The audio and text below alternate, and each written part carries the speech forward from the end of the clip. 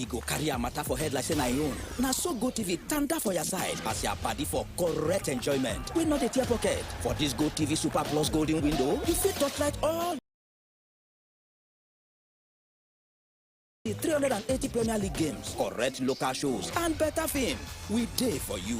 Make your sharply upgrade or recharge your GoTV on top Super Plus to enjoy every today. The Super Plus golden window don't come out money now. No do yourself, oh. GoTV. Love it.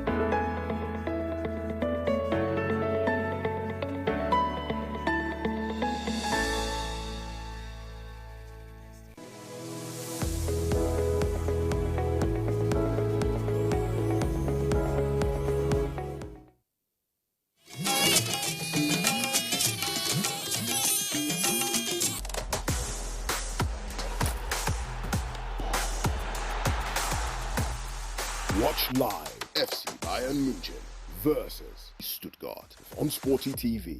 Sporty Bet sponsors coverage of the German Bundesliga. We all get that party where they get your back anytime or day. E go carry a matter for head like say na your own. Now so GoTV tanda for your side as your party for correct enjoyment. We not a tear pocket. For this GoTV Super Plus Golden Window, you fit touchlight all the 380 Premier League games, correct local shows, and better film. We day for you. Make your sharply upgrade or recharge your GoTV on top Super Plus to enjoy every today. The Super Plus Golden Window don't come out money now. No do yourself, oh. GoTV. Love it. This is Old Trafford. This Saturday, Manchester United. In from Rashford and in. Goal drought over. Brentford. West Ham struggling to get out and Bumo, they've done it again! Another goal inside the opening minute. Manchester United versus Brentford. Live on Sporty TV. Sportybet sponsors coverage of the English Premier League.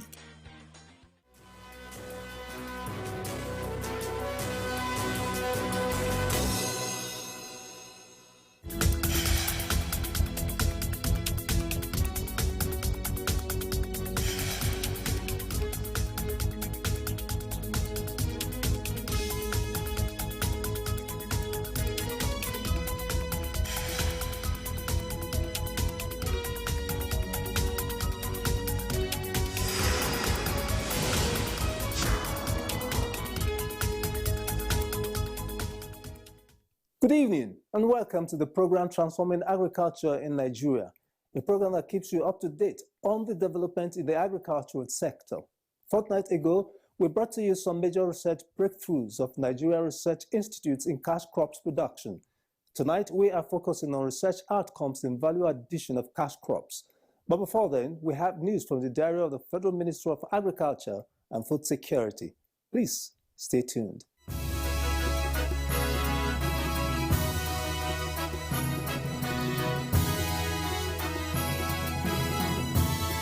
Every part of Nigeria has something to offer.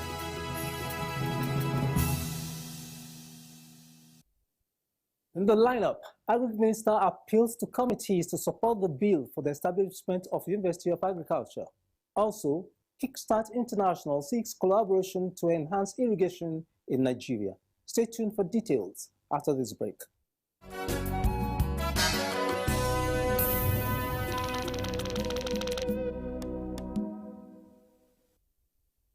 The Minister of Agriculture and Food Security, Senator Abubakar Kyari, has appealed to the Senate and the House Committees on Agricultural Colleges and Institutions to support the bill for the establishment of University of Agriculture and make relevant laws that will make the university to be under the Ministry of Agriculture and Food Security. The minister made the appeal during a visit of chairmen and members of the Senate and House Committees on Agricultural Colleges and Institutions to the ministry. In making the appeal, the minister said research is key to agricultural development, but that it requires a lot of funding. We have 2 out of the 6 universities that are under the Federal Ministry of Education, while 4 are under agriculture. And I think it is when the law was being made that they channeled it to the Ministry of Education. So I believe once it's there out there in Federal Ministry of Education, it uses that peculiarity, yes, of being an agricultural institution. So it's very key and fundamental that I let this be known to you, because at the end of the day, it is this committee that will be saddled with the responsibility of bringing out that bill into fruition. On his part, the Minister of State for Agriculture, Senator Aliyu Sabi Abdullahi, appreciated the lawmakers for the visit as it provided an opportunity to interact towards ensuring food security in Nigeria. The intervention of the National Assembly in matters of our mandate are key to our success. And it's my hope and belief that as you visit, you will definitely create that opportunity for us to interact. Leader of the visiting lawmakers and chairman, Senate Committee on Agricultural Colleges and Institutions, Senator Simon Bakola Long, stated that their visit is in preparation for the 2025 budget. He assured the ministry of the support of the National Assembly in ensuring food security in Nigeria. Our priority on agriculture we are getting into preparation for audit. And we thought that because we are very serious about food security, agri institutions and colleges are very important, very key. And that was why, instead of waiting to invite you to the Senate, we said, no, let us come to the office first and do our usual complimentary visit. And that other things can take its course.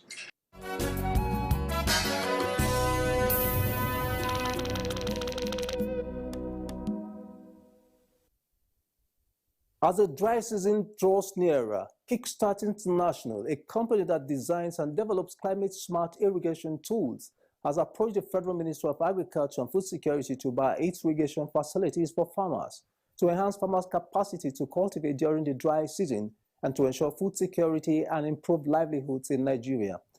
The irrigation technologies were recently demonstrated before the Minister of Agriculture and Food Security, Senator Abubakar Kyari, and other stakeholders at the ministry's headquarters in Abuja. Speaking in an interview with our correspondent during the demonstration, the President and Chief Operating Officer, Kickstart International, Peter Juma, stated that the irrigation facilities demonstrated are highly efficient, effective, affordable, and reliable, and can enable farmers to transform their livelihoods and build lasting food security. He added that the tools do not need fuel, solar, or any cost for maintenance, while reiterating their ruggedness for rural farmers. These are pressure pumps. You can pull water from a depth of 7 meters, so that's about 21 feet. You can push up to a height of another 7 meters, another 21. So you're talking about a total head of 14 meters or 42 feet. And on a flat ground, the hand pump, the starter pump, you can push water up, you can deliver up to 150 meters. The treadle pump on a flat ground, it can deliver water up to 200 meters. Now, this, as I've said, this you can pull water, and the source of water can be anything. It can be a river, it can be a pond, it can be a tube well, it can be a hand-dug well, it can be a water catchment. Also speaking in an interview, a food security expert, Africa Farmer Mogaji, attested to the efficiency and efficacy of the equipment and their cost effectiveness. He also appealed to the ministry, state government, and other stakeholders to embrace the technologies to enhance irrigation and food security in Nigeria. Now that we see the challenge of food security, the challenge of droughts, the rain stopping abruptly like this year now, we decided now is the time to showcase the possibilities that will ensure productivity for the farmers, ensure food security for Nigerians, and profitability for the farmers. This kind of intermediate technology is neither crude nor very commercial. These are things that individuals and cooperatives can embrace. And that is why we think now is the time for politicians, our leaders, ministries, governors to embrace so that we can become food secure.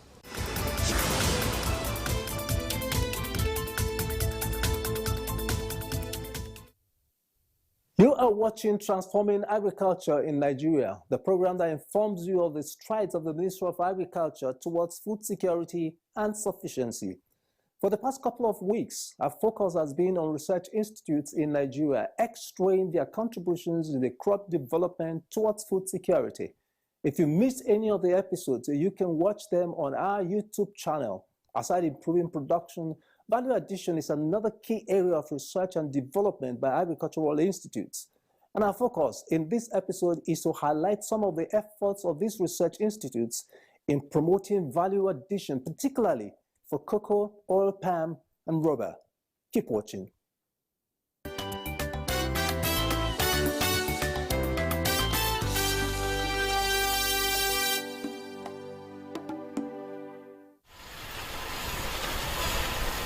It is said that Nigeria loses about 30 to 50% of its crop harvest. This can greatly be reduced by value addition. For cash crops like cocoa, cashew, oil palm, among others, value addition is a game changer in the area of income generation and job creation. Cocoa is the highest commodity foreign exchange earner for Nigeria. This is because of the high demand for cocoa-based products like chocolates and cocoa drinks. With the volume of cocoa being produced in Nigeria, stakeholders are of the opinion that it would be a great disservice to the nation to continue to export cocoa to other countries while remaining an importer of the byproducts. The Cocoa Research Institute, CRIN, is at the forefront of developing several technologies that will not only increase and improve quality and quantity of cocoa production, but also add value to cocoa as a crop. Today, several cocoa-based products have been developed by this research institute. These include cocoa bread, cocoa butter, cocoa wine, black soap, chocolate, cocoa powder, cocoa cream, cocoa custard, among others. We have produced a lot of products and byproducts from cocoa, which I've earlier mentioned that are lying on the shelf. And we have been able, through research, we have been able to produce cocoa breads, which has certain percentages of cocoa materials in it. This bread is selling very hotly in the market. And people, it has health benefits and people are happy with it. We've been able to make cocoa wine, cocoa juice, we have been able to make chocolates, and so on and so forth. A lot of products and byproducts of cocoa. And the technologies of making all these things is available on the shelf. And we are encouraging would-be entrepreneurs to come and take them up.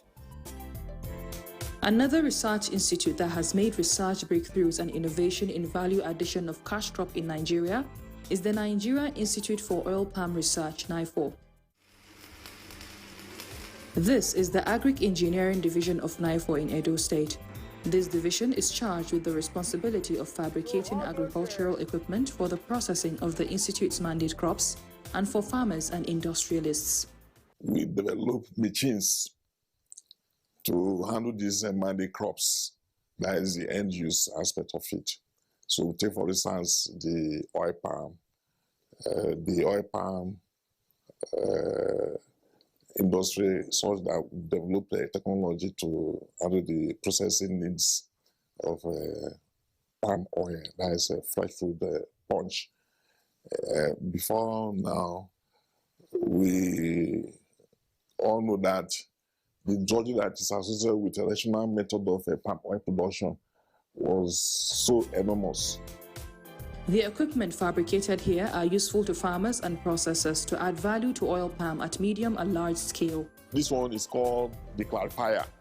This one is used for the clarification of crude palm oil to special palm oil, that is SPO of sterling quality. And as you can see here, these are the plates that are being marked for construction of other components of the mill. And then this is the sterilizer. The sterilizer is used to cook the stripped oil palm fruit before digestion. The Institute does not only produce the machines, but also spare parts to ensure maintenance of the machines. The name is Late Machine. We used to produce spare parts for SSP company. You can see what it's doing now is producing pulley. And that pulley is going to be fixed on a digester screw press. And many other components, such as cone, hub, and pulleys of various sizes are produced from this Late Machine. Research by the Institute has proven that the oil that farmers get from palm fruits by using this equipment is 3 times more than the manual and old method of processing. When palm oil is produced locally, the extraction ratio is normally less than 10%, or at times less than 11%. When palm oil is produced, an extraction ratio is less than 11-12%. It's not economically viable. So we tell them that they should come and acquire our technology. If they don't have the money as an individual, they can form cooperative society and buy this technology. They can buy one, then they can now migrate to buy the second components and all that. So it is based on that we'll be able to convince some of them that patronizing the equipment, even sending some of their workers here for training.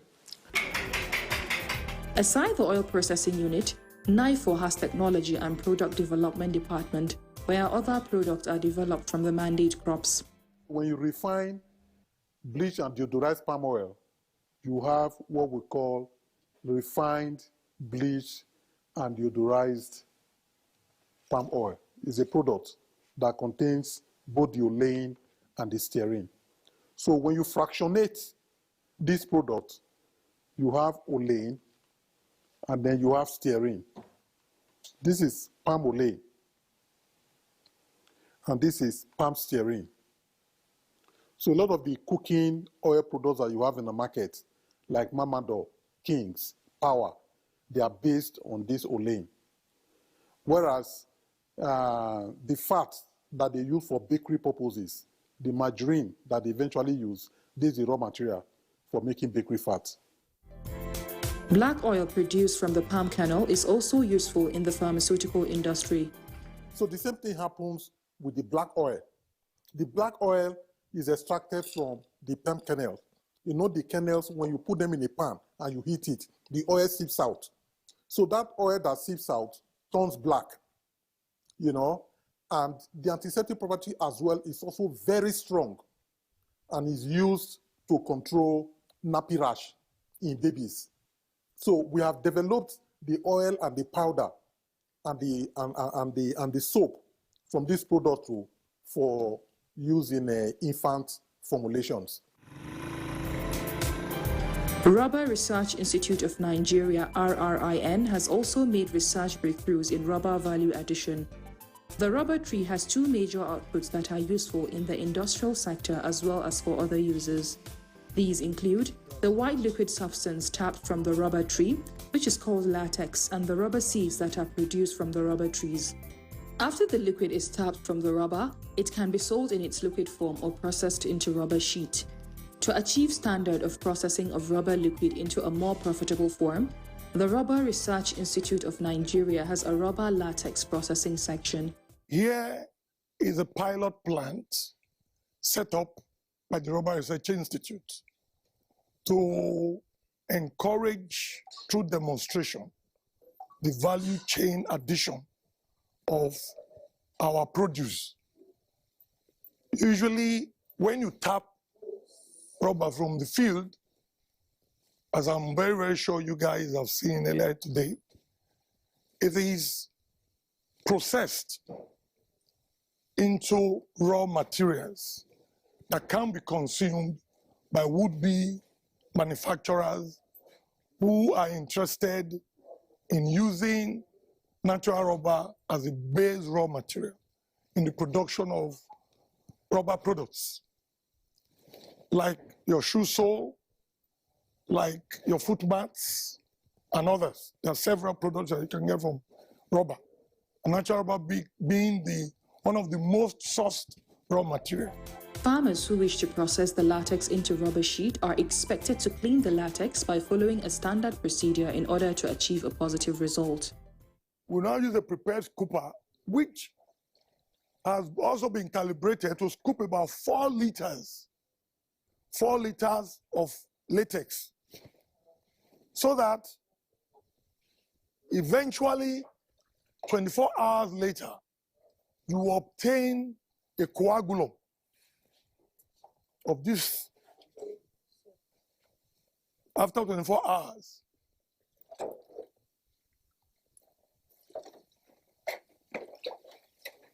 which we now be moved to the lower shipping machine for onward sheeting. A farmer who wants to process the rubber latex into rubber sheet has different methods to use depending on the type of rubber sheet the processor or farmer wants to achieve. These could be by smoking the rubber sheet or sun-drying the sheet. So we are encouraging all manufacturers who will be interested in consuming sheet rubber to make friends with Rubber Research Institute, that we can assure you of grade 1 rib smoke sheet with best practices as guided from international standards, so that it can become part of your raw materials in your production. Rubber is used to produce tires, shoe soles, among other things. Another aspect of rubber that was considered a waste is the rubber seed.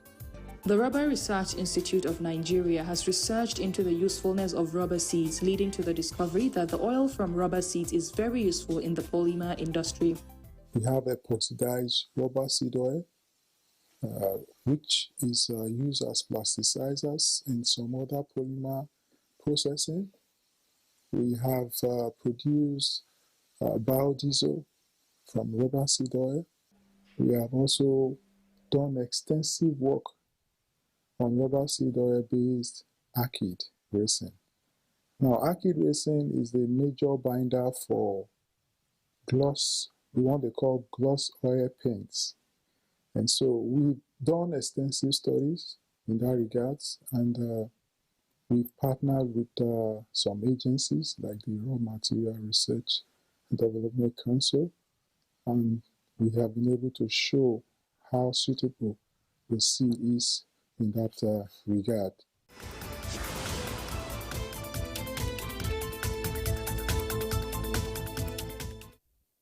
In our various trips to these institutes, we have come across farmers and processors who are taking advantage of these technologies for value addition.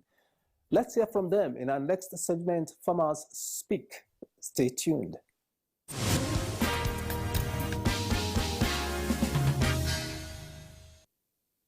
I thank Rubber Research for adding value to our rubber products. When the issue of lower shift machine came in, we don't know that we can still produce sheet by the rubber, glove, rain boot out of our product. It's through Rubber Research. When they bring the lower shift machine, they call all we farmers to the training. They train us, tell us now they want to add value to our rubber. And there is a program. They even take us to almost 2-3 weeks, adding value to the rubber chain. So who attends that workshop will praise Rubber Research from the beginning of his life to the end, because it's what I'm enjoying today. If you don't have, I can produce rubber band myself. You must buy rubber band if you don't buy rubber. If you don't buy it, you will buy rain boot. If you don't buy rain boot, you will buy glove. So all these are from rubber product. Apart from this, that is was produced or produced in India, all these ones are fabricated here by the NIFO staffs.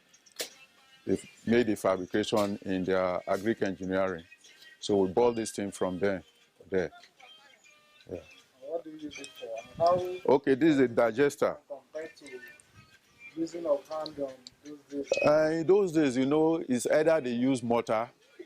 From the area I came from, they make kind of a boat where they put on rain boot. Even some, they don't even put on rain boot. After cooking and all those things, they march with their legs, their foot. But nowadays, we use this to digest. Assuming this thing is done now, you will see the process.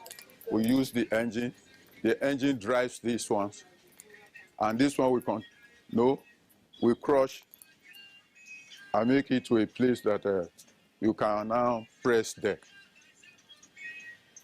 Yeah, so it is easier and faster than the olden days.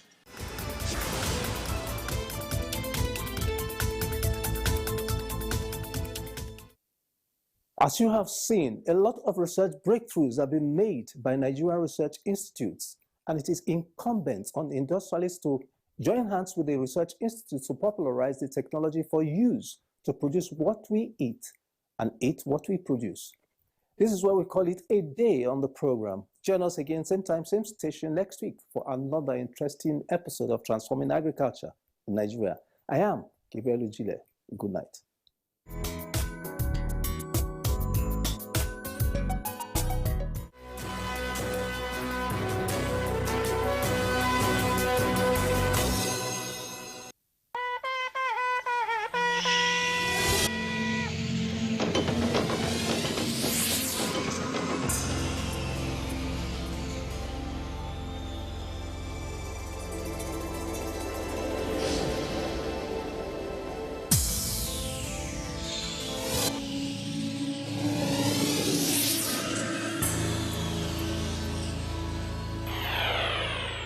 NTA, you can't beat the rich. The mosaic of time in the kaleidoscope of life. Time is a masterpiece.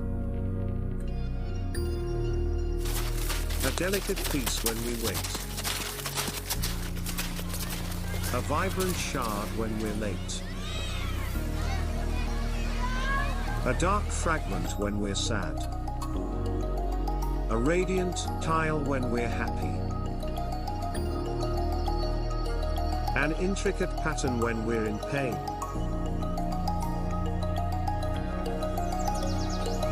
A long, winding thread when we're bored.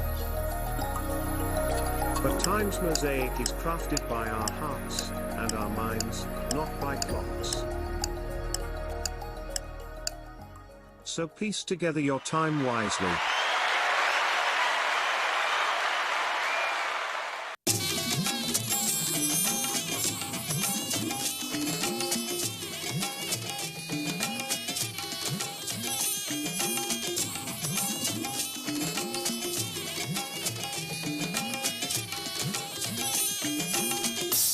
This is the network service of the NTA.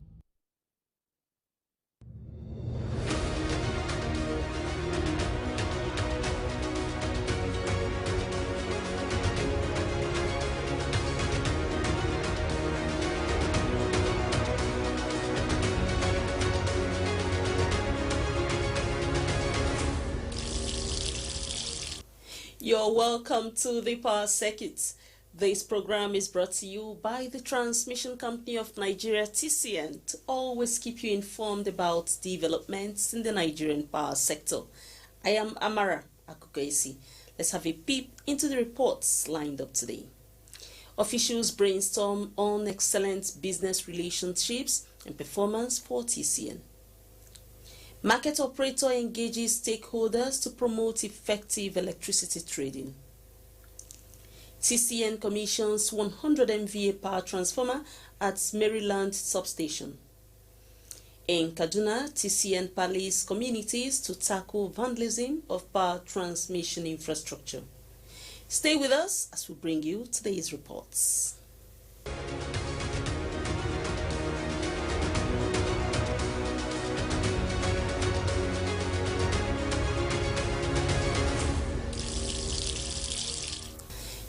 At the Transmission Company of Nigeria, TCN, excellence is the key word. In every way possible, the company strives towards this. In demonstrating these traits, the TCN has brought together all business relationship managers and key performance indicator champions to review their mandate and aim for higher goals. Let's take you through the proceedings of this workshop. The TCN Business Relationship Managers and Key Performance Indicator Champions set aside 3 days to engage in brainstorming sessions at the workshop in Abuja. The Executive Director, Transmission Service Provider at TCN, Engineer Oluwabenga Ajiboye, before declaring the workshop open, reiterated the management's commitment to doing what it takes to sustain the promotion of excellent service delivery. If you look at the power sector since the reform has been coming up, it is more business-oriented. It has even gone beyond that now. It has gone to a company that must make profit to survive. We told your bosses to send people that are ready to work. Engineer Ajiboye also stated the expectations of the management from the two task teams. So we have two sets of people here, the business relationship managers and interface coordinator champions. What you are expected to do is to interface with ISO. Participants went through an interactive session where they got clarifications on various aspects of ensuring efficiency in the electricity transmission business and the maintenance of power equipment.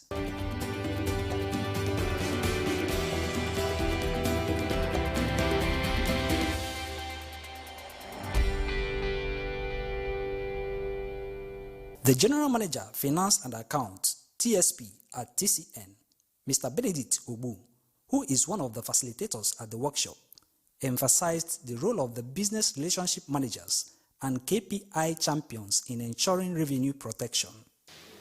So this discussion, we are going to take it in this form.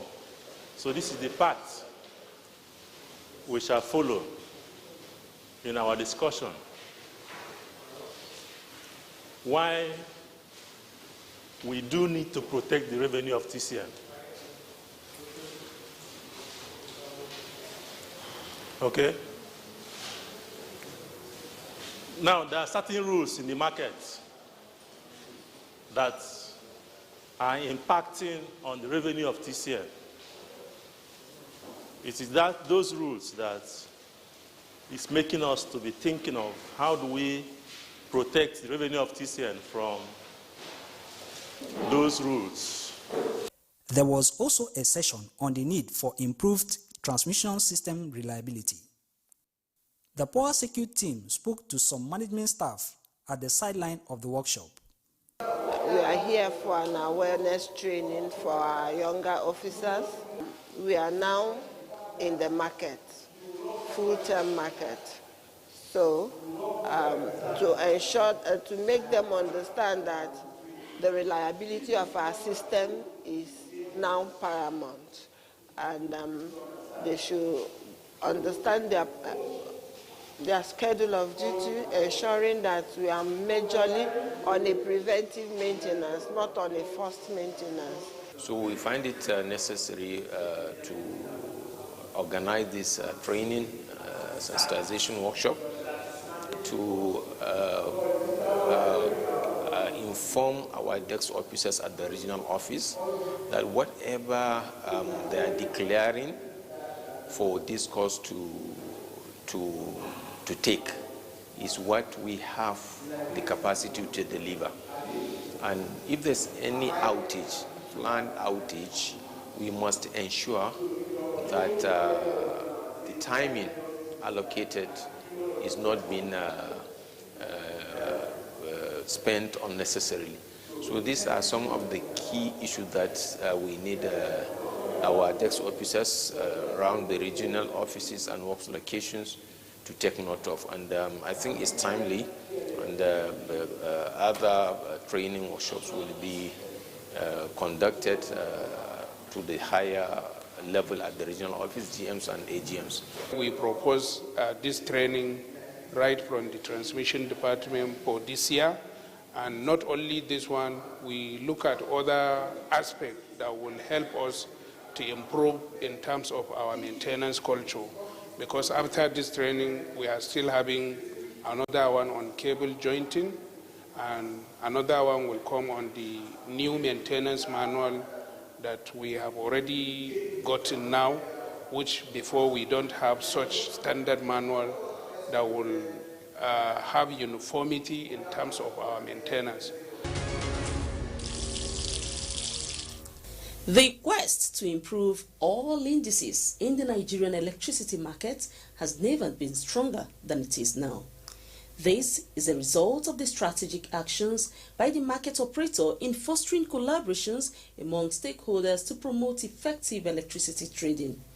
The Power Circuit captures a meeting of key stakeholders across the electricity market value chain comprising generation, transmission, and distribution in Abuja.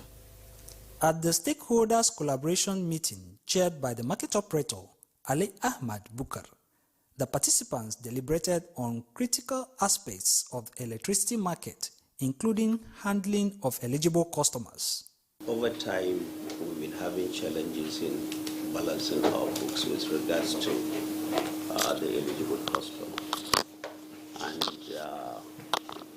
we thought it wise for us to sit down and iron this together. And that is why you are here.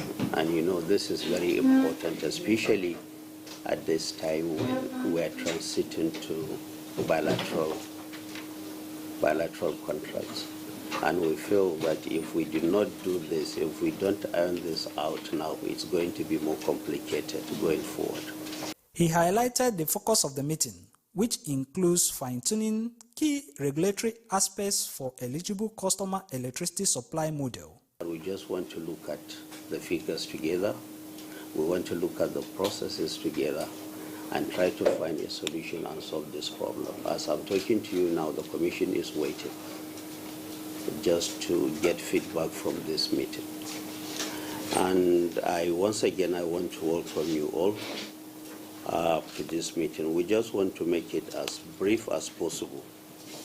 I hope it is going to be. I hope it's not going to be complicated. I hope it's not going to be very difficult. But that is just the initial. To look at the figures, to look at the processes, to look at the methodology, if there are problems, so how do we solve this problem before it becomes complicated? That is just it. Once again, you are most welcome. The power circuit caught up with some of the participants who shared their thoughts about the meeting. Transcorp Group is a strong player in the power sector in Nigeria, in the Nigerian electricity supply industry. Whether it's generation, whether it's distribution, we have investments there. The meeting started with payment, but the meeting actually went beyond payment and discussed issues that I consider very germane, very critical, for the transition that is taking place in the electricity market in Nigeria.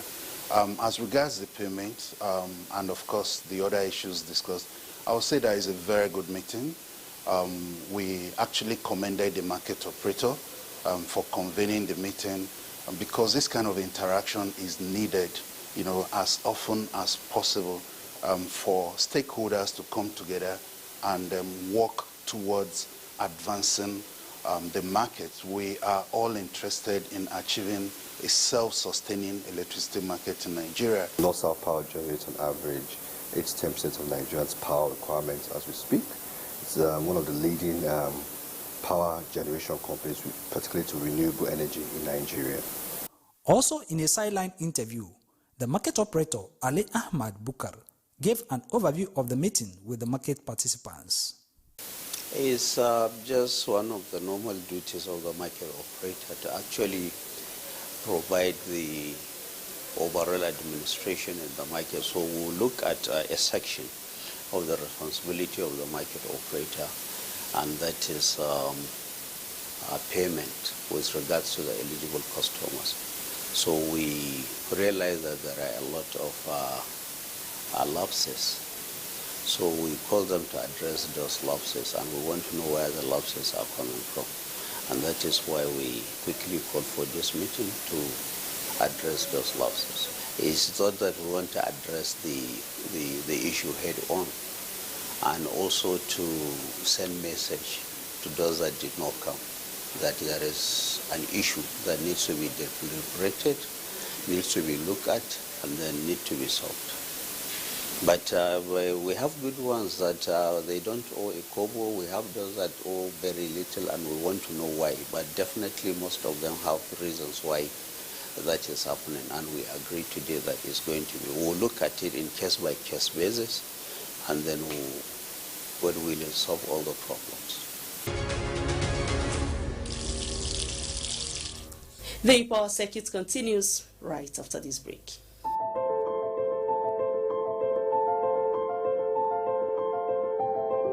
Did you know that our high-tension transmission cables are built to withstand high temperatures, except artificially induced ones such as fire?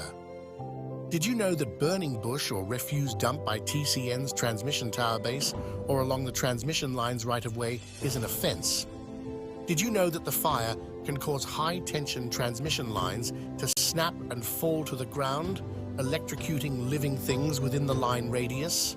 Did you know that extreme fire can cause the legs of transmission towers to buckle, and that buckling of the main frame of a tower will lead to its collapse and may even pull down other towers along that transmission line's route, causing untold damage to the line? Now that you know, TCN is calling all citizens of Nigeria to please desist from destroying our collective national investment. Be careful. Do not set fire on trash or burn bush beside transmission towers or under electricity lines nationwide. Help us preserve the transmission grid and save the nation from blackout. TCN, transmitting bulk electricity in the most efficient and effective manner.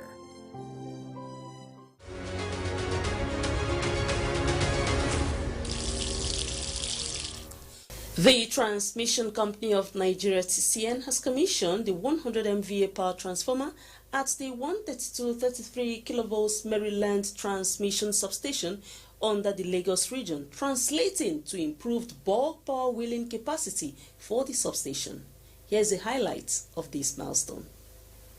The new milestone that adds 100 MVA capacity to the Maryland transmission substation in the heart of Lagos is quite a significant one. The General Manager Transmission at the TCN Lagos region, Engineer Mujid Akintola, explained this. This is Maryland 132-33 kV substation, owned by TCN Transmission Company of Nigeria. This station we have two 132 kV lines from Ikorodu and two from Ilopeji that bring supply to this station. And we have 3 number transformers, 2 30 MVA and 1 60 MVA. This project is part of the ongoing collaboration of TCN with the FGM Power Company Limited to improve bulk power transmission in Nigeria under the Presidential Power Initiative. Today we are commissioning the 100 MVA because upgrading is going on in this station. The FG Power Company to Siemens brought in 100 MVA 132-33 kV power transformer. So we removed the 30 MVA.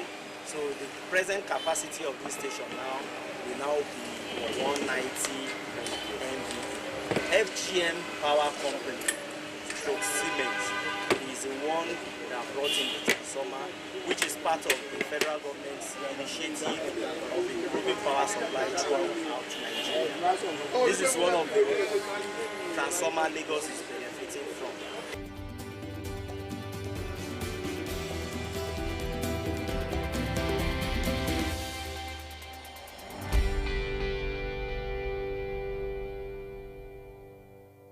The commissioned 100 MVA power transformer has increased the capacity of the substation from 90 MVA to 190 MVA, bringing the capacity of the substation to 152 megawatts.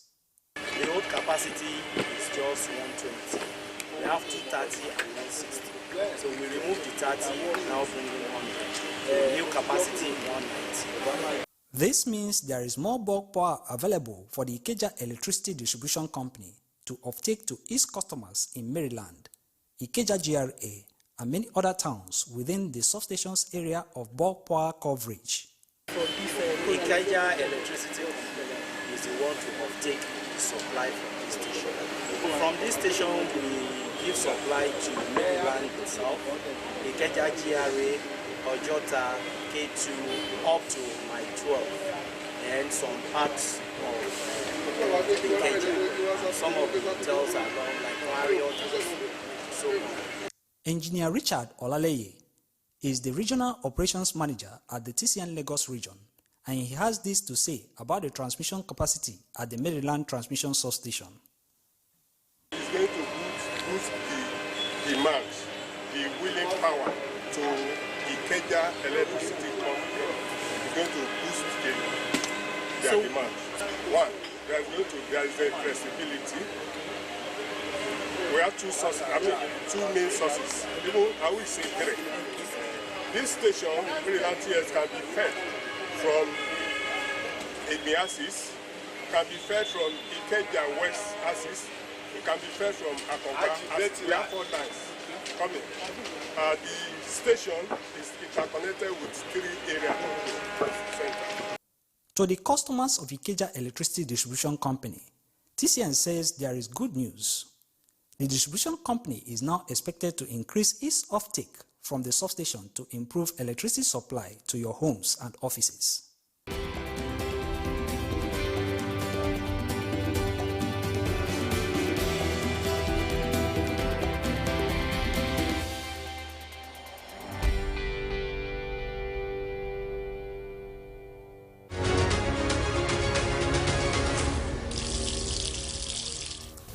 In a heightened move to stem the spate of power transmission assets vandalism and their encroachment, the Transmission Company of Nigeria (TCN) is continuously engaging stakeholders in patriotic efforts to curb this menace nationwide.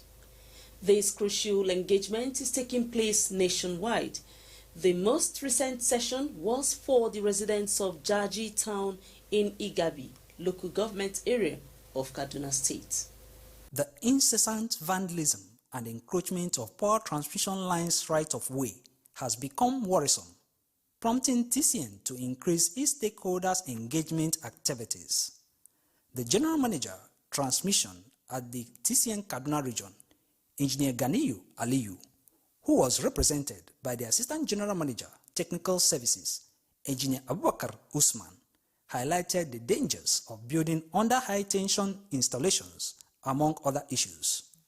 I want to welcome you all to this all-important gathering, which is aimed at sensitizing you on our installations around you. In recent times, we have had cases of vandalization from some of the community around this community, vandalizing our equipment within this community and even beyond. So we want to sensitize you on the dangers of this act. Because if you vandalize these towers carrying high voltage, if eventually one of the tower falls within the community, it's going to be very, very dangerous. So many people will die, so many things will go bad.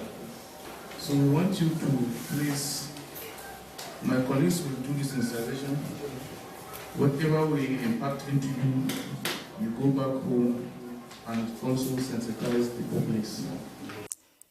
Maimuna Isa of the Public Affairs Department spoke to the community members in Hausa language while making a presentation about the damages that have been done by the recent acts of vandalism and the encroachment of the right-of-way of power transmission lines. Also speaking at the town hall meeting, the Principal Manager, Health, Safety and Environment, TCN Kaduna Region, Ahmad Rufai Sani, explained the distance needed to be safe from power transmission lines. I want you to perimeter is 15 meters from center to this side, 15 meters from here to here, maybe 30 meters. Please, we are urging you people to go back home, you help us sensitize to them.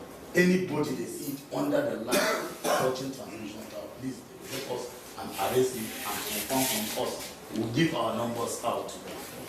Because by the end of the exercise. The district head, Sarkin Jaji Alhaji Adamu Saleh, said traditional leaders will continue to sensitize members of the communities on the dangers of building under high-tension installations.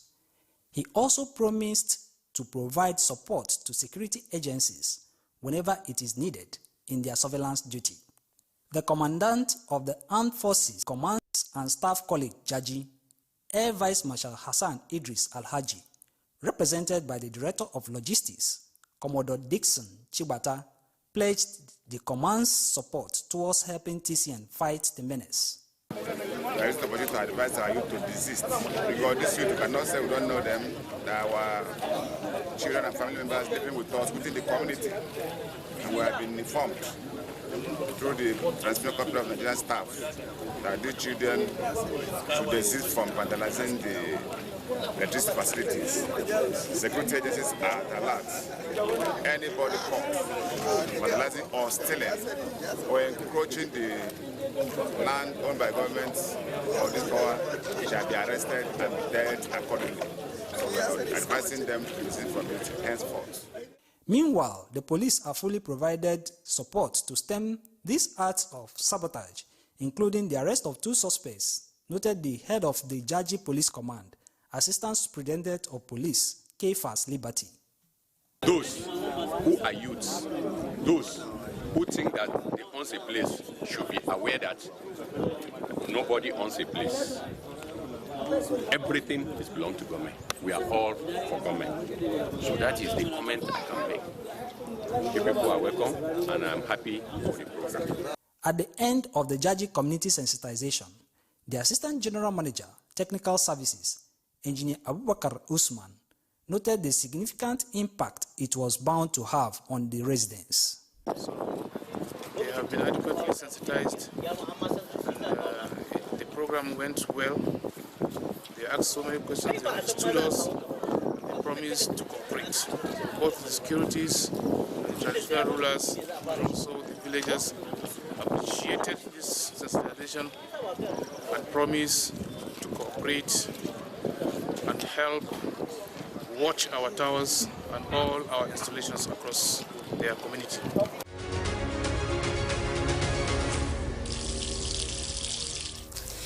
Let's take a recap of the reports. Officials brainstorm on excellent business relationships and performance for TCN. Market operator engages stakeholders to promote effective electricity trading. TCN commissions 100 MVA power transformer at Maryland substation. In Kaduna, TCN pallies communities to tackle vandalism of power transmission infrastructure. Please keep up the good job in protecting power transmission lines, towers, and substations in your locality. TCN has heightened collaborations with security operatives, and gains are being recorded in nabbing those perpetrating these acts of vandalism. I am Amara Agugoyesi. Hope to see you again.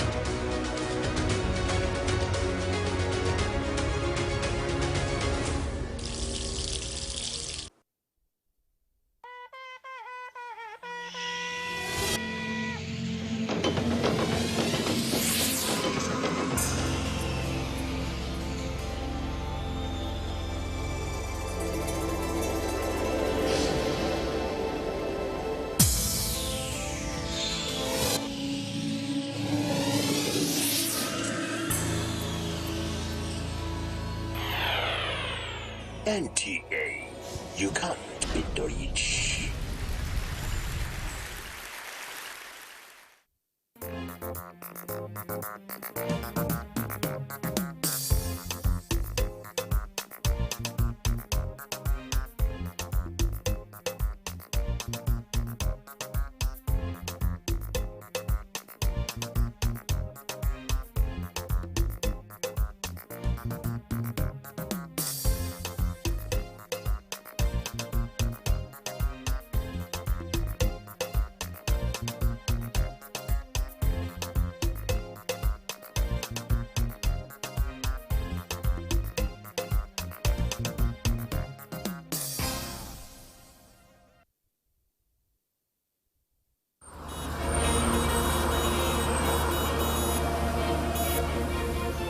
Lives are in your hands while you drive.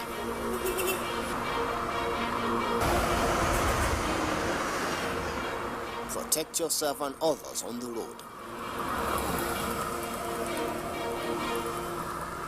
Road Matters, shown on the network service of the NTA.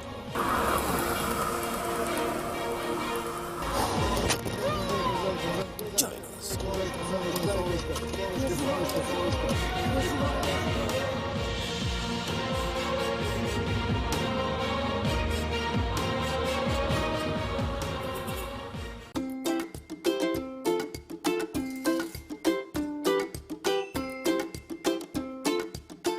Join us as we embark on an exploration of Nigeria's rich cultural heritage and natural wonders.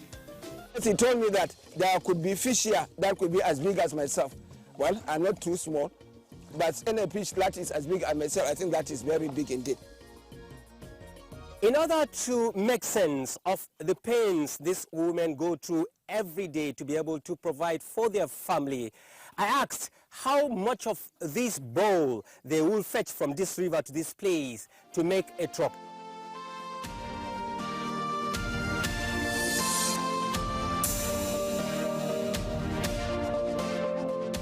From the bustling streets of Lagos to the serene waters of the Niger Delta, Nigeria offers an unforgettable experience.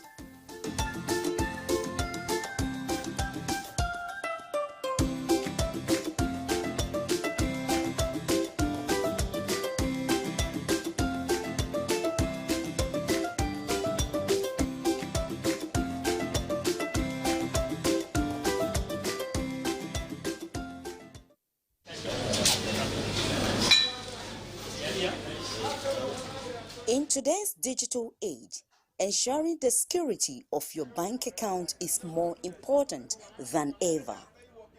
Let's explore essential tips to help you protect your finances from unauthorized access and fraudulent activities. Apart from the safety angle, it's always a very important thing to have the number of the bank customer care, your account officer, and also someone that works in the bank that you know.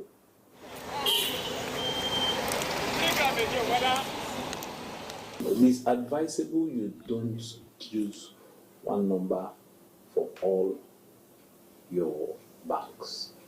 Because if they get that number, now you are using one number for your NIN, you use that same number for your BVN, you use that same number for 3 of your banks,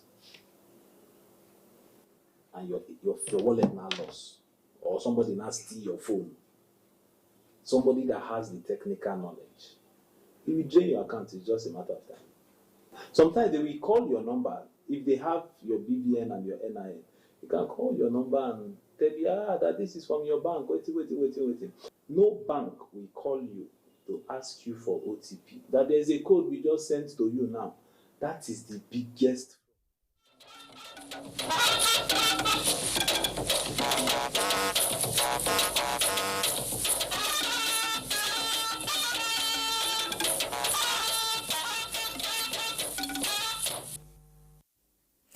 Good evening and welcome to the news. On Wednesdays, we project the Nigerian story with all the angles as they unfold, getting every perspective to new events and exhaustively treating issues on the front burner as Nigerians confront daily existence with courage and vigor.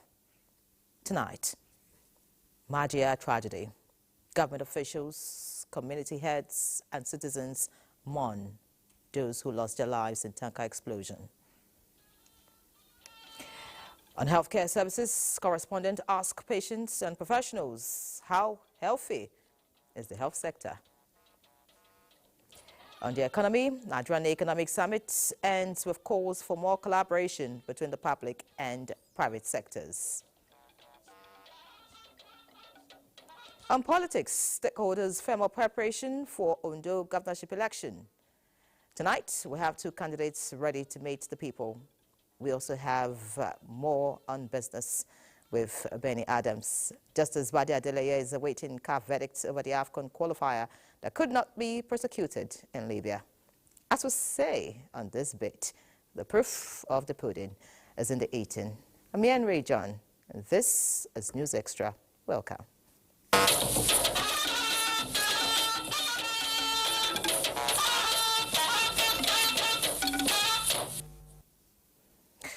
We'll begin on a sad note tonight as sympathizers and those who showed concern from neighboring towns trooped to Abuja to participate in the burial of the departed souls following the petrol tanker fire explosion last night in the town. Muhammad Musa Askira reports that the town is still in shock. The town is full with people coming in from different parts of neighboring villages and towns to condole with the residents over the fire disaster that affected over 200 people. Eyewitnesses say the fire was not from the petrol tanker but from the activities of those rushed in to fetch the spilling fuel on the ground. Governor Umar Namadi, who describes the incidents as a test from God and residents must take it in good faith, notes that the state will continue to sensitize people on the danger of such incidents whenever it occurs. Apart from the secondary facilities we have in the state, we have also make arrangement with the tertiary facilities, Amini Kano Teaching Hospital, Federal Medical Center, Brununkudu, and Federal Medical Center, Unguru. For those that are in Hadeja General Hospital, they have a referral center at Federal Medical Center, Unguru. And for those that are in Jahun, they have a referral place at Federal Medical Center Brununkudu, and for those in Ringium General Hospital, they will be referred to Americano Teaching Hospitals. Arrangement has been made by government to take care of full medical bills of these people. Those hospitalized will continue to receive free treatments in various hospitals they were taken to across the state. In Dutse, Muhammad Musa Askira, NTA News. Meanwhile, President Bola Tinubu has elected the Secretary to the Government of the Federation. Senator George Akome to lead a federal government delegation to Jigawa State in response to Tuesday night inferno in Majia town, which claimed over 100 lives. The government delegation will comprise the Minister of Defense, Mohammed Badru Abubakar, Minister of Transportation, Saidu Al-Khali, Co-Marshal of the Federal Road Safety Commission, FRSC, Shehu Mohammed, and the Senior Special Assistant to the President on Community Engagement, Northwest, Abdullahi Tanko Yakase. While in Jigawa, the delegation is expected to visit the scene of the incident to assess the situation and visit injured persons in the hospital. President Tinubu further directs that emergency aid, including medical supplies, food and shelter, be extended to the 50 victims receiving treatment and others affected by the fire. He expresses his heartfelt prayers and support to the government and people of Jigawa during this time of the tragic loss and grief. He prays for divine comfort for the bereaved families and peaceful repose for the souls of the departed. President Tinubu reassures the nation that the federal government, in collaboration with states, is committed to the swift and comprehensive review of fuel transportation safety protocols across the country. In a statement by the Presidential Advisor on Information Strategy, Bayo Onanuga, the President restates his directive to the Federal Road Safety Corps to strengthen night travel measures, such as increased patrols, stricter enforcement of safety regulations, and other highway safety mechanisms. Similarly, in the wake of a tanker explosion in Jigawa State that claimed more than 100 lives, Vice President Kashim Shettima has announced immediate federal government intervention and called for a comprehensive review of fuel transportation safety protocols across Nigeria. The Vice President, on behalf of President Bola Tinubu, expressed particular sorrow for the families who lost loved ones in this tragic incident and prayed that Almighty God grants them the fortitude to bear the loss. The tragedy, which occurred in Majia, has thrown the entire nation in grief. Vice President has directed the immediate deployment of the National Emergency Management Agency personnel and resources to Jigawa State. He commended first responders and medical personnel for their tireless efforts, stating their dedication exemplifies the best of the nation's spirit. Vice President Shettima had inaugurated the National Road Safety Advisory Council last Friday with a charge on members to align with global best practices in reducing traffic crashes. In the same vein, the Senate has urged authorities to assist victims of Tuesday night's tanker explosion in Majia, Taura local government area of Jigawa State. The issue raised as a matter of urgent public importance by Senator Babangida Hosseini drew the sympathy of legislators as they expressed sadness over the death of more than 100 persons. National Assembly correspondent Lami Ali brings us details. The tragic incident in Jigawa was the first matter for consideration at plenary Wednesday. This catastrophic inferno occurred around 10 p.m. when the residents of the area trooped out en masse to the accident scene to scoop fuel from the ill-fated tanker. This has happened in Lagos, it has happened in Ikeja, it has happened in my community in Akwa Ibom State before, and a lot of the burns were first-class burns. So here, over 100 people have been burned to death. I want to also pray that those in hospitals will also survive. Senate mourned the victims and those bereaved and suggested intensified awareness by authorities to prevent such occurrence in the future. Senate passed for second reading 3 bills seeking the establishment of educational institutions. Federal University of Medicine and Medical Science, Kogi State. Federal College of Education, special in Karaye local government, Kano State. Federal University of Education, special, Oyo State. 21 appointees of President Tinubu as commissioners of the Revenue Mobilization, Allocation and Fiscal Commission were also confirmed during plenary. From the National Assembly, Lami Ali, NTA News. And still in low spirit, the Nigeria Governors Forum, NGF, has condoled with the government of Jigawa State, families that lost their loved ones and those who sustained injuries in the Tuesday petrol tanker explosion in Madia town in Jigawa State. The NGF says the reported circumstances of the incident are worrisome, urging citizens to avoid taking advantage of petrol spills because of its volatility and danger. The forum calls for improved safety protocols in the handling of combustible materials such as petrol. Also, Nigeria's First Lady, Oluremi Tinubu, commiserates with the Governor of Jigawa State, Malam Umar Namadi, and the people of the state over the unfortunate tanker explosion which left many dead and injured.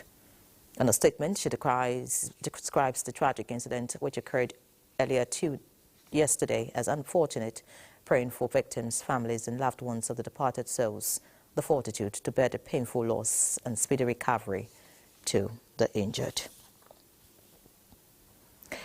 And still talking about the incident in Jigawa State, the former President Muhammadu Buhari has expressed his sympathy over the death of dozens of people and a dozen others injured from oil tanker explosion that occurred in Jigawa State. The former president described the mishap as painful. He prays for consolation for families of the deceased and quick recovery for the injured. Following the tragic occurrence in Jigawa State, the federal government announced immediate intervention for the victims. And we have joining us now to tell us more about these interventions and the situation in Madia, the Director General of NEMA, Zubaida Omar. Many thanks for joining us, ma'am. Good evening. All right, not a good day actually, and I'm sure you have feelers of what's happening right there in Madia town. Could you let us know what intervention is on ground and what reports are you receiving from your men at the moment? Yes, so what happened today is really tragic and quite unfortunate. And like you said earlier on, is as a result of the tanker that was carrying the petrol that tipped over. And unfortunately, residents ran out to try and scoop some of the oil off the streets and where the oil had already spilled into. Unfortunately, this inferno not only affected the scoopers, but also passers-by and onlookers. Earlier on, our men were on ground to be, they were all part of the evacuation. And at the mass, we had a mass burial and about 147 bodies were unfortunately found.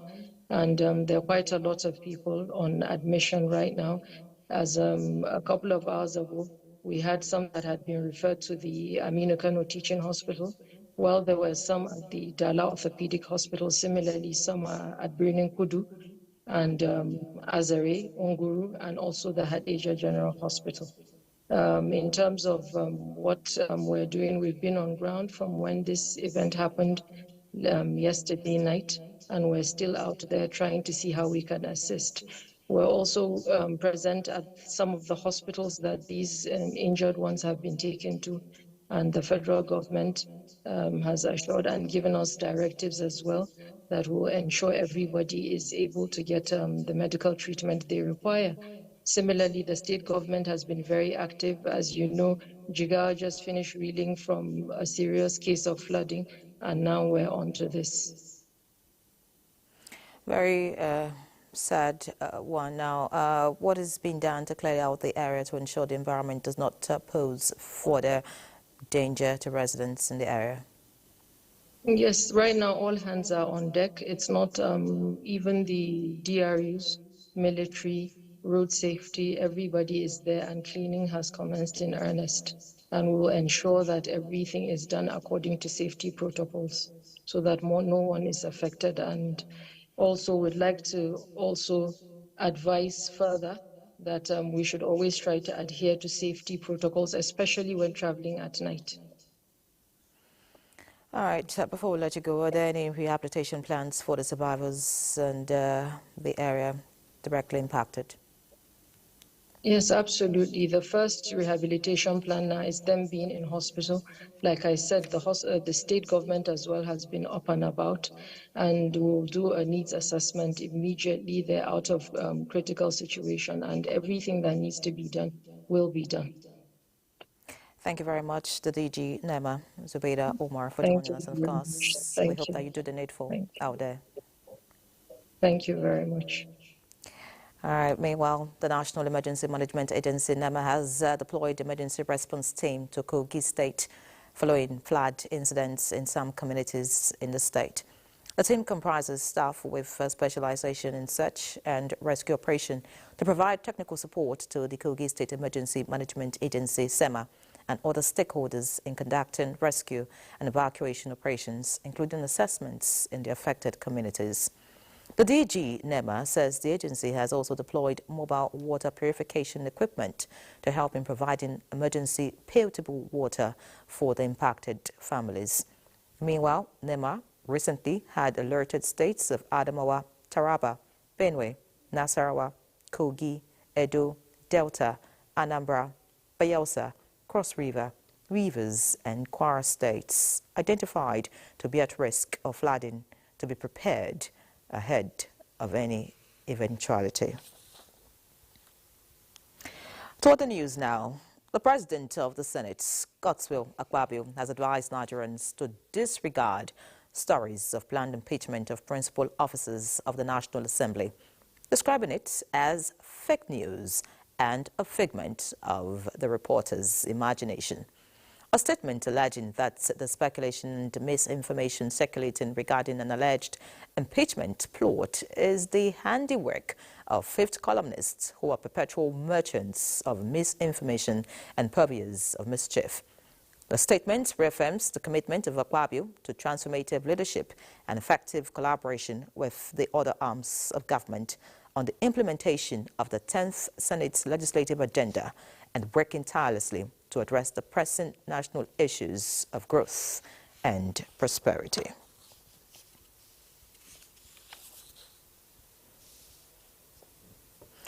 Another news, Vice President Kashim Shettima has departed Abuja for Sweden on a 2-day visit to represent Nigeria in bilateral engagements with the Scandinavian nation.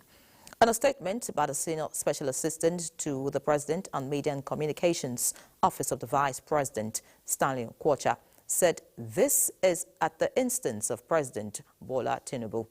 During the working visit, the Vice President will engage in high-level bilateral talks with key government officials, including a meeting with Crown Prince Victoria of Sweden and the Swedish Prime Minister.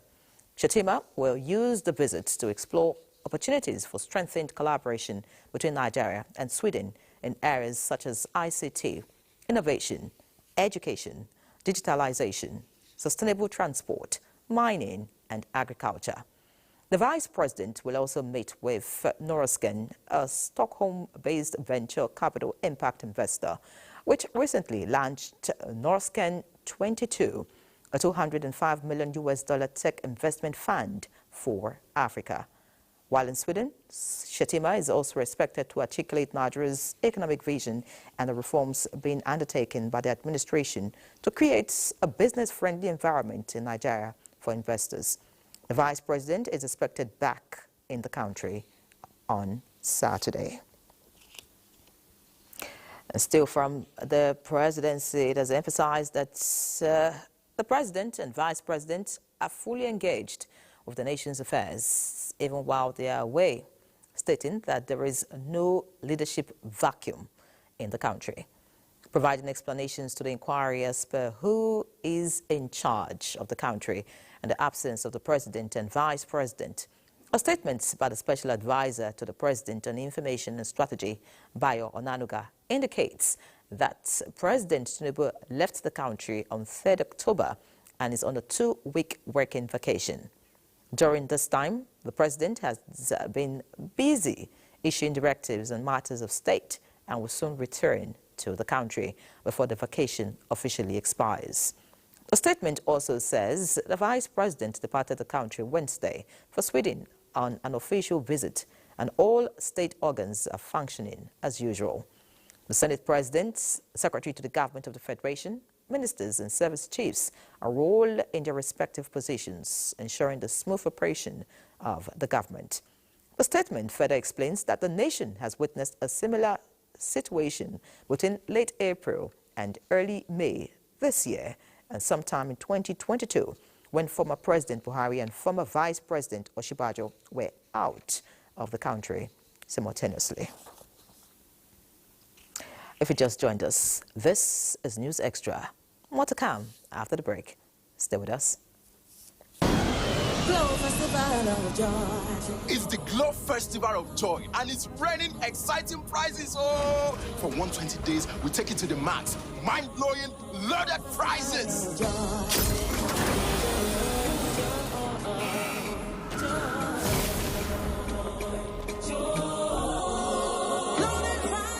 Take John, winning a tear rubber Toyota Prado by recharging up to 100,000 naira. And Sister T, winning a Cha-Cha Kia Picanto by recharging up to 50,000 naira. From the sky, yes, the gifts are unloading joy all over Nigeria. From Toyota Prados to Kia Picantos, Keke Napep, generators, sewing machines, and even grinding machines. Just dial *611#, choose your prizes, recharge the value for the month, and you too can win. Whoa, you too can win, oh! The Federal Ministry of Special Duties and Intergovernmental Affairs call for nominations for National Honors Award 2024. Pursuant to the approval granted by His Excellency President Bola Ahmed Tinubu, GCFR, for the commencement of the 2024 National Honors Award, applications are now open to citizens and friends of Nigeria. This prestigious award is intended to recognize individuals who have made outstanding contributions to the development, progress, and advancement of the nation, or in their various fields of human endeavor. Eligible and deserving individuals are invited to submit their applications by scanning the provided QR code. For further details, visit https:/fmsdigger.gov.ng/NHA 2024. Note, nominations close 2 weeks from the date of advert. Announcer, Dr. Mariam Ismaila Kashinro, Permanent Secretary for Honorable Minister, Federal Ministry of Special Duties and Intergovernmental Affairs. Wow! Your baby is here! Congratulations! Do not waste time. Put your baby to breast within the first 1 hour of delivery to give that first yellowish milk colostrum. Colostrum has all the important nutrients your baby needs to start a healthy life. Colostrum also helps to protect your baby against diseases. Remember, put your baby to breast within the first 1 hour of delivery. This message is from the ANRIN Project, Federal Ministry of Health. No buy am! But why? No see say this big bull bag of rice no get the new big bull holographic seal.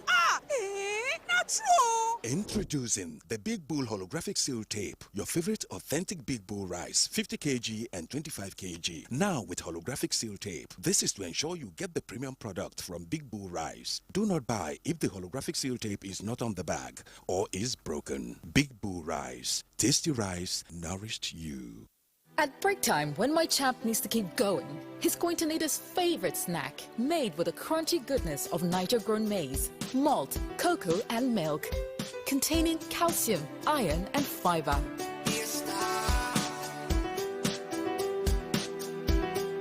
Break time is crunch time, so give your champs this delicious crunchy delight to keep them winning all day.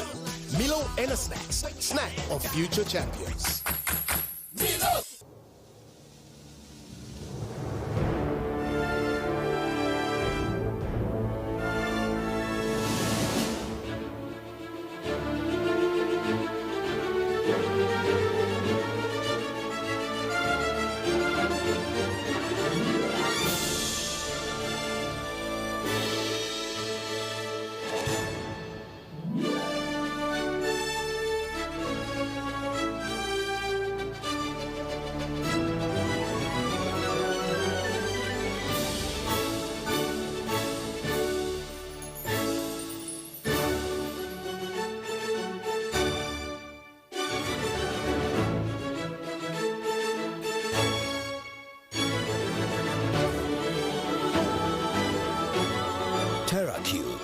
Unwrap joy, unleash taste.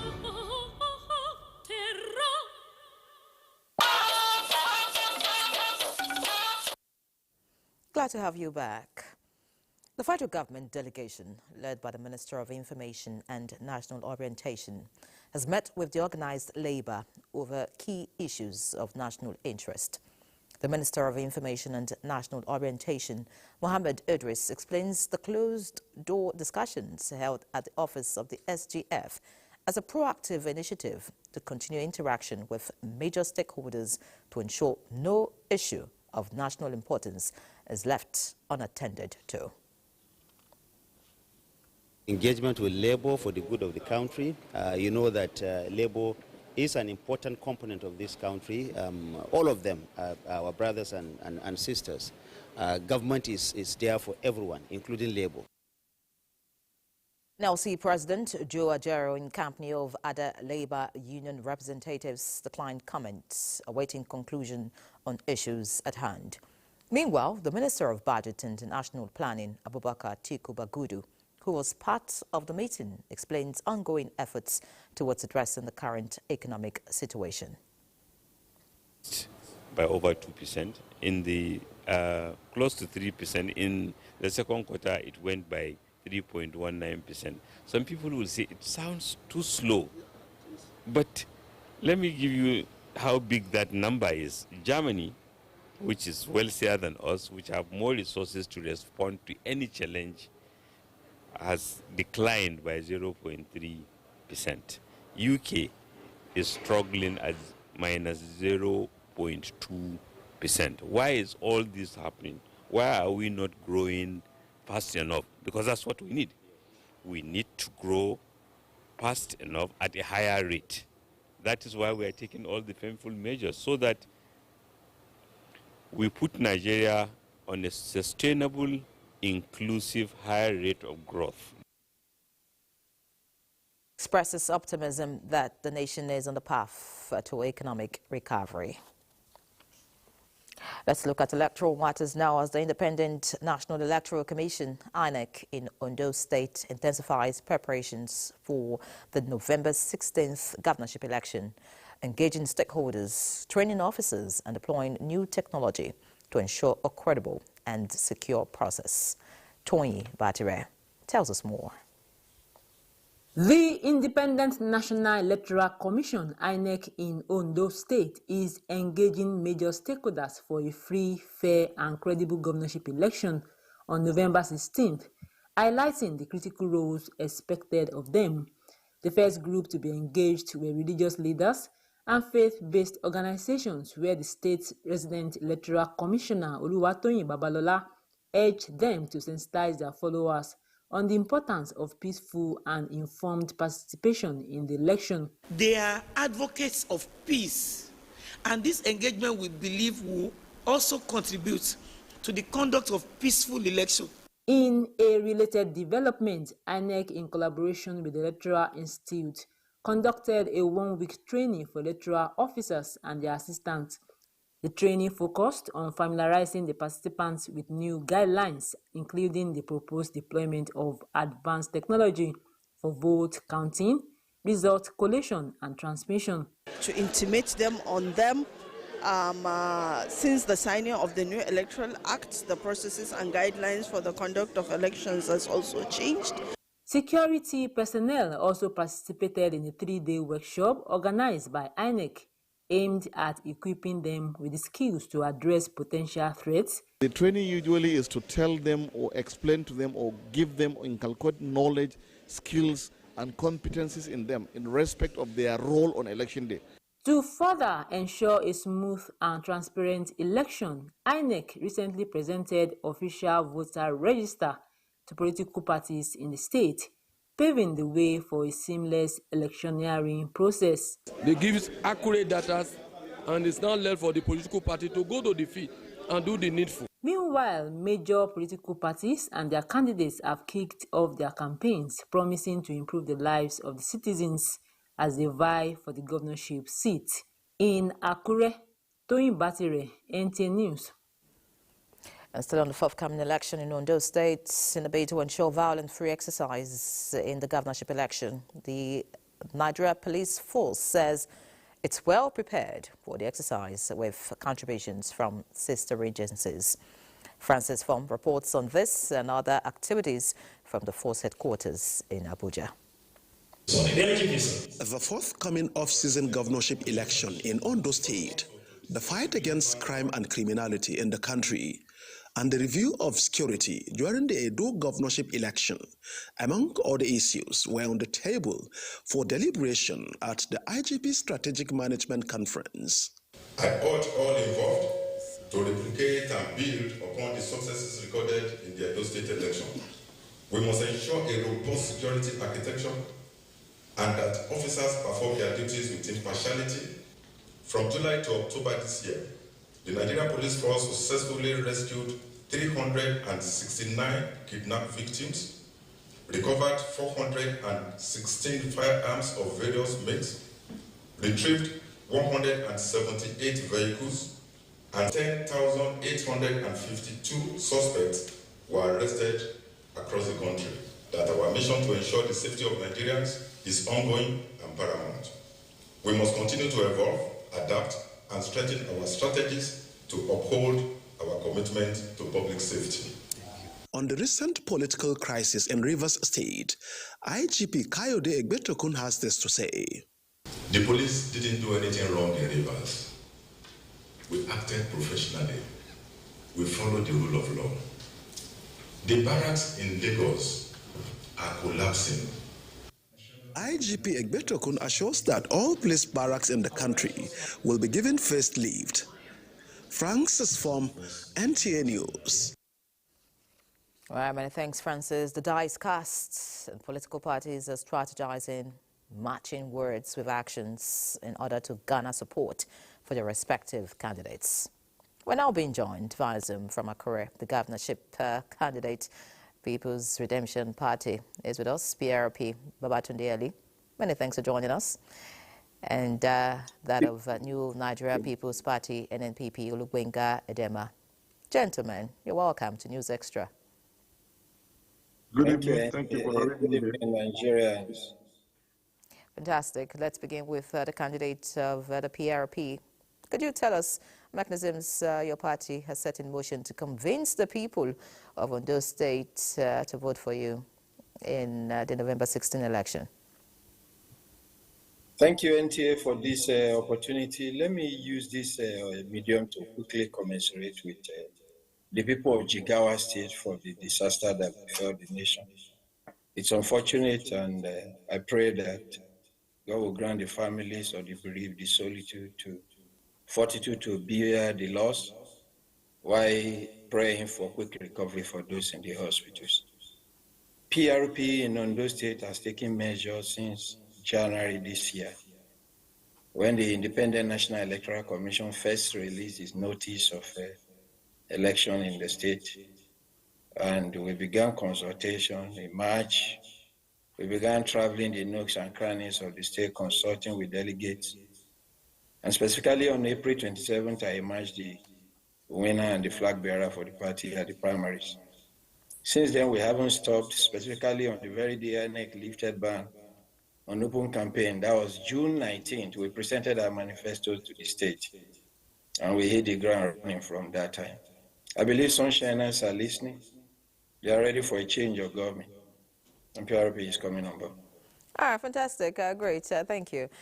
Sunshiners are indeed listening. Now, the NNPP candidate, Olubenga Edema, what is your party bringing to the table differently this time around to further convince people to cast their ballots? Having me here and for giving me this opportunity to speak to the people of Ondo State and Nigeria. You will recall that the greatest need of Nigerians today is education. And the mantra of our party, the slogan is education for all. With education, there's not any man cannot achieve. So we have made education the key points, and we are saying we want to give free education to all citizens of Ondo State at all levels.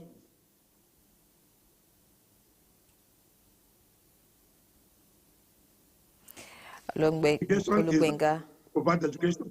Yes. Can you hear me? You can go ahead. Quickly, please. So what I'm saying is that with education, there's nothing you cannot achieve. So we have made education our mantra, and free education at all levels. from primary school up to university level is what we intend to do for the people of Ondo State. And by the grace of God, when we get there, by the grace of God, when we get there, we are going to do something. We are going to propose to the House of Assembly an education trust fund. And the seed money for that trust fund is about 2% of all the capital projects that's done in Ondo State, both at the level of local government, the level of Osopade, the level of UBEC, and the level of the state, all capital projects in Ondo State. 2% of the capital vote goes to education tax fund. But I don't think these ones are remitted or applied for such purposes.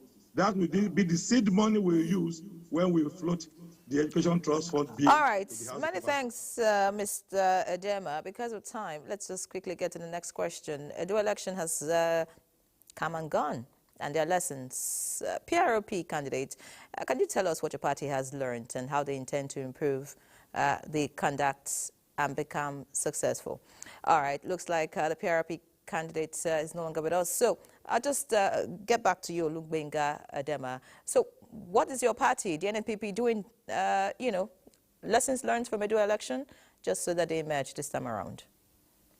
Well, we are well represented in 203 wards and 3,993 polling units in Ondo State. So we have told the people of Ondo State that they have to guard their votes. If you look at the Edo election, from what I perceived, the rigging that APC did was not done at the polling units. They were done mainly at the collation centers. Mr. Edema, you may not be allowed to make such comments because you do not have proof. So let's quickly get to the NNPP candidates, PRP candidate, who is back with us now. What are your concerns regarding some of the issues that sometimes, pose a challenge during the electoral process?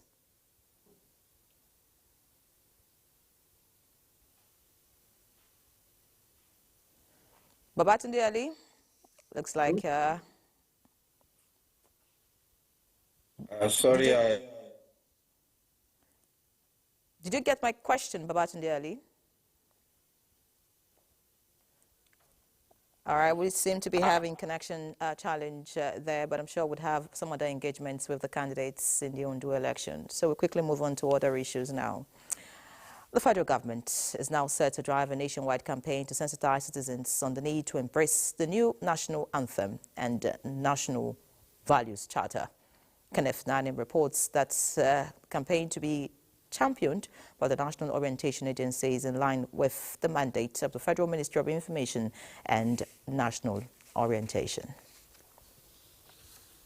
As part of efforts to further unite Nigerians and reawaken the consciousness and patriotism amongst countrymen towards nation building, the current administration had, on May this year, readopted the old national anthem. Now, the federal government is flagging off campaign urging Nigerians to embrace the new national anthem and sing it with pride, as the lyrics are more relatable to the struggles, sacrifices, hopes and aspirations of Nigeria's founding fathers. The first stanza of the national anthem emphasizes our national pride, identity, unity in diversity, brotherhood and solidarity. To further rebrand the minds of citizens and ignite the desired passion needed to drive national development, the federal government is also urging the citizens to imbibe the National Values Charter, designed as a guide to knowing what responsibilities do leaders and the led have towards national development. Today, we gather to reaffirm our commitment to the values that unite us as a nation. Meanwhile, the Federal Executive Council has approved a proposal by the National Orientation Agency on key initiatives to be entrenched in the value reorientation process. Kenneth Nanim, NTA News. Let's now talk about food. It is estimated that 1 in 11 people around the world go to bed hungry each night. Despite food being essential for human survival after oxygen and water, many still struggle to access an adequate supply. In this report, Musa Babaliu takes a look at what the federal government is doing to reduce food insufficiency in the country. Food for a better life and a better future is the theme for this year's World Food Day. This roadwork serves as a part of the sensitization program aimed at raising awareness about the challenges faced by individuals who lack access to an adequate food supply. Without farmers, the food security cannot be achieved. If they are celebrating world food, farmers as the key holder of food security will be in the forefront. A survey conducted by the United Nations agencies reveals that approximately 2.8 billion people worldwide suffered from food insecurity. Among them, 22 million individuals reside in the Sahel region, including Nigeria. World Food Day is about, sensitizing the world about people who are not really, who are food insecure, so that people now should now know about them, so that they can now take action. What we need is a collective action so that everybody must not go hungry. Now, with NWAP, we have the opportunity to amplify these efforts, to harness technology and global best practices, and to write a new chapter in the story of Nigeria agriculture. President Bola Ahmed Tinubu has instructed the Federal Ministry of Agriculture and Food Security to collaborate with sub-regional governments to ensure that a significant majority of Nigerians do not go to bed hungry. This administration has outlined plans to cultivate 500 hectares of farmland across the country to grow maize, rice, wheat, millet, and other staple crops to boost production, supply, and affordability. The strategy involves collaborating with state government to stem inflation and enhance food security in the country. Local and international organizations are also initiating programs to enhance farmers' output, aiming to make food available, accessible, and affordable for Nigerians. Musa Baba Aliyu, NTA News. And as the world marks World Food Day 2024, Chairman, House of Representatives Committee on Agricultural Production and Services, Bello Kauje, says the House is committed to supporting government's efforts to achieve food security. In a statement, Kauje lists the federal government's efforts to include the 150 days duty-free import window for food commodity, suspension of duties, tariff and taxes for importation of certain food commodities, and engagement of relevant stakeholders to set up growth means production and purchase surplus to smallholder farmers' food reserves.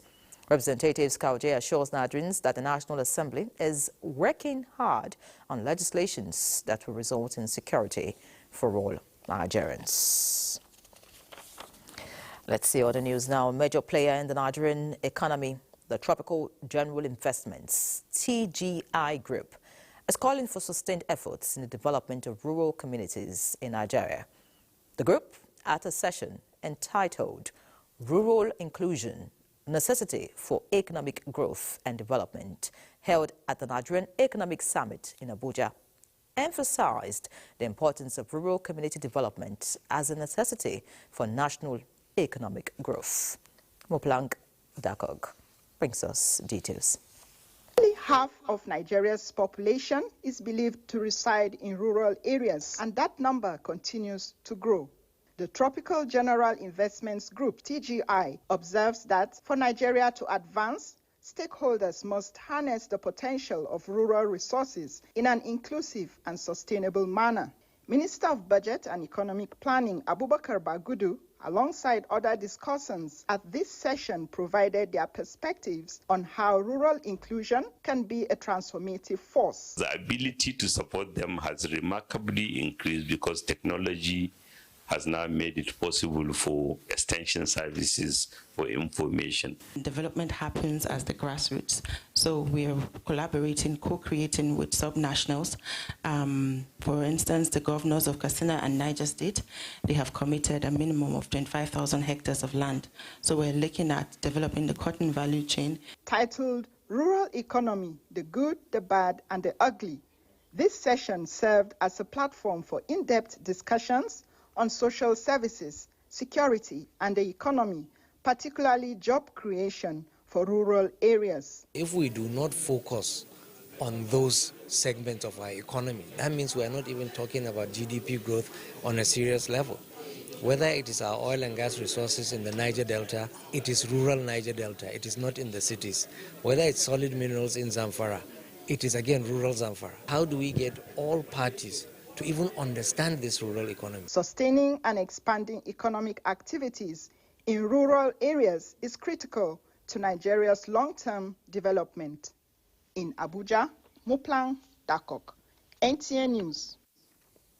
Meanwhile, Nigeria's digital transformation journey has just gotten a major boost with IHS Towers, a leading telecommunications infrastructure company spearheading the protection and development of the nation's information infrastructure. The group says the ultimate plan is to build a thriving digital ecosystem in Nigeria.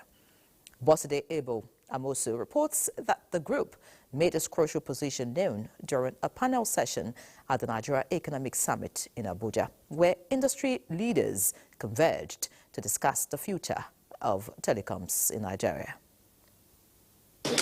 The essence of this panel discussion derives from the need for Nigeria to protect critical ICT networks and key infrastructure. This aligns with the official gazette recently signed by the federal government tagged Designation and Protection of Critical National Information Infrastructure Order 2024. The presidential order is to protect and ensure the effective functioning of ICT systems, networks, and infrastructure, which are critical to driving national imperatives, economic development, among others. This is the reason IHS Nigeria Tower of Strength and other industry players are having this critical conversation. Our infrastructure powers the digital economy, advancing access to healthcare, education, financial inclusion, and other critical sectors of the economy.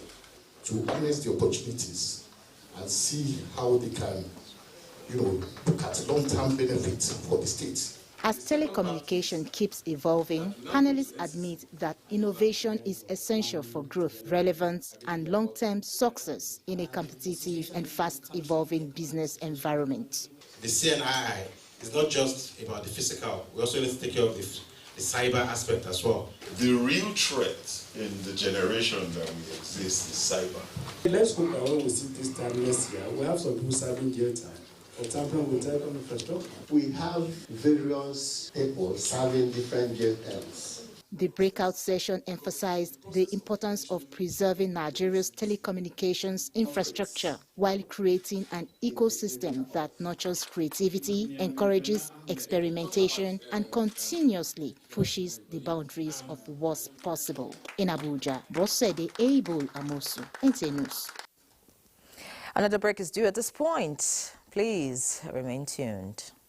The government of Nigeria warns vandals of national assets, electricity transmission towers, cables, and other facilities to desist from this act of sabotage. Vandalism is a serious crime punishable under the law. Vandalizing electrical equipment will affect millions of Nigerians, including your loved ones. Remember that national assets belong to all of us, hence the need to protect them. Report all cases of suspicious movement around electrical facilities to security agencies. When you see something, say something. This message is from the Federal Ministry of Information and National Orientation in collaboration with the National Counter-Terrorism Center, NCTC, Office of the National Security Advisor. Imagine lovely meals you can cook with these ingredients. You spend heavily, but no guarantee of a tasty meal. Not making a right choice of seasoning cube can ruin your meal, money, and confidence. For a tasty meal, do not compromise. Choose Gold. Use Terra Gold for the rich, consistent taste your loved ones crave for. Good for soups, stews, and jollof. Terra Gold. 1 cube, endless possibilities. My morning ritual starts here, surrounded by Life-Made furniture. From my wardrobe to my bed, Life-Made Furniture's whole house customization designs every piece to perfection. I love that in Lagos, Port Harcourt, Abuja, Ibadan, and Kano, there's Life-Made Furniture for a whole house customization and furniture projects. Call 081-2000-6000 or visit elifemate.com. LifeMate, your life mate forever. It's so good to win in the Cowbell So Creamy So Good promo with 150 million naira worth of cash and loads of free airtime up for grabs. To stand a chance to win, simply buy 10 sachets of Cowbell 12 gram or 1 Cowbell 320 gram refill pouch. Submit the empty packs to any collection center near you and exchange the sachets for a scratch card. Scratch the card to reveal a unique code and text the code to 1393 to enter the draw. Promo runs from October to November 2024. For more info, visit www.cowbell.ng. Terms and conditions apply. Cowbell, our creamy goodness. We don't like to eat better. More nutritious meals, more veggies. But we want it tasty and easy too. Knorr Cubes. That's the secret. Made with real ingredients like chicken, parsley, and garlic. And enriched with iron, so your meals are better for you and more delicious too. That's the cocoa. Let's give it some accolades. Change your world by changing what's on your plate.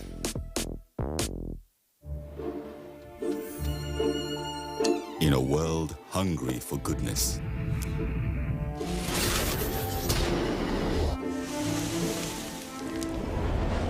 with a splash of golden Terra oil, a mom can transform a frown into a smile. Make a lunch hour a happy hour. Change no thanks into yes please. Provide care when our nearest and dearest needs it most. And resolve family feuds without blowing a whistle. Providing tasty, nourishing family meals is all that matters. The world needs moms, because where there are moms, there is hope, happiness, and love. Golden Terra Oil, or pure love. We all get that party where they get your back anytime or day. E go carry a matter for head like say na your own. Now so Go TV tanda for your side as your party for correct enjoyment. We not a tear pocket. For this Go TV Super Plus Golden Window, you fit touchlight all the 380 Premier League games, correct local shows, and better film. We day for you. Make your sharply upgrade or recharge your Go TV on top Super Plus to enjoy every today. The Super Plus Golden Window don't come out money now. No do yourself, oh. Go TV. Love it. Glad to have you back. Now time to talk business. The businessman is here. Benny, what's the latest? So much in the world of business, and now rising from a 3-day conversation around collaborative action for growth, competitiveness, and stability at the 30th edition of the Nigerian Economic Summit, stakeholders recommend way forward. Now let's take a listen to some of the recommendations put forward.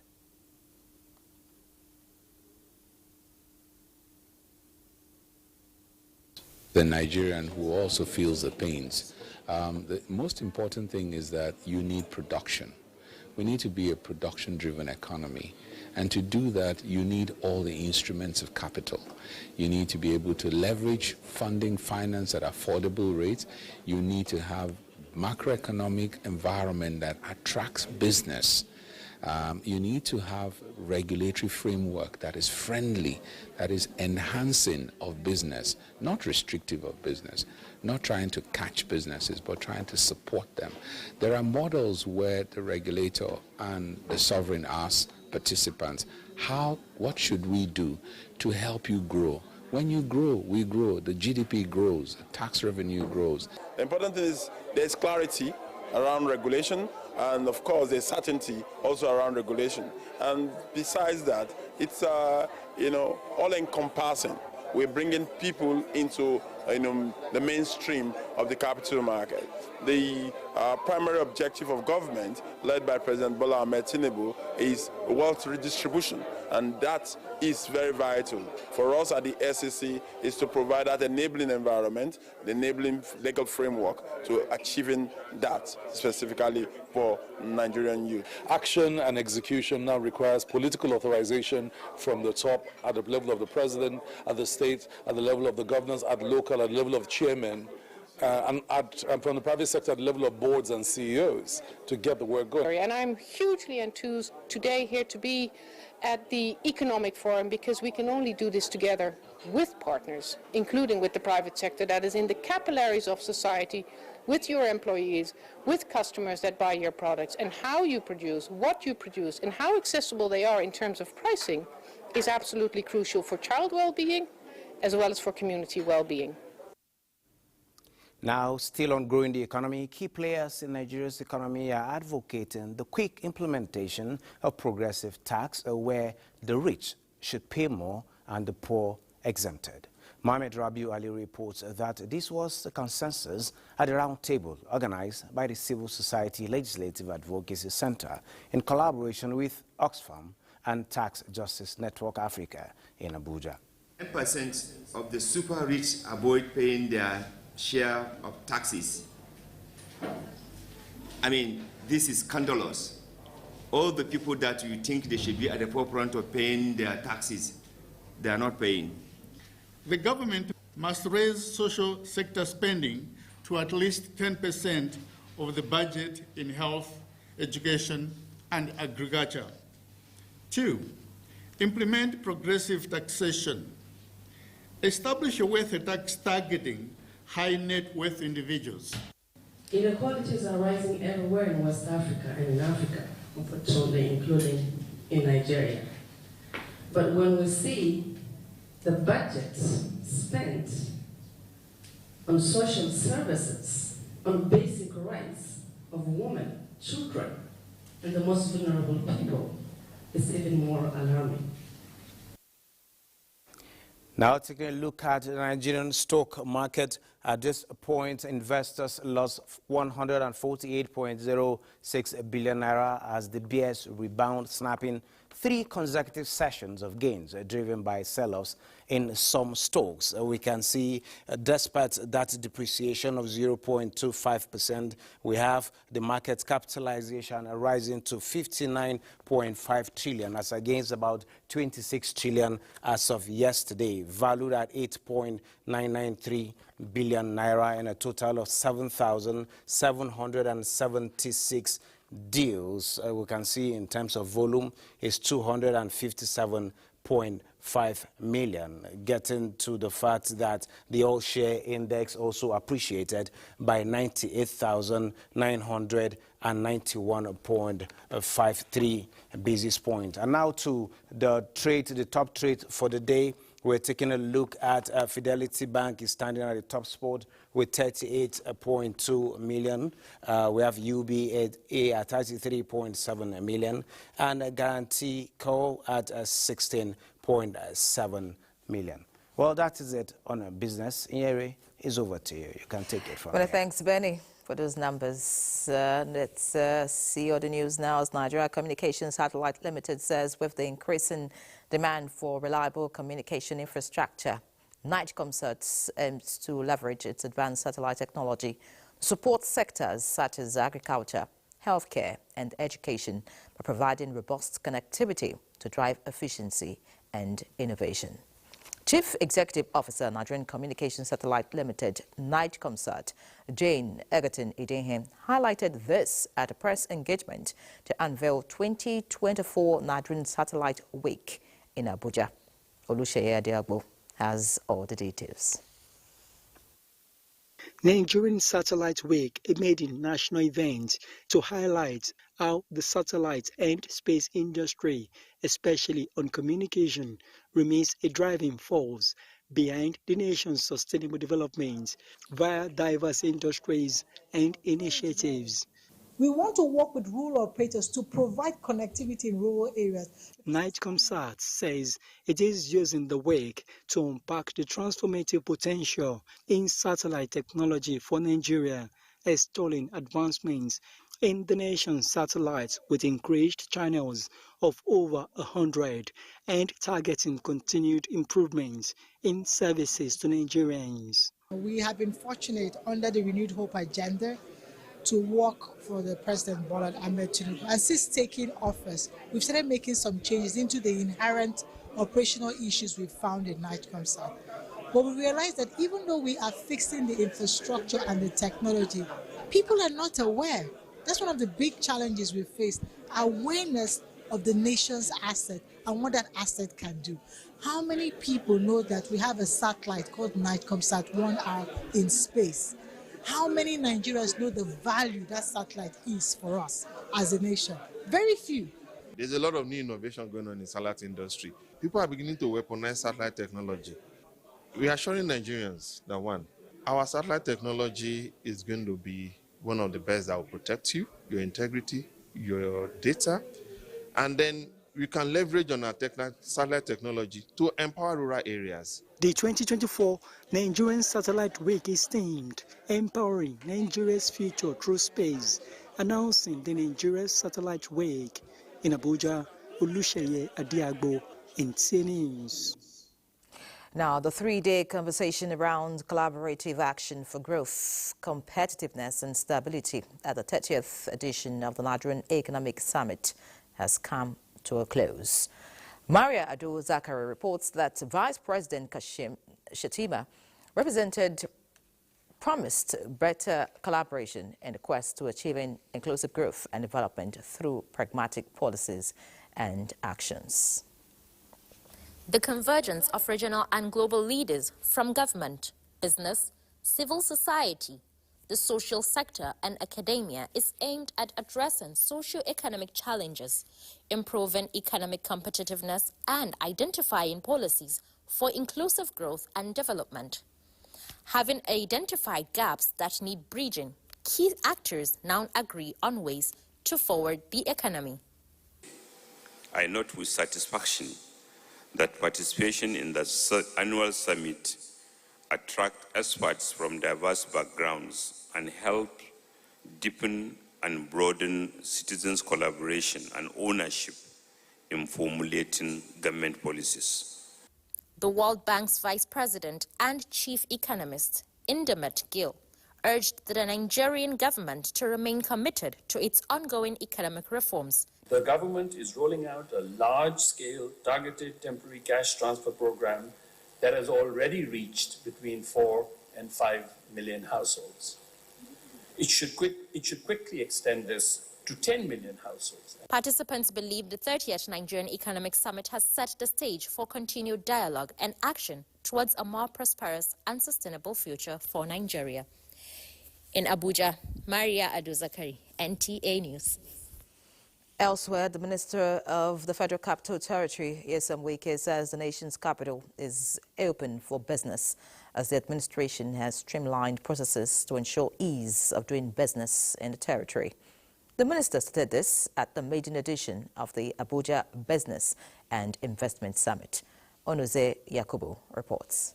Creating an enabling environment for both local and foreign investors to thrive in the nation's capital is receiving priority attention, with infrastructure regarded as key to any successful investment. It is in the light of this that the FCT administration is prioritizing the development of routes, transportation networks, and utilities to ensure seamless connectivity within the territory. The FCT Minister Nyesom Wike says in no too distant time, the administration will be flagging off the construction of 9 major projects to enhance investment opportunities across the territory. Besides infrastructure security, we also focus on fostering innovation and entrepreneurship. We have run several initiatives to empower small and medium-sized enterprises, which are the backbone of our economy. The safety of our investment is our top priority. We believe a safe and secure environment is fundamental for successful. The minister urges the investors to leverage on the investment opportunities that abound in the FCT, advising all to work towards generating jobs that will drive the economic growth of the territory, in line with President Bola Tinubu's renewed hope agenda. Onoze Yakubu, NTA News.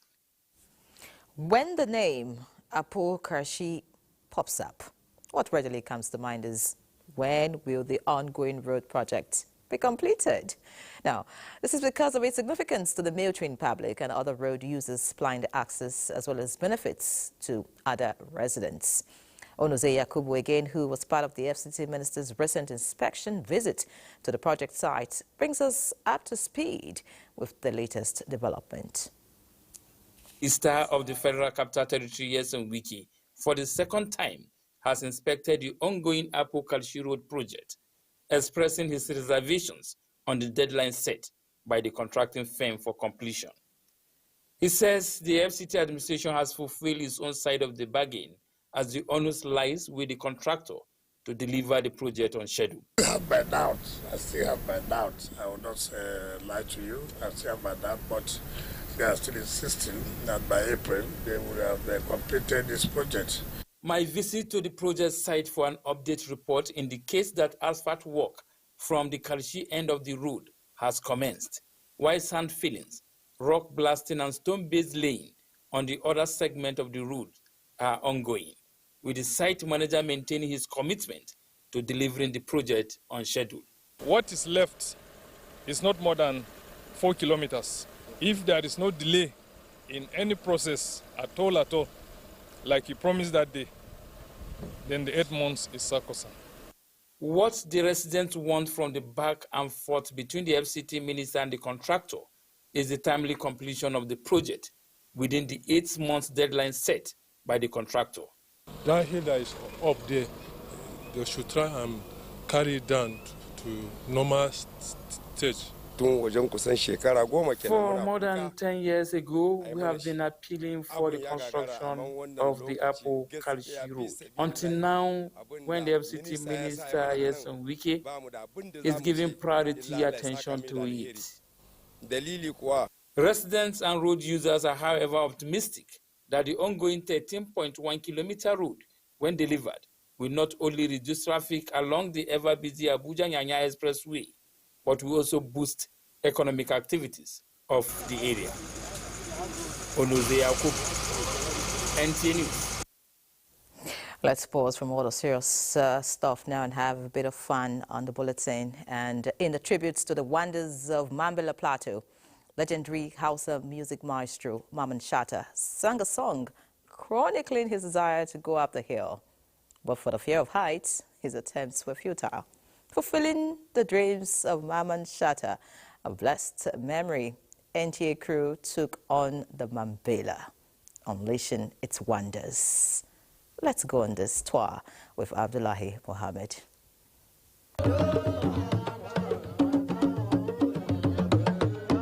The goodbyes to Jalingo was the beginning of our trip to Mambila. The mountains fitting the description of Dolly Parton's Smoky Mountains of eastern Tennessee.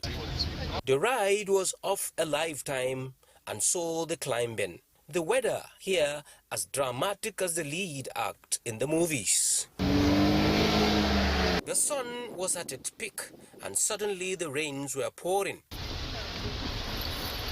If Mount Everest was African, then it would have been the Mambila. More than 2,000 meters above sea level is where we are so far at the peak of the Mambila mountain. Imagine you using your hands to surf through the skies. It is awesome. But here we move once again. Come with me.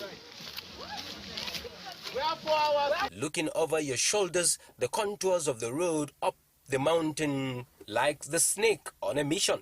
The impact of the altitude in the ears, equivalent to the sensation while flying. Your eyes 360 degrees are ranches with so much to keep the animals feeding all year round. Fruits in abundance. Then we got to the highest point of the climb. Here is the coldest part of the Mambila. It is said that sometimes it goes as low as 6 degrees Celsius. You can imagine how cold it is here. Not all is rosy here. The transporters have the story of its ugly side. But the Lucky has the biggest city inside, Gembu, Sedona local government area. And so we were. We have beautiful waterfalls, we have beautiful mountains, you know, when you are coming up. There is, when you are coming up, you see the valley. If it is during dry season, you will see down the valley. The hazy atmosphere you saw yesterday, it's something that it's always on the Mambila Plateau. The aim of this project is to create awareness and also to promote tourism and also to promote our rich culture and heritage. The builders of this city must have mastered the art of maneuvering the mountains. I may not be able to bring to you the history behind the adoption of the name Sedona local government, which has its headquarters here in Gembu, Taraba State. But at least I'm able to put forward the beautiful landscape that this beautiful town has been able to add to the entity Nigeria. When we turn away from Gembu, the sun was setting, and between the hills and trees were the rays of hope for the giant of Africa, opening its eyes to a beautiful sunrise, a sunrise that bettered the lives of its citizens. Abdullahi Mohammed, NTA News. Beautiful to watch. Indeed, Nigeria is blessed. Many thanks, Abdullahi, for that package. From tourism, let's focus on health. Medical facilities are expected to be sanctuaries of hope, places where healing and care should be second nature. But for some, these places transform into arenas of unspeakable loss and regret. In this report, we delve into a devastating reality, one that has left families broken and trust shattered: medical negligence. Victor Azu shares the poignant stories of two men whose encounters with negligence in hospitals have left them with scars they can never truly heal. Kano, a city where ancient history meets the hum of modern life. Here in the heart of the city, a state-of-the-art hospital stands tall, a structure that from the outside radiates hope and advanced care. But beneath its sleek exterior, there is another story, one of pain and betrayal.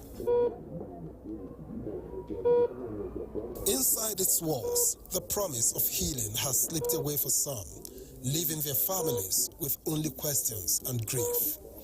I meet Daha Tijani in Abuja, a doctoral degree holder in management. He speaks with the calm of a man accustomed to logic and reason.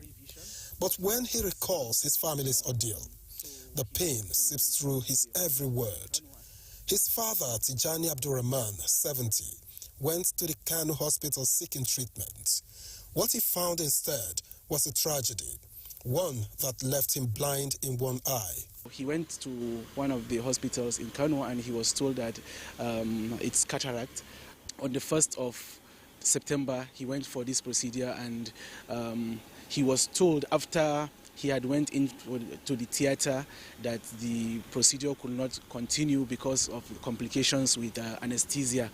And then my dad also complained about that same anesthesia procedure because he told me that he felt like he was being electrocuted after the insertion of the injection, and that he also alleged that the person who did the same procedure was the same ophthalmologist who administered the anesthesia. It took them about 2 weeks to admit that my father has lost his eye, while they kept telling him that it is only because the pressure of the eye has elevated and that we should wait. When it subsides, they will continue with the procedure. And this isn't an isolated case. Mohammed Abubakar, 54, shares a similar fate. A stone injury at age 10 left him blind in one eye, and recent treatment failures at this same hospital has taken away his sight completely. They said I have cataract and they did operation for me.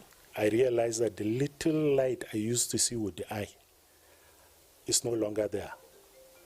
That is when I complained to the doctor that saw me that I cannot see the light. Then he told me that he is sorry, that the chances of me seeing again is very tiny.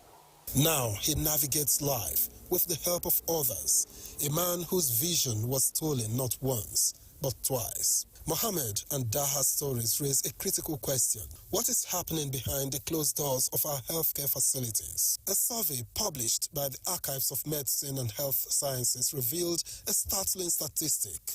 42.8% of surveyed medical practitioners had faced accusations of malpractice. And globally, according to the World Health Organization, medical errors claim more than 2.6 million lives annually. Here in Nigeria, the numbers are sobering. 16% of patients experience adverse events, many leading to permanent disability or death. If you go forward to go and make a diagnosis when you don't have the requisite skills, the requisite knowledge, the requisite equipment, then you are negligent. Yet, for most victims, seeking justice remains elusive, where the scales of justice often weigh heavily against those in search of accountability. One is dearth of information. The second one is knowledge, absence of knowledge, absence of the fact that they have a right. And then the third one is the financial burden, the requisite resources that will enable them initiate the procedure for seeking and obtaining their rights. What happens when a doctor is found to have been negligent? At the Medical and Dental Council of Nigeria, I probe deeper into their role in holding erring professionals accountable. If the tribunal makes a verdict of guilty, the law gives them the authority to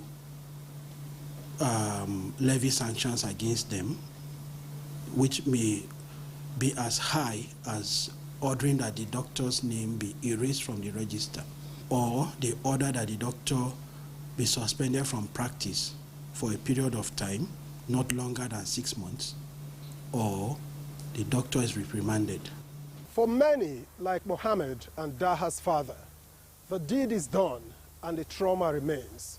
But their stories is a stark reminder of the hidden crisis in our healthcare system, where lives are lost and justice is a distant dream. In Abuja, Victor Azu, NTA News. Many thanks, Victor. And the question is, how healthy is our health sector? Let's take another break. Stay with us. As your president, I assure you that we are committed to finding sustainable solutions to alleviate the suffering of our citizens. Once again, I plead for your patience as the reforms we are implementing show positive signs, and we are beginning to see the light at the end of the tunnel.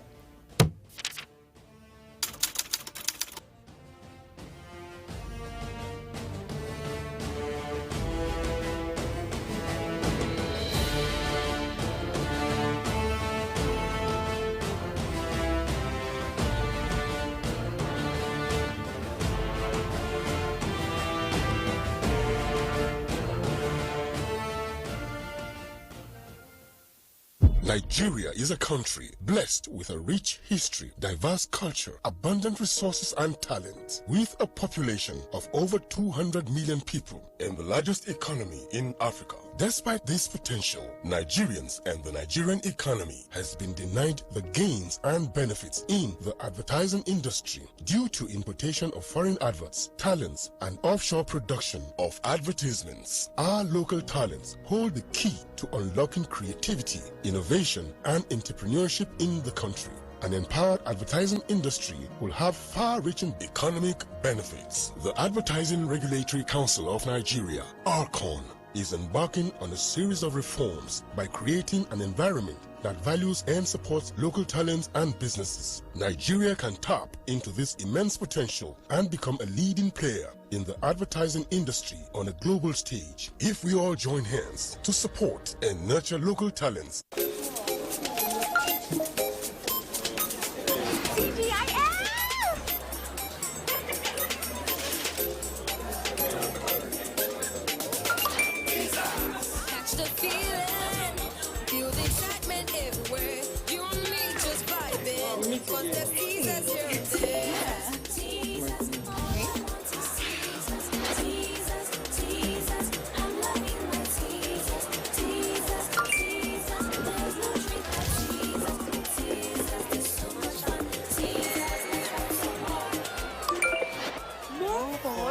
Available in alcoholic and non-alcoholic flavors. Teaser's cocktail drink. masters of fun.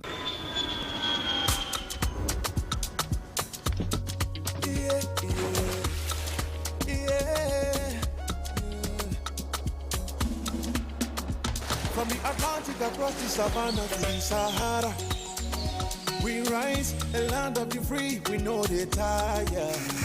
We dream great, our spirit is undying.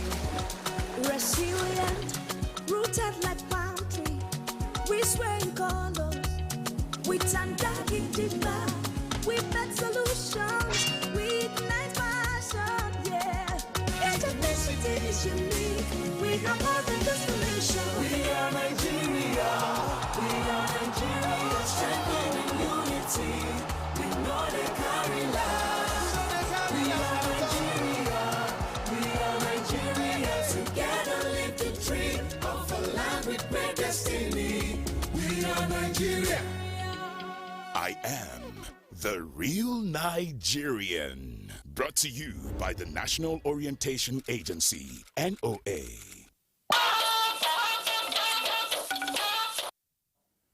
A ministerial assessment team has given the newly established Federal University of Education, Kontagora, the go-ahead to commence academic activities. The Minister of State Education, Yusuf Tanko Sununu, indicated this when he led the Supporting Facilities Assessment team to the institution. Mukhtar Wuwu reports. The joy of the prospective students for the newly established Federal University of Education, Kontagora, knew no bound as the Minister of State Education, Yusuf Tanko Sununu, led a ministerial assessment team to ascertain the level of facilities of the institution in preparedness for full commencement of academic activities as a university. We are good to go. The gap we have seen is not too worrisome to hinder successful academic activities. What we are going to do now, as soon as possible as we go, we'll put in machinery to fill in the gap. Those gaps that they identified during the exit brief, they were able to mention them to us for our immediate action. All stakeholders should go back to the drawing board and ensure that our children take advantage of the university. We can no longer complain and say the universities are far. The university is now in our home. The upgrade of the Federal College of Education, Kontagora, to Federal University of Education, Kontagora, followed the passage of the bill sponsored by Senator Aliyu Sabi Abdullahi, who represented the Niger North Senatorial District at the 9th Assembly, and the subsequent assent by the former President Muhammadu Buhari. Earlier, the minister and his entourage had paid a royal visit to the Emir of Kontagora, Muhammadu Ausbaro II, who conferred on the minister a traditional title of Sodengian Kontagora. Mukhtar Wu, NTA News. Time to take another break. Remain tuned. Tell me you have good news. I'm trying my best, Jaja. You're my wife. You're not a slave. I am trying to help you, and you make a mockery of me. Hey, calm down. Don't tell me to calm down. She always does this. You're mad. Answer me. For you to die.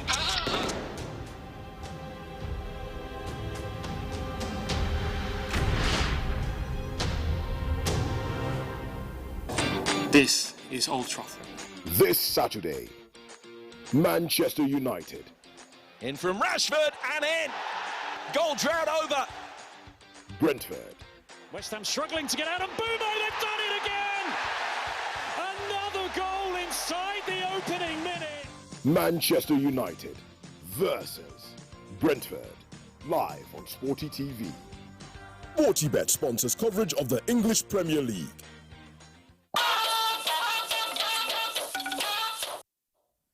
Thank you for staying with us. Let's have sports news now. We've got Sbadi Adele with us. Sbadi. Many thanks, the area. All right, straight away, let's begin with the Nigeria under-17 girls who are currently taking on their counterparts from New Zealand. And of course, the match, which is in the second half now, started with the Flamingos getting, a goal as early as the first minute. And of course, Shakirat Moshood was the goal scorer. She opened scoring for Nigeria. And that was as early as the second minute. And the Coach Bankololo Okere girls pressed harder to increase their lead 11 minutes later, they got their second goal through Taiwo Adegoke. And of course, Faridat Abdulwahab made it, 3 in the 20th minute. And we can tell you now that in the second half of the game, almost ending, like 30 minutes to go, it's now 4. And of course, Captain Taiwo Afolabi has been able to make it 4 for the Flamingos of Nigeria. It's really a trouncing, for the New Zealanders. All right, let's leave that now. We'll update you, on that later. Let's return home and talk about the Super Eagles of Nigeria. With the eyes and ears of the football world still on the botched AFCON qualifier between Libya and Nigeria, the Confederation of African Football Committee has begun investigations on the anomaly. CAF has officially sent a letter to the Libyan FA to respond to all the complaints filed by the Nigeria Football Federation against them, and they have up to the end of the week to respond to the letter. For now, no decision has been taken by CAF's competent bodies, and of course, they will meet next week. All right, let's quickly tell you about the Nigeria Premier Football League, because 5 matches were played today, and of course, this one. Rangers International Kano Pillars. It was Ahmed Musa that was the man of the show. He had a hand in all the 4 goals. He scored 1, and contributed to the remaining 3. They got a 4-3 away win over Rangers International, the reigning champions of the league. Lobby Stars and El Kanemi, they settled for a 2-2 draw. Kwara United with 3-0 winners over Sunshine Stars, with Nasarawa United and Abia Warriors. That one ended in favor of the home team, while the match between Enyimba International and Niger Tornadoes, ended 1-0. 5 more matches will be played on Thursday. Now, away from Nigeria, New England manager Thomas Tuchel is convinced he can push England to find a higher gear as it targets success at the 2026 World Cup. Tuchel spoke to the media for the first time today, following his appointment as England head coach on an 18-month contract from January 2025, with a sole focus on ending the nation's 60-year wait for a trophy in the United States of America. And my strive to push this group of players and to be part of this federation with such a strong record in the last tournaments, to push it over the line and to try to put a second star on the shirt. All right, let's hope that the Super Eagles of Nigeria will make the Mundia and give them a good run for their money. Now, let's return to Yere for the rest of the news. Many thanks, Badi, for the update. Now, the chairman of the Northern States Governors Forum and Governor of Gombe State, Muhammadu Inuwa Yahaya, has condoled to Governor Umar Namadi and the people of Jigawa State over the tragic tanker explosion in Madia Town, Tara local government area, which claimed more than 100 lives and left many injured. The NSGF chairman, however, in commending Governor Umar Namadi for leading relief efforts, hailed efforts of Jigawa State's Emergency Management Agency in responding to the unfortunate event. He emphasized the need for implementation of stricter regulations governing fuel transportation and storage to minimize risk, hinting on the gains of cross-state collaboration in disaster management to enhance preparedness and response capabilities. And that's News Extra tonight. Many thanks for investing your time with us. Let's do this again next week. Me and Ray John, have a good night.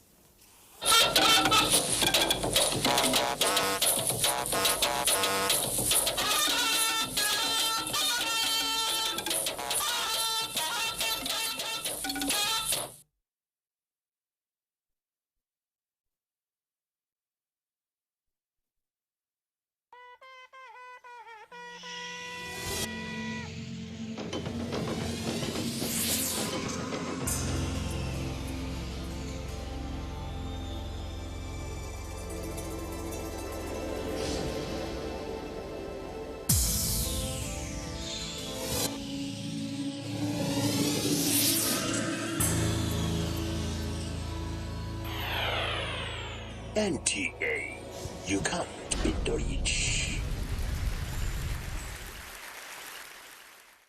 The mosaic of time in the kaleidoscope of life. Time is a masterpiece. A delicate peace when we wait. A vibrant shard when we're late. A dark fragment when we're sad. A radiant tile when we're happy. An intricate pattern when we're in pain.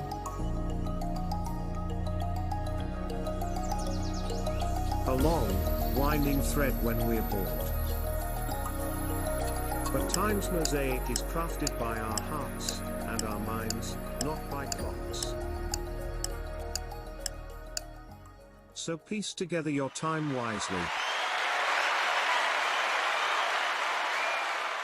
Wow, look at that. Until recently, I had no idea what a pangolin was. Man, this thing is strong. It's a small mammal covered with scales made of keratin, just like our nails. Strong scales, man. The scales has no medicinal value, yet the demand for the scales and the meat is driving the pangolins to extinction. This one's name is Igai, and it was rescued from illegal bushmeat trade. It's going back into the wild where it belongs to keep the ant population in check. Home sweet home. Please say no to illegal bushmeat and report wildlife crime, because poaching steals from us all.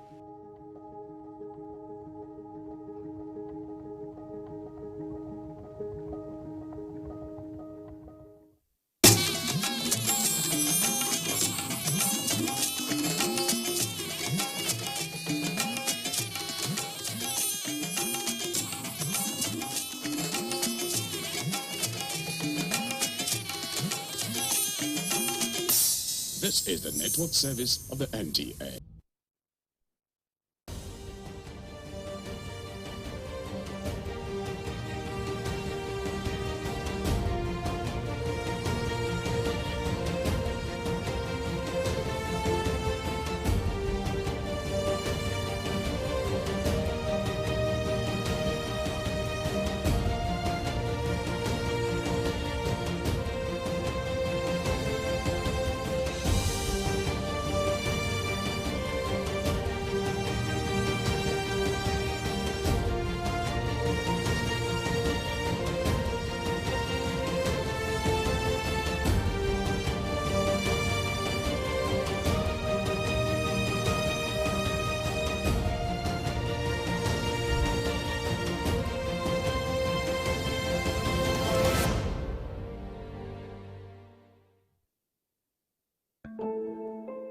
Years ago, Mrs. Izebuwa Kwale retired from active service at the Amadu Bello Teaching Hospital, Zaria.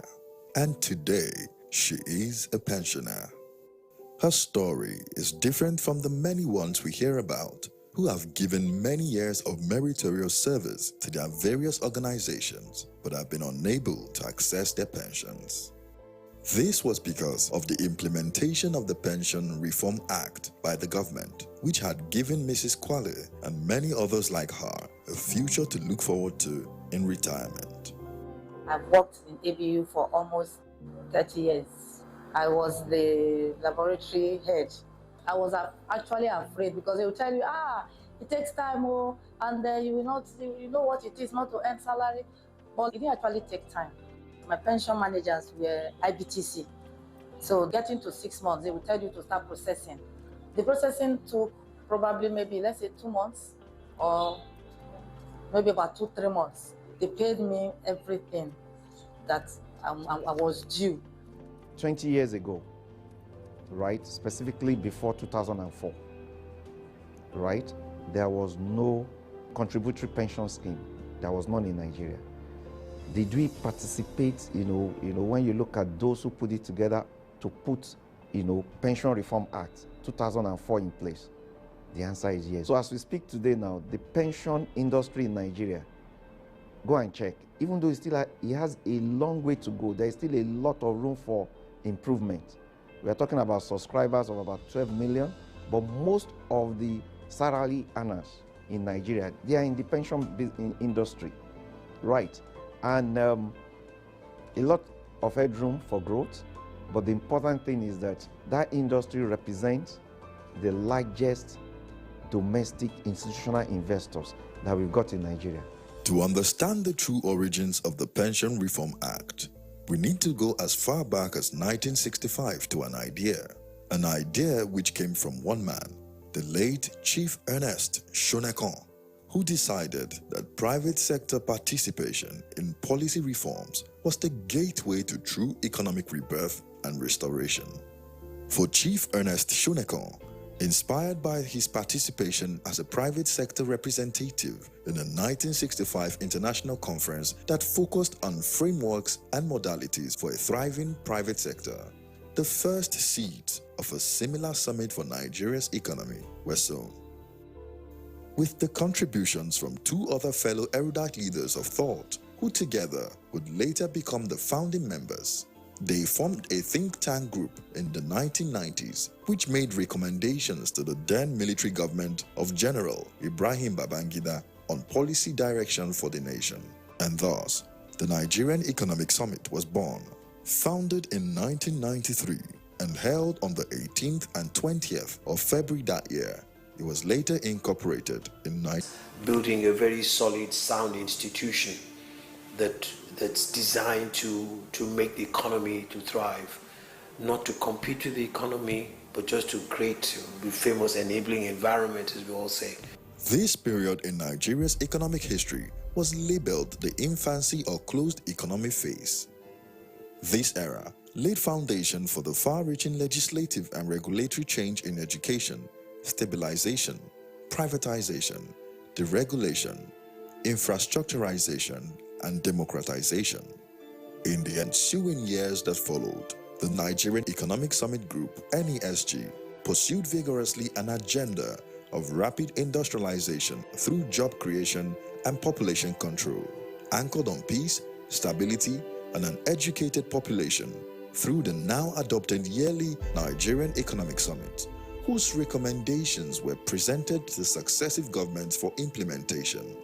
The summit served as the consensus-building platform for economic visioning and the discipline of analytics-based policy planning.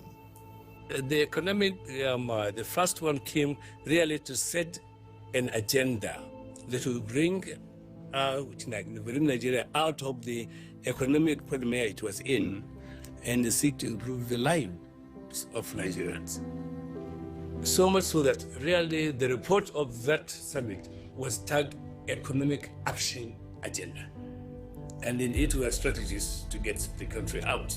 The idea of that first summit was just to dialogue, was just to create the basis by which the public and the private sector will use the economic evidence, the data, as the basis for economic policy decision making.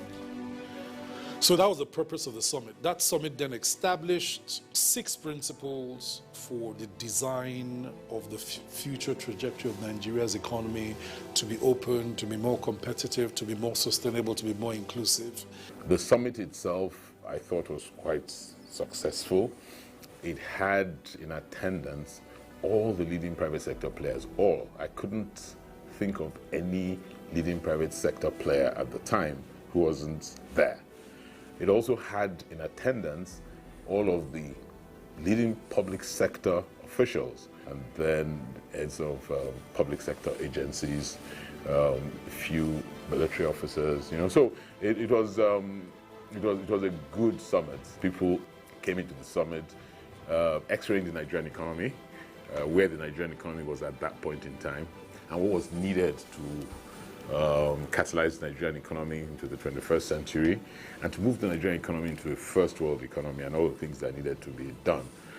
Initially, there was a lot of hesitancy, and the president came up and said he would want this to continue on an annual basis. Unfortunately, the following year it didn't hold. That was 1994, because there has been a pattern change in government.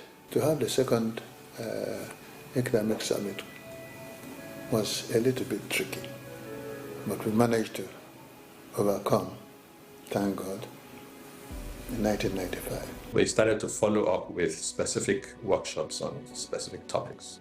So if you had a set of 6 recommendations, say, at the end of the summit, on each one of those 6, we'll then follow up with an in-depth session, further exploring each one of those recommendations with a view to making them more and more workable. Eventually, we got into all the privatization work. And again, to then say, okay, you cannot just start privatizing without setting the rules. We don't have competition law. At that time, we didn't have competition law. We didn't have antitrust thing. So we had to start that process again. Eventually, after about maybe like 4 years or 3 years, thereabout, we got around to say, yeah, okay, let's do it. The Green Book, which is the report of the annual summit, when it's published, we also take this and make sure that we distribute to the various ministry to ensure that they have more details of those recommendations. And this is the intention that this will help NTA to implement those recommendations.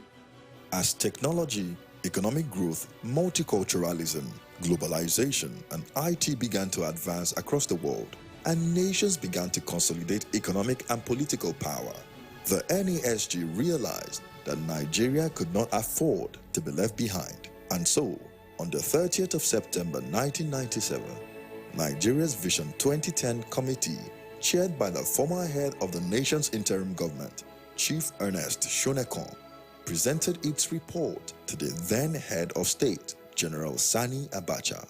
The NASG pioneered the concept of visioning. And back in 95, within our first 3 years, I think we had Vision 2010. We had done a phenomenal amount of work with the government of the day back in 1996 to develop the Vision 2010 document. I agree that Vision 2010 document is an important one that was so elaborately crafted. And then subsequently there was an economic action plan. If we had done, even if it were 50%, 30%, this country would have experienced monumental strides socio-economically and particularly in terms of infrastructure development. But we didn't. It's important to stress that the NAS is an advocacy group. We're not government. People think we are government because our name is Nigerian Economic Summit Group. No, we are not government. We're a private sector-led think tank. And so ultimately, the agency, the authority, the power to execute policy change is in government. Now, are we where we should be? No. Have we made progress, significant progress? Because honestly, if you know where we started from versus where we are now, you can see the progress we've made. The only disappointment, like I said, is that the progress is not measured to the effort at making the progress happen. During this phase, the Nigerian Economic Summit, NES, made notable impact by establishing global benchmarking discipline as the premise for national economic scorecard measurements, reviews, and assessments. This was part of the efforts to set the agenda for the modern Nigerian economy. This era, the early opening up phase of the economy, heralded commercialization, liberalization, and privatization policy reforms. In 1999, we now had President Obasanjo in office. So between 1999 and 2007, the opening up of the economy began. You know, the early stages of the opening up, and was accelerated by, of course, a willingness of the Obasanjo government to do some tough reforms. See, NASG's, should I say the philosophy or the concept we adopted universally also influenced subsequent regulations and legislation. But it did so in a manner that was almost difficult to discern. I give an example. There are several laws that came out: Pension Reform Act, Central Bank Autonomy. Some of the principles that governed these statutes were laid down at least in discussions of past economic summits. Deregulation, opening up our country, and bringing a more understanding between the public and private sector became the hallmark. And most of the institutions you see today, EFCC, ICPC, Nigerian regulatory due process offices, these things, most of them were instituted because of our recommendation. If you go back, the NASG has always had a strong focus, on banking and financial services, and the banks and financial services operators have always been very involved in the annual summit and in engaging in various policy forums. I don't think you ever met the era of give me your tally number. You don't even know what it means. Oh my God. When people are saying they are queuing in banks now, I just smile because we used to queue and spend 6 hours. That was banking of those days. And a lot of those banks were government owned. National Bank and all. Only Wema Bank survived. All the other banks, government owned, gone. Go and check the balance sheets of Nigerian banks 30 years ago and compare it to now. It's incredible. It's a quantum leap. You understand? If I check that of Stanbic IBTC, I'm talking over a period of 20 years. 2003, we are talking about deposit liabilities for us. We will have celebrated 7 billion. 2023, 20 years later, we are talking about something in excess of trillions, 2 trillions. That is massive. Now, again, banks have been able to get listed. They've been able to go on the exchange. If we check the market capitalization of the top 5, 6, or 7 banks, right, in Nigeria, very, very significant. And the banking industry itself is now fully digitized, highly automated, extensive branch network, and the banking industry is also playing significant roles outside of the country. I will still remember the days of Nitel and Karen of ladder to pursue them to come to your house and all that. Or,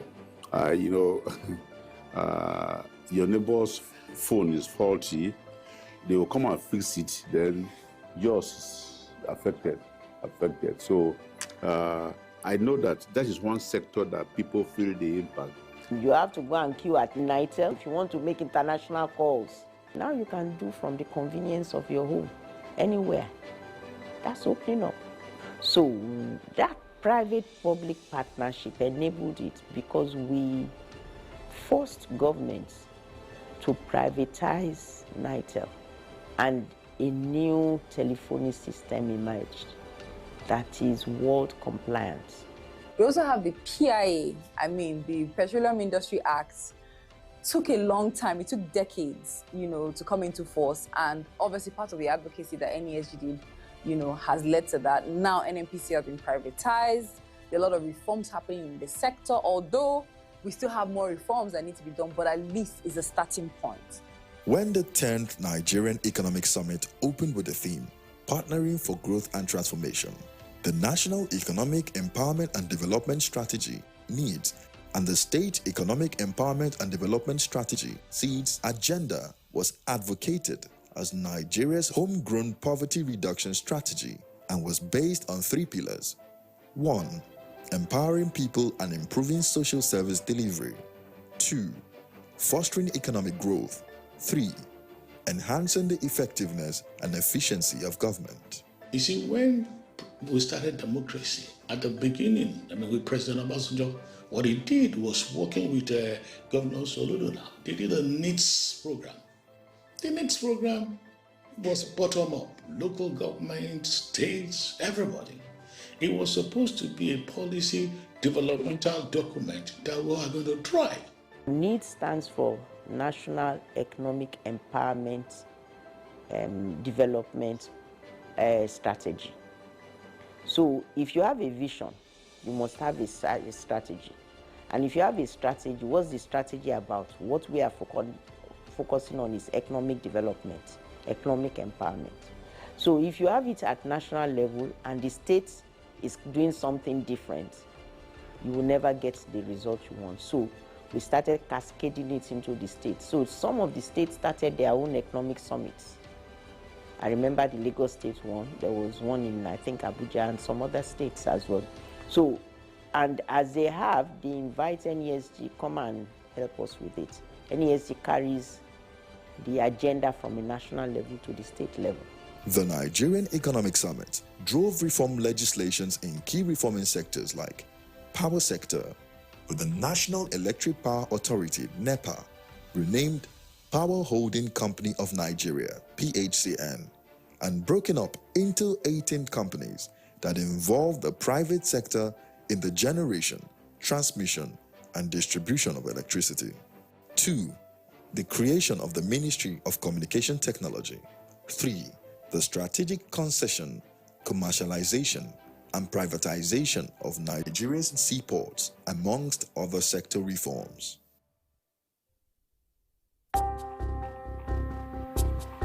Vision 2020, birthed in 2007, and the 13th Nigerian Economic Summit, sought to further place the people at the center of socio-economic progress by focusing on making efficient use of the nation's natural resources to achieve rapid economic growth and alleviate poverty and societal ills. You know, we have done Vision 2010. Yes.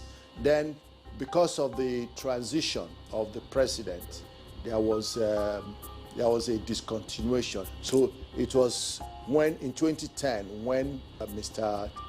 Jonathan was now in office that focus on rebatting the vision and creating a longer-term vision for 2020 got greater attraction.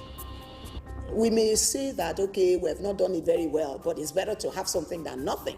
It was under the auspices of the Partnership of Nigeria Economic Summit Group with the government. We had the Vision 2020. The whole idea was to position Nigeria to become one of the top 20 economies by the year 2020. And so we sat down, bringing both private sector, public sector, partnered with the government to at least have a vision that will unite subnational and national and all government and private sector, public sector, everybody trying our best to ensure we become one of the top 20 economies by the year 2020. And I can tell you that by 2020, we had come to I think 21 or 22. We are quite close, which if we had maintained our trajectory, maybe in 2021 we could have readily become that number. I say to myself that if we are going to craft another vision document, we don't need, which is another lesson, we don't need to be any more elaborate. We have been extremely elaborate, but we now know that we are in an innovative, global, competitive world. It is no longer information or technology. It is now innovative competition. What that requires, social infrastructure, particularly education, health. It requires technology. And of course, as many citizens know, we supported, as the Vision 2020 ended in 2020, we supported the government in creating a new Vision 2050 agenda and a medium-term development plan 2021 to 2025. So NESG has played an important role in catalyzing the ideas that inform our agenda, and by holding a scorecard up to show where we are. Armed with a clear roadmap for Vision 2020, a monitoring and measurement mechanism, and the scorecard for the nation's progress, the 2010 16th National Economic Summit was the time to confront the engine that would drive the wheel of the nation's progress towards 2020. After 50 years of nationhood, it was time to confront the question of leadership. So the focus was we needed to create a way of recruiting leadership that was visionary, educated, well-cultured, that had character, competence, and capacity. So our recommendations then were to ensure that elections, first of all, where leadership recruitment starts, need to be free and fair. 2, that there has to be sufficient participation of citizenship or citizens so that they can make valid choice. Thirdly, the political parties and political systems need to be more rigorous in leadership selection and also ensure there's internal democracy, which helps to get in the proper leadership. Don't forget, each time I talk about the presidency, we still got all our state governors that we have to deal with, and that's another area that we really got to do a lot more. I think in recent years, to give credit to the current CEO, we really touched base with the House, the Senate and the House, and I think we've done very well there, and we've actually got a lot of their respect. I think the contributions we've made with NASBA and all that has made it, has really accentuated the role of the NESG.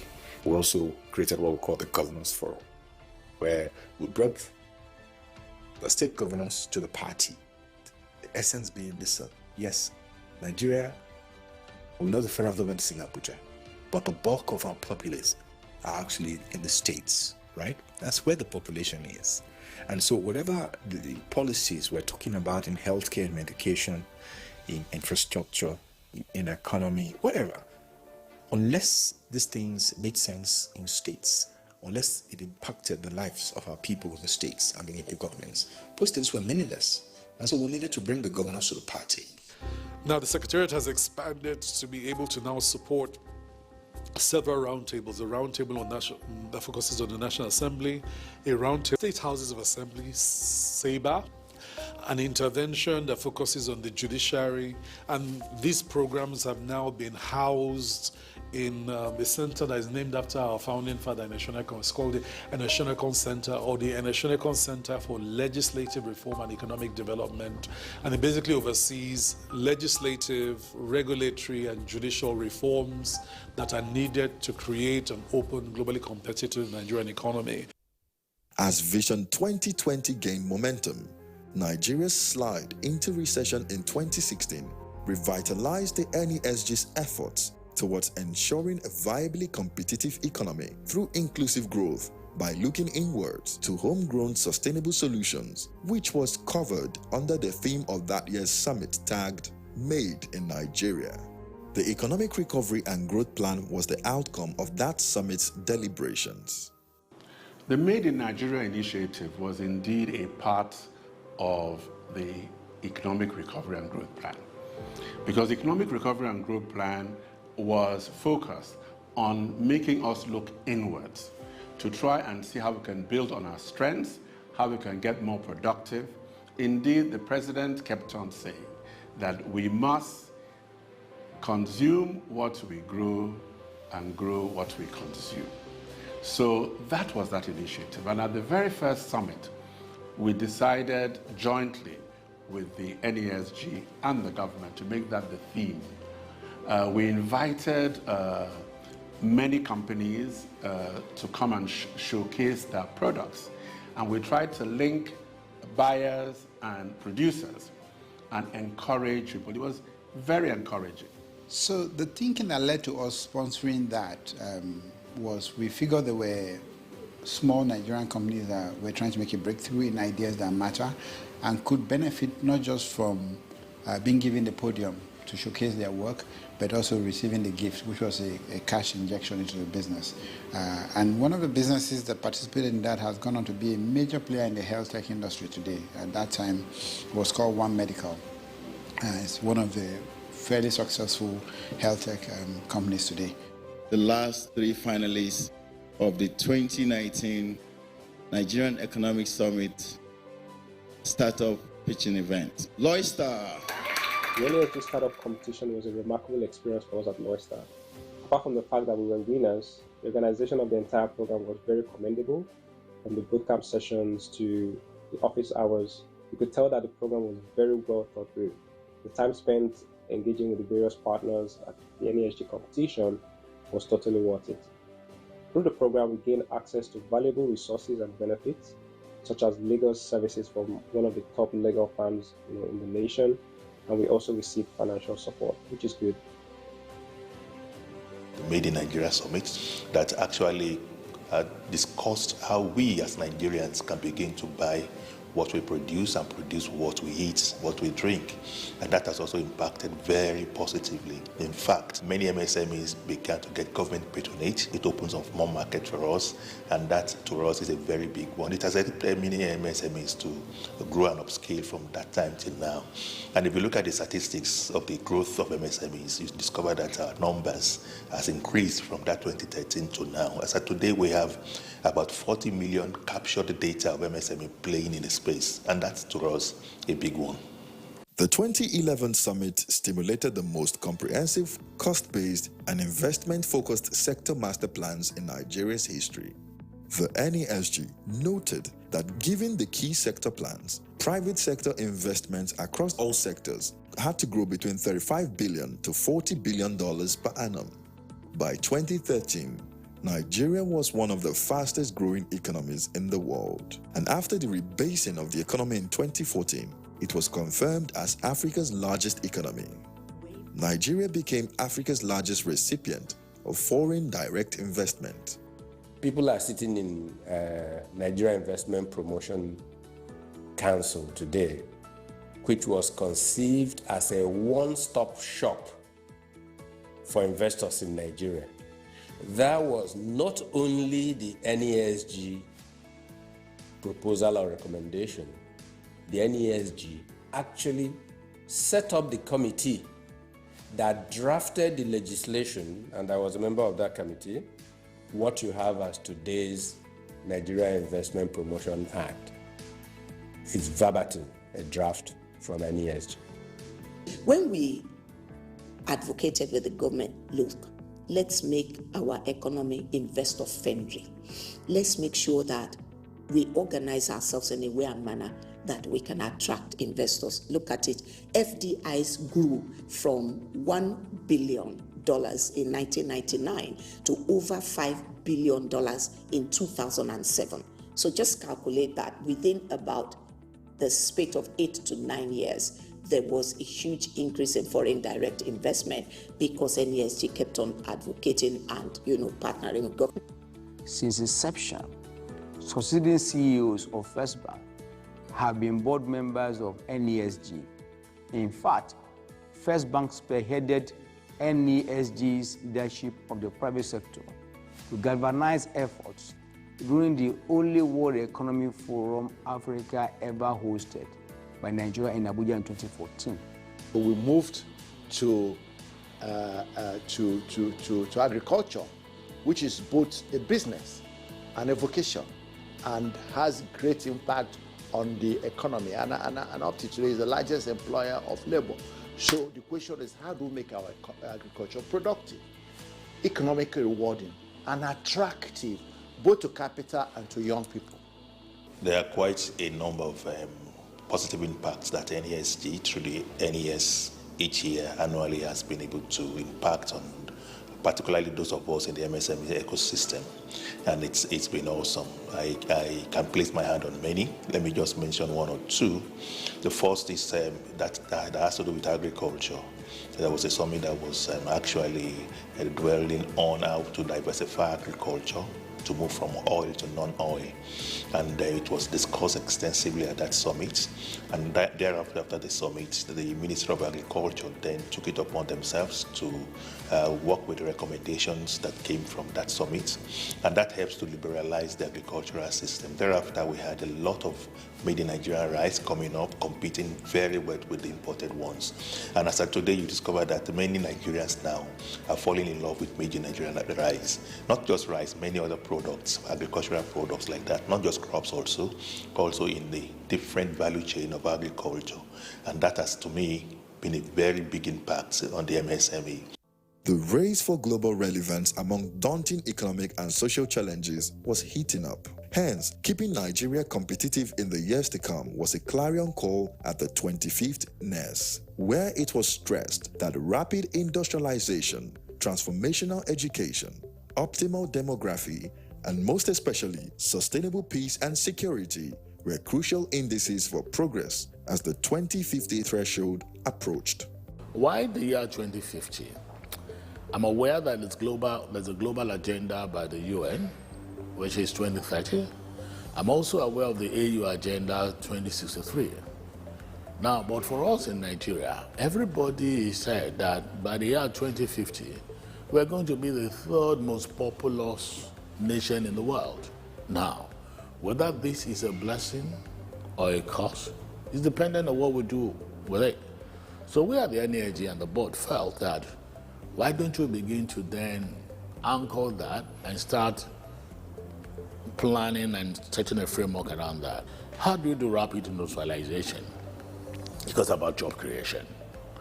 How do you create the workforce, the populace that is educated and is healthy? Nigeria needed to understand that education, because standard of education are beginning to fall, the private sector was beginning to complain that we're not getting the right skills, we're not getting the right people. So the country needed to tweak its educational focus. What I consider the single most successful intervention of the NESG in the last couple of years is the triple helix conversation with the Nigerian Universities Commission that has led to a lot of improvement in the policies, including the transnational educational policy, as well as the registration of the first set of open universities with incredible outcome. I think that education being at the center of all of the reforms that we need, conversations that led to those sort of reforms through policies and happen in a very reasonable period of time, I think that will be one of my biggest victory. I mean, I was on the sideline of it, but I was quite happy to have participated in it, and I found myself now sitting on the board of trustees of one or two of the institutions that came out of those conversations. One thing again we have introduced that makes me proud is that in-house we've established what we call the NESG Academy. The NESG Academy is our own platform to building people for public-private engagement. We've successfully worked on the curriculum for the various levels. This we intend to open to a number of our young people so that they are well prepared in engaging government, so they're well prepared in doing whatever job they want to do. And to actually start a fellowship, it's called a Bridge Fellowship for the NESG, where we'll bring in people, about 10 to 40 of them for a period of 18 months, and properly tutor and school them and give them the opportunity to intern at government space, so that this baby called NESG that was set up by our founding fathers can be passed on to a younger generation that will do something marvelous out of it.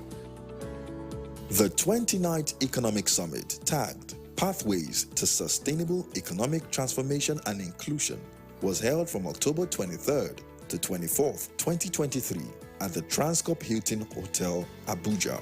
And like other summits before it, continued to ensure that evidence-based economic policy analysis and diagnostics charted a clear roadmap towards national growth and development. Driven by the work of its policy commissions, engagement platforms, credible research and dissemination analytics, and high-level collaborative mechanics, the summit has succeeded in positively influencing the direction of economic and social policies towards the growth of a modern, globally competitive Nigerian economy, with the common citizen as ultimate beneficiaries of these reforms. If you look at PBEC, it's actually a presidential council that was established in the year 2016, specifically with a dual mandate. The mandate number one is to make sure that somehow we simplify processes. The second mandate is to then make the business environment attractive, what you call doing business, to improve the reality of its simplicity and to improve the perception so that more and more investments can be attracted into the Nigerian economy. So the relationship between NESG and PBEC goes back a long way since inception of the council, because the council works on reforms across all arms and levels of government. we've partnered with the NESG on different interventions. For instance, we've partnered on our subnational interventions. We have a lot of engagements. NESG has a subcommittee that deals with subnational issues. I've spoken on panels a couple of times, and we have a lot of knowledge sharing. But particularly, we've worked on our omnibus bill together for almost 5 years. That's the Ease of Doing Business, the Business Facilitation Act, the first of its kind in the country. So NESG was a knowledge partner that had a committee dedicated to working on the contributions from the private sector. So that collaboration has gone on for a number of years now. We work primarily on small and medium-sized enterprises, but our new interventions covers large corporates. We have the PEBEC Business Champions, 23 platinum members that gross over $1 billion in the economy. We have a collaboration with the World Bank with $750 million on the table for a 3-year program to deepen ease of doing business reforms. We also work with the judiciary and the legislature.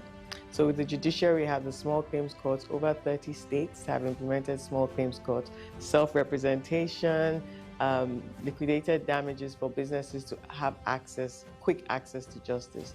With legislation, we continue to work with the National Assembly, now the 10th National Assembly, on pivotal and critical legislation such as the CAMA, the Business Facilitation Act 2022, and other such landmark interventions. And on Summit 22, through a partnership between the Nigerian Economic Summit Group, the National Assembly, and the MBA section on business law, initially supported by DFID UK Enable Program, and then later by the African Capital Alliance Foundation, NASBA, National Assembly Enabling Business Environment Roundtable, was created to support driving 115 legislations that were hindrances to doing businesses in Nigeria. One of the most recent is this policy on tax. Yes, it's a key fiscal policy for us in MSME space. The most recent of it is the tax holiday, withholding tax holidays that is being granted to MSMEs and farmers. And that for us is also a big one, because these are some of the agitations that we have been shouting about over the years and now made possible by NESG. So some of the laws that come to mind that I know that NESG was part of the advocacy and the capacity building process is CAMA, the Companies and Allied Matters Act, that brought in lots of reforms in the corporate commercial landscape of the country, be it the way you register companies, even now you have one person as a director, a shareholder, major reforms that have been made to modernize our corporate governance processes in Nigeria. Then we come to the area of consumer protection. I think that the new bigger body, i.e. the Federal Competition and Consumer Protection Commission Act, is much more effective than the old Consumer Protection Council. You can see them moving from place to place, ensure that the common man benefits from the reform of the economy. If you look at what has happened over time, for instance, Lagos State, which is the maybe center of commerce in Nigeria, or the capital of commerce in Nigeria, if you see the judicial process has been strongly strengthened and improved upon. The judicial officers are carefully selected. The Federal High Court too has been strengthened. It's not exactly where we want it to be, but there's an improvement. Alternative dispute resolution mechanisms have been put in place. Arbitration also has been strengthened, and we have strong arbitration processes and proceedings, nearly as good as anywhere else in the world. So it's not exactly where we want it to be, but it's much better. And then we also have the Copyright Act. As someone who is a lawyer and an IP policy expert, it's really good to know that some of these reforms that were pushed for have materialized into the Copyright Act. So yes, NESG has done an amazing job over the years. It is safe to say that the NESG over the last 30 years has been actively involved in Nigeria's nation-building process and in its journey towards becoming a prosperous economy.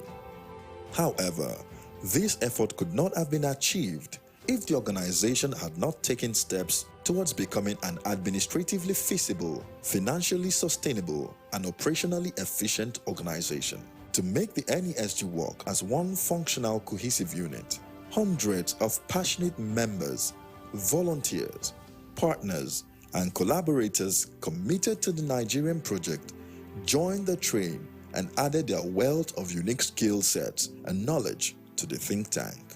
They are convinced that the patriotic zeal to collaborate and explore ideas would take the nation out of its current situation and is the only way to accelerate positive change and ensure a sustainable future for every man, woman, and child in Nigeria.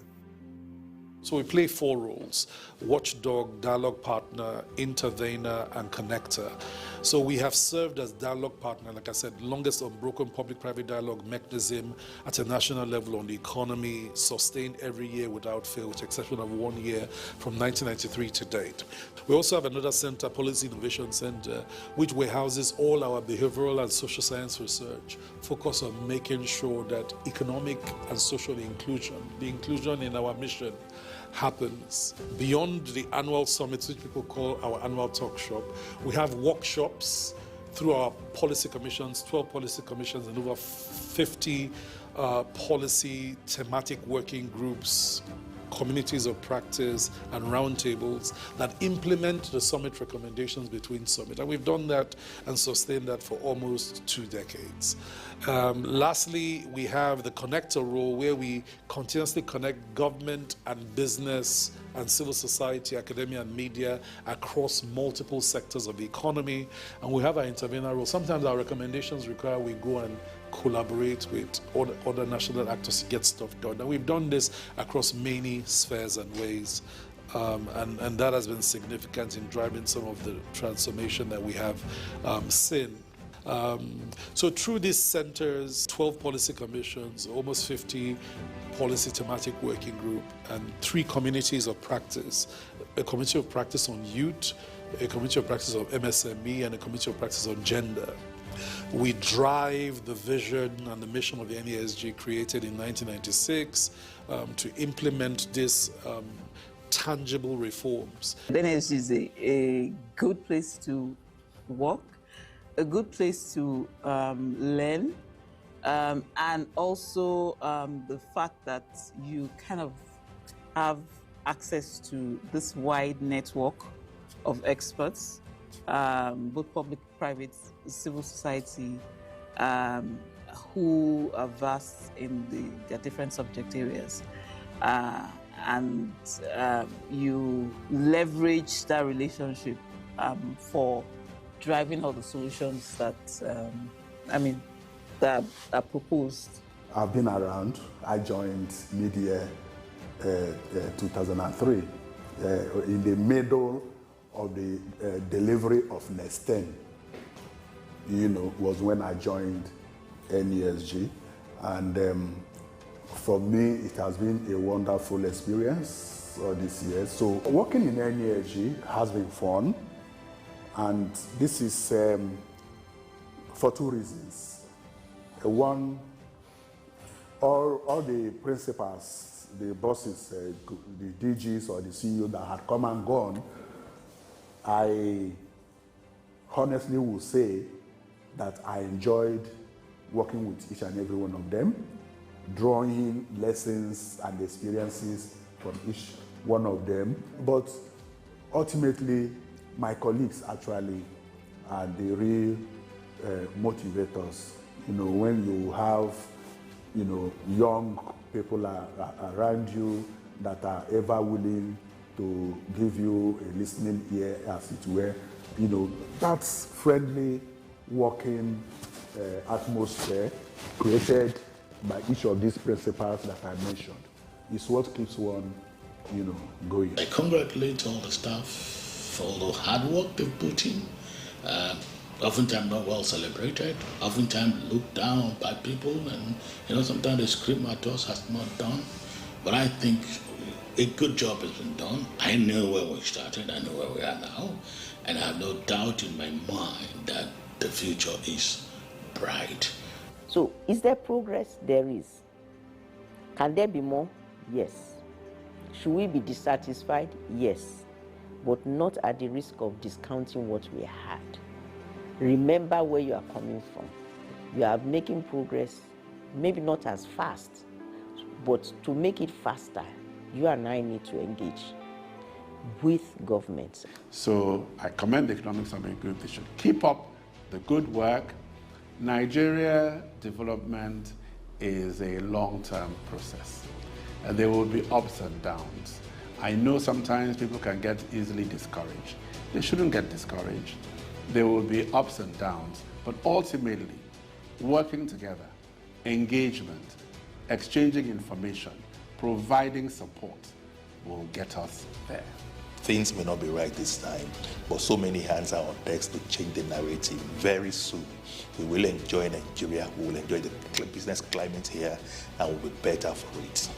The vision of the NESG stays the same.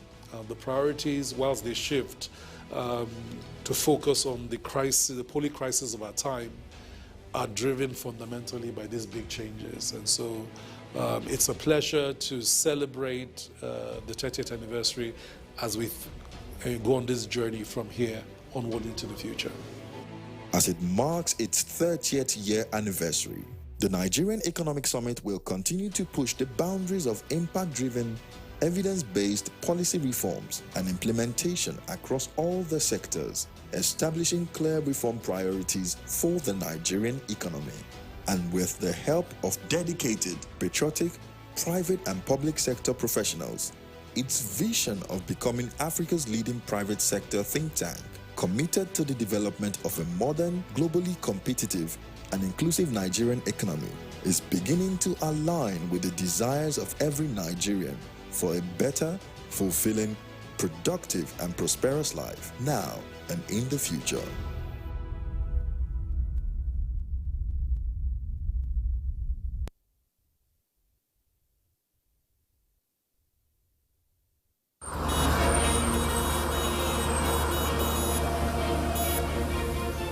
Lives are in your hands while you drive.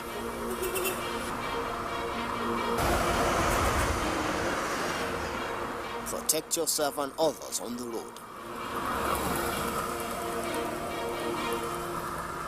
Road Matters, shown on the network service of the NTA.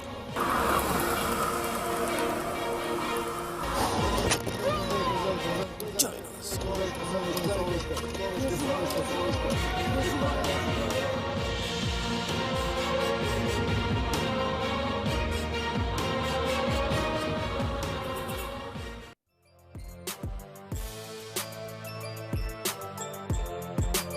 I'm going to be showing you how to make the African chicken pie. And to achieve that, we're going to start with the dough. That's the crusty dough. Now you need your flour, and then you add a pinch of salt. You have very little baking powder. It's optional. You have to work everything together, ensure that they are well mixed. So I'm going to add my butter, and then I'm going to rub in the butter. I'm going to rub in the butter nicely until you achieve what looks like breadcrumbs. So this is it. It's all nicely banded. So you want to transfer it to your work surface if you want, just to get a lovely ball. At this point, I'm going to wrap the dough with the cling film, and then I'll store it in the fridge for 30 minutes.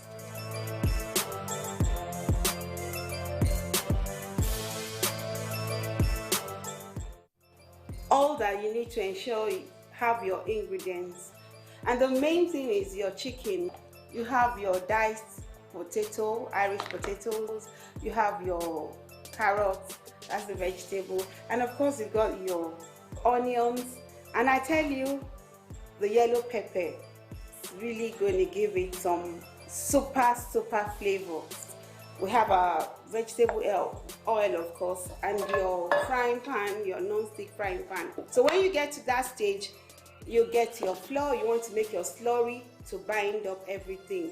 You know, it binds it, and what it does again is it makes it moist while you're baking, so it doesn't make your filling dry out while you're baking. So you simply make your flour paste. You just get just very little flour into a bowl, and you add your water and use your spoon to just make your paste, and you pour it into your chicken and vegetable that's already cooking, and then you just stir immediately, and almost immediately it binds up, and that's it. So your filling is set. Now this is how our filling looks like when it's ready.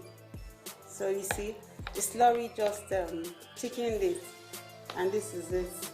Really nice.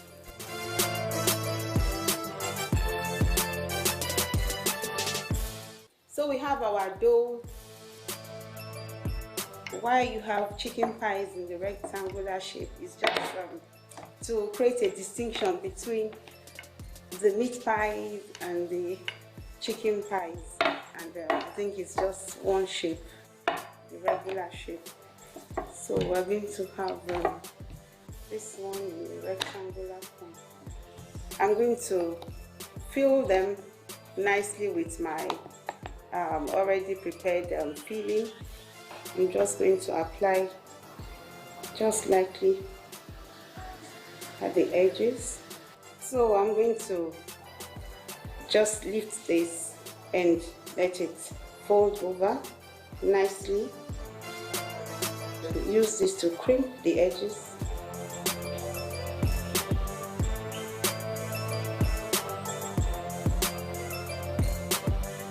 So I'm going to place this in my already prepared tray.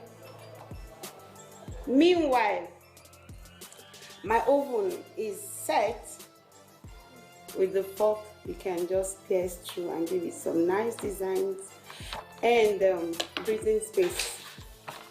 So that's it. So at this point, we're going to glaze our chicken pies with our already whisked egg. It gives it this golden look.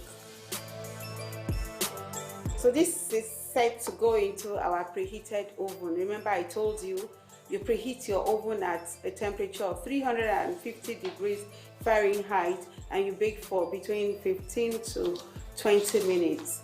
And that's it.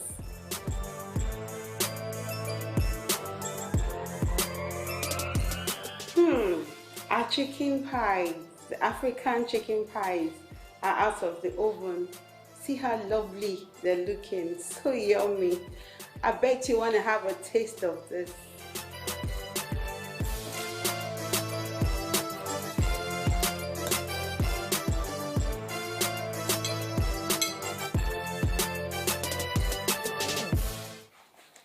Nigeria is blessed with iconic wildlife: elephants, gorillas, pangolins, and so much more.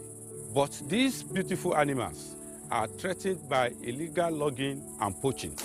And we will lose our national heritage if we don't stand up for wildlife. So please report wildlife crimes and say no to illegal bushmeat, because protecting nature protects our future.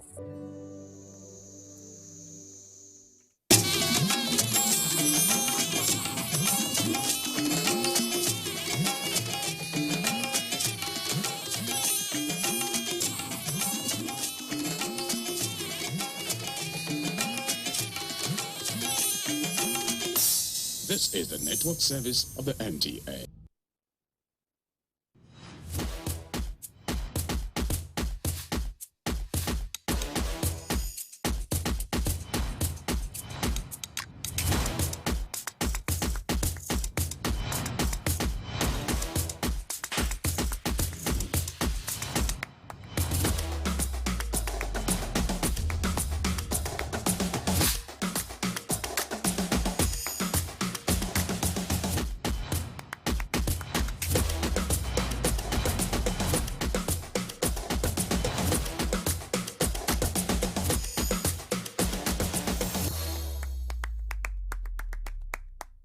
It is exciting to be back on your TV screen, and of course, this is your favorite entertainment show, Entertainment Gist. It is, and of course, my name is Steven Sunday, the Big Daddy of ABJ, as you fully call me. And all I have to do in the next couple of minutes before I officially take a bow is walk you through all that has happened in the world of entertainment, locally and globally. Welcome and get strapped in while we have fun together before I take a bow officially. And of course, let me start with one of the biggest stories in the world of entertainment right now. And of course, it has to do with Miss Universe 2024.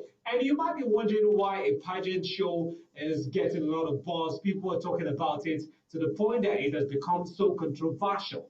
Let me bring you to speed with all that has happened. The winner of this year's event, Miss Chidinma Adesina, has been celebrated globally for winning the event.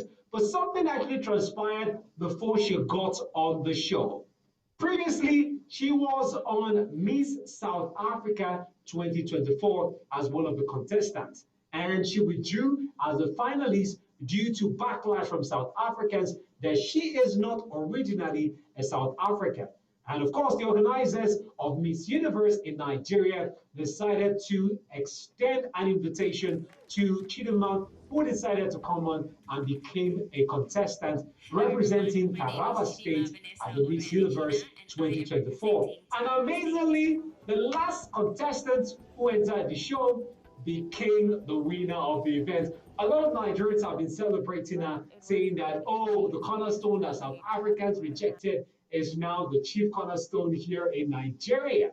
Despite the celebrations coming in for Miss Adesina, some quarters are lashing out at her that, oh, it was expected. Why would she be the last person to come into the competition and she gets to win? And some South Africans are not excited about this. So the point is, she has won. She is Miss Universe. She will be competing alongside other countries at the Miss Universe in Mexico sometime this year. Congratulations to Chidinma Adesina for winning the competition. Away from Miss Universe Nigeria 2024 and the victory of Chidinma Adesina, let me move on to talk about this amazing film that recently just hit the Nigerian cinemas. And it's one film that a lot of critics have been anticipating and celebrating before the official release, because we've seen a couple of videos and pictures on social media promoting this particular film. This film is one of the production staples of Ink Blood, and of course it features some of Nigeria's finest celebrities.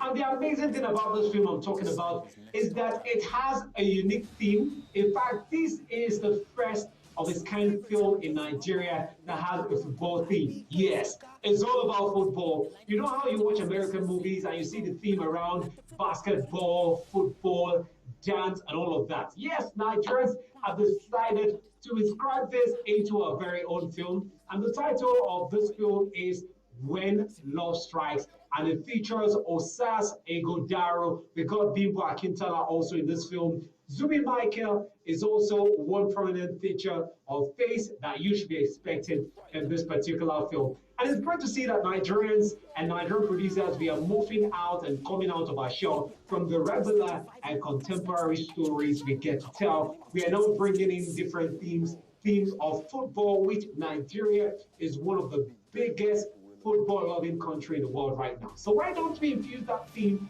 into our film? And that's what the producers of this film has done. Shout out to those who produced the film. Ecuador's company is also part of the co-producers of this particular film as well. And for some of us who are yet to see it, please go straight to the cinema close to you and go check out the movie When Love Strikes. And just still talking about movies and films, let me talk about this amazing body of work that is set to hit the big screen. And I'm super excited about it, not just because of the cast, but this time because of the crew of this film. And one of my favorite actors is behind the directing of this particular film. Of course, the man who won the Best Lead Actor at the AMVCA. I'm talking about Wale Ojo. Wale Ojo is taking the directorial seat, this time not acting in this amazing film, which is titled, This Is Not a Nollywood Movie. At first, the title of the film should tell you that this is purely comedy.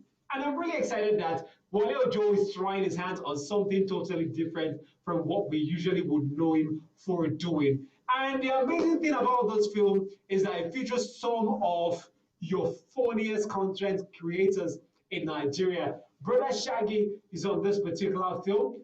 Anuku, yes, Anuku is also one of the actors. And not forgetting our brother from Ghana, Shatabando. Remember that guy? Yes, he's also in this particular film. In fact, Wale Ojowa talking about this film and what you should be expecting says this is a comedy. And of course, this is not your regular Nollywood comedy that you've watched and you've loved. That this one will blow you away. This is not a Nollywood movie. Yes, you heard it right. This is not a Nollywood movie. Please, don't be fooled by the title. It's tongue-in-cheek. It's all about laughs, okay? Because I believe laughter is an orgasm of the heart. And too much they go on. Too much they go on. So let us relax and laugh. Laugh, laugh, and laugh. For me here, I just can't wait to see what Wale Ojo has been able to do with this particular film, because I'm already laughing just seeing the guys who make up the cast of the film. Anyway, thumbs up to Wale Ojo, and we hope to see what you've achieved with this particular one. Let's check out the movie trailers, and we'll be back.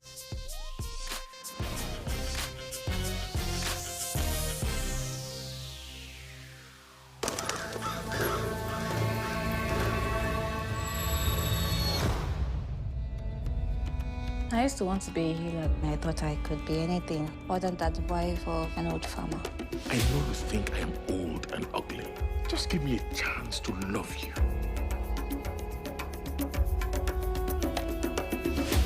My husband, tell them how we met. Kale. Kale.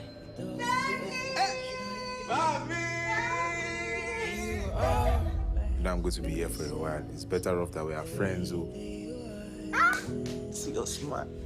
Sometimes I feel like she can hear what I'm thinking. Femi, wahala ti ṣẹlẹ̀. Shikasalo. Have some respect for a man who was like a father to you. Like a father to me. Adigun lórúkọ bàbá tèmi, kì í ṣọdún. Stop entertaining my enemies. Enemies. I need láti bá mama ẹ sọ̀rọ̀. You have to talk sense into her. Once a man loses his senses, you either set him free to the market square to fend for himself, or you tie him under a tree.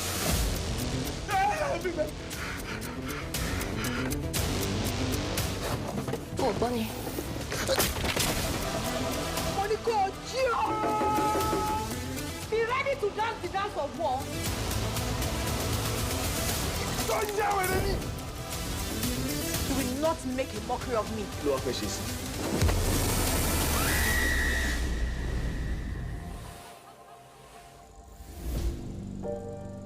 Not everyone can believe this. Surely they can see what he is.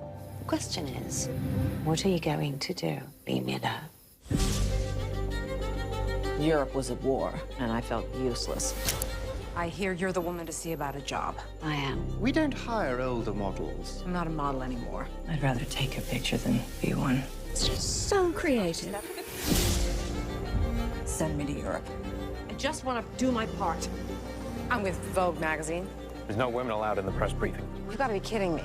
We don't send women to combat. Well, that's a problem, because I'm here. Why should the men get to decide?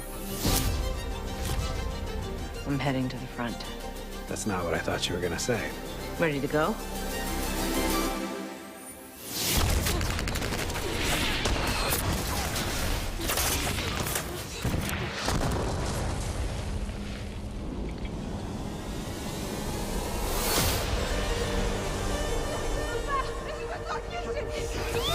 Leave her alone!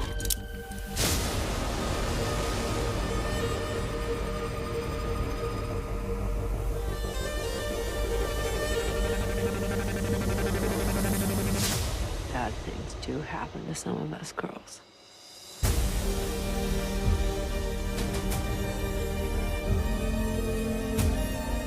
You have secrets. Many that you'll never share. Stop! Who cares? Nobody saw them. You didn't print them. I fought for them, Lee. Not hard enough.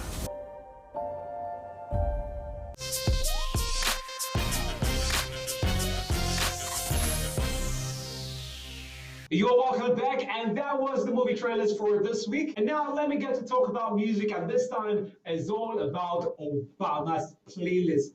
We all know that Obama's playlist is one of the biggest themes when it comes to entertainment globally. A lot of platforms, media personalities do look out for Obama's playlist when it gets released. And this time, the former president of the United States of America has released his 2024 playlist. And guess what?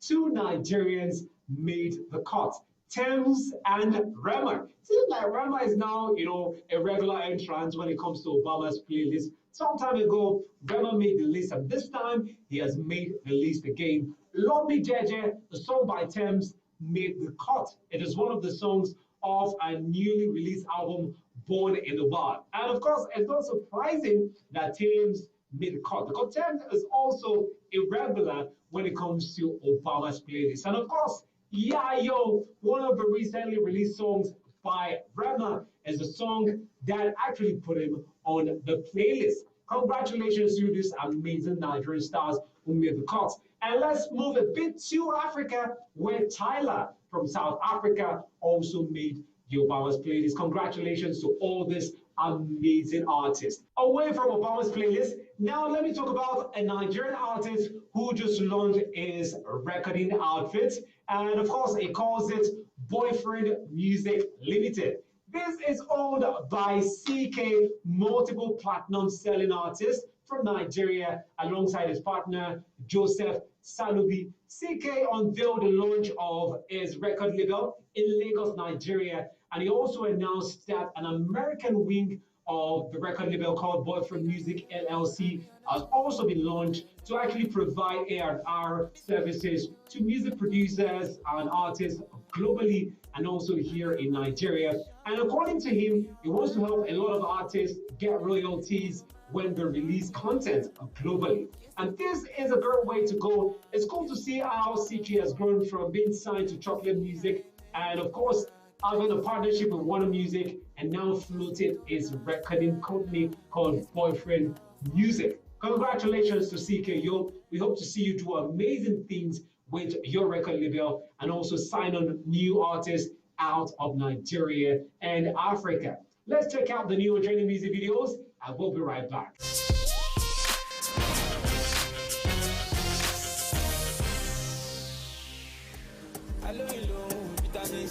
Mommy mo fi jọ my melanin queen. Fine girl no pimple, classy and simple. Mommy, can you see me now? What I pour down for my many times I didn't miss you gone. Need to say you wait a little longer. This our life, every day I do back.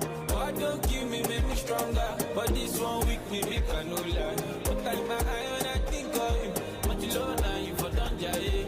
Why don't give me, make me stronger? But this one week me make I no lie.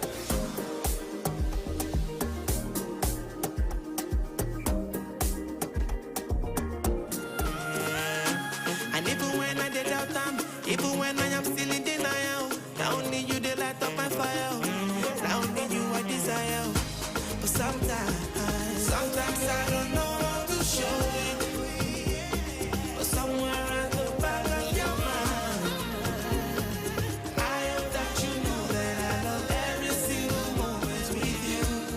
Sometimes I say it, but sometimes I don't know how to show it.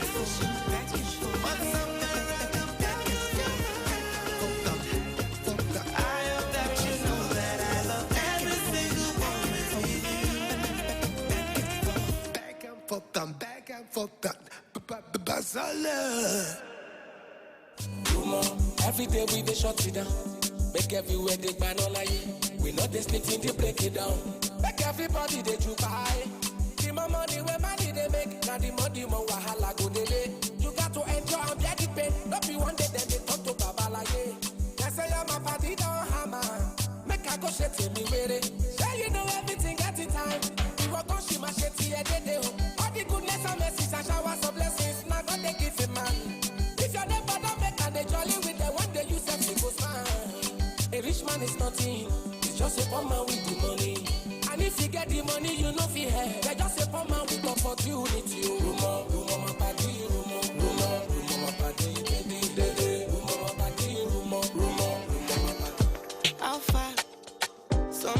my lips in a cup. So stop. I don't see the love to you. So many eyes in the room, but I got my eyes on you. Tell me what a bitch gon' do to get you. Ooh, something that you are. It's nothing that you say. It's just the way you say it. I'm giving you away. I'm lit tonight, you know my lips don't lie. I want you to take control right now. Right now. I'm lit tonight, you know my lips don't lie. I want you to take control right now. Right now. No, don't feel like you're not enough. Cause even when times get tough, you shine. Don't think that they'll ever win. Cause nothing can ever dim that light in you. You got the heart, you got the power. Nothing you can't do. One voice can start a choir. Lift your voice to the sky. One heart could change the world. One star can light the sky up. One light can ignite the night up. One heart.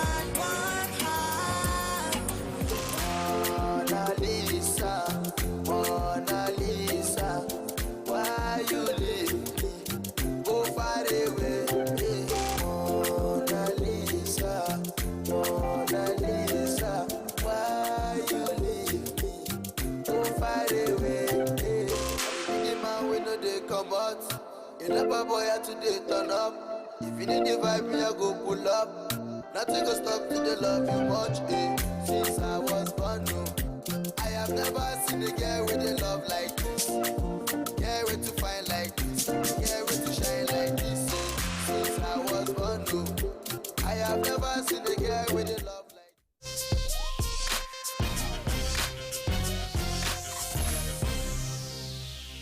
You are welcome back. This is Entertainment Gist. My name is Simeon Sunday, and of course, the big daddy of ABJ. Away from music, but let me still talk about something that has to do with music, because this guy is an all-rounder entertainer and a socialite out of Nigeria. A lot of you know him as Yemoli. Yemoli recently just tied a nuptial knot with his longtime girlfriend, Tayo. And Nigerians are going agog about his wedding ceremony. We've seen a lot of pictures, a lot of Ashwebi videos flying here and there. So many Nigerian celebrities at the wedding ceremony. So many content creators as well from Nigeria also out to celebrate Yemoli and his girlfriend Tayo. It's really cool to see how Nigerian entertainers are coming together to celebrate their own. Congratulations to Yemoli. And my question is to that guy. That yellow guy that used to dance, that they call him Pokuli.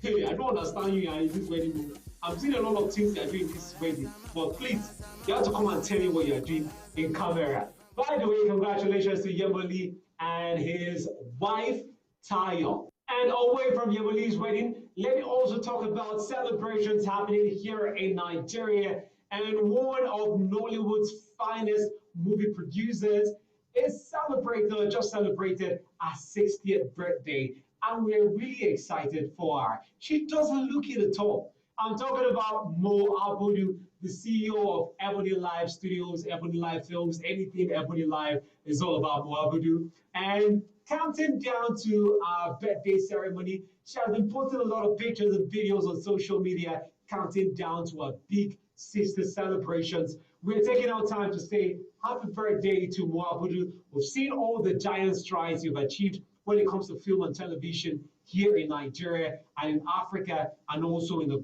global space. We celebrate you, and from all of us at NTA, we're saying happy birthday, Mo Abudu.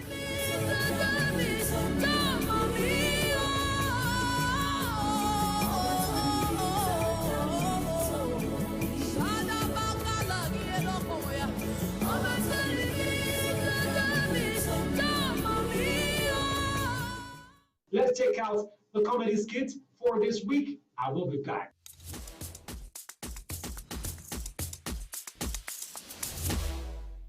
I am proud to announce to you the first artificial intelligence road that will be completed in less than 1 year. The government is setting aside 10 billion for the completion of this project. Thank you. Thank you.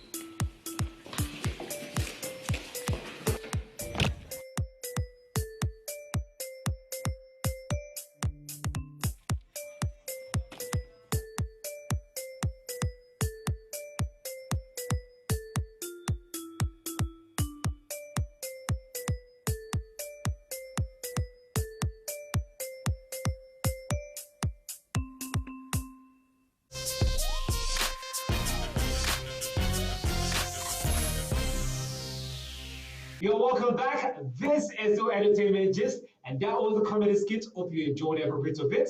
And now from comedy, now let me talk about something that I am still trying to wrap my head around, because some of us never experienced it. We never saw this coming, because the last time we heard about this guy was that he was into athletics, and of course, he's a two-time long jump champion for Nigeria.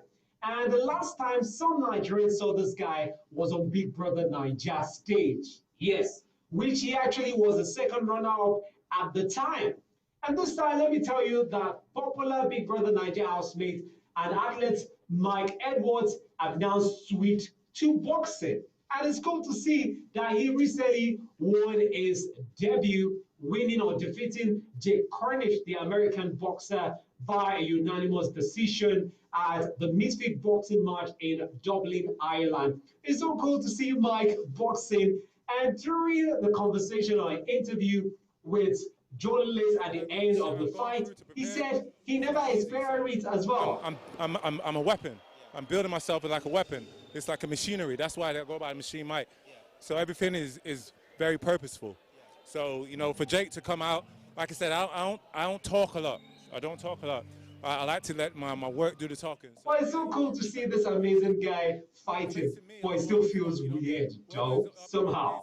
It's been an awesome time sharing all of these amazing stories. You want more of this? Feel free to join me next week when I return to your screen. And trust me, I'll bring you all the scoop and all that has happened in the world of entertainment. My name is the Big Daddy of ABJ. See you Sunday. Catch you next week and stay blessed. The circle of life is a strong African theme in African religion, in African daily life, in African art. Most African art is based on the cycle of life, birth, death, and so on. Great songs, great relationships, some very innocent creatures with a very classic story. Everything the light touches is our kingdom. Wow. A king's time as ruler rises and falls like the sun. It was all a dream, just a new girl on the scene. Got your face on magazines, how it feels killing me. But you care to see plenty fire in my eyes, just the way I like to be. Will I stay, will I leave? I can figure out myself when I'm distant in my world. I could hold on to the past and be absolutely mad, but I let go of my sins, just searching for my wings. If you know where I'll find it, I would take a limousine. Guess we're all burning, burning and burning, burning, burning and burning, burning, burning and burning, burning, burning and burning. Don't you rush into these games. These games will. Embrace the wisdom of our ancestors as we explore the timeless wisdom of Nigerian proverbs. Proverbs are palm oil with which words are written. kola nuts lasts long in the mouths of those that values it. He who thinks is leading when no one follows is just making the walk. No matter how hot your anger, it cannot cook here.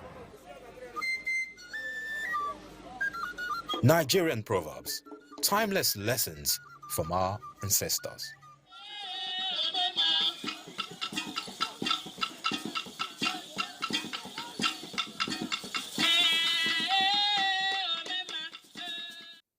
Creative visual arts has been believed to be the highest standard of artistic expressions. Artists make works that are purely created to be aesthetically pleasing, which distinguishes masters of art from other forms of art. These are works that have been with these masters and have recognized that in dealing with art particularly, when you're buying any stock of art, let me just say this, you're not buying the regular car, you're not buying the regular jet there, then you put it. This is something that has never fallen. There is no stock market that you find art has fallen. So it's always on the rise, and Nigeria is on the rise. The demand for Nigerian art, both locally and globally, has equipped the artists with necessary skills to create various forms of art. And for the masters, it also provided a significant cultural component to help them in communicating ideas, entertain, and awaken our curiosity and emotions. It has to do with the Nigerian situation where we have the three major ethnic groups in the country, Hausa, Igbo, and Yoruba. And the work here represents three figures with three different colors. So as the artist, I chose blue color to suggest that the man in blue is the good, and the man in red is the bad, while the man with black dress is the ugly. Will you say the Igbo man is the one wearing the blue color, or the red or black, or vice versa, the Hausa man, or even the Yoruba man? So the major idea is that we are very rich, but unfortunately we are not making good progress because we have the good, the bad, and the ugly within our society. There's no other animal as courageous and majestic as the lion. They are aptly called the king of the jungle, and their regal appearance is awesome to behold. But with only 50 lions left in Nigeria, they may soon just be a memory. When snares are used for bushmeat, we rob the lions of their food and risk maiming them for life. So please, say no to illegal bushmeat and help protect the lions, their ecosystem, and nature's processes that keep us all alive. Keep them wild and keep us safe.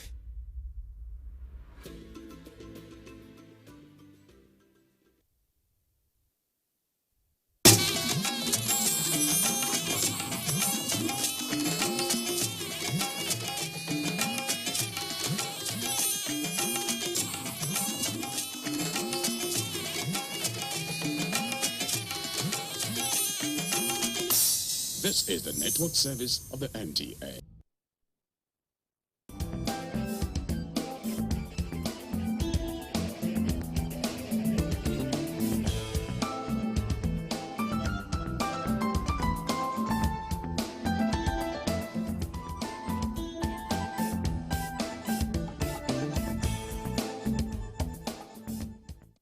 It's a lovely day, and we are ever so grateful that we sit here and have freedom of speech, freedom of conversations, freedom of thinking and speaking as we think.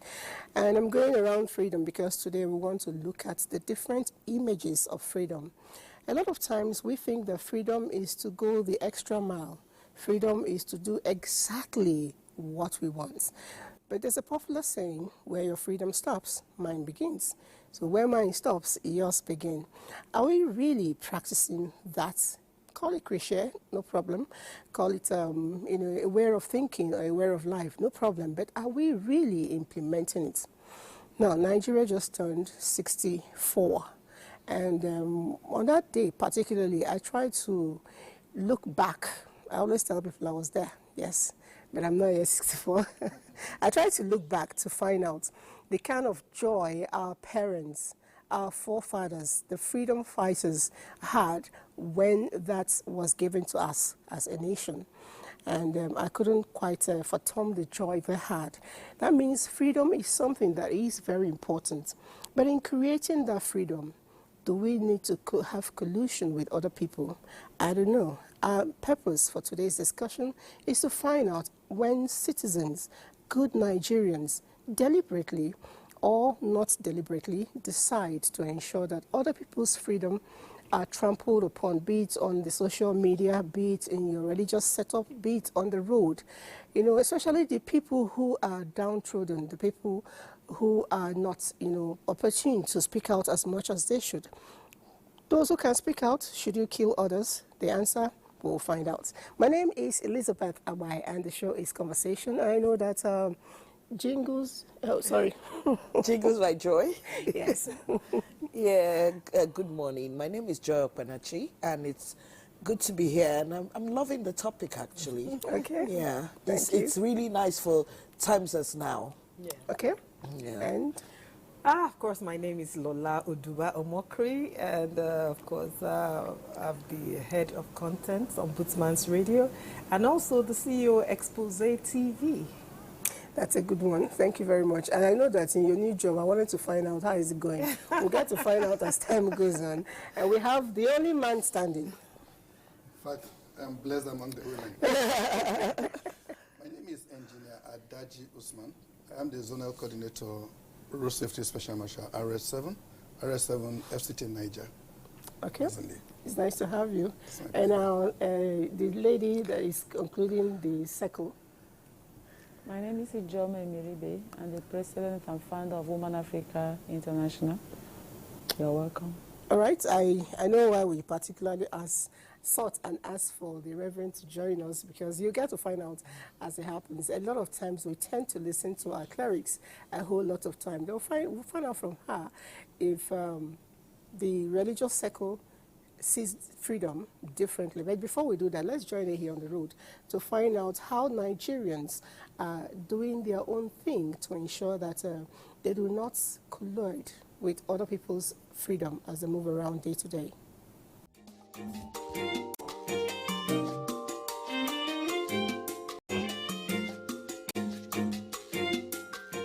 First, I have people in mind, other people's wish and desires. So first, I don't like being selfish because I want to enjoy myself, so I should try to make some persons uncomfortable. So I have people's interests in mind, and as a patriotic Nigerian, I must do things which are also law-abiding. So I must not go against the law in inconveniencing the authorities too, and also be a law-abiding student or a worker, and lastly, worship God. As a Nigerian, to my freedom, everybody has freedom, right? There are many freedom. I think I enjoyed my freedom without entering into another people's space by guiding my thoughts, my mind, and the way I communicate with people. By obeying what other people are and respecting other people's opinion. The moment you respect somebody's opinion, you won't interfere in his freedom. By minding my business, number one, following the rules and regulations of the country also, and again, basically minding your business. For me to enjoy my freedom without interfering in people's business, I mind my own business. I say what I need to say at the right time without using hateful words and without insulting the elders. I just say what I need to say politely. Why I'm enjoying my freedom is that because freedom of speech. But when you are seeing maybe our government are doing things very wrong, you will be able to speak out. Even they are not They are hearing us, but they are refused to do it what we want. But you have the freedom to free your heart. I don't intervene into people's affairs. I don't insult. I don't say things that are out of line. So that is it. We don't enjoy any freedom in Nigeria. As far as we are concerned, Nigeria is concerned today, there's nothing like freedom. There is limit in everything. Fundamental human rights is there. You follow it logically and morally. When you follow it morally and logically, there's no problem. But you should know, too much of freedom will make you to commit suicide.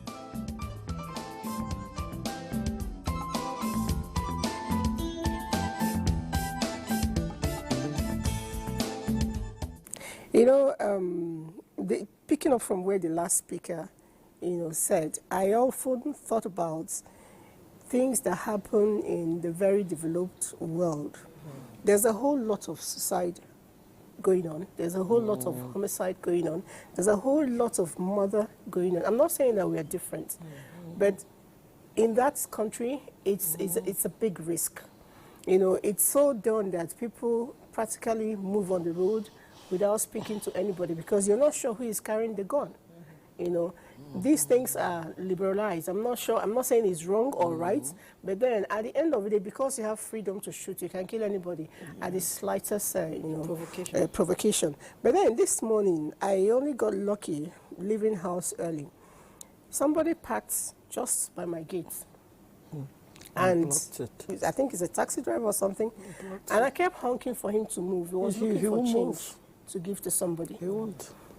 I stood there. I was like this. I said, this is how people go to work late or go to events late. This man felt so entitled. When I said, honking again, he said, Madam, what is it? What is it? Yeah. Now only you get gates. Yeah. Now these kind of people where their husband that must be suffering. I didn't say anything. It was just a reminder. Please, can you shift? So that I can move. So I can move. I didn't say anything. He just hit me. No, as long as he's concerned, he's right. He's right, and it's his freedom. I mean, the federal government territory it belongs to everybody. Nigeria is our own. So for that, I can park anywhere and do anything. No, but it's even wrong in the first instance to park at a gate, somebody's gate. Did I know that? And see, because I noticed that these people keep doing it. Uber does it, Bolt does it. And the minute you just start to horn, and like someone said, now let you get a house. It's just, I think the way things are happening, you said yours now. I left the house early by the filling station, NMPC. This is the line for you to buy gas or PMS. This line is taking you straight to go. And I saw this prim and proper guy block the road because he wanted to shunt. Prim and proper, by appearance. That's it. Okay. So the next thing, if he was a driver, I wouldn't have been offended. You get what I mean? But you thought it was culture. Because I expected so much from him. Then I started my horn. The man had the nerve to come out and say, Madam, it's too early for you to be horning. Horning, normally before, I think the horn is noisy, yes. I lived in Russia, and I realized that all my years in Russia is very difficult. I don't think it's allowed to be... But guess what? Russia Everybody... Is Russia not too far? Just Africa. Okay. But the thing here is that but everything is done orderly. So here you are, you silly man, you're coming out. So when I was going, I said, you know what, guy, you get alive. And I drove off. And you know what he was doing? Walk out, and I couldn't understand. And this is what we go through every day. No, we're talking about freedom here now. Sorry? We're talking about freedom. So no, I can shout. No, but you see, I'm free to do that. I'm free to do anything I but want let to me do. tell you, we misuse freedom. We misuse freedom. Why can't you wake up in the morning to queue for gas? I don't know. I am a woman, I queue in the morning. That's what I'm saying now. We are talking about freedom. Yes. You understand? Yeah. He has freedom to do whatever he wants. No, Right? no. I'm not saying. Yeah. I'm not saying maybe it's wrong or right. Yes. But I'm saying that that is what freedom entails. Right now. Yes. I am free to park my car wherever I want to park my car. I'm free to horn. True. It's freedom. You understand? Freedom is that you are not restricted. So there's something that must back it up to give us a balance. And that is why we are here, isn't it? Okay. So freedom. We are here to talk about freedom. So okay, you're the road marshal person. She was being sarcastical with the freedom. Interest, freedom. There is this popular song by the South African, freedom is coming tomorrow.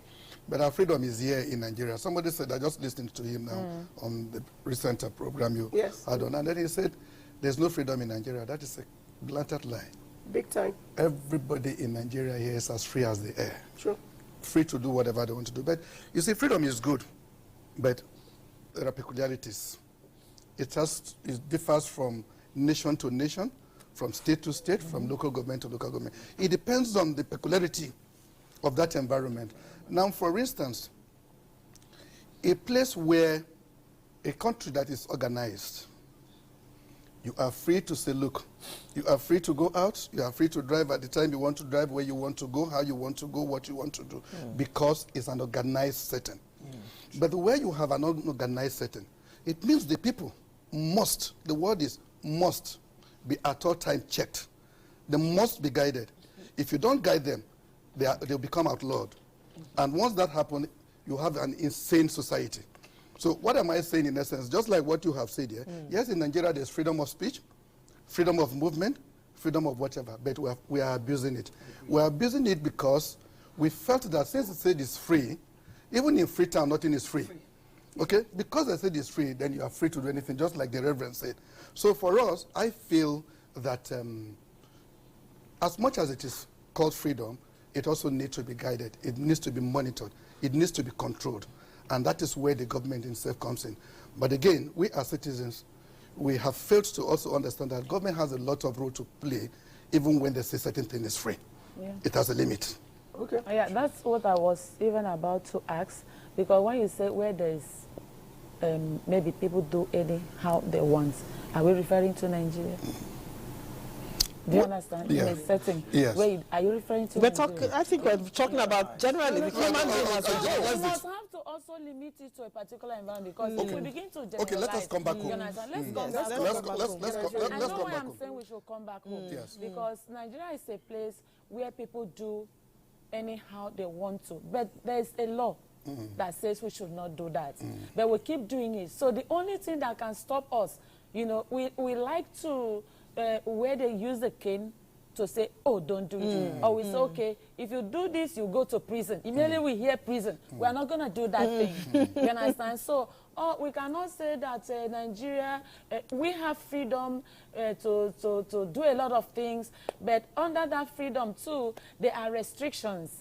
But the only problem we have is, are we actually, you understand, guided by those restrictions? For instance, you know that there's a traffic light that says you should stop, and you see a government official coming with a hood, and piam, the government goes. Another person comes, piam. Oh, since the government is going, I'll tell my driver, oh yeah, because there is traffic. No, but unfortunately, sorry to cut you, unfortunately, that is not it. That is where we also mix it. No, I've not landed. I'm just I just wanted to correct that impression. So, but if in a situation where the citizens are just there, and then they see the people that are leading them, you understand, also doing the right thing, obeying the rules that they have set for us. I tell you, every other person will follow. I'll give you an example. If you go to Maraba and Nyanya Aziz now, those days when I'm driving around there, I'll say, God in heaven, who this place is so hot because the heat there used to be like double. But right now, recently I went around there because I used to go to school from there. I saw that everywhere the road, there was no roadblock, no traffic, and everywhere was. I said, where are the people selling along the street? They said there's a restriction. And the restriction is that if they catch you, they will seize it. Seizing your things is not even a problem to them because they will find you and you go to jail. Many here you go to jail. Everybody. You know, for me, I think that freedom, as we all know, is the right to express yourself. Exactly. But while we all want to express ourselves, there is something that must guide us. At the end of the day, it comes back to your conscience. It comes back to what you believe is right and what you believe is wrong.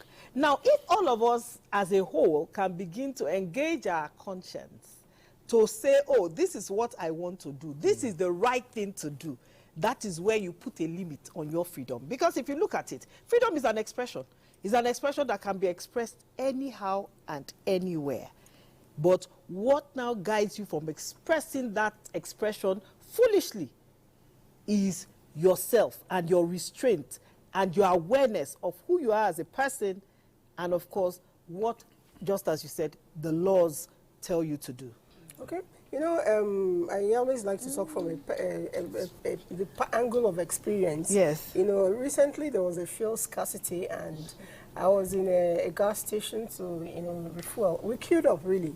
You know, it got to my point. While I was buying, a lady walked in, you know, very responsibly dressed, and she said to the attendant, I need you to clear road for me to come in. I don't want to stand on the queue.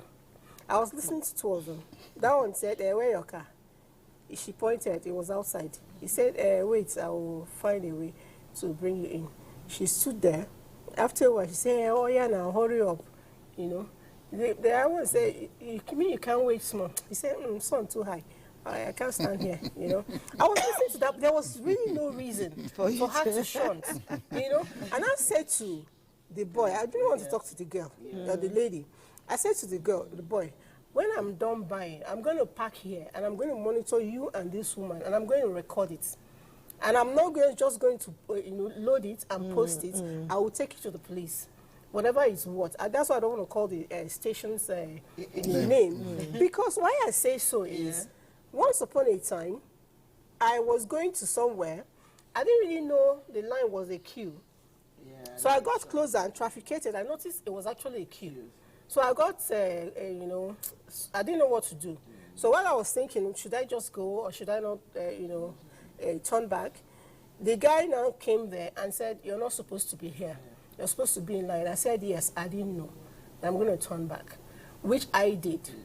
I liked what the security man did because he did not let anyone who was trying to, you know, play a fast one, do that. It's actually, anyway, I'll call the name of the place because it's positive. It was Sadi Plaza. So I said, if other people could do that, a lot of times I'm in queue to pay and it gets to the point, somebody wants to jump and cross over.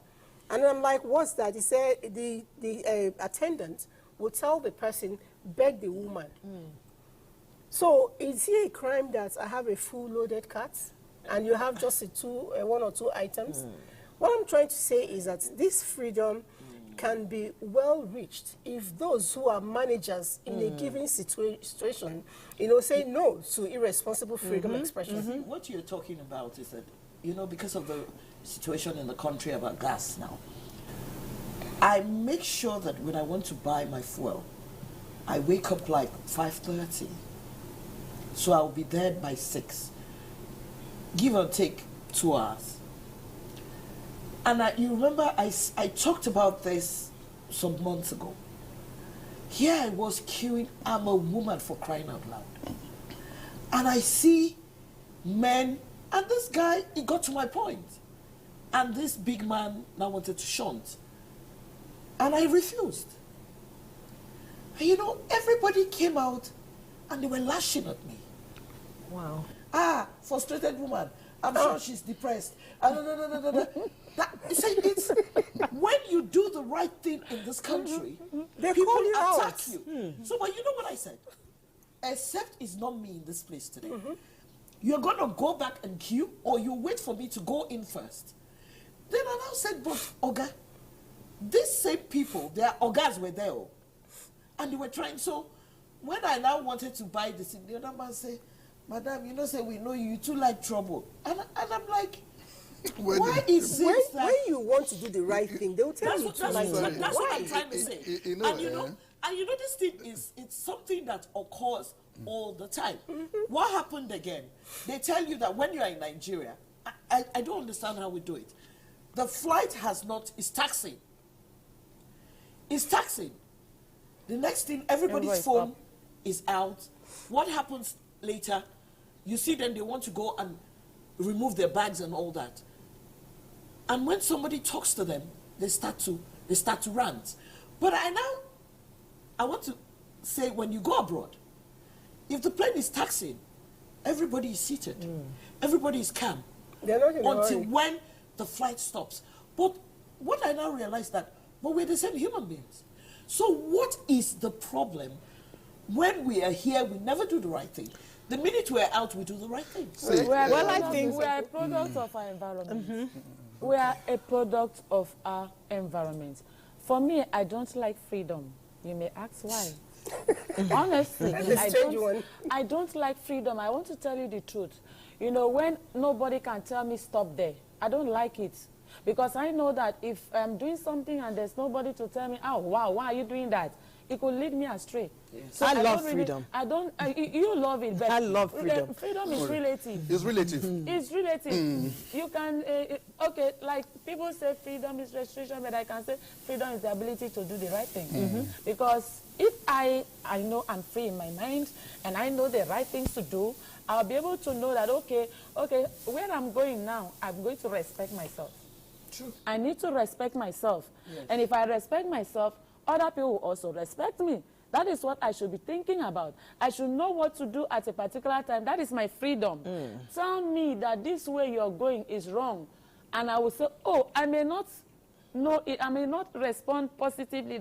But when I go home, I'll think about it. This person, this thing this person is saying, it might be wrong. Oh, let me even do it that way. So why I'm saying so is because, like you said, we that are preachers and stuff like that, you know, we just know that when you talk about excessive freedom, I don't know when freedom can be excessive. You understand? But it can actually, but I don't know when somebody who has freedom can actually say freedom is excessive, because it starts from a particular one and keep moving until you have somebody who say, oh, stop there. This is not how you used to be before. Why are you like this? So that's what I'm saying. So. You know, the women are having a field day. So we are going to. Yes, you know, the issue is excessive freedom leads to insanity. Whether we like it or not, that's the truth. And it also has to do with our character. And character, like he said, is relative. It depends. What I think is right may not be right to you. Okay? So for me, if here in this country today, take for instance, yes, insurgency here and there, that is true. If the use of arms is legalized in Nigeria today, I'm sure a lot of us won't be alive today. That is freedom, and somebody will tell you it's my right. In fact, out of anger from your home, you will bring down innocent people on the road. We do this a lot. Because of the way you are feeling. Because of the way you're feeling, because of your person, because of who you are. You don't give a damn about anything, and that is just it. So, for instance, let us take it from our home. Now, you give birth to 1 or 2, 3 children, and then you said, yes, because freedom, because we need to allow them. Let them be free. Let them exercise their right, freedom of speech, freedom of rights. And then you leave these children to themselves. Come back so what do you think these children will become tomorrow? Except if they are, in fact, even with God guiding them, they need people to direct them, to give them, to restrict them, and so on. I'm going to, sorry, just finish. Okay, so I think that what we need to do, we need to, first and foremost, come up with a principle of going back home, going back to the root. The root in the sense that let us find a better way of bringing up our children. This generation may be a failed generation, but what happened with upcoming generation. True. We can get it right. We can get it right if, but again, it's getting worse by day. Because what you think is right or what was right and the things you do right yesterday are to them today a cake. Yeah. So they do it differently and they do it, in fact, worse than we think we were before. In those days, we could just go to the stream and then, okay, you insulted me yesterday, okay, let's fight. You fight and then you settle your scores and you come back. But today, they will use knife, they will use every other kind of weapon to make sure that that person is killed and maimed. So it's a different ball game altogether. So you will now understand that. I think we need to go back to the basics and then make it right. Then finally, before you speak, when you were talking about the issue of maybe the traffic lights and so on, I was trying to come to that point there. Why do we have emergency cases? Why do we have a situation where VIPs use siren?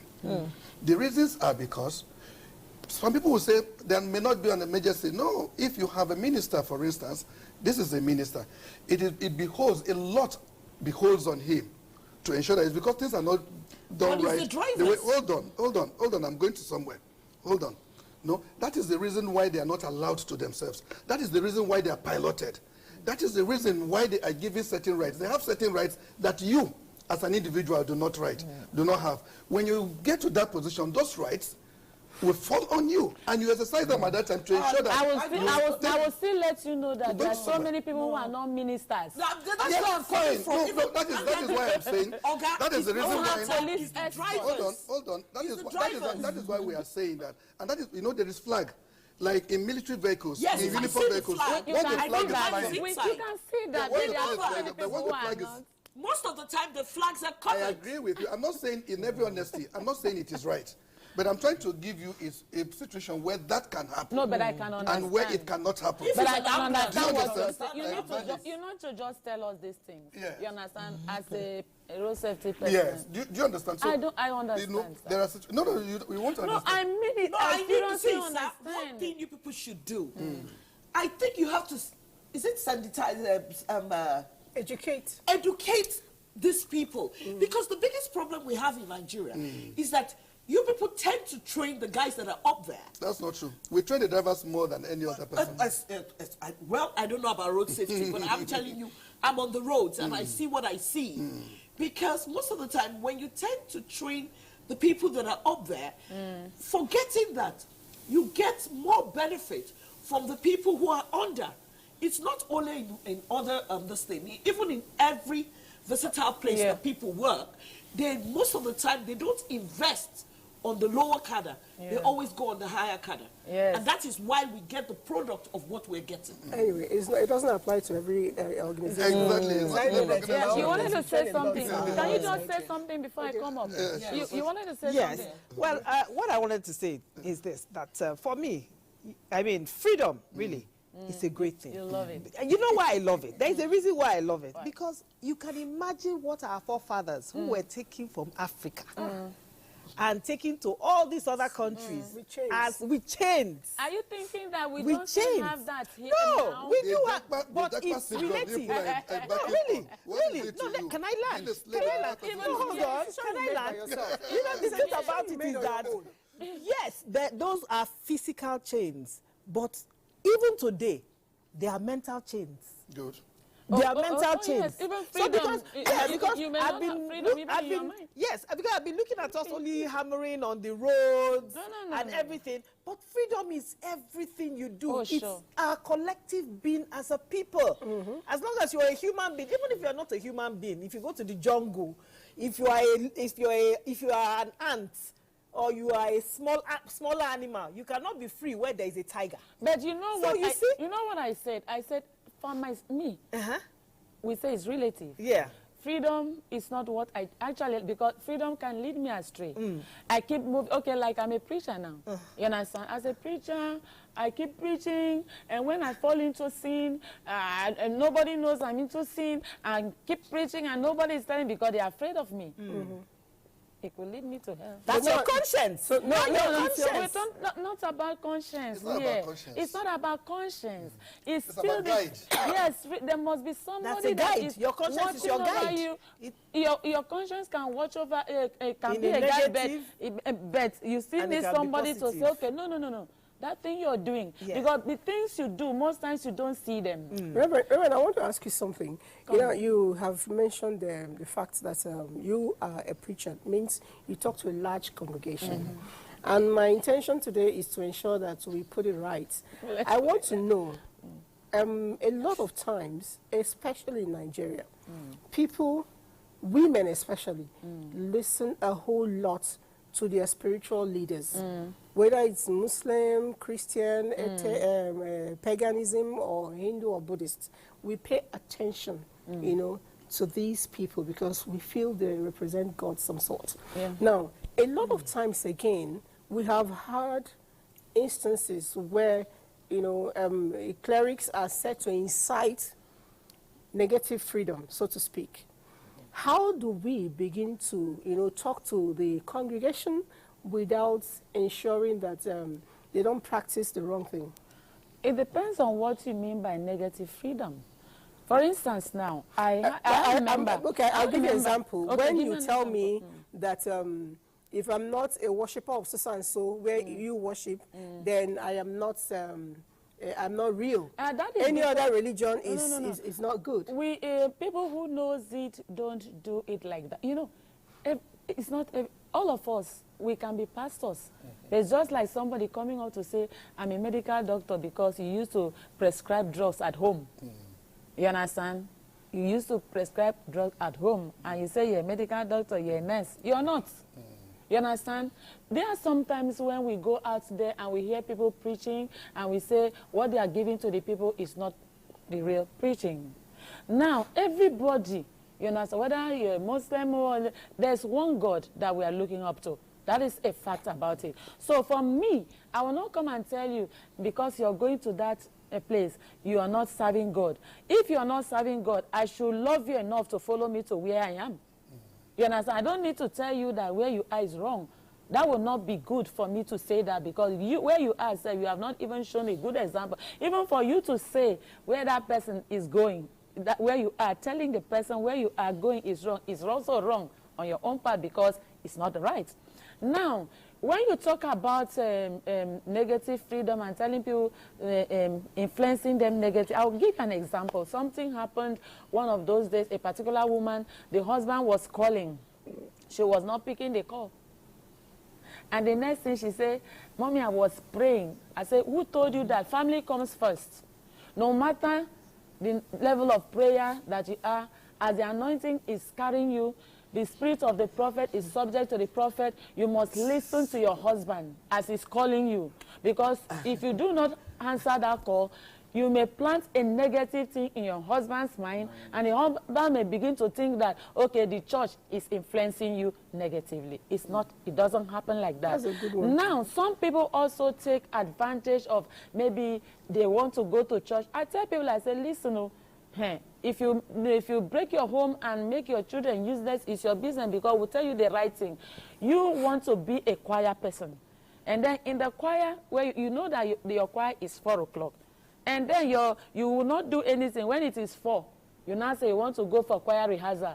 You say, my pastor says, pastor will not want you to go to church 24 hours every day, every week, 247. You're in the church preaching and praying. Are you the only, what time do you have for him? You must have time. I want to chip in. I want to ask you a question. Ask me. As a clergy, when husbands are killing their wives, and the clergy killing, are you mean there, physical from beating and all that and torture, and they tell me that the Bible says you must be together. We should not divorce. What do you? I think my freedom is. Why do I stay in a narcissist, toxic relationship? But the thing here is, my pastor said this, my pastor said that. Okay. You cannot leave. If you leave, it's a sin and all that. Okay. Now, so that we don't go talking so much. Listen, there's something like separation. Okay. You understand? Which you can separate forever because the Bible says, if you must divorce, do not remarry. But most of the time, people are silent about they not remarry. You can take off out time because there's what we call midlife crisis. You understand? There are times crisis comes in the life of a man or a woman. They feel that, okay, something is going wrong, but nothing is really going wrong. Oh, you have not made it like others. Oh, you are feeling that this woman is a bad luck, this man is a this, is a that. You have to wait. You can separate. Separation is not a divorce. You can separate for a while. You can go here and go. What if it's violent? If it's if you're separated, will there be that violence? No, because I think, sorry. I'm talking about freedom. I think we are deviating. Listen, we're not deviating. We're talking about my freedom. You know why I say we are deviating? Hold on. You know why I say we are deviating? You see this topic you are raising? Yeah. Is a full topic on its own. It's a full topic that has so many sides. But let me bring us back to speed. Now, I'm bringing us back to speed. It says that in Nigeria there's freedom of speech. Do we have that? Yes. We have freedom of speech. Yes, I know that. That you have been talking here is freedom of speech. Do you know that freedom of speech can also lead us to sin against God? Oh, yes. Freedom of speech. For instance, I know, the little that I know, God has asked us to obey and listen to our leaders. Parents, rulers, leaders, name them. A situation whereby you have freedom of speech, and then you take off. Barack Obama said in one of his speech, I can't quote him verbatim down, he said, once you elect a leader, whether wrongly or rightly, and that leader is on throne, the best you can do for that leader is to pray for that leader. Oh, yes. Pray for the success of that leader. Because if that leader goes down, the country goes down. It goes down. Only God appoints a leader. Do you understand? Only The country goes down. Now, a situation where somebody takes to his Twitter handle, Facebook page, and then insult a man that is older than his father, or the father of his father from A to Z, and then he said that is freedom of speech. Make caricature. Make caricature of the man who is possibly the leader of that country. And you say that is freedom of speech. You can see that freedom taken excessively, taken too far, taken beyond necessary. So for me, these are the orientation I feel we should be giving out to people because there is a limit to everything. Freedom. Even when you eat, and then you eat too much, it becomes a sin. Because you have overfed yourself, other people are there. Too much of everything. Too much of everything is bad. So we should be able to define the limit of whatever freedom we are discussing and whatever freedom that the country may have said, we should do this. Now, let me also add this quickly. They said, you are free to speak. Now, if you now go out there and then speak against the government, for instance, and said, oh, no, not even against the government now, because I have freedom of speech, I said, look, there is going to be a bomb blast at also point today, at this point. And God help you. You just said it carelessly, maybe the matter of whatever, and anything close to that happened. You are suspended. They said because freedom of speech, and the man will not be picked. And once you are picked, people out there, including journalists and everybody, begin to take back at the government. So you can now see that a lot is happening that we need to understand. We need to learn. We need to know where it starts, where it ends, what we are supposed to do per time. Okay, let me just quickly put in what he's saying. For instance, now, when there was this politics period and people there were so many abuses. I remember somebody was abusing, sorry to say, I'm not a politician, the first lady, and see your face, see your ugly husband. Oh, that was too much. I had to react. And they almost came to me too. How dare you? See, these things, no matter the kind of freedom, whether you're in the social media, you're talking, you should know the people that are older than you. We have gotten this thing. This thing is becoming too much. We talk anyhow. Then coming to freedom that you were talking about, you talk about outside the country and stuff like that. Freedom here. Listen, some freedom kills us. Freedom that a child that is 14 years can give birth to a child. Immediately you give birth to that child, you're now given a house, which means many other children will give birth to many other children. Yes. So that is freedom. Yeah. You understand? Is that what we want? No, we don't want sunshine. With freedom, there must be a guide. That's what that is the thing. I actually want you to look at this freedom from the angle of the children, because I know at a point you were running a show for children. Yes. With freedom, there must be a guide. All of this actually also falls back to the home life. Because before the person becomes an adult or a teenager, and goes into society to begin to act out, they must be coming from somewhere. Yes, they must have a background that has shaped them to be what they are. Yeah. You understand? So all of this is very important. To take it from the home, just as you said, from the roots. Because once you begin to build a consciousness in a child, believe me, as that child grows up, no matter the temptations from society, the child is able to remain on course, except in unforeseen circumstances. It does. You know, that's the honest truth. So at the end of the day, when you look at freedom, you're not, it's a whole thing. We're only just narrowing it down to maybe social media, because social media is right now. We just yes. got some and social then media you know, but freedom, you know what I mean?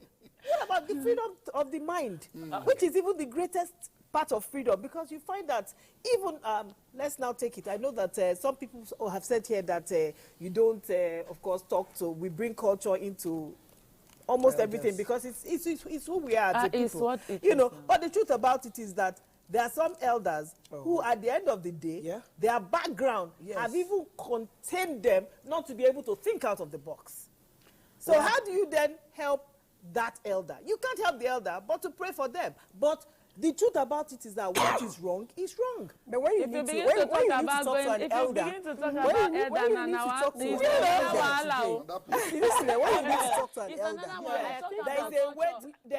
a manner in which you talk about culture, it's another wahala. You begin to talk about... the truth about it is that there must be continuous campaigns on what is right and what is wrong. That is where the media comes in. If the campaign is only within Abuja and only the cities, but you see, I will do that. No, but Liz, I'm not even going to start talking about some people that are supposed to know the right things and they're doing the wrong things, because most of the time I see young people say, but that person said, we see it. Unfortunately, our social media, we use it for the wrong things, broadcasts and everything. I want to say something about freedom. And I saw it 2 days ago. See, when you have freedom, you don't understand the impact of freedom. Thank you. My team, the Super Eagles, went to Libya. What I saw, the freedom was taken away from them. See, what I saw was disheartening. And I was very happy that when they went, it wasn't just the players that went. Officials went. Can you imagine? Football is a game. There's no big deal. You win some, you lose some. The way those guys treated those Super Eagles, those players, then they understood what freedom was. Because even to leave the plane to go to the hotel, as long as they were Nigerians, they were not even allowed to go. And then I saw all the securities with guns. They were held hostage. Held hostage. Do you know that I said they should get, is it a psychologist or a or what do you know? Someone to yes, they have to talk to them, because when I saw the players, these are superstars. These are big boys. These are rich boys. But their freedom was trampled upon. And I'm waiting for CAF, and I'm waiting for FIFA. At the end of the day, what you mentioned is a big deal for me. Until you leave the shores of Nigeria, you may never really understand. I went to a country within Africa, and I went like I would do in Nigeria, freely. I was in my hotel room. I needed to take a walk, around the environment, know the place and all of that. The girl by the reception called back, at me. I got back. She said, you need to go wrap up some part of you, remove certain things on your body, and drop your phone. I said, why? He said, because they can cut your hand because of ordinary wedding ring. Wedding ring. And this was a country's capital. I was so scared, I was so scared. So I'm like, this is something I take for granted where I'm coming from. He said, no, here, any small this thing can lead to violence on you. That one is even very far. Just like you just said, I was out of the country just recently too, just about a month ago, to one of the Asian countries. And one of the first orientation that was given to us was, when you see somebody coming with a child, and this child is beautiful, so fine, you're fine, how are you? And then you told them, they said, that is harassment. Yes, it is. They tell, in fact, they warned us seriously, that is harassment. Oh, you look beautiful, you're fine. They say that is sexual harassment.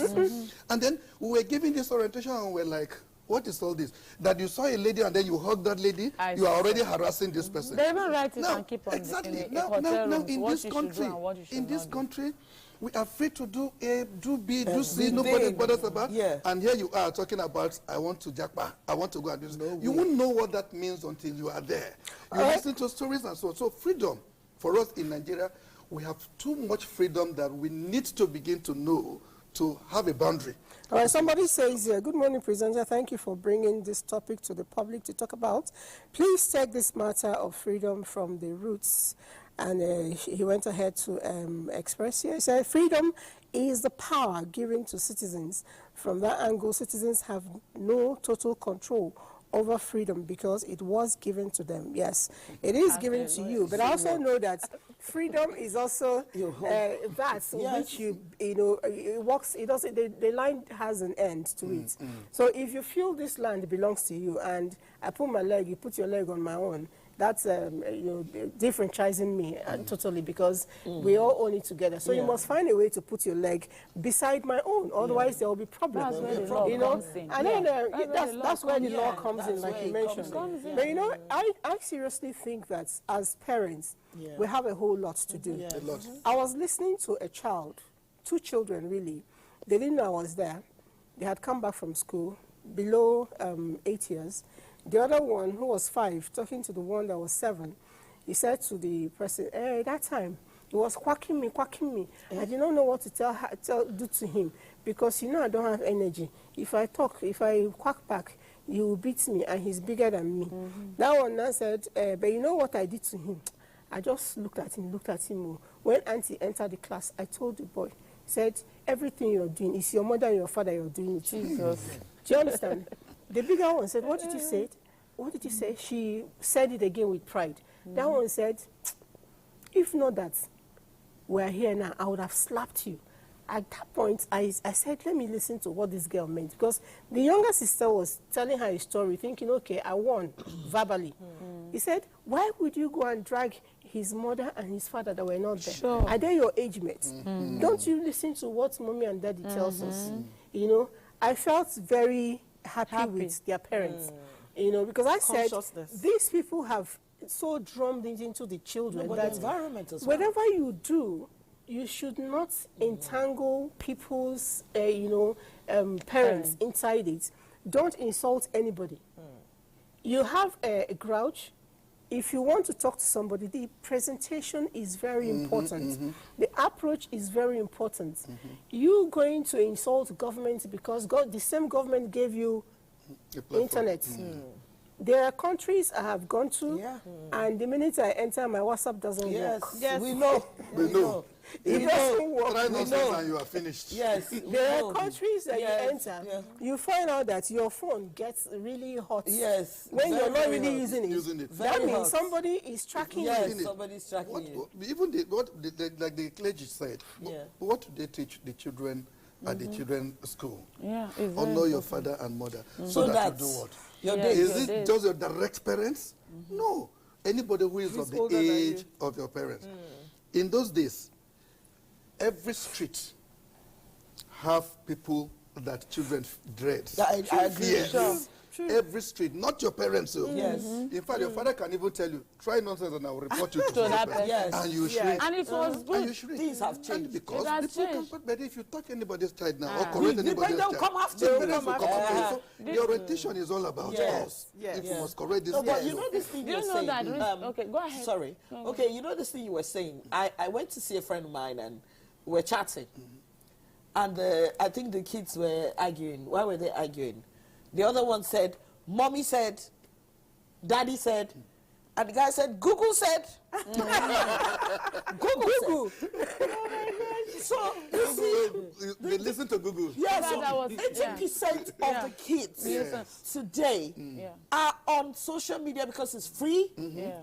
And they just look at certain people and they look at those people as role models. And they look at them. You see, the one that kills me about freedom is clothing. I am sick and tired because there was a clergy who just talked about BBL and talked about how or every woman wants to expose the body because it's right, because they feel that these certain people that they look up to, that's the way they dress up. And that was why freedom, people say freedom, freedom, freedom. There was a program that just ended, a 90 days program. And everybody asked me a question, who did you want to win? I said, I want the responsible man to win. But certain people wanted the irresponsible people to win.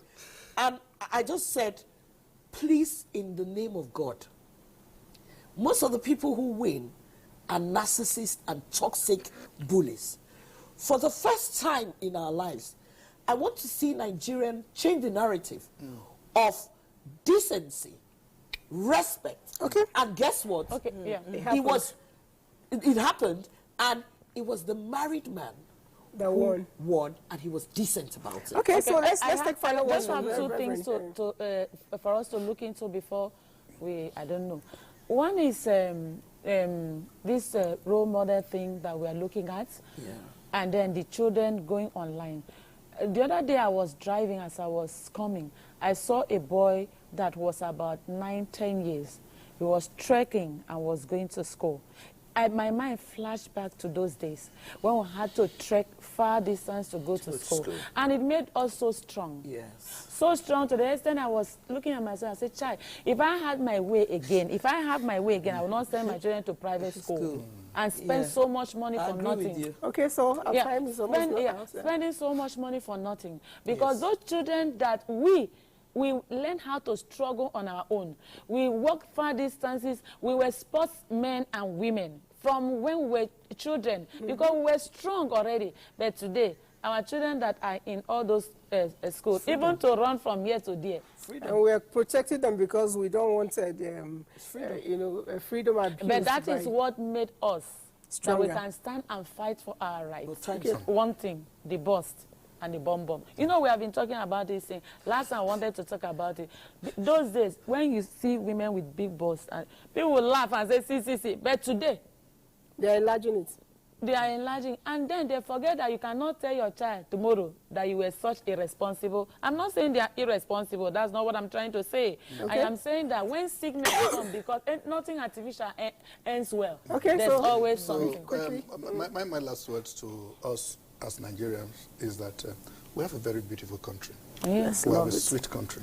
We can make it better. We can make it like the UK, the US, the whatever, in fact, any country of the world that you think is best. We can make it better and better than those countries. Thank you so much, sis. Oh, wow. What else can I say but the right to choose, and choose wisely, is the ultimate guide. All right, and with that, I'll just be saying bye-bye, but let's read one more message here. Nathaniel, freedom to me is priceless, but should not be taken for granted. Let our government do enlightenment to the youths.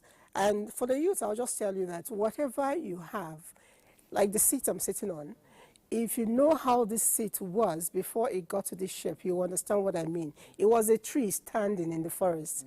They had to cut it down. It was crying. They had to polish, they had to shape until they got to this level. So if you want to be great tomorrow, if you want our country to be great tomorrow, we must invest in that country today. You must invest in yourself today. And you must practice, your freedom with respect. Let the leaders work. They'll take us to where we are. They already promised us with time. We'll see you again next week. Bye.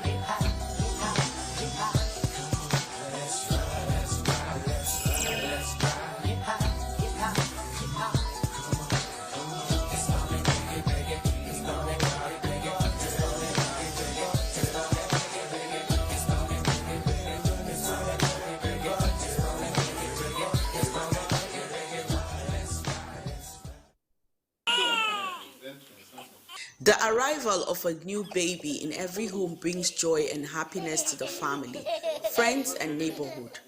But when the child is born with a condition, the feeling is as if one swallows a bittersweet pill.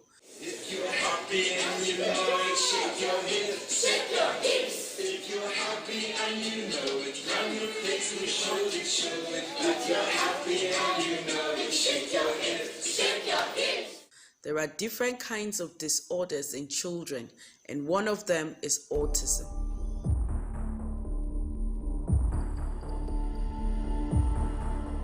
There is no known cause of autism, but we have predisposing factors. It could be genetically influenced, which means it has to do with the gene of the child, not that the parents passed it on to the child.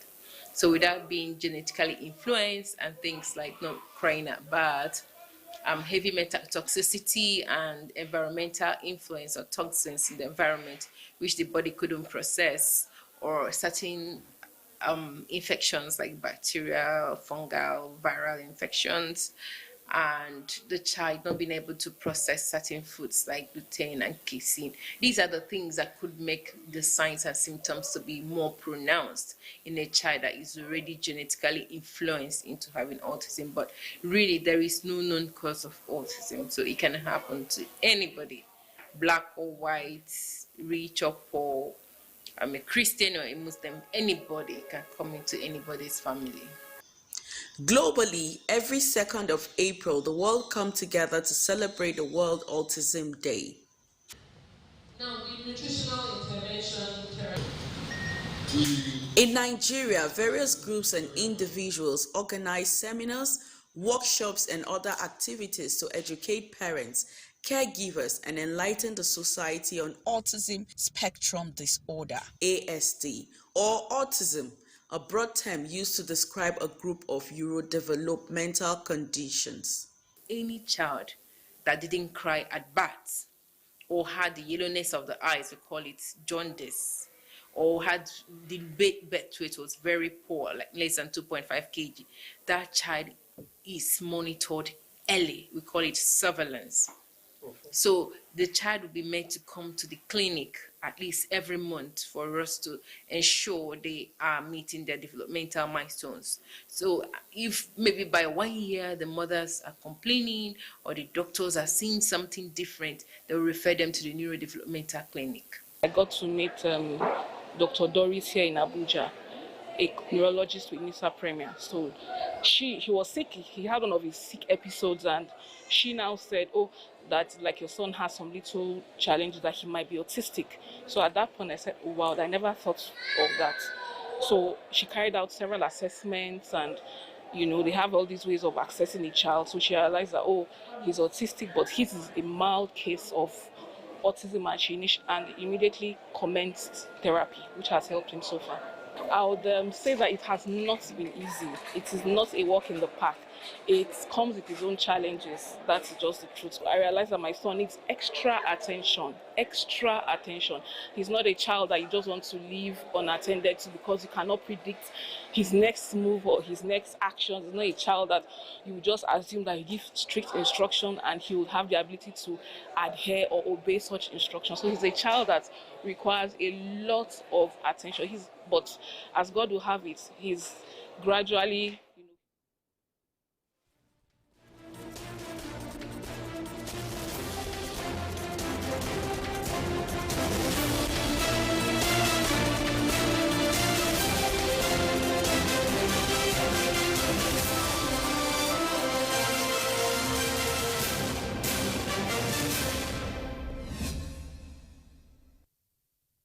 Hello and welcome to the news on NTA International. I am Dennis Adegunloye.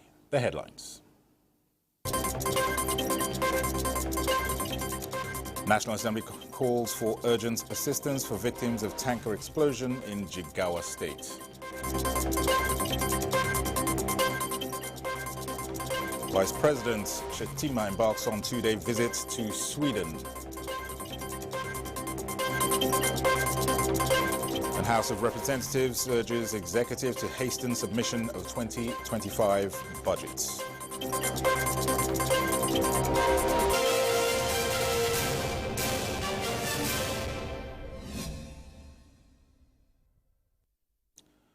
There is no vacuum in leadership, even though Presidents Bola Tinubu and Vice Presidents Kashim Shettima are out of the country, as they are fully engaged with the nation's affairs, even while away. The President's Special Advisor on Information and Strategy, Bayo Onanuga, said this in a statement. President Tinubu left the country on 3rd October and is on a 2-week working vacation. During this time, the president has been busy issuing directives on matters of state and will soon return to the country before the vacation officially expires. The statement also says the vice president departed the country Wednesday for Sweden on an official visit, and all state organs are functioning as usual. The Senate presidents, secretary to the government of the Federation, ministers and service chiefs are all in their respective positions, ensuring the smooth operation of the government. The statement further explains that the nation has witnessed a similar situation between late April and early May this year and sometime in 2022, when former President Buhari and former Vice President Oshibajo were out of the country simultaneously. Meanwhile, Vice President Kashim Shettima has arrived Sweden on a Tuesday visit to represent Nigeria in bilateral engagements with the Scandinavian nation at the instance of President Bola Tinubu. During the working visit, the Vice Presidents will engage in high-level bilateral talks with key government officials, including a meeting with Crown Princess Victoria of Sweden and the Swedish Prime Minister.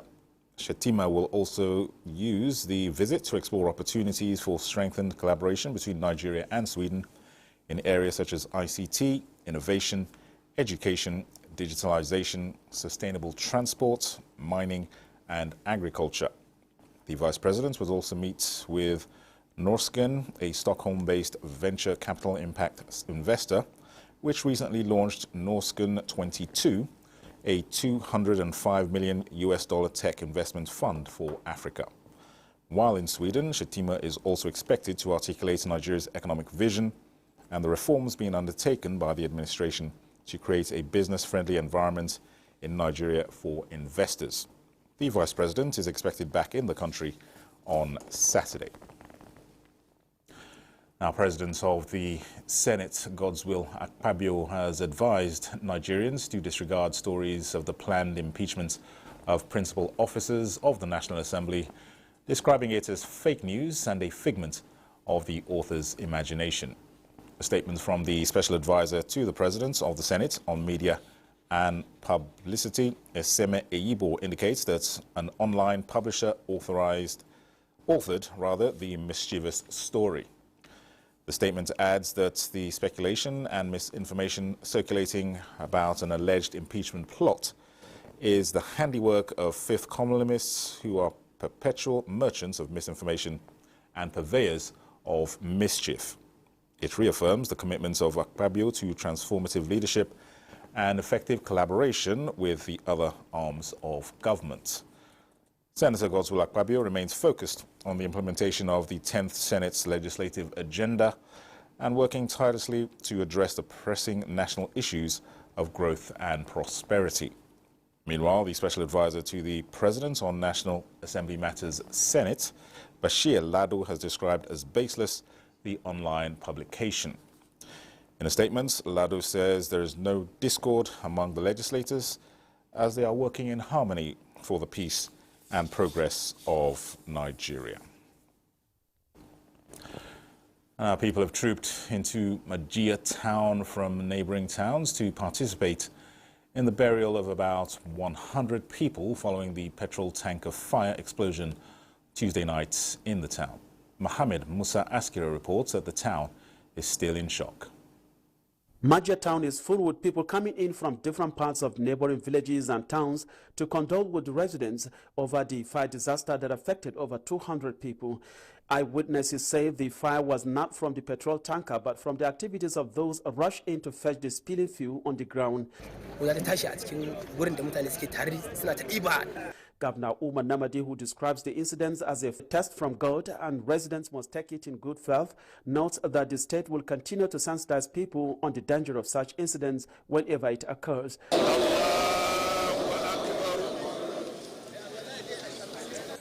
Apart from the secondary facilities we have in the state, we have also make arrangement with the tertiary facilities, Amini Kano Teaching Hospital, Federal Medical Center, Birnin Kudu, and Federal Medical Center, Unguru.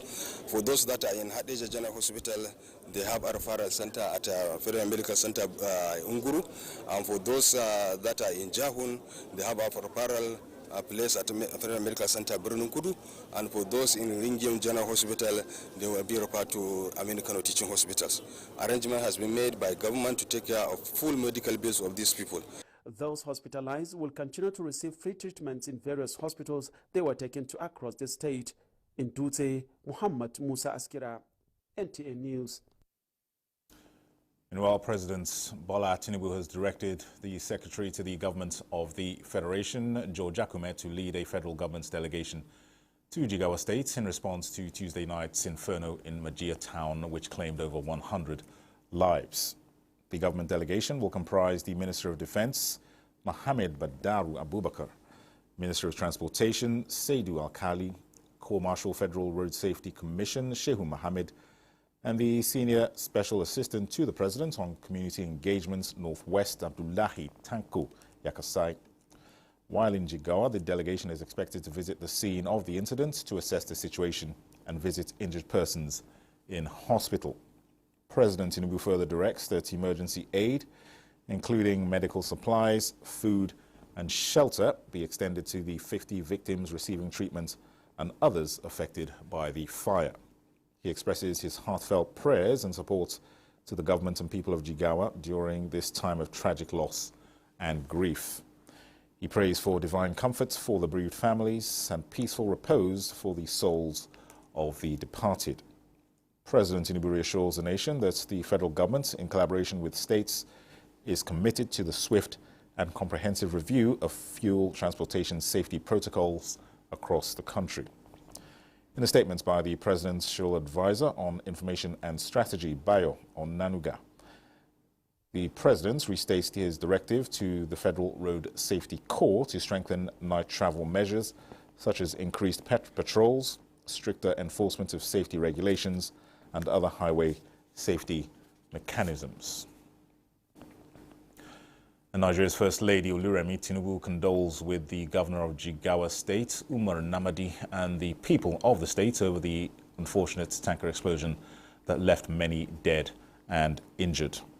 In a statement, she described the tragic incidents that occurred Tuesday night as unfortunate, asking God to comfort those affected by the tragedy. She says her thoughts and prayers are with all victims at this time, praying to God to grant the friends, families, and loved ones of the departed souls the fortitude to bear the painful loss and speedy recovery to the injured. And the Senate has called on authorities to assist victims of Tuesday night's tanker explosion in Ajiatora local government area of Jigawa State. The issue raised as a matter of urgent public importance by Senator Babangida Hussaini drew the sympathy of the legislators as they expressed sadness over the deaths of more than 100 persons. National Assembly correspondent Lami Ali reports.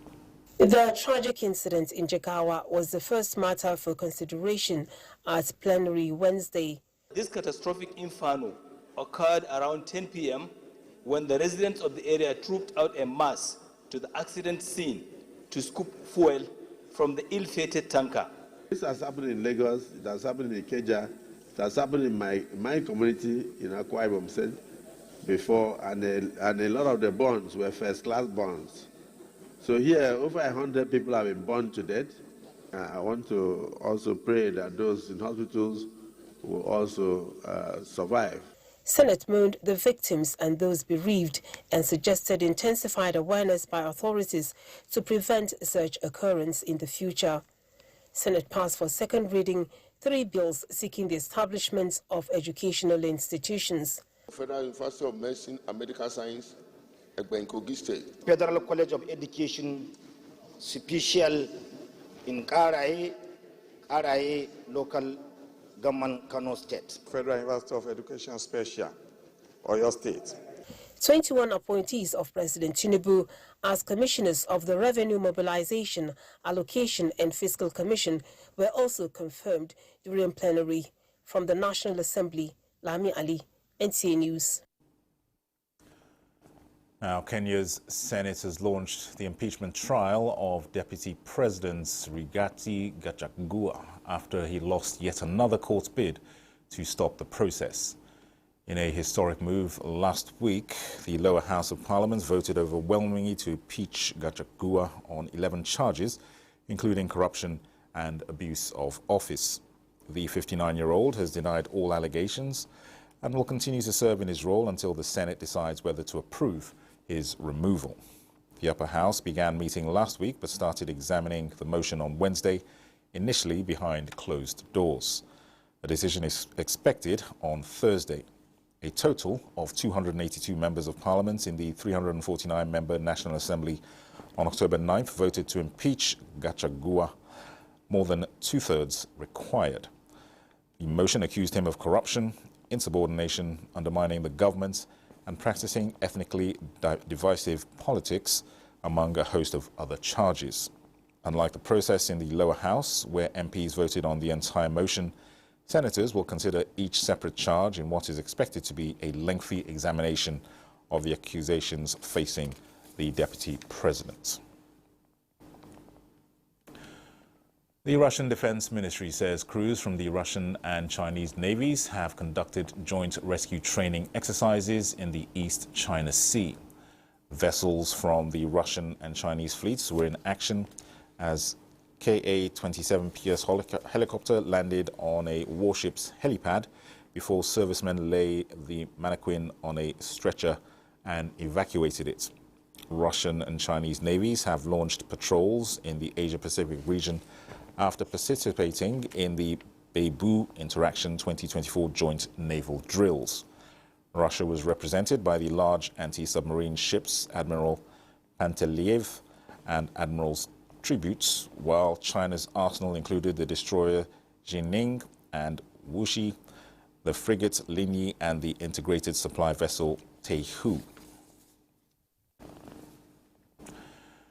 You're watching the news on NTA International. We'll have a short break. More reports in a moment. Stay with us. Imagine a world where your potential isn't limited by your bank account, where your financial dreams can become reality. That world is here with the Nigerian Consumer Credit Corporation scheme, Credico. Credico is one of President Tinubu's initiatives designed to put the power of consumer credit in the hands of working Nigerians. Here to help you achieve your goals, whether it's providing for your family or expanding your home or business. Visit www.credico.ng today for details. This is the renewed hope. Thank you for staying with us. Polish Prime Minister Donald Tusk has defended his migration strategy plan before the parliament in Warsaw, as he suggested tightening border controls. Tusk attributed the dramatic migration crisis in Europe to hypocrisy and outdated legal regulations, saying it has weighed on the decisions, or more often the lack of decisions, of most European countries. He also disputed accusations that his migration strategy plan impedes human rights, as it proposes to temporarily suspend the right to asylum amid a report wave of border crossing from Belarus.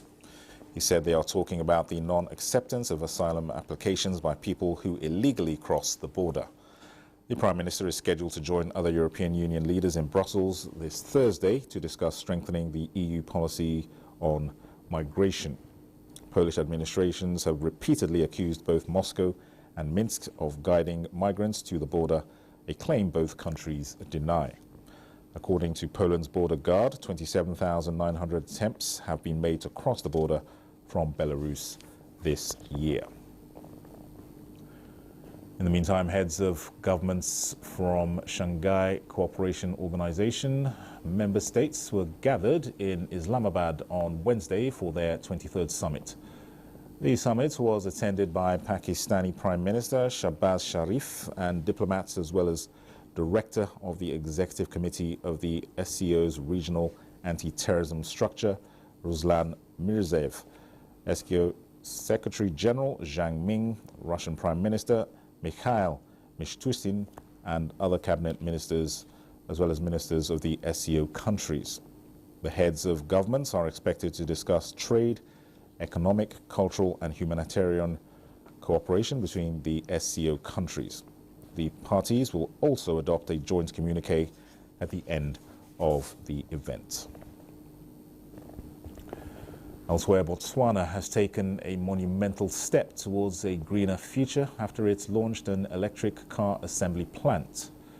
The move by Botswana to unveil its first batch of locally assembled vehicles was made with support from 2 Chinese auto manufacturing companies. The launch of the vehicles is a culmination of a partnership between Botswana Institute for Technology Research and Innovation, or BITRI, and 2 Chinese companies. One of the Chinese manufacturers has partnered with BITRI in assembling sport utility vehicles, or SUVs, while the other one is assisting Botswana to produce electric buses. This is the first one which we have assembled. That's why it's a big milestone just to have that first one. The rest they can follow. Like we have the vehicle, we have got the buses, but this is the first one. That is so key, that is so important. It's a big milestone to say, yes, it was assembled in Botswana. Unveiling the vehicles, Botswana's president, Mokgweetsi Masisi, said Botswana is positioning itself as a leader in Africa's electric vehicle market.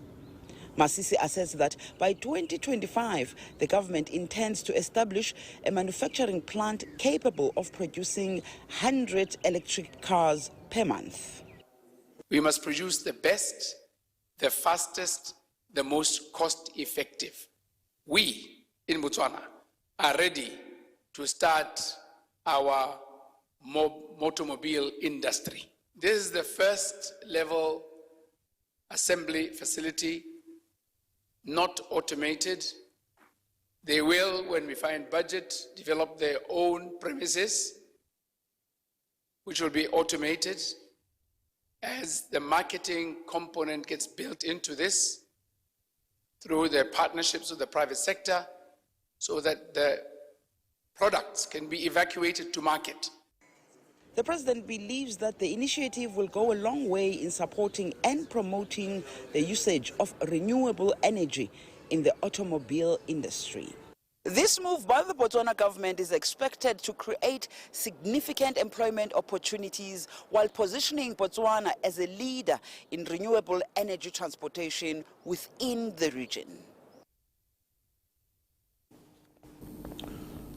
North Africa and West Africa are set to drive the African natural gas and liquefied natural gas exports in 2024. The International Energy Agency says the continent is set to increase its natural gas production and reach out to new markets, but it must navigate numerous challenges impacting the development of these sectors. Africa produces about 9% of the world's natural gas production. Most of its natural gas production comes from North Africa. The 2024 Global Gas Security Review by the International Energy Agency says the region accounts for 70% of the continent's natural gas output. The largest natural gas producers on the continent are Algeria and Egypt. In 2023, Algeria produced 105 billion cubic meters of gas, with Egypt coming in at second with 60 billion cubic meters. But when it comes to liquefied natural gas, West Africa leads in production and exports, with Nigeria Africa's top LNG exporter. Nearly 60% of total LNG exports in the first 9 months of 2024 came from Nigeria, Angola, Equatorial Guinea, Cameroon and the Democratic Republic of Congo. LNG exports from Africa to the Asia-Pacific region increased by over 80%, about 7 billion cubic meters year-on-year in the first 9 months of 2024. On the other hand, there was a decrease in exports from Africa to Europe by 34%, about 8 billion cubic meters year-on-year during the same period. The launch of a joint project between Senegal and Mauritania at the end of 2024 will add over 3 billion cubic meters of LNG per year to the existing 43 billion cubic meters. However, the development of Africa's LNG sector has been hampered by several factors, including security, regulatory hurdles, and higher cost of capital, among others. The continent is also facing additional pressure from Qatar and the United States, who are set to increase their production capacity from 2026. The increase in global LNG capacity has seen increased competition, lower prices and reduced profit margins for African LNG projects.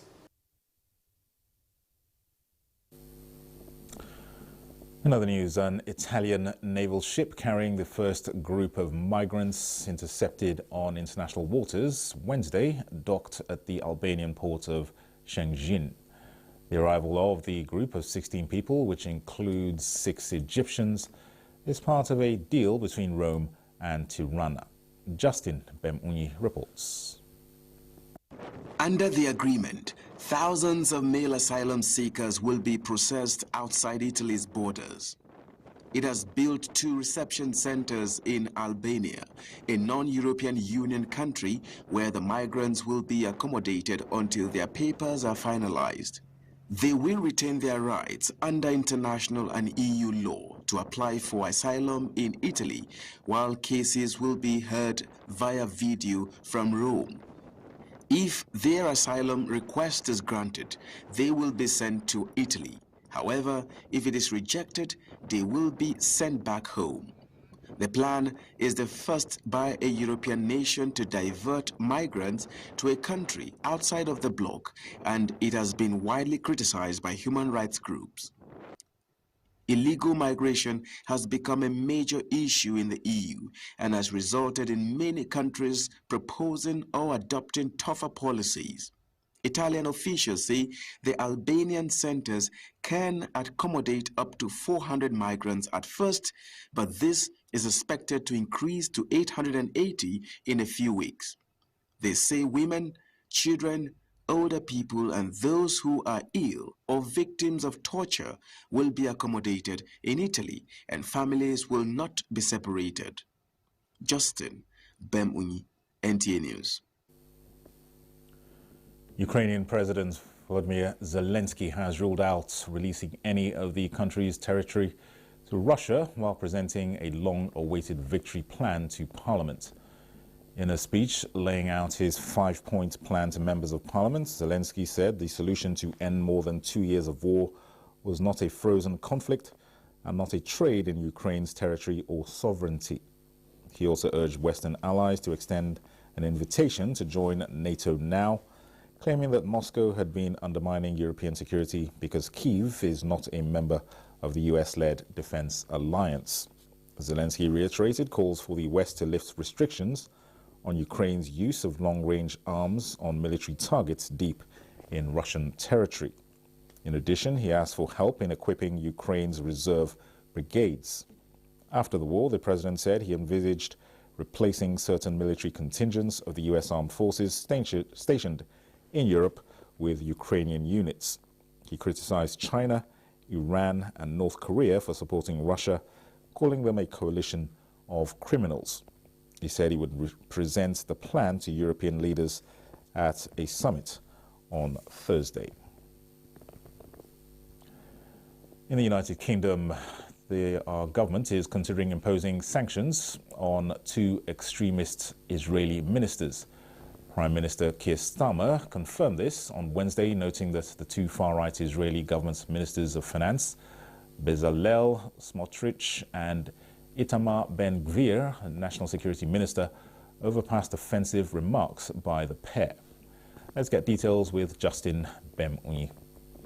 Israeli Finance Minister Bezalel Smotrich said in August that the starvation of 2 million people in Gaza might be justified and moral in order to free Israeli hostages. Ben-Gvir praised settlers suspected of killing a Palestinian as heroes and backed protests against aid convoys reaching Gaza. The British Prime Minister repeated his refrain for aid to be allowed into Gaza in far greater volume and for the UN giving the freedom to operate within the territory.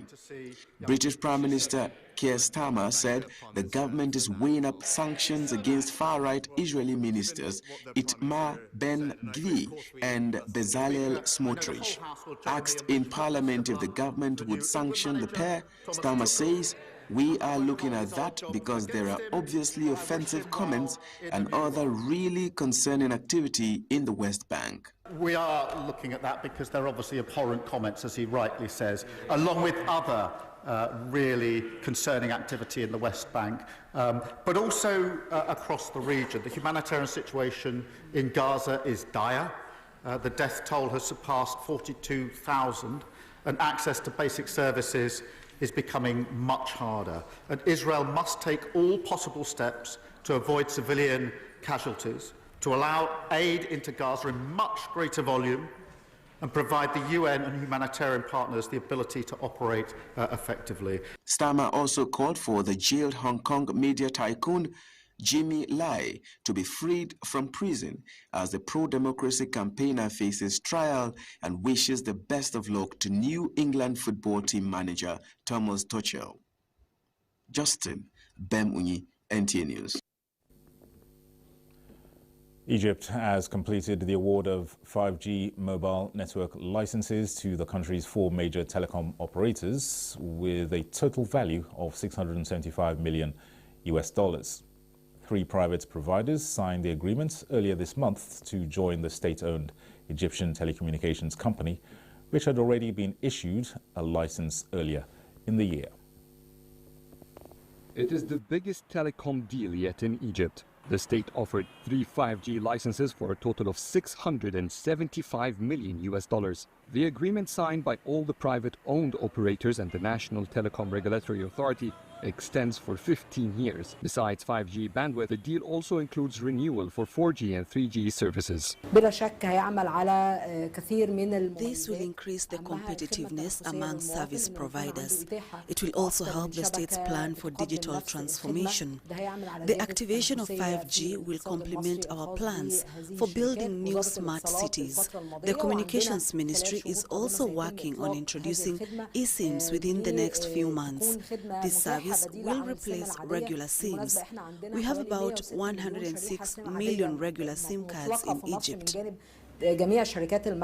According to the Ministry of Communication and Information Technology, the 5G service is expected to be launched by the first quarter of 2025. The latest telecom service will first be rolled out in major Egyptian cities, while a full service coverage is expected to be completed across the country within 3 years of the launch. The 5G network has three main pillars. The first pillar is to provide enhanced mobile broadband, which is increased bandwidth and increased speed. The second one is ultra-reliable low-latency communication, which can be used in manufacturing processes, in the industry, in Industry 4.0.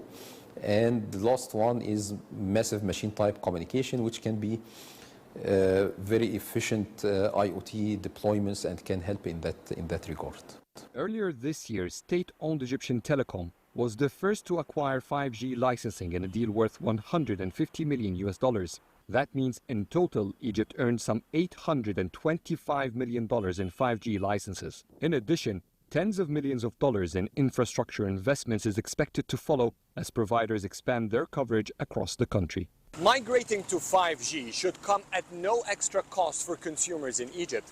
The 5G technology is much more efficient in energy, which makes the cost of operation lower than that of the 4G and 3G technologies. This is great news for the telecom industry here, which contributes about 5% of the nation's GDP. Let's take another break now. We'll be back shortly. Stay with us. The federal government of Nigeria warns vandals of national assets, electricity transmission towers, cables and other facilities to desist from this act of sabotage. Vandalism is a serious crime punishable under the law. Vandalizing electrical equipment will affect millions of Nigerians, including your loved ones. Remember that national assets belong to all of us, hence the need to protect them. Report all cases of suspicious movement around electrical facilities to security agencies. When you see something, say something. This message is from the Federal Ministry of Information and National Orientation in collaboration with the National Counter-Terrorism Center, NCTC, Office of the National Security Advisor. Nigeria and Egypt have signed a memorandum of understanding to enhance cooperation in water resources management. Usman Zubir reports that the MOU was signed on the sidelines of the ongoing 7th Cairo Water Week. Under the MOU, both countries will collaborate in enhancing, developing and managing water resources for the benefit of their citizens. Key areas of cooperation include participatory irrigation development, operation and maintenance of irrigation infrastructure, and aquatic weed control using mechanical and biological methods. Other areas of collaboration include flood management, drought forecasting, water harvesting technologies, and technical assistance in groundwater management. The MOU also covers water resources governance and security, climate change adaptation, the impact of climate change on food security, and freshwater restoration and protection. Additionally, both nations will work together to monitor water quality with a focus on biomonitoring and improve integrated dam and reservoir management to ensure effective and efficient operations. Nigeria's Minister of Water Resources and Sanitation, Professor Joseph Taleban Yusuf, applauded the MOU as a clear demonstration of Nigeria's strong commitment under the leadership of President Bola Ahmed Tinubu to developing water infrastructure. He noted that this partnership will boost irrigation farming, enhance food security, increase hydropower generation, and ensure the regular maintenance of dams and reservoirs in Nigeria. On his part, the Egyptian minister, Siwilam, expressed optimism that the MOU will strengthen the already robust relationship between Nigeria and Egypt, particularly in water management. He reaffirmed Egypt's commitment in deepening cooperation with all African countries in water and climate change issues. Usman Zubir, NTA News.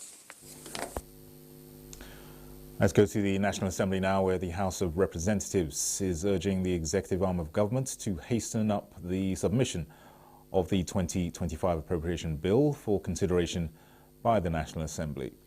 At Wednesday's plenary, lawmakers also pointed out that time is running out for the presentation of the medium-term fiscal policy framework as stipulated in the Fiscal Responsibility Act of 2007. National Assembly correspondent Mitaire Ikman tells us more. Lawmakers during plenary were unanimous that the January to December budgetary cycle is a good policy that should be sustained. They equally expressed readiness to receive the 2025 appropriation bill. The federal government must, not later than 4 months before the commencement of the next financial year, cause to be prepared and laid before the National Assembly and enter for the next 3 financial years. The time the National Assembly requires to exercise its functions as enshrined in Section 88, subsection 2B, is technically being taken away by the non-compliance of Section 11B of Fiscal Responsibility Act by the executive. And giving a time frame to go ahead and get these budgets passed within a month, just like what happened last year, Mr. Speaker, is going to affect our oversight function. The last budget, like we rightly noted, we were almost rushed. In fact, we were rushed into concluding that budget. And that is what we want to avoid. This motion is referred to the Committees on National Planning and Economic Development, Appropriation and Finance for further legislative action. A motion seeking stable prices of petrol and cooking gas was referred to a joint ad hoc committee for investigation. Does the regulation allow the price of petroleum products to be different in Lagos, in Abuja, in Jos, in Katsina, in Gombe, We are calling on government not to remove the cylinder that the poor are already living under oxygen. The Joint Committee of the House and Senate that is already mandated to take care of this situation should speedily get to work. Lawmakers called for rehabilitation of highways in parts of the country. Federal Minister of Works and FEMA to make adequate provision for the erosion control and rehabilitation at Obinomba, Udaroko, Umukwata section of Old Sapele Agbo Road. Liaise with the Federal Ministry of Works and relevant agencies to ensure the speedy completion of the Abuja-Kaduna-Kano Road. The House also received the report of its Committee on Police Affairs on a bill for an act to amend the Nigeria Police Act 2020 to review the service years of police personnel. From the National Assembly, Mitaire Ikben, NTA News. The federal government, or a federal government delegation led by the Minister of Information and National Orientation, has met with the organised labour over key issues of national interest. The Minister of Information and National Orientation, Mohammed Idris, described the closed-door discussions held at the office of the SGF as a proactive initiative to continue interactions with major stakeholders to ensure no issue of national importance is left unattended to.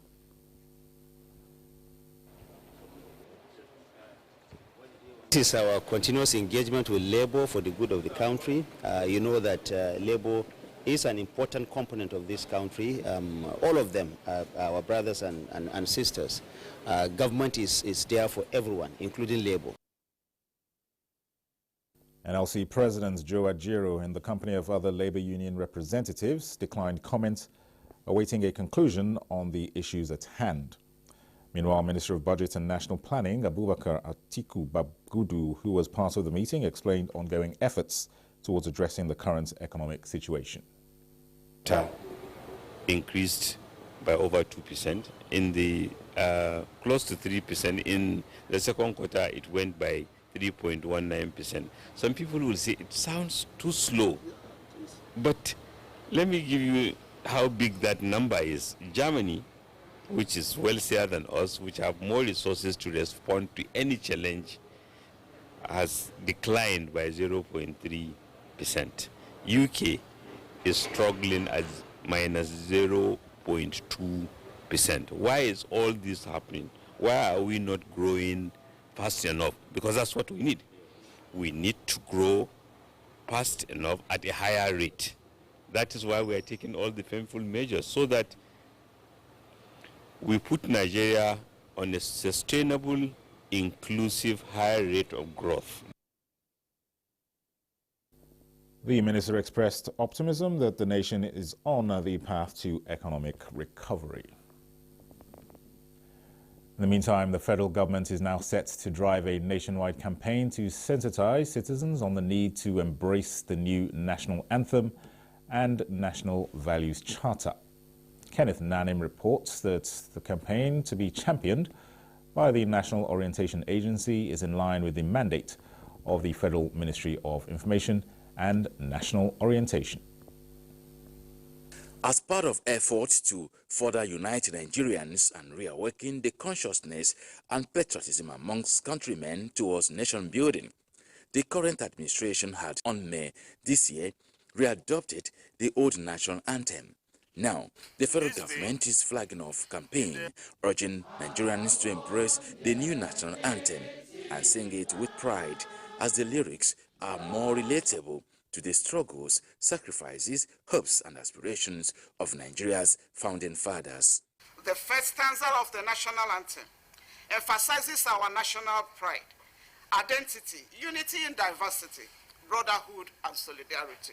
To further rebrand the minds of citizens and ignite the desired passion needed to drive national development, the federal government is also urging the citizens to imbibe the National Values Charter, designed as a guide to knowing what responsibilities the leaders and the led have towards national development. Today, we gather to reaffirm our commitment to the values that unite us as a nation Meanwhile, the Federal Executive Council has approved a proposal by the National Orientation Agency on key initiatives to be entrenched in the value reorientation process. Kenneth Nanim, NTA News. Let's go to Washington State now, where the federal government has been called upon to create a more enabling environment for sustainable innovation that will boost technological sectors in Nigeria. This was the topic of discussion at the second annual general meeting of the Association of Tilers Nigeria, held in Oshogbo. Kayode Oladoshu has details. In an evolving world of construction and building, tiling work has now been placed as an essential part of building construction. This was evident at the second annual general meeting of the Association of Tilers Nigeria, with the subject of discussion on building excellence, innovations in tiling technology. They need to try as much as possible to have a way of showcasing all their talents. Then the second thing is to improve, augment their equipment. Each of them should be certified craftsmen. In that area, they are professional and they will be able to add more value to themselves whenever they meet with any other professional, even beyond Nigeria. They continue to build a strong association, they continue to support one another, they continue to upskill themselves to meet the demands of the 21st century. The national president of Association of Tilers Nigeria, Engineer Craft, Olanrewaju Azan, said that the union will continue to deploy efficient technology through art of tiling. We talk about new technologies. There's a lot of tools that's in the market now that we all need to acquire, which we have sent that message in this program today, because the essence of this program, the AGM, is for us to educate ourselves, enlighten ourselves in the new techniques in tiling industry. The forum created an opportunity for tilers to gain additional knowledge and information on latest innovation that will support their profession. Your own idea, my own idea, we have different ideas.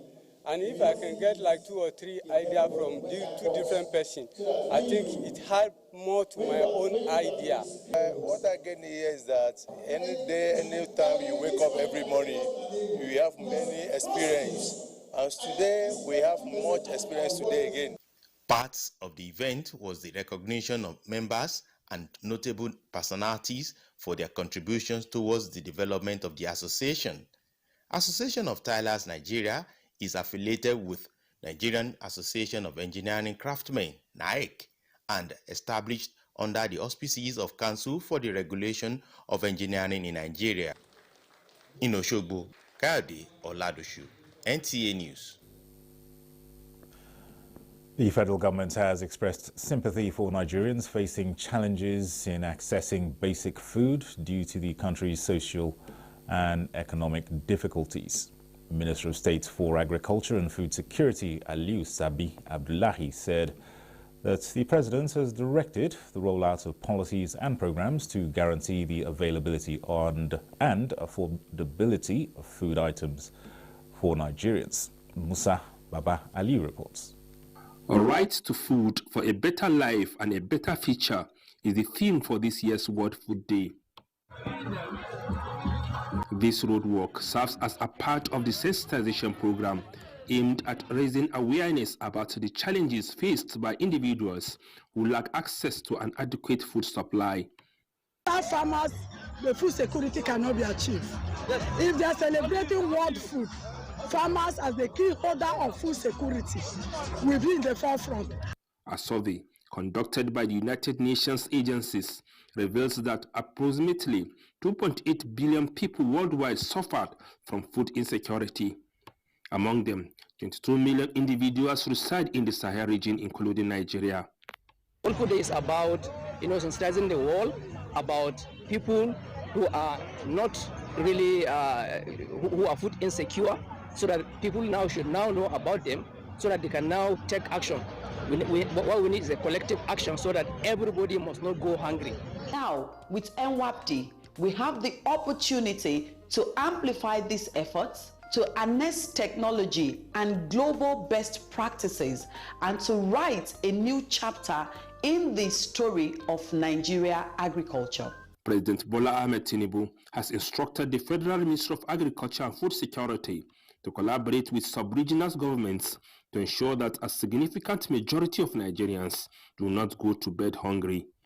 This administration has outlined plans to cultivate 500 hectares of farmland across the country to grow maize, rice, wheat, millet, and other staple crops to boost production, supply, and affordability. The strategy involves collaborating with state government to stem inflation and enhance food security in the country. Local and international organizations are also initiating programs to enhance farmers' output, aiming to make food available, accessible, and affordable for Nigerians. Musa Baba Aliyu, NTA News. Meanwhile, empowering women economically remains the tool for driving gender equity and secured rights. This was the message of President Bola Tinubu delivered by the Secretary to the Government of the Federation, George Akume, at the Empower Her fundraising dinner, where gender advocates committed to women's empowerment for accelerated progress. Elizabeth Omoriyi reports that the event, at the instance of the Ministry of Women Affairs, was held at the banquet hall of the Presidential Villa. In building a resilient and equitable society, women empowerment is sacrosanct to addressing disparities in key areas of endeavor for national development. Tackling these obstacles informed the decision to empower Nigerian women and further upscale their social, political, and economic relevance. President Bola Tinubu, in his message, noted that the initiative is a beacon of hope for a brighter future for the Nigerian woman. In empowering women in agriculture, we must prioritize investment in agricultural training, access to land. I think this is very critical. And financial services for women farmers. This will enable women to increase their yields, improve their livelihoods, and contribute to Nigeria's food security. By doing so, we will unlock the full potential of agricultural sector and drive and deepen economic growth. Development partners, state governments, philanthropists, and other state actors pledged to advance the cause of women, to amplify the vision of the current administration in leaving no one behind. Empowering women, therefore, means equipping them with the tools to participate fully in all sectors of society, from agriculture and technology, from leadership to entrepreneurship. This empowerment is the tree, while every other problem we have are the branches. Let us feed the trees so that the branches will come out very fertile. The project, tagged Empower Her, captures areas such as farming, justice, health, education, and finance to give women a sense of commitment to national development. In Abuja, Elizabeth Omoriyi, NTA News. Now, following the successful review and validation of the Restorative Justice Framework for the Federal Capital Territory in June 2024, the Federal Ministry of Justice is intensifying efforts to reform the justice system. This was emphasized at the opening of a 2-day capacity building workshop for facilitators on the implementation of restorative justice in the FCT. Chukunonso Nwabweze reports. The workshop, which is at the instance of the Federal Ministry of Justice in collaboration with the United Nations Office on Drugs and Crime, UNODC, is another step towards the reform of the nation's criminal justice system, from its retributive nature that is state-centered to a more inclusive justice delivery perspective where victims, offenders, as well as the community participate in the process and contribute to the solution. This capacity building is to equip these facilitators with the fundamental concepts, legal framework for the FCT Restorative Justice Draft Bill 2023, policy and practice direction, as well as victim-offender mediation principles and steps that will aid the implementation of the restorative justice. The journey to fully integrate restorative justice into our justice system is not only timely but essential. This approach reflects our collective commitment to a justice system that goes beyond punitive to embrace healing, reparation, and the reintegration of offenders into society. UNODC is therefore excited to partner with the Federal Ministry of Justice to develop and roll out the restorative justice program of the FCT, including the sensitization and capacity building of stakeholders on the FCT restorative justice policy. If we build a system without carrying along the traditional rulers who are already practicing RJ, there will be conflict. And so the best way to resolve these conflicts is to put them on board. These facilitators are expected at the end of the training to push for the passage of the FCT Restorative Justice Bill, the adoption of practice directions, as well as take active steps towards ensuring that restorative justice is effectively implemented in Nigeria's capital city. Chukwunon Sonwabweze, NTA News. Young girls from almost 50 schools in Abuja are already leveraging the power of technology to advance their careers and create technology-enabled businesses to solve specific societal problems. Okpe Alabi reports that this was at a session in Abuja by the Mirisha Foundation observing girl-powered programs to address women's participation in the male-dominated tech domain with efforts to close the gender gap. Technology, believed to be the fourth industrial revolution, is critical to transitioning females into the global economy mainstream. However, in Nigeria, the ratio of men to women in tech is 8 males to 2 females, so efforts to increase women's participation in the male-dominated tech is why Mirisha Foundation, Glisten International and development partners are creating this platform for young girls to unleash their creativity and close the gender gap. Anna Ogbuabo, Nisi Haruna and Shukrat Sadiq are in their teens in Senior Secondary School 1, and they are excited about the platform to create eco-friendly solutions.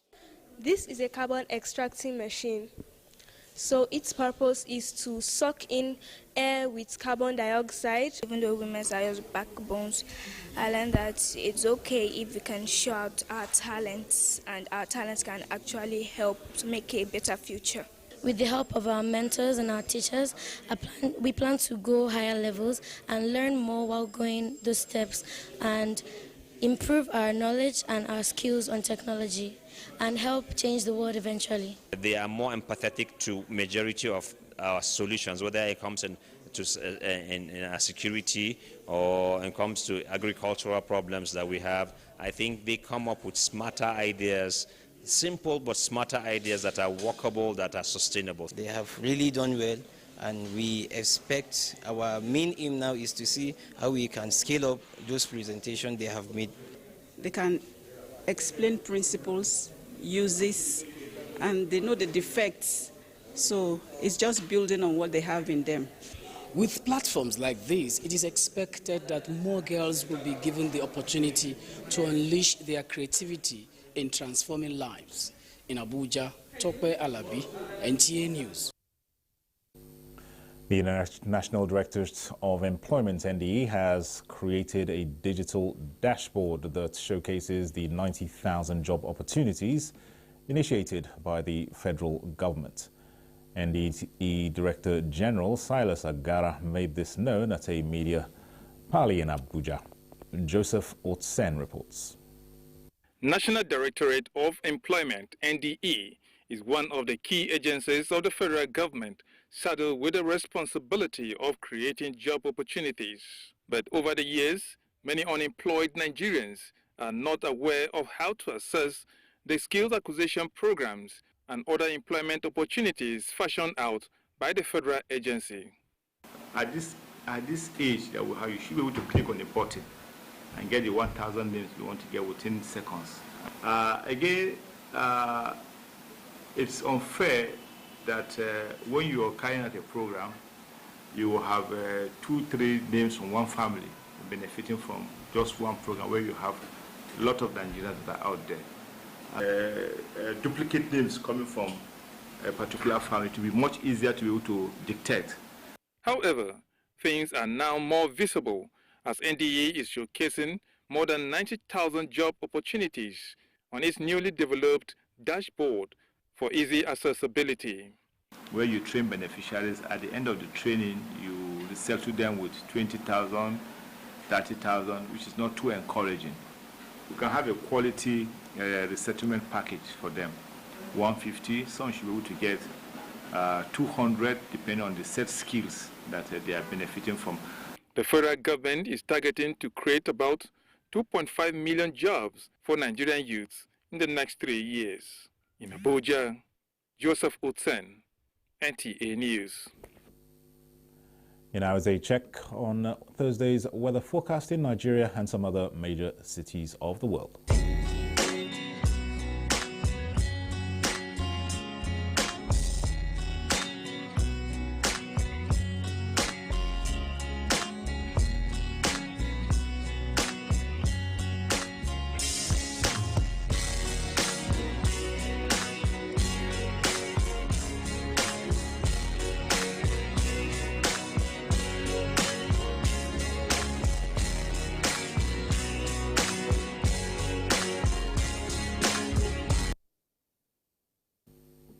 Well, this is where we end the news. Thank you for watching. I am Dennis Adegunloye.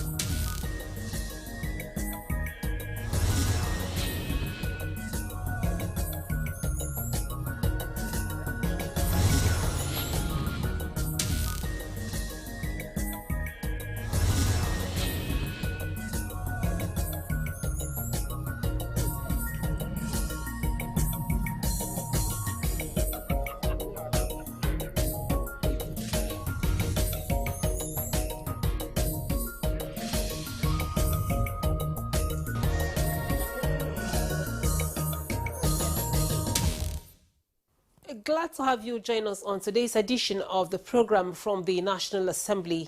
I'm Lami Ali. Senate has adopted a resolution urging the federal government to come up with a comprehensive action plan to tackle flooding in Nigeria. Now, this is equal to 2 resolutions raised at plenary of Tuesday, 8th of October 2024.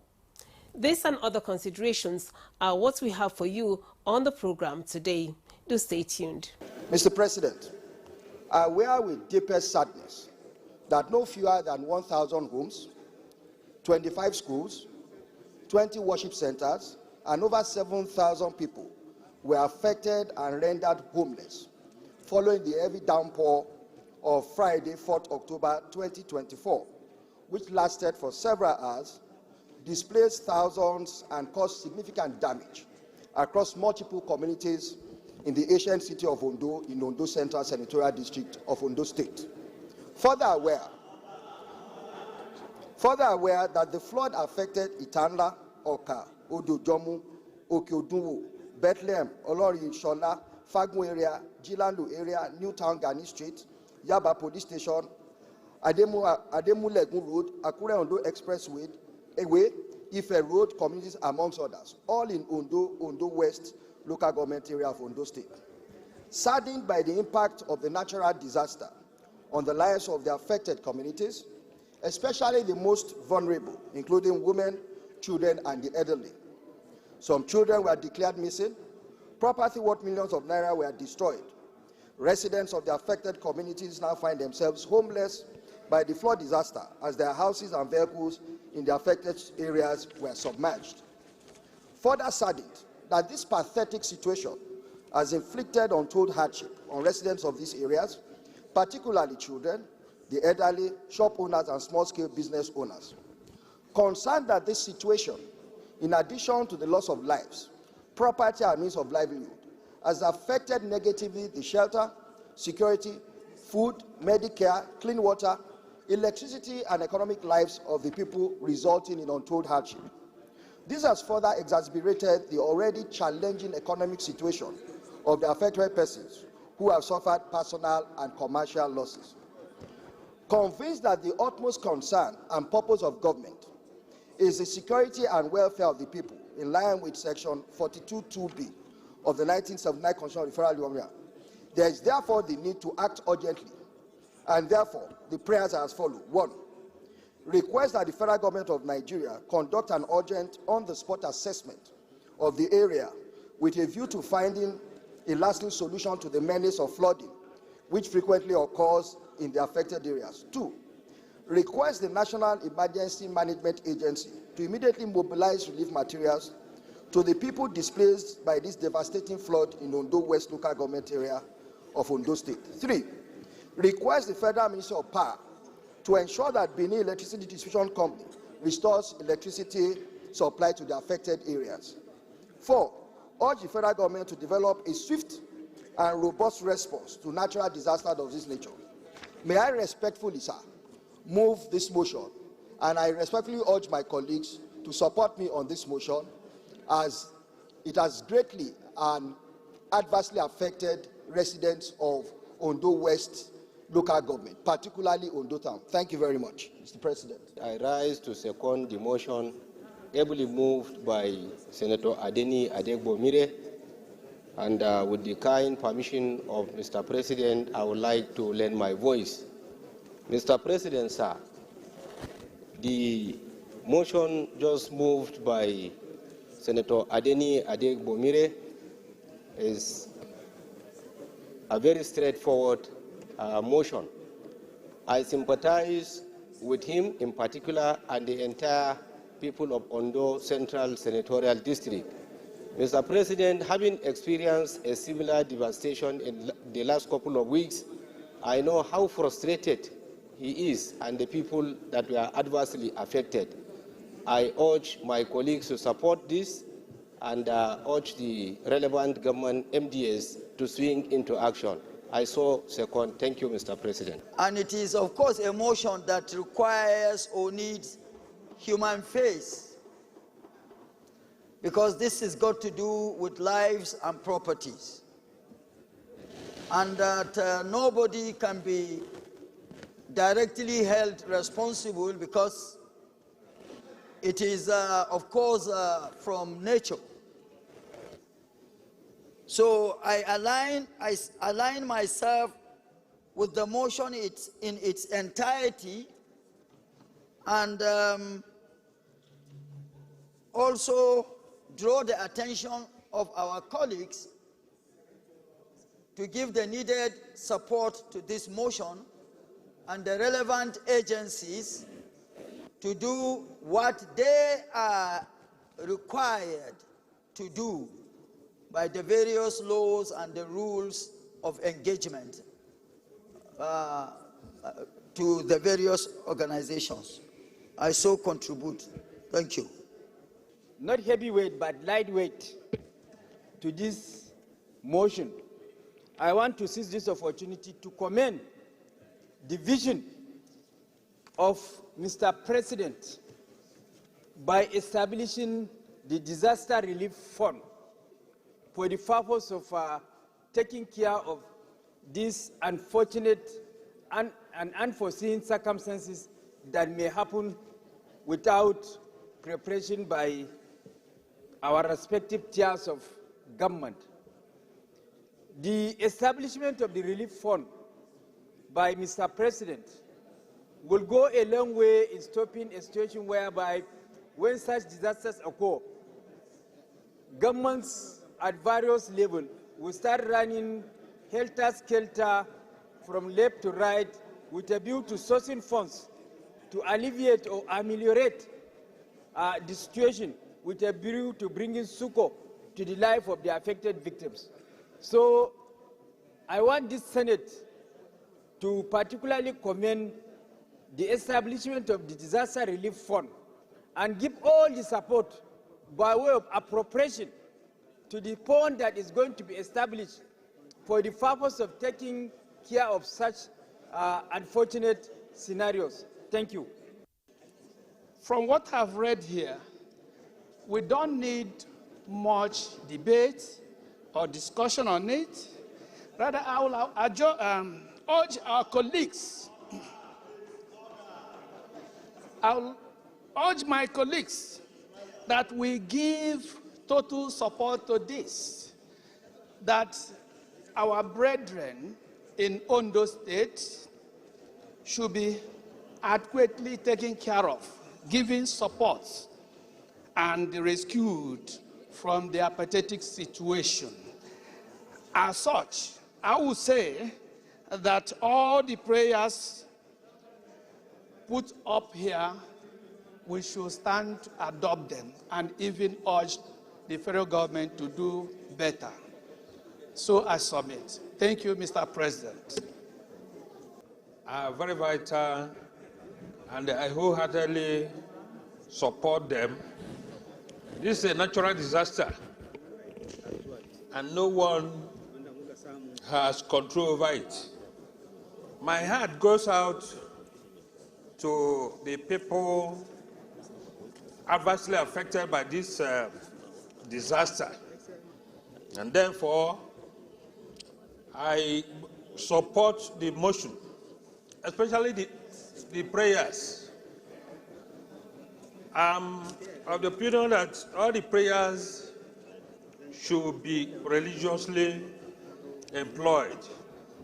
In particular, the last prayer that says, urge the federal government to develop a swift and robust response to natural disasters of this nation.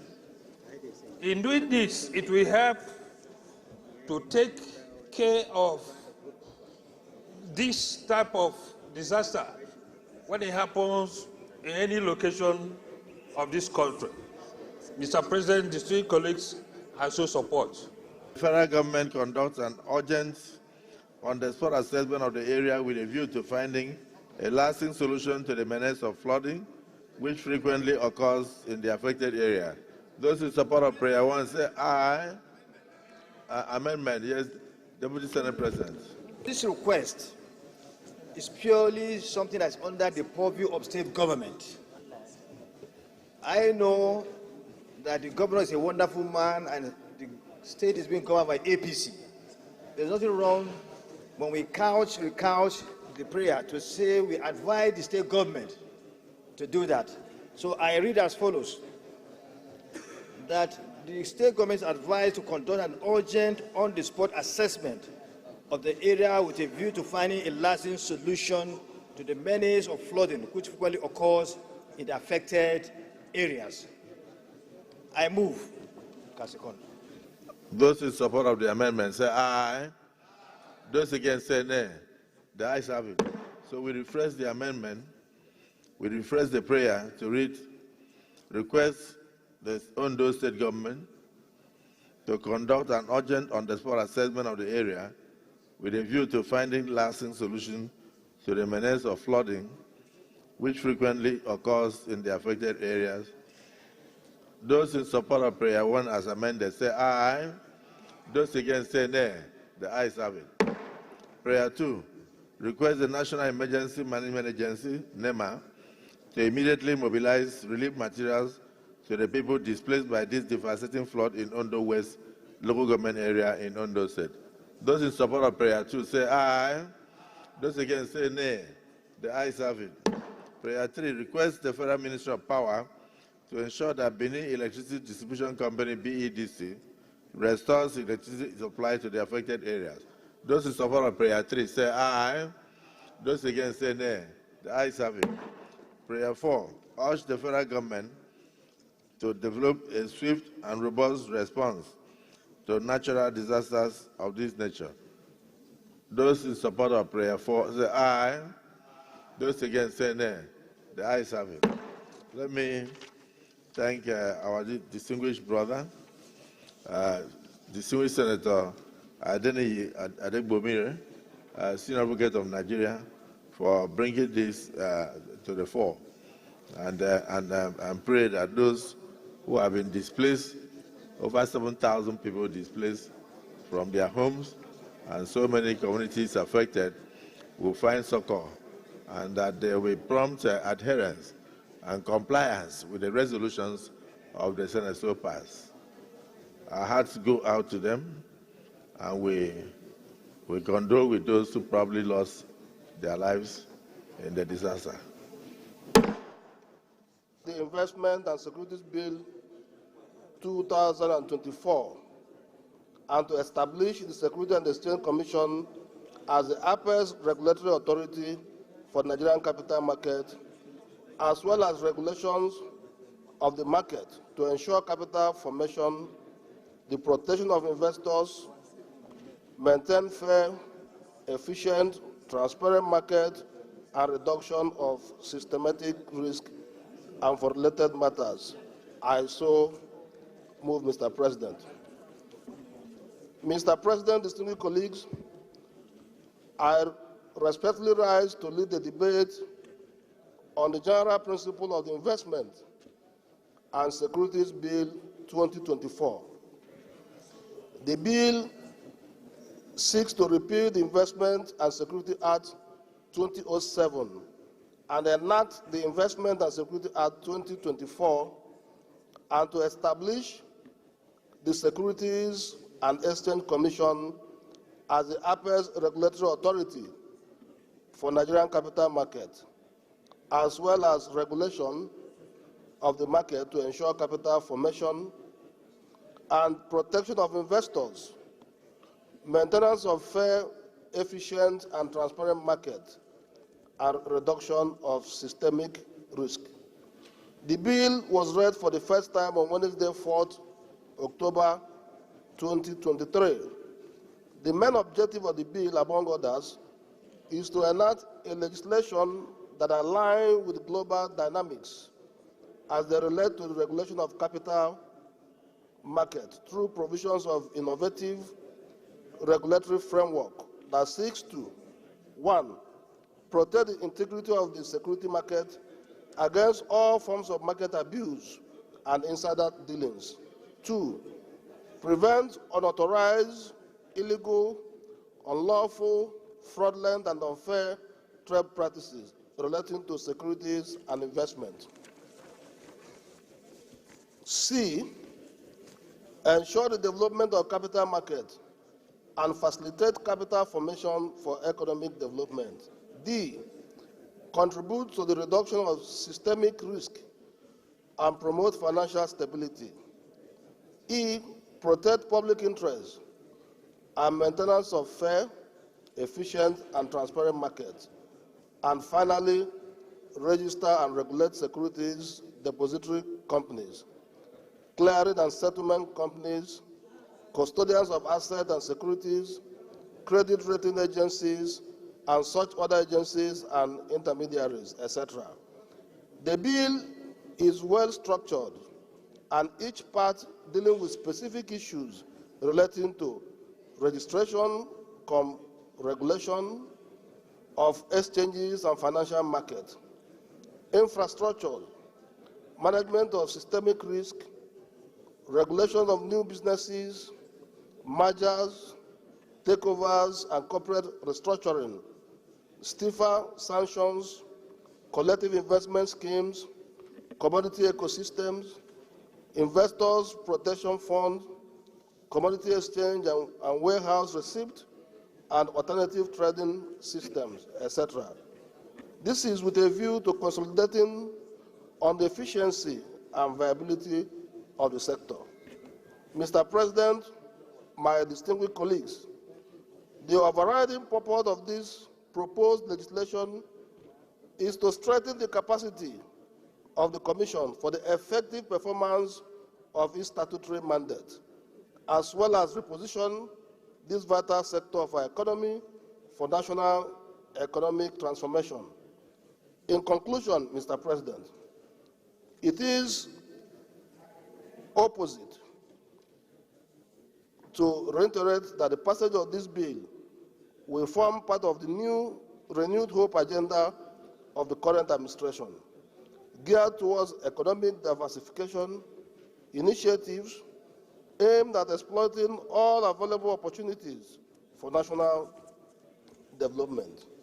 On this note, I humbly request my distinguished colleagues to support the expeditious passage of this bill.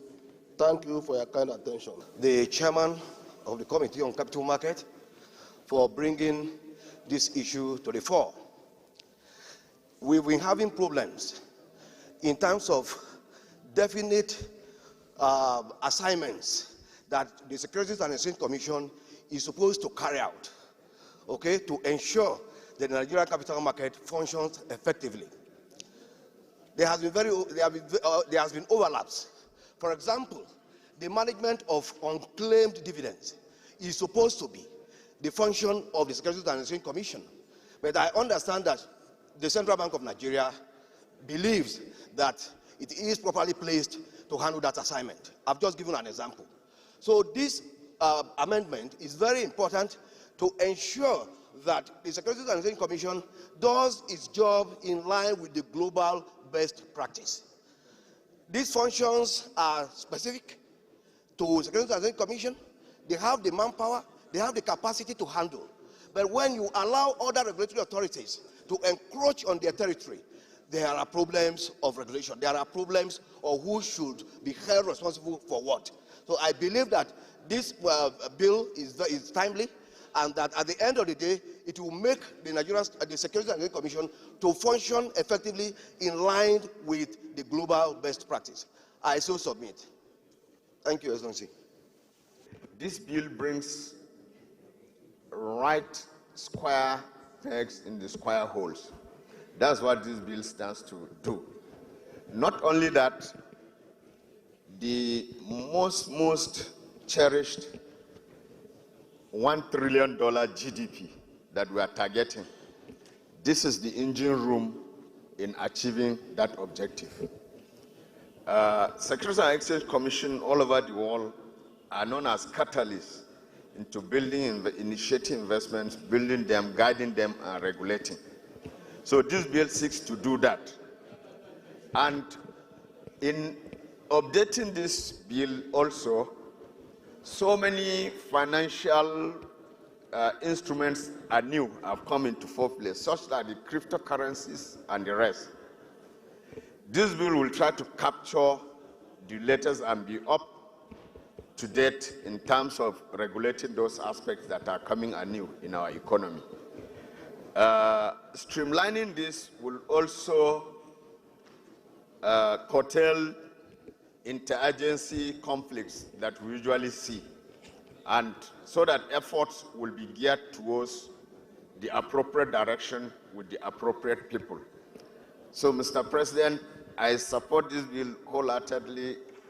I urge my colleagues to do that with the speed of light. Let me borrow from Chief Whip, that we get this done so that we achieve our $1 trillion economy in no time. Thank you, Mr. President. Yes. This bill, Mr. President, needs to be reorganized because of some fraudulent practices that are happening in the capital market.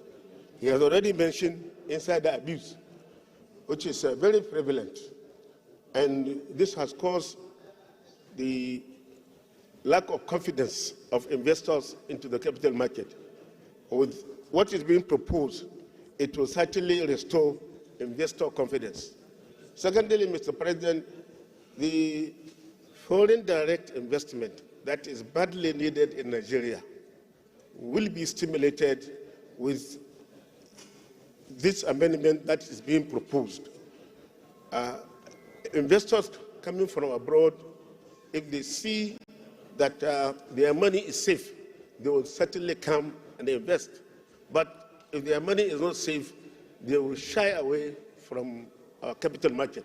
So for that reason, this bill should be supported by everybody. And it's a way of expanding our economy, like what the previous speaker has mentioned.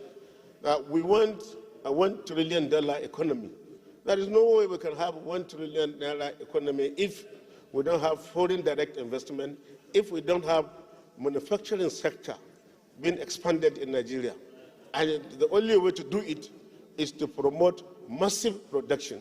And massive production can only come from massive investment in the capital market, as well as companies and other related commercial ventures. So this bill is so important, and it should be supported by everybody. And the transparency that will be brought into the capital market will be so apparent that everybody will rush and start investing. So I wholeheartedly support this very important bill, and I urge all my colleagues to do the same. Thank you very much. Distinguished Senator Wadada. Capital marketplace in economic growth and development all over the world cannot be overemphasized. And Securities and Exchange Commission here as the apex regulator of the capital market. Let me say this. Regulation is about enforcement and compliance. A regulator must be enveloped by these two things: enforcement and compliance. You enforce the law and ensure that the law is being complied to. So if we have a viral, strong, well, lawfully equipped regulator, then the system will be better. And talking about $1 trillion economy, foreign direct investment, yes, of course. This amendment will strengthen the regulator. But let me, before talking about foreign direct investment, investors will not come just because your country is beautiful. No, investors will come when they see the viability of your jurisdiction. And the viability of your jurisdiction should and must have to do with how effective the regulatory body of that, the issue at stake is concerned. The amendment will not only encourage the foreign direct investment, but it will as well see to the fullest utilization of some veritable instruments that are new in the market. Within our jurisdiction today, we have the REITs, Real Estate Investment Trust Scheme. We have mortgage-backed securities. These are all new instruments introduced into the market, and they are not well known or well understood by our citizens. And nobody comes to grow you. You grow yourself first before one comes to add to it.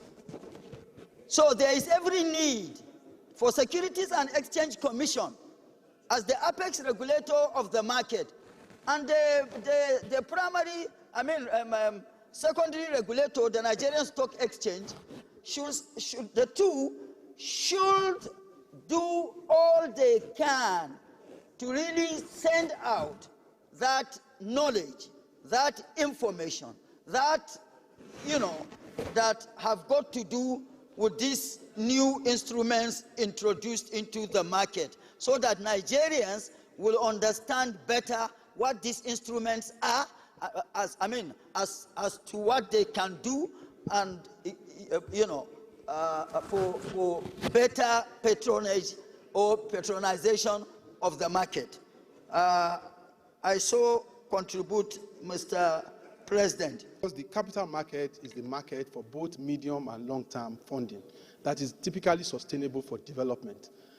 For an environment like ours, we are in a time when we have very high interest rates and, of course, short-term funding provided by most banks.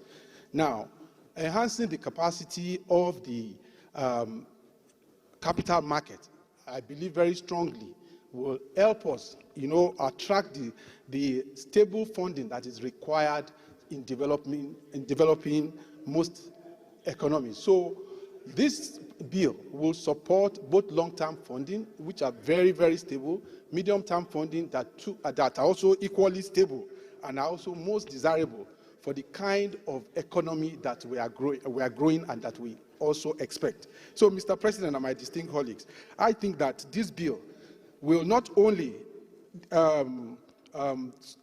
bring about the discipline around and the evolution, the improvement in this particular market, it will also enhance the capacity of the regulator, because I also understand, from what the chairman said, this is also an attempt to strengthen the capacity of the regulator, which is the stock exchange. And of course, I've also heard of the various types of securities that can be issued. They've mentioned the commodity exchange and other financial instruments. So on my part too, I also lend my support to the second reading of this bill. Thank you, Mr. President, and my distinguished colleagues. Thank you. Distinguished Senator Yusunaso, and one of the things that interests me is what you pointed out here: reduction of systemic risk. Reduction of systemic risk. I think a lot of people will be happy to infuse funds into the capital market when they know that a lot of the risk has been minimized or reduced to the barest minimum. So this is very good. So I thank everybody, because there's really nobody that says that a bill should not proceed to the second level. So let me put the question. Those in favor that this bill be now read a second time, say aye. Those against, say nay. The ayes have it.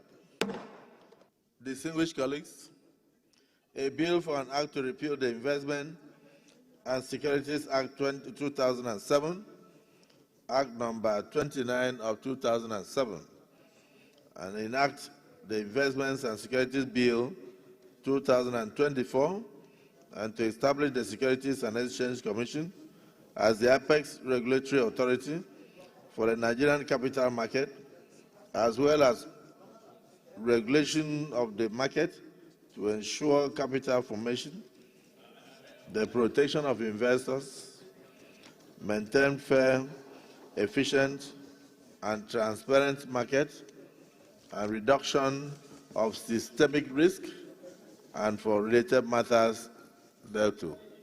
2024. Second reading taken. The bill is now referred to the Committee on Capital Market and to report back to the Senate in 4 weeks. Distinguished colleagues, permit me to lead the debate on the general principles relating to the establishment of the Federal University of Agriculture, Akure, Ondo State, through the instrumentality of the Federal University of Agriculture, Akure, Ondo State Establishment Bill 2024, SB 436. The bill seeks to upgrade the Federal College of Agriculture, Akure, Ondo State, to a full-fledged Federal University of Agriculture. This bill was read for the first time on the floor of the Senate on Wednesday, the 15th day of May 2024. The Federal College of Agriculture, Akure, was established on the 10th day of January 1957 and occupies a total land space of approximately 1,061.4 acres. There are presently 6 Federal Universities of Agriculture in Nigeria, namely 1, Federal University of Agriculture, Abuja, Ogun State, established on the 1st day of January 1988. Joseph Susuan Taka University, Makurdi, formerly Federal University of Agriculture, Makurdi, Benue State, established on the 1st day of January 1988, but renamed on the 14th day of July 2019. It presently occupies the former premises of the Federal College of Agriculture, Makurdi.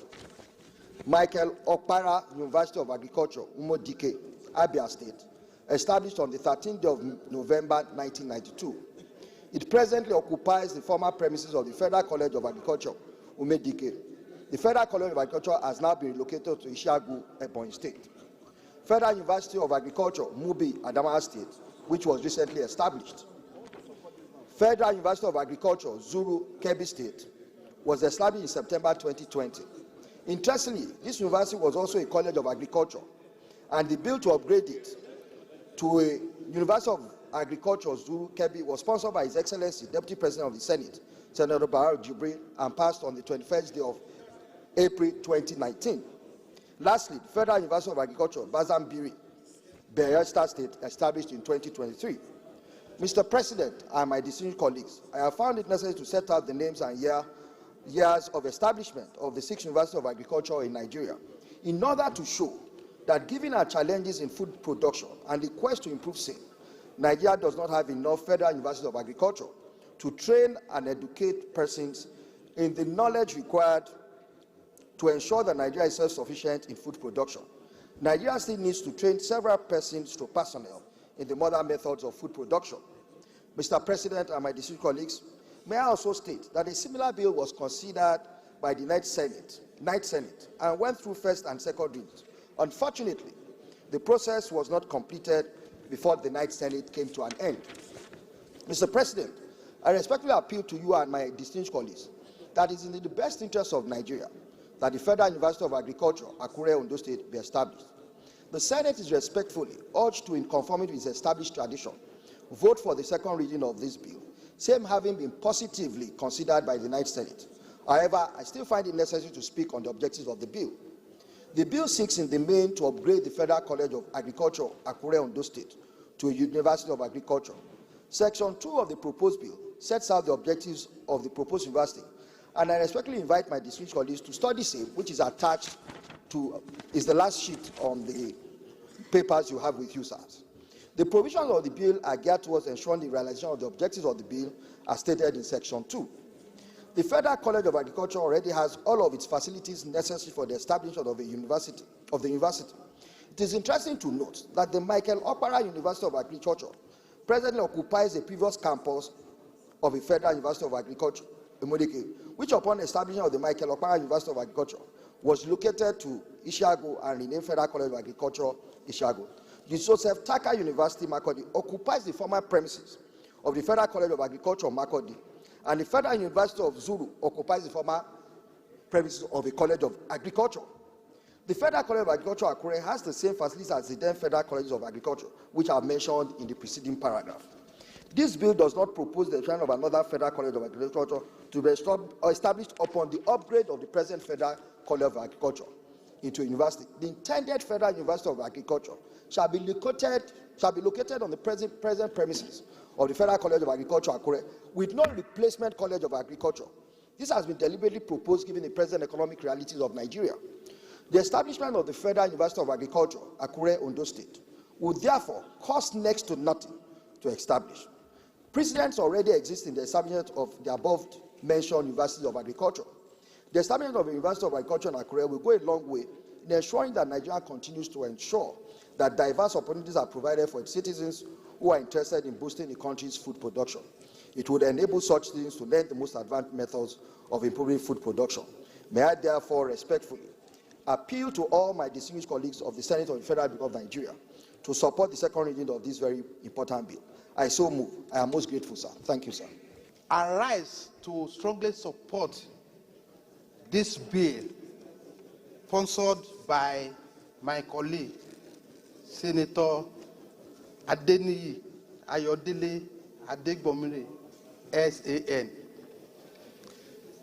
This bill is very hard for this moment because Nigeria is in the era of moving from a monolithic economy to another set of economy that can offer us a substitute to oil and gas.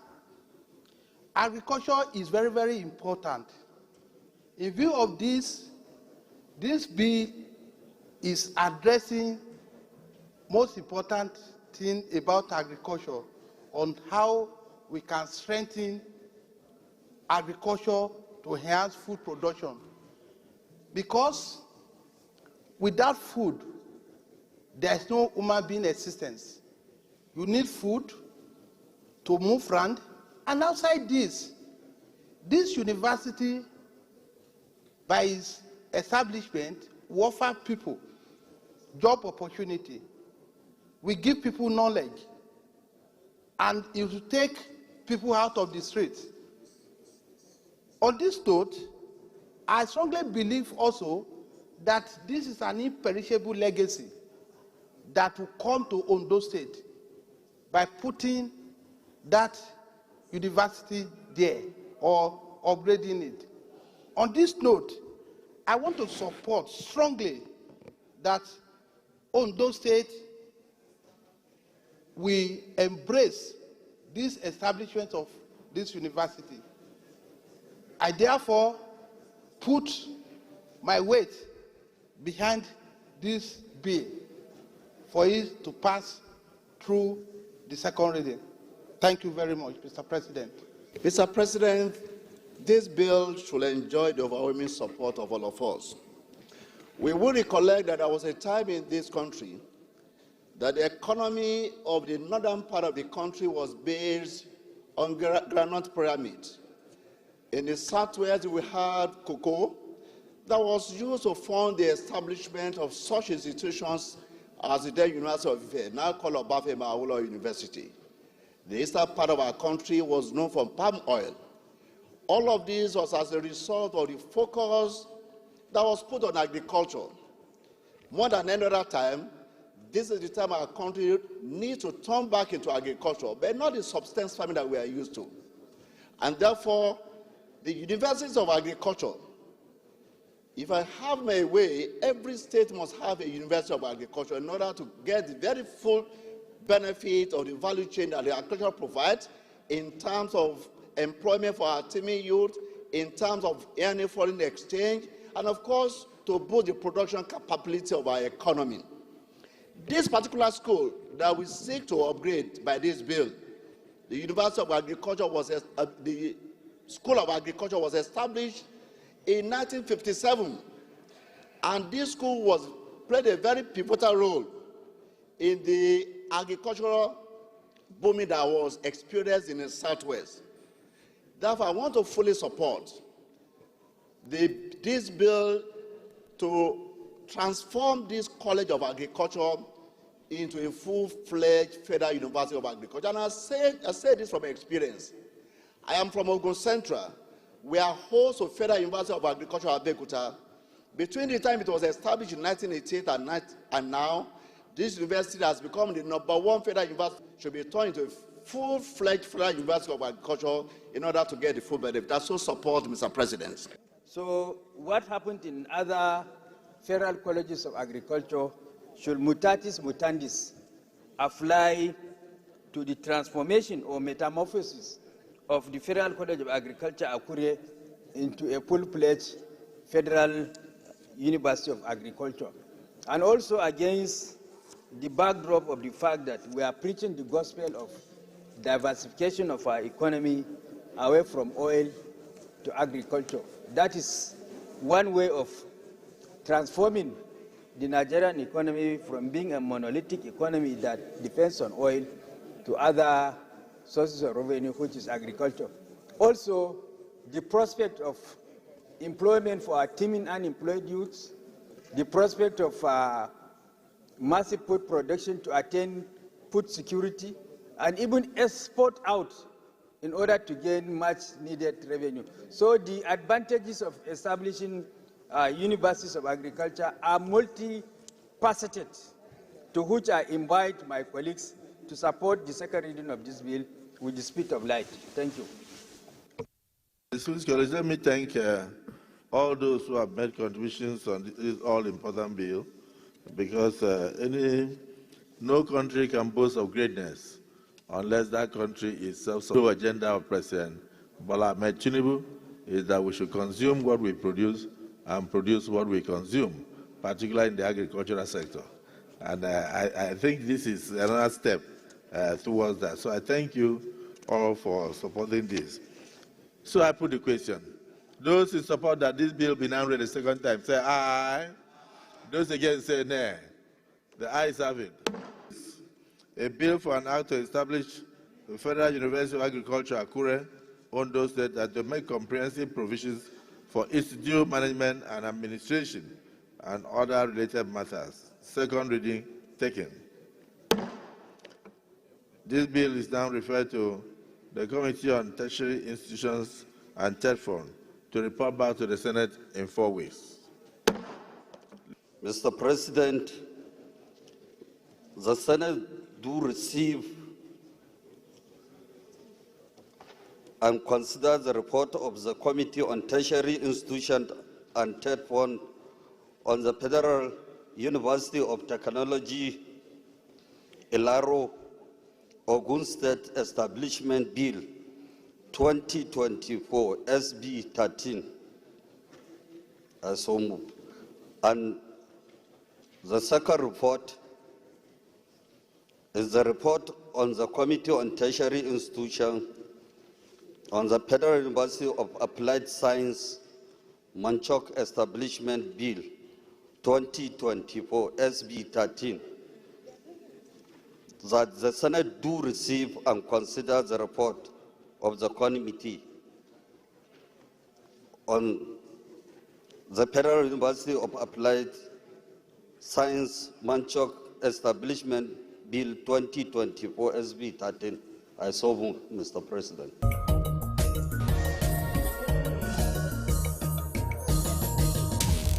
Of the whole, consider the report of the Committee on Tertiary Institutions and TEDFON on the Federal University of Technology, Ilaro, Ogun State Establishment Bill 2024, and approve as follows.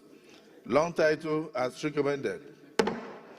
Clauses 1 to 28 as recommended. Interpretation clause 29 as recommended. Short title clause 30 as recommended. Schedules 1 to 3 as recommended. Explanatory memorandum as recommended. Is this a true reflection of what transpired in the Committee of the Whole? Is this a true reflection of what transpired in the Committee of the Whole?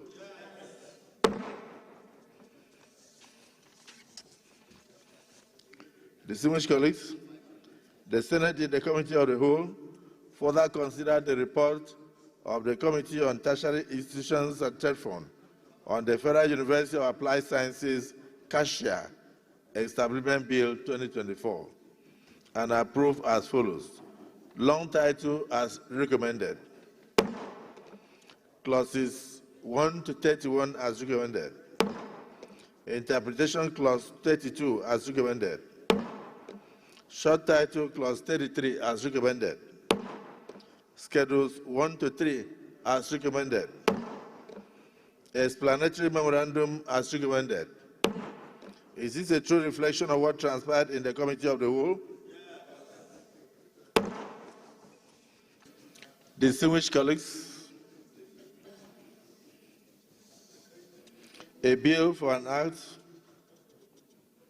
to establish the Federal University of Technology, Ilaro, Ogun State, and for other matters connected there with 2024.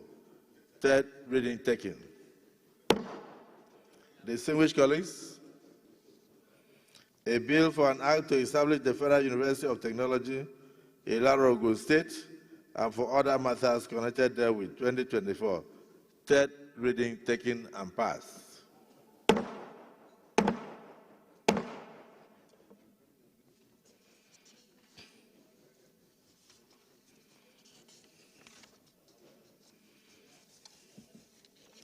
Distinguished colleagues, a bill for an act to establish the Federal University of Applied Sciences, Kashia, Kaduna State, and for other matters connected there with third reading taken. Distinguished colleagues, a bill for an act to establish the Federal University of Applied Sciences, Kashia, Kaduna State, and for other matters connected therewith. Third reading taken and passed.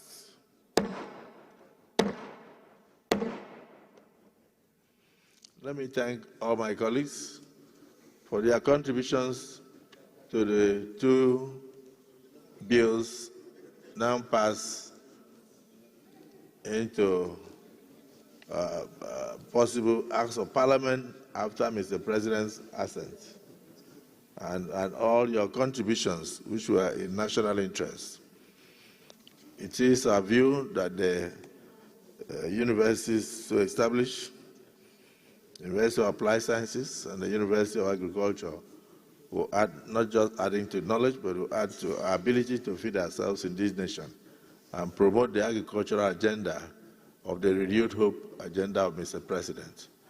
I'm very confident that when these institutions take off, that they will add to knowledge, add to increase food production, and also assist the nation to move forward from where it is. So I thank all of you for your contributions.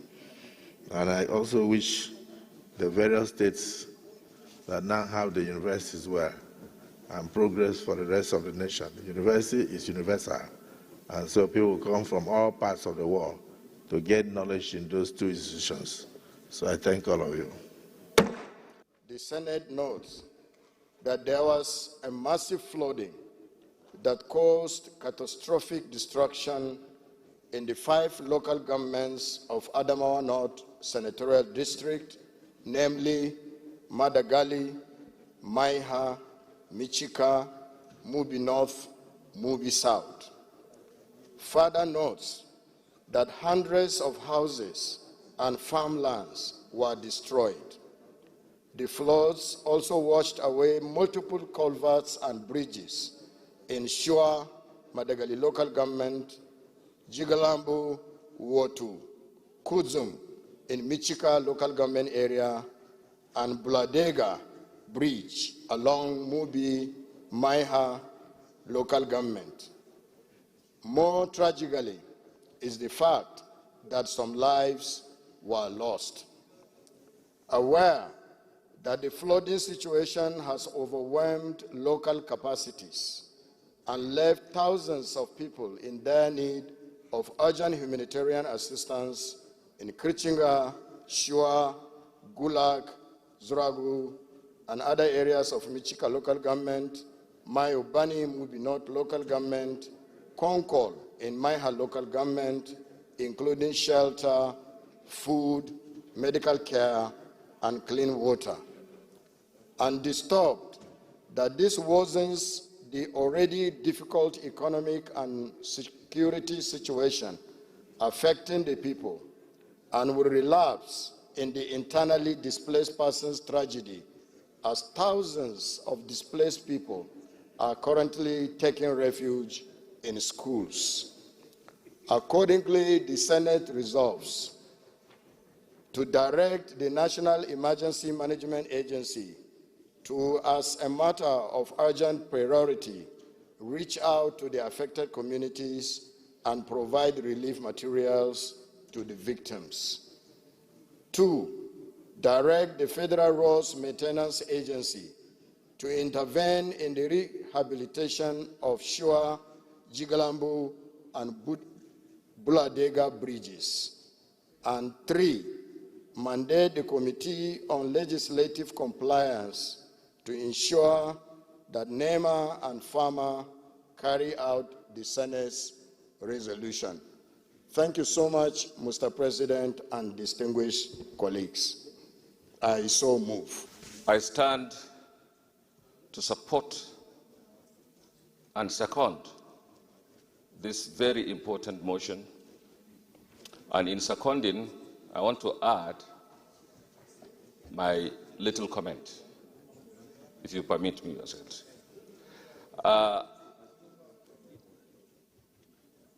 It is known by everybody that this year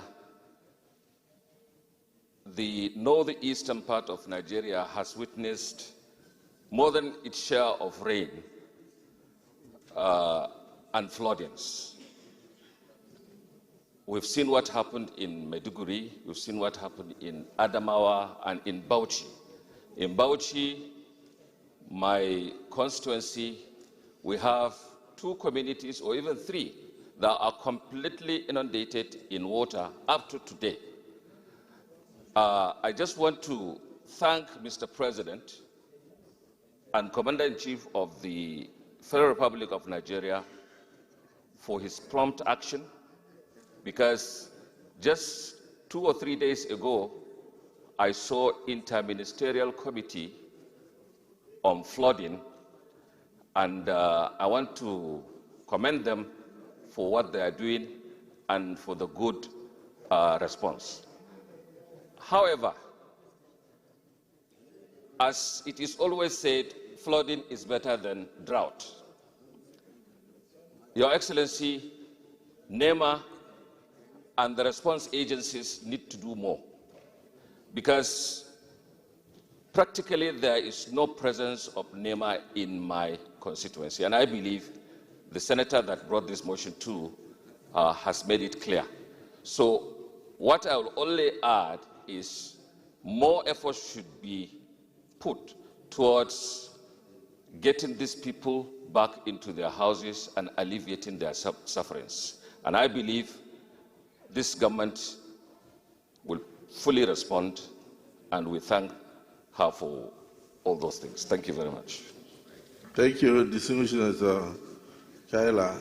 Thank you for commending Mr. President for his prompt action in coming to the rescue of your people, ameliorating their sufferings, and ensuring that the plight of the people is addressed. I assure you that further actions will be taken by this government of compassion and government of concern of President Bola Ahmed Tinubu.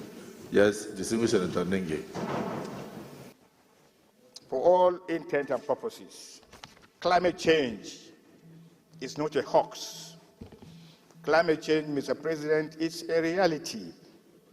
And if you recall what happened last year, climate change took over almost 13 states of the Federation. Today, we are counting up to 25 states that were ravaged by climate change. It is also imperative to further mention even the developed countries are not immune to this climate change. As we are sitting here, you speak about North Carolina, you speak about Miami, you speak about Florida, you speak about Netherlands, you speak about Thailand, North Korea, they are all in plots. So what requires at this moment in time is not to be thinking of these specific palliatives, it's to come up with a Marshall Plan, probably led by you, Mr. President. You recall last year, 13 states, today 25 states, the anticipation that by 2029, 2030, the entire country will be in plots. So what we need to do as a people, with the right leadership, and ably led by you, sir, is to come up with a Marshall Plan of action so that next year by this time, we won't be speaking about specific palliatives to states who must have been readily available to meet this flood, because nothing whatsoever will curtail this flood, because it's a scientific reality. What is happening in the western atmosphere is changing. The temperature, the rain is changing. There will be droughts there in the next 2, 3, 4 years, and then there will be a lot of rain. They have prepared over several decades for this flood. We are not prepared. So therefore, it is important to look at the scientific aspect of what we are trying to face. We are facing a serious danger from Benue down to Bauchi to Taraba and 10 other states. And then, as time goes on, while the river is going, you will see Akwa Ibom, you will see rivers, all those littoral states, that periphery, the Atlantic Ocean, they will be engulfed, massively implode. So it is important that we start thinking of what do we do if tomorrow comes and there are floods in almost every part of this country. And I'm very positive the nation has required manpower, scientific know-how, to be able to come together and say, let's try to bring about a Marshall Plan so that when this thing comes, we shouldn't be talking about specific. We should be talking about the generality of Nigerians, because no matter what you say, this flood will come and ravage this country. And I so support this motion. NEMA should be asked to move. They have been around periphery within the center of the nation, but the peripheral states that borders other countries, they are no longer there, particularly Adamawa, part of Benue, and some Katsina areas. So NEMA should look at this country and look at this country as its own constituency and not be able to just settle in some other areas. You've seen the ravaging flooding in Borno, Maiduguri. Sir, these are signals. These are signals. So we must be able, as a people, as a country, to start thinking of tomorrow. I thank you very much for the opportunity. In planning for the next set of floods, and we should not continue to be reactive. And in fact, by the time the water drains from the northern part of the country, it will settle in the south. And together with the release of water from the Cameroon dams, we expect flooding in the entirety of the Niger Delta, displacing people. So it's important that the country comes out with a Marshall Plan to cater for this yearly flooding. So I want to thank the Senator Johanna Amos for bringing this motion, and I assure you that our Committee on Legislative Compliance will meet with NEMA and proceed to ensure that all the resolutions that will be arrived at by this August Assembly are implemented. So we go straight into the prayers. Prayer 1, direct the National Emergency Management Agency to, as a matter of urgency, reach out to the affected communities and provide relief materials to the victims. Those in support of prayer 1 say aye. Those against say nay. The ayes have it. Prayer 2, direct the Federal Roads Maintenance Agency to intervene in the rehabilitation of Shwawa Jigalambu and Baladega Bridge. Very direct. Those in support of prayer 2 say aye. Those against say nay. The ayes have it. Someone is hereby directed accordingly. Prayer 3, mandate the Committee on Legislative Compliance to ensure that NEMA FEMA carry out the Senate's resolutions of today. Those in favor of prayer 3 say aye. Those against say nay. The ayes have it. I don't think additional prayer from distinguished Senator Binus Yaro, and after that, the whip of the Senate. Prayer as follows. Call on Mr. President, Commander-in-Chief, to direct the relevant federal ministries to make adequate provision in the Appropriation Bill 2025 for the dredging of rivers Niger and Benue.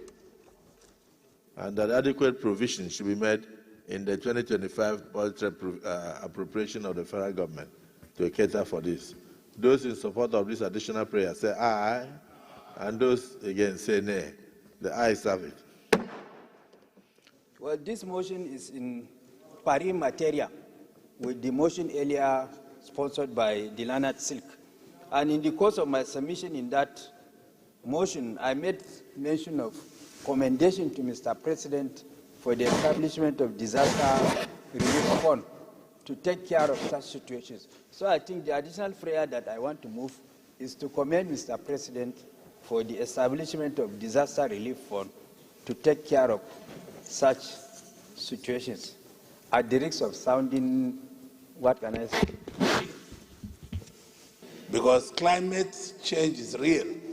And when it's real, people are going to get into all kinds of things, including flooding and all the rest of them. We have not seen, we should just pray. You know, from here to Brazil, people used to go by road. But today you have to cross the Atlantic. So we don't know what is going to happen to us. So we have to make adequate arrangements, Mr. President. Thank you for the time. Disaster Relief Management Fund to cater for circumstances of unforeseen natural disasters. Those in support of this additional prayer say aye. Those against say nay.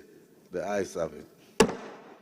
So I had, and I still commend distinguished Senator Amos Yohana of Adamawa North for bringing this motion to the fore.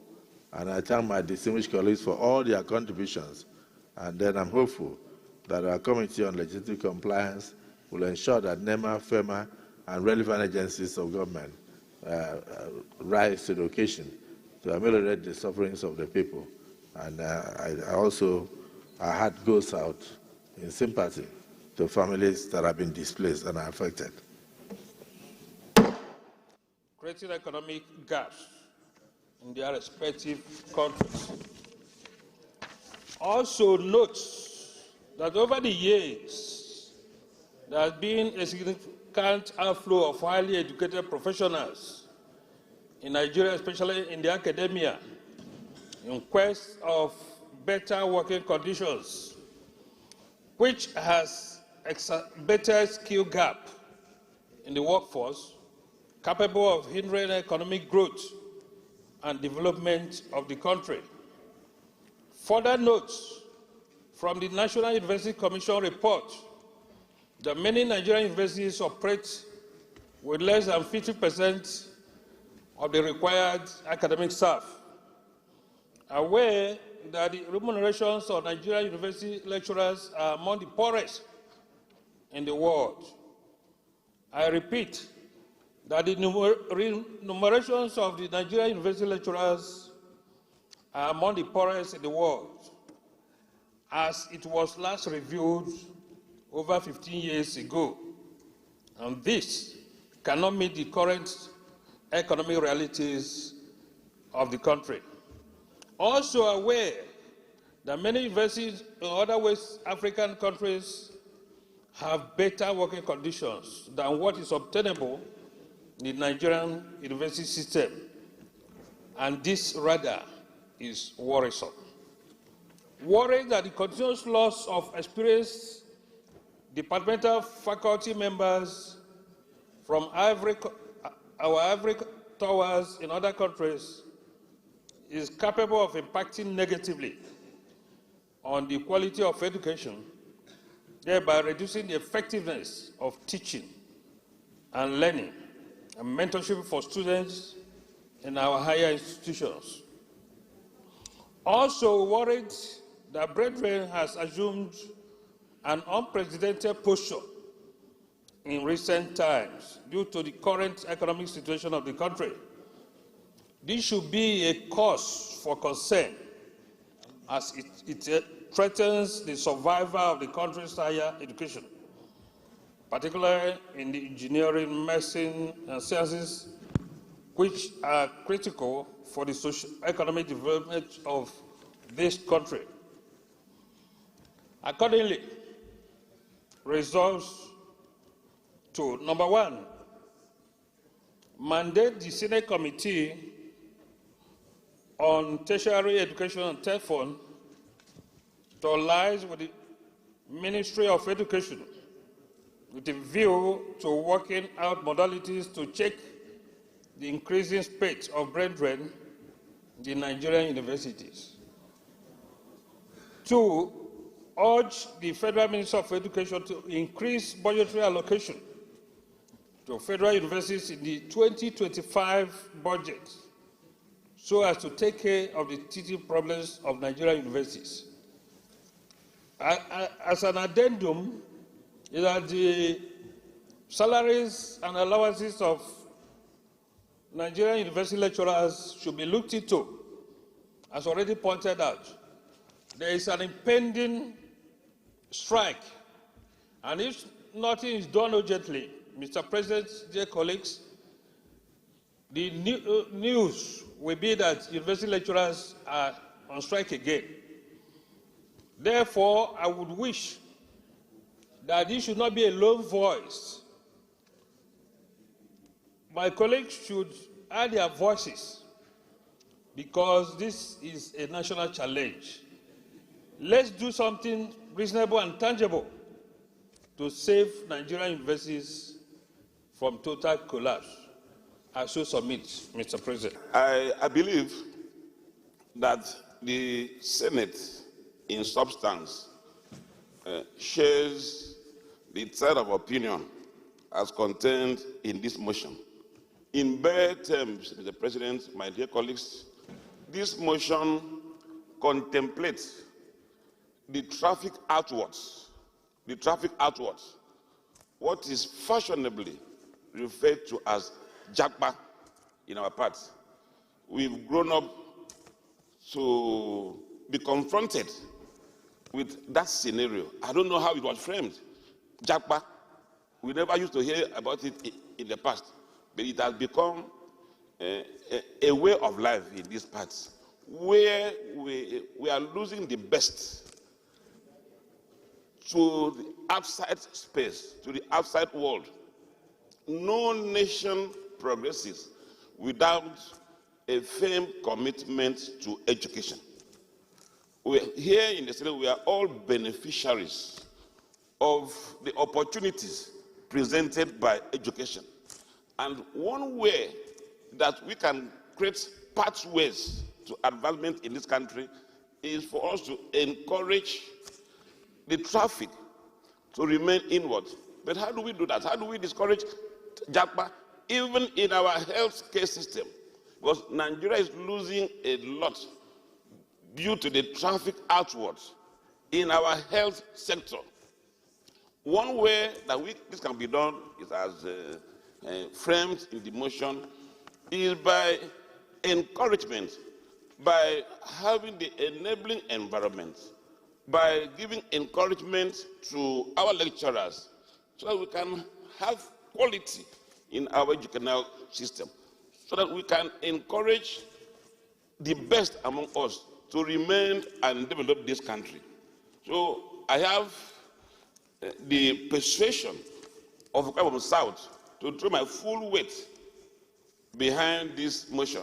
I think it is quite timely because as a country, we must explore trajectories where Japa can be discouraged so that the best can remain with us and help to develop this country. I thank you so much for this opportunity. Support the motion as moved. But at the same time, sir, I want us to add a little bit to balance opinion on the issue of Japa or brain drain. There are a lot of benefits, and there are so many things that we find it difficult to stop. The world is a global village. We should count ourselves as being lucky for being able to produce graduates and academics that are sought over all the world.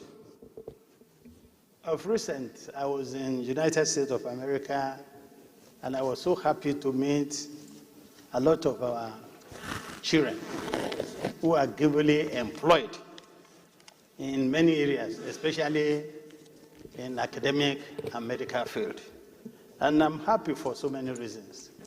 One aspect of it is that there is a greater inflow a greater inflow of diaspora fund into the Nigerian economy.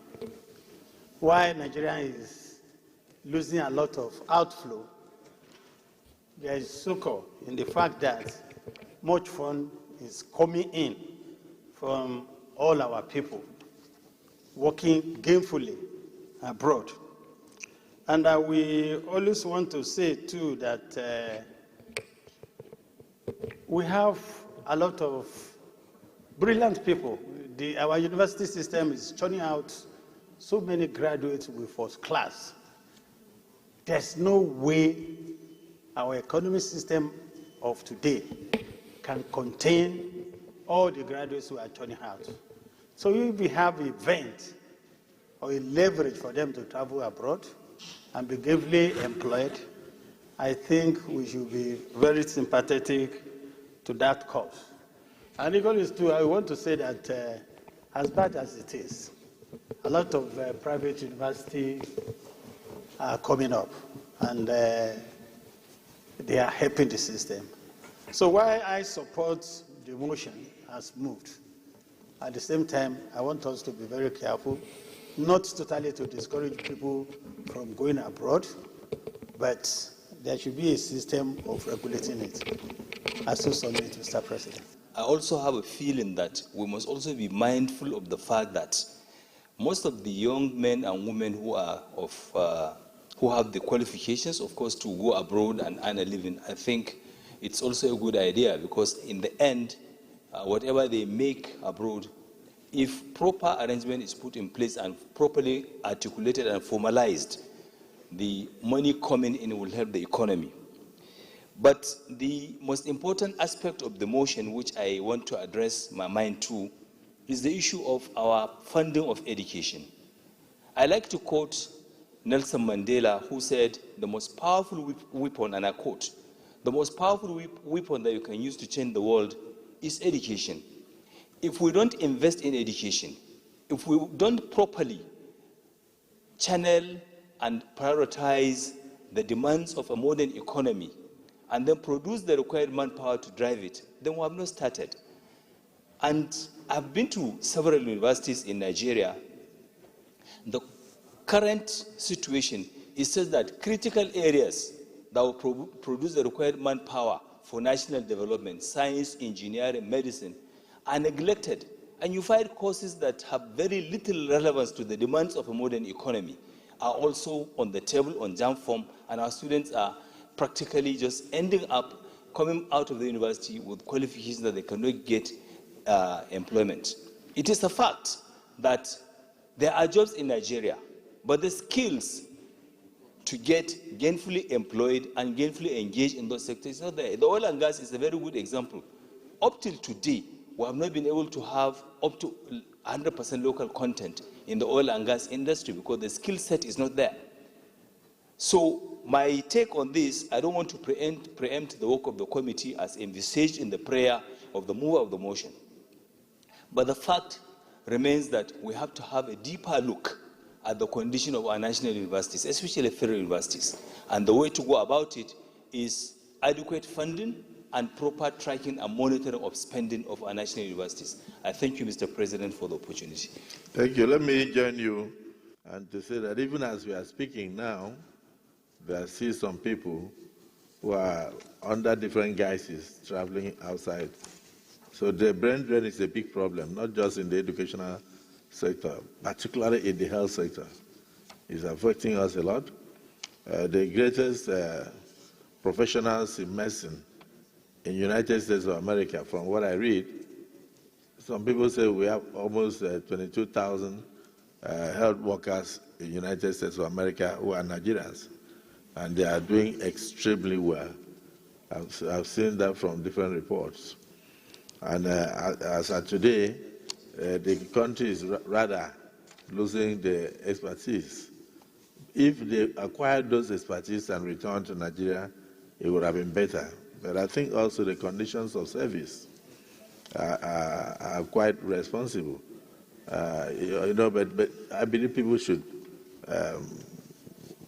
place love for their country above financial gains. And that is why many of us chose to remain here.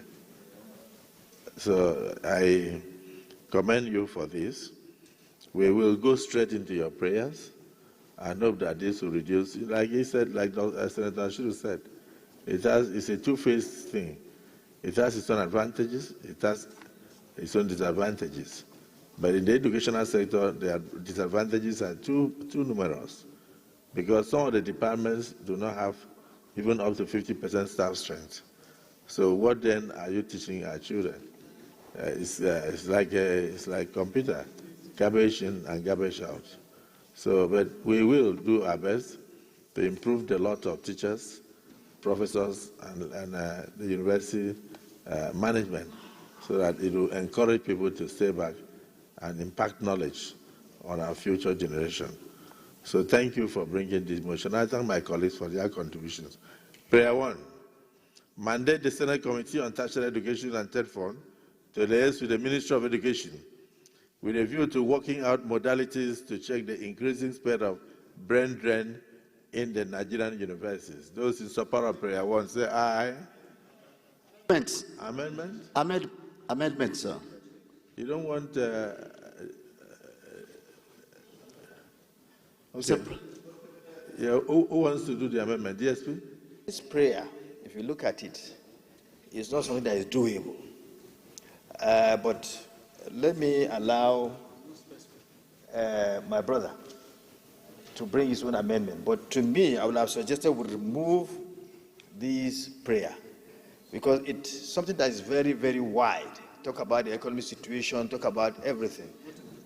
It's not implementable. Now you say a ministry should find out how to stop you from going outside the country. Yeah, I think we should even call on the Honourable Minister of Education to bring up proposals. It's beyond that. It has to do with the Minister of Finance, of Economy, coordinator of the economy. It's something to do with the economy of the entire country. Yes. The president has been very well, setting out the foundation to, create a sound economy in this country that will not allow someone even to go out. Yes. What he's doing now, giving him some time, we'll have a situation that when you say someone go to Ghana or go to US, you say, no, I prefer to stay here because the economy will be fine.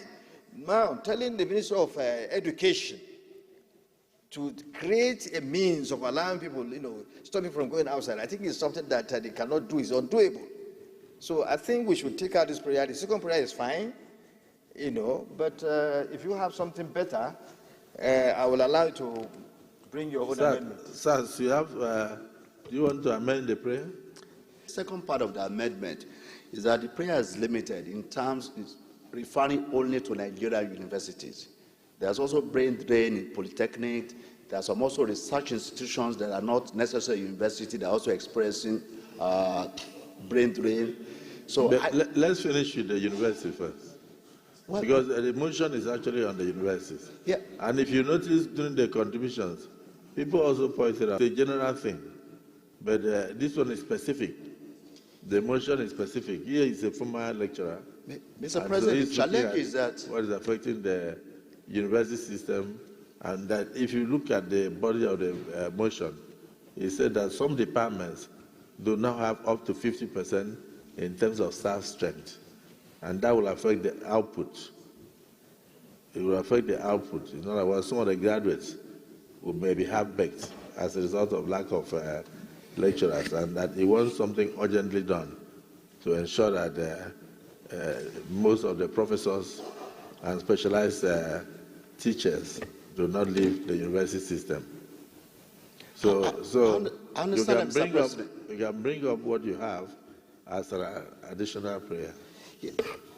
The only challenge, Mr. President, and I just give me 1 minute to conclude, that associated with those universities will also be impacted. I'm just thinking that maybe we should just say tertiary education rather than just say universities.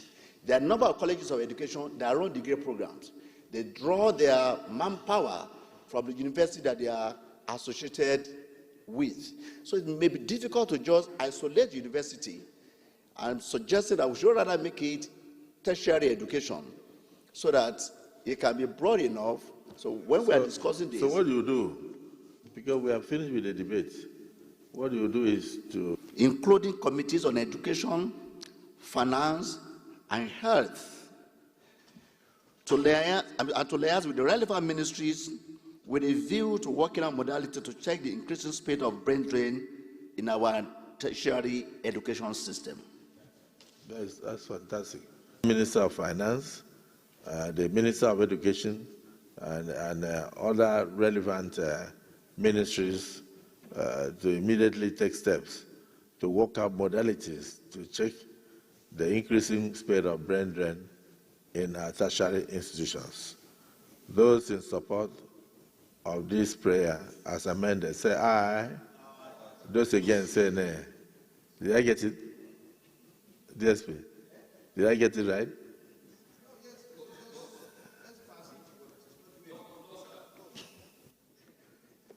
Huh? Is that doable?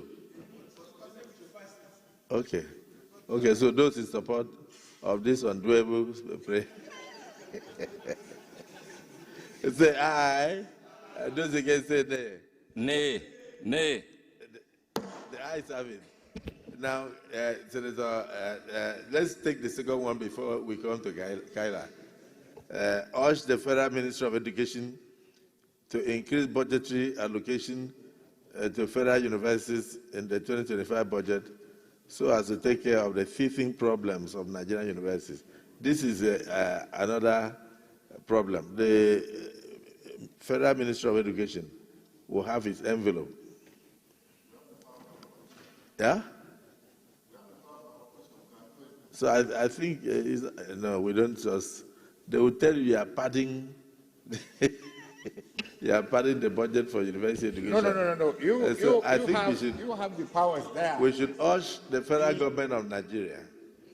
Mr. President. We should urge the federal government of Nigeria through the Ministry of Education and the national and. So if you do that, you are telling us we are just a rubber stamp legislature. The power lies with you. They propose, and then we endorse. So amend prayer 2. So do you have an amendment to the prayer 2? Nigeria to increase budgetary allocation to federal universities in the 2025 budget so as to take care of the teaching problems of Nigerian universities. I so move. When you say federal government, it includes the executive and the legislature, all together, federal government. I so move. Has proposed an amendment to prayer 2 that we should urge the federal government of Nigeria to increase budgetary allocations to the federal universities in the 2025 budget so as to take care of the teething problems of Nigerian universities. And he has also explained that the federal government, in this case, means the Senate, the National Assembly, and all relevant agencies, all together. Those in support of prayer, the amendment of prayer 2, as stated by the Deputy Senate President, that the federal government of Nigeria should increase budgetary allocations to universities to cater for the teaching problems experienced in the universities in order to stop the brain drain that is currently going on. Say aye. Don't again say nay. The ayes have it. Dr. Kaila, yes, we are now back to you. It has nothing to do with the Ministry of Health. Anybody that wants to go to America, nobody will stop him from going there. Anybody that wants to do brain drain, no law in Nigeria can stop him from doing so. The only way is the way the President of the Federal Republic started, trying to change the economy, streamline it such that brain drain, people will not even have the reason to go out. I think that is the key. We cannot stop anybody from going out. What is your additional prayer then, and the civil senator, for this motion, and pray that collectively Nigerians will do something about this brain drain? There are so many reasons. Sometimes it could be medical. Some of them it could be even we from various agencies of government sending people abroad to go and study.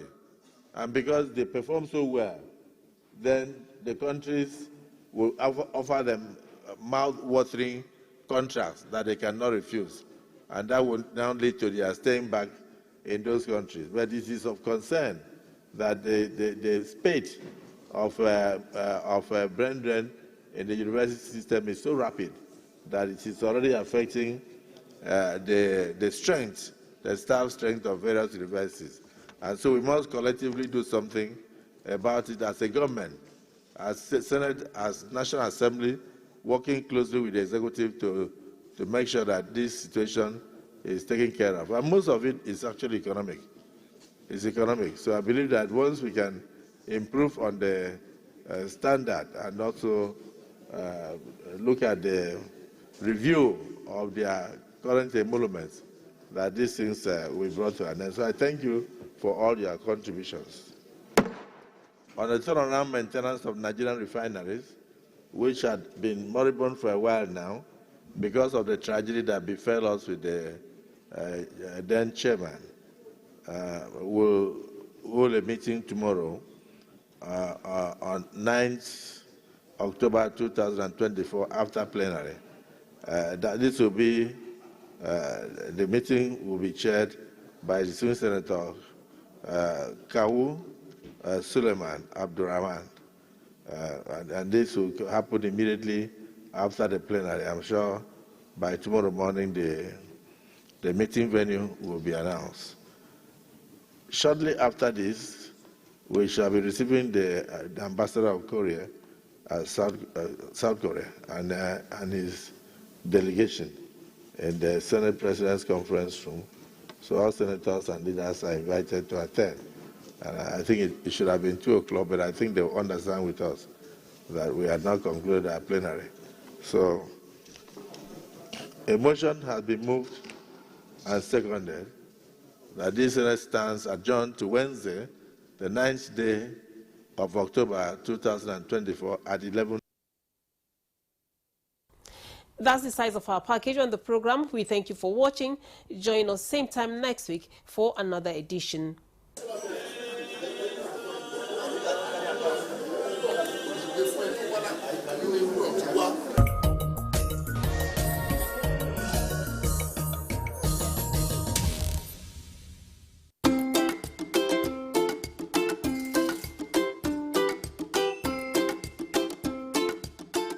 Join us as we embark on an exploration of Nigeria's rich cultural heritage and natural wonders.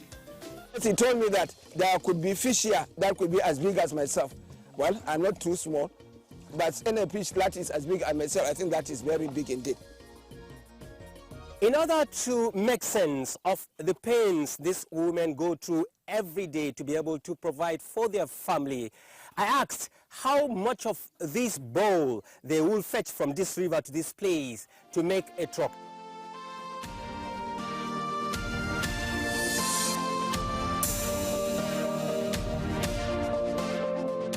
From the bustling streets of Lagos to the serene waters of the Niger Delta, Nigeria offers an unforgettable experience.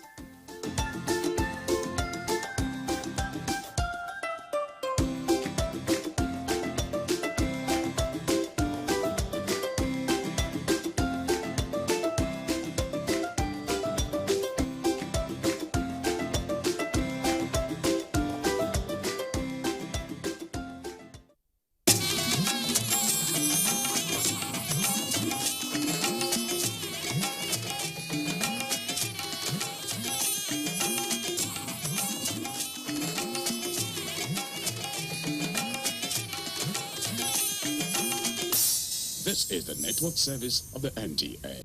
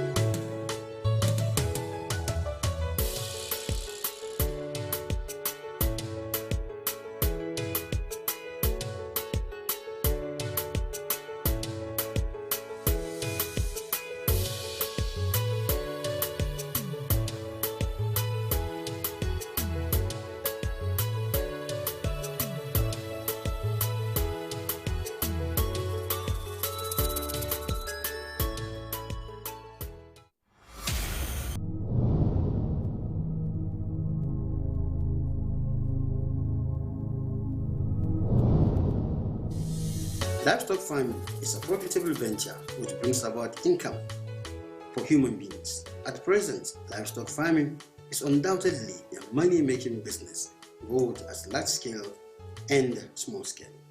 The livestock industry plays an indispensable role in the traditional agriculture and largely subsistence economy of Nigeria.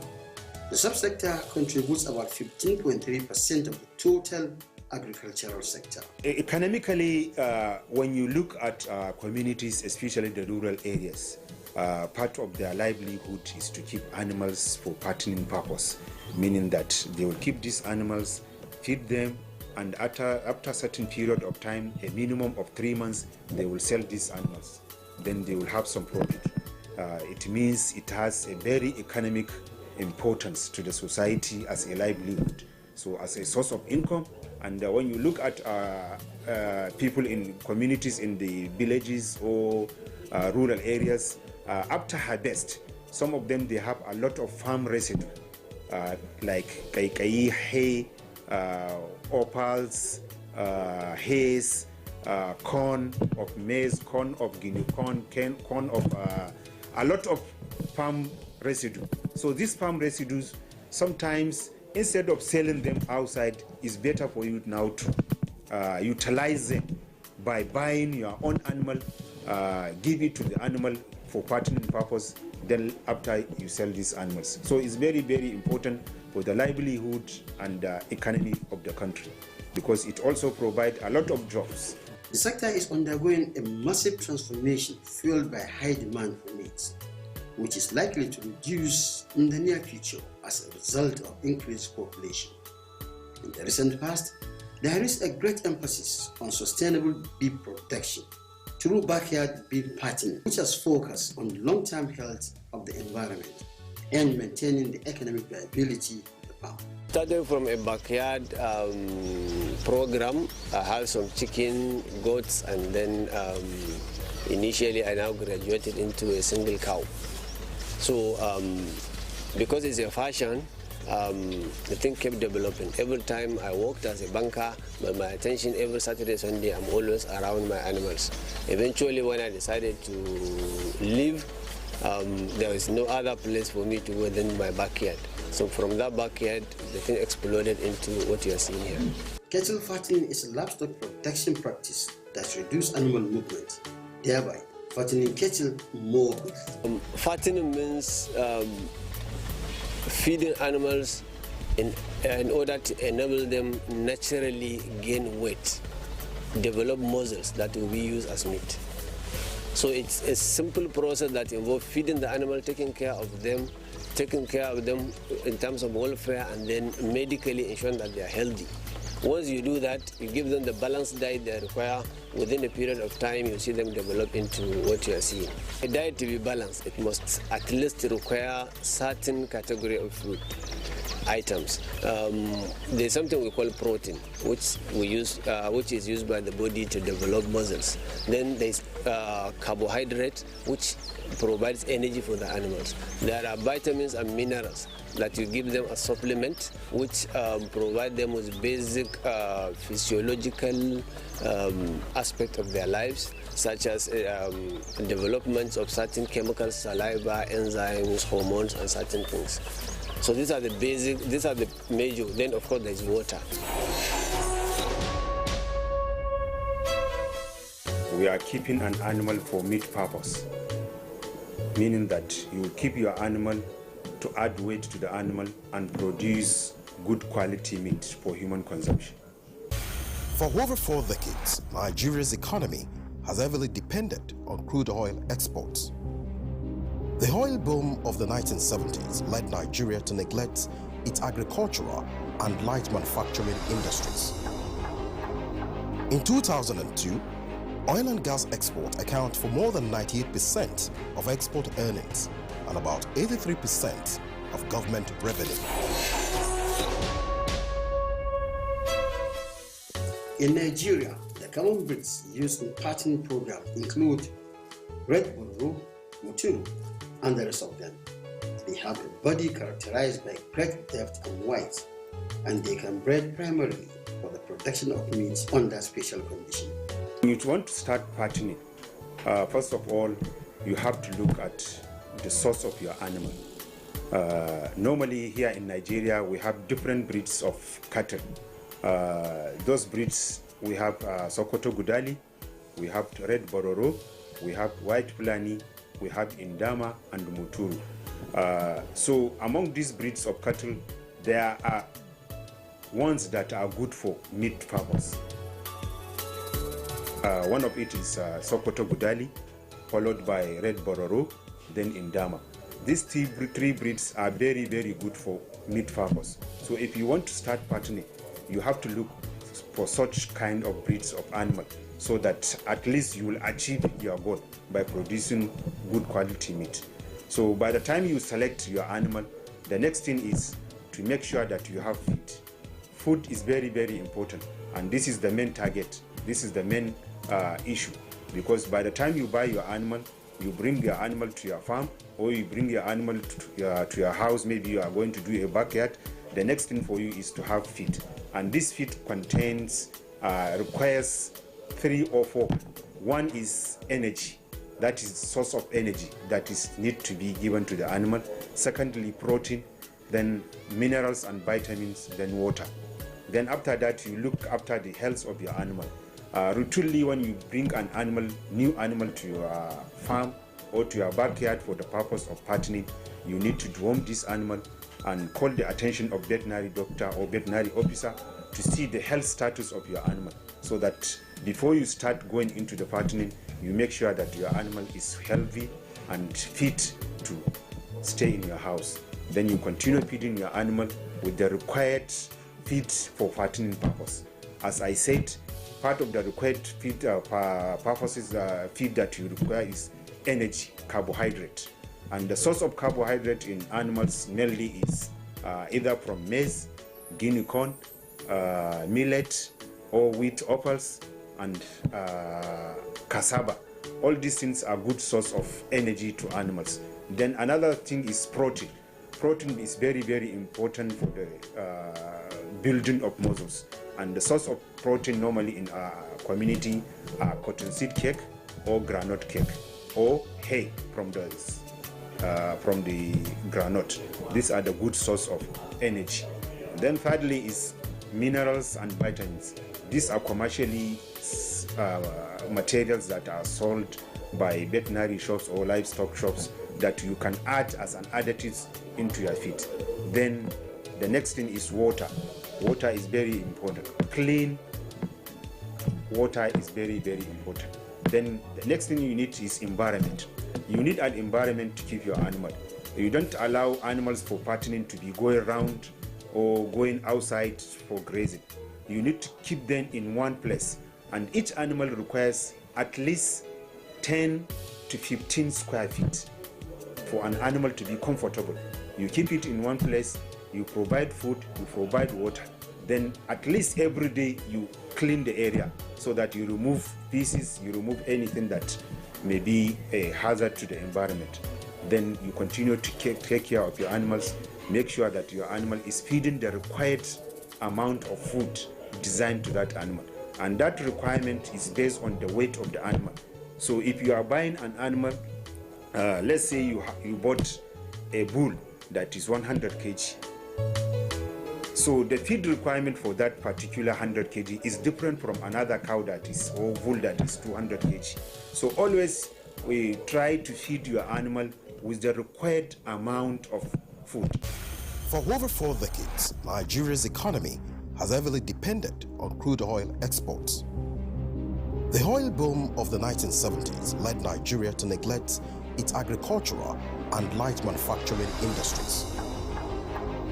In 2002, oil and gas export account for more than 98% of export earnings and about 83% of government revenue.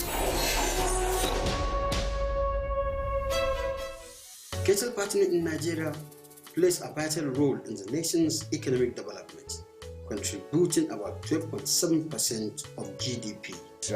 A lot of states, they empowered young or youth for fattening. They provide them with bulls, feed to go and feed their animals, then they will have a lot of profit. Under this program, we are going to support 1,000 youths with machines, material, and some take-up grant to convert palm waste into crop residue that will be used for feeding livestock, more especially the cattle.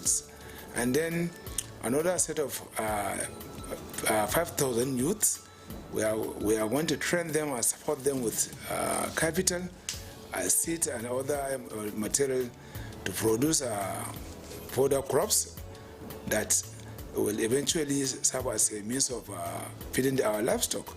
We are also looking at the small ruminants, such as rams. The project is intended to support over 2,000, more especially the youths, through empowering them with a package that will make them a decent living. Here, the project is intended to support each youth with 10 number of rams, and then after he fatten the rams, I make a living from the process of the fattening. It's a profitable business. It's a business that, like any other business, has its own ups and downs. What is required of you is patience, honestly, and expertise. You need to know what you're doing. You're dealing with animals. Animals are, they should be tender. That means you have to take care of the animals in terms of their welfare, in terms of their feeding system. It's a profitable business if you're able to manage it very well. In terms of other economic benefits that you mentioned, it provides labor, it provides employment to people. A single cow, if you sell it, if you see the number of people that will benefit from the people that the seller will benefit, and then the agents, the transporters, the butchers, the people that will buy different parts, the people that will take the bones, crush it and make bone meal, we have a common theme in Hausa. We call them negedadi goma. That means cow that has more than 10 benefits. So there's no part of the animal that you will throw away. And then if you look at the major contributor of the economy in our local society are the animals. Everyone has animal. If you don't have a goat, you have a cow. So if you don't have a cow, you have a chicken that you rear in your house. You hardly in our community here you find people that don't have animal. So in terms of economy, honestly, is a major contributor. Though Nigeria plays a vital role in the livestock economy of Africa, but the livestock production is not enough to meet the domestic demand because the cattle fattening is still characterized by a local nomadic or open graze system. However, the country still imports about 40% of its beef meat from neighboring countries. These also contributed a tremendous negative effect on the availability of quality and affordable beef meat. Fundamental diseases that affect us here are 2 or 3. The basic one is the CBPP. It's a pneumonia that affects the animal. That is a lung infection. It's a viral disease which doesn't have cure. So normally when we bring the animals, we go to Veterinary Research Institute here in Kano and we buy the vaccine and we inoculate them. And then the other one is the foot and mouth disease that affects them. It brings sores in on their legs and then on their tongue. So normally it's contagious, but it's not, the morbidity is high, but the mortality rate is very low. That means it doesn't often kill the animal, but it brings down whatever development they have attained, it brings them down to ground zero. So these are the major diseases that affect us. And Alhamdulillah, government is doing enough, because there are these instances when they will come and inoculate all the animals that we have, so that we don't suffer much losses through this kind of diseases. What are the common challenges associated with animal fattening? Marketing. Marketing is the major issue that we have, because if you look at the number of animals here, definitely you know that we can't be selling these animals here. So normally we take the animals truckloads containing 20, 25, up to 30, and we take them to the southern states. So when you take your animal to the southern states, because they are animals, there are not much feed there, the leverage you have as a producer, the buyers have more leverage than you. Because when they price the animals and you refuse to sell, you want an increment, there are limits, barely maybe you have 24 hours to refuse to sell. After that, now people advise you that if you don't sell this animal, they will begin to lose weight. So we have to sell. So we don't have leverage in terms of bargaining with the buyers. For the country to be self-sufficient, there is the need to move from crude cattle production to a more mechanized and modernized and sustainable way of raising cattle for beef production. When you are going to buy an animal, first of all, you make sure that animal is healthy. How will you know an animal is healthy? By the time you reach an animal maybe in a market, first of all, alertness. Is that an animal alert? Don't go and buy an animal that maybe by the time you are passing through the animal or you are approaching the animal will not show you any sign of that somebody is coming. So this is what we mean by alert. It means as you are approaching the animal you want to buy, the animal will respond that somebody is coming. So these are some of the things that you should require. Secondly, you make sure that this animal, they are not having any sign of diseases. Example, nasal discharge, any discharge from the nose, discharge from the mouth, or discharge from anywhere on the body. Then make sure that that animal is not having any diarrhea, meaning that try to look at the pieces or the dump. If the animal is having diarrhea or having problem with the GIT, maybe you start seeing some signs from the feces, maybe watery or some kind of abnormalities. So you make sure that you are buying a healthy animal so that by the time you bring this animal to your house, at least you are secured that your animal is healthy. Then the next thing, you call the attention of a veterinary officer or a livestock officer close to you to see, yes, I brought a new animal to my house or I brought an animal to my farm for the purpose of fattening. Then he will advise you on routine medications. Routine medication that we normally did for fattening is 1, deworming, meaning that you want to give drugs so that it will kill all internal parasites. Internal parasites are competitors. If your animal is having heavy load of internal parasite, worms in their stomach, by the time the animal is feeding, then half of your feed is being fed to the worms. Half of it will go to the animals. So it means you are wasting a lot of resources. If you are feeding your animals maybe with 500 naira, it means 200 naira is going to be consumed by these worms. So that is very, very important. You deworm the animals. By the time you deworm the animal, it means you flush out all parasites along the GIT, right from the mouth to the anus. You flush them. By the time you flush them, it means whatever the animal took or eat is going to be utilized by the body of the animal. Then after that routine deworming, you see if there is any routine vaccination. Normally in Nigeria, there are routine vaccinations. Especially we have some diseases that are endemic to the environment, like contagious bovine pneumonia, which means CBPP. We have other respiratory tract infections. All these are problems that if you bring an animal that is having this problem, you may end up keeping the animal without having a success. So there are a lot of diseases that by the time you call the attention of your veterinary officer, you will look at it and advise you and treat your animal appropriately.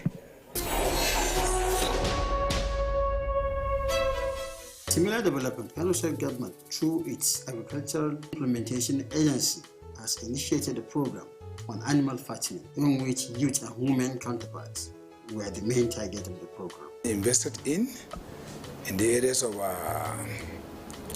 livestock health, in the areas of breed improvement, in the areas of fodder production, as well as the market and market linkages.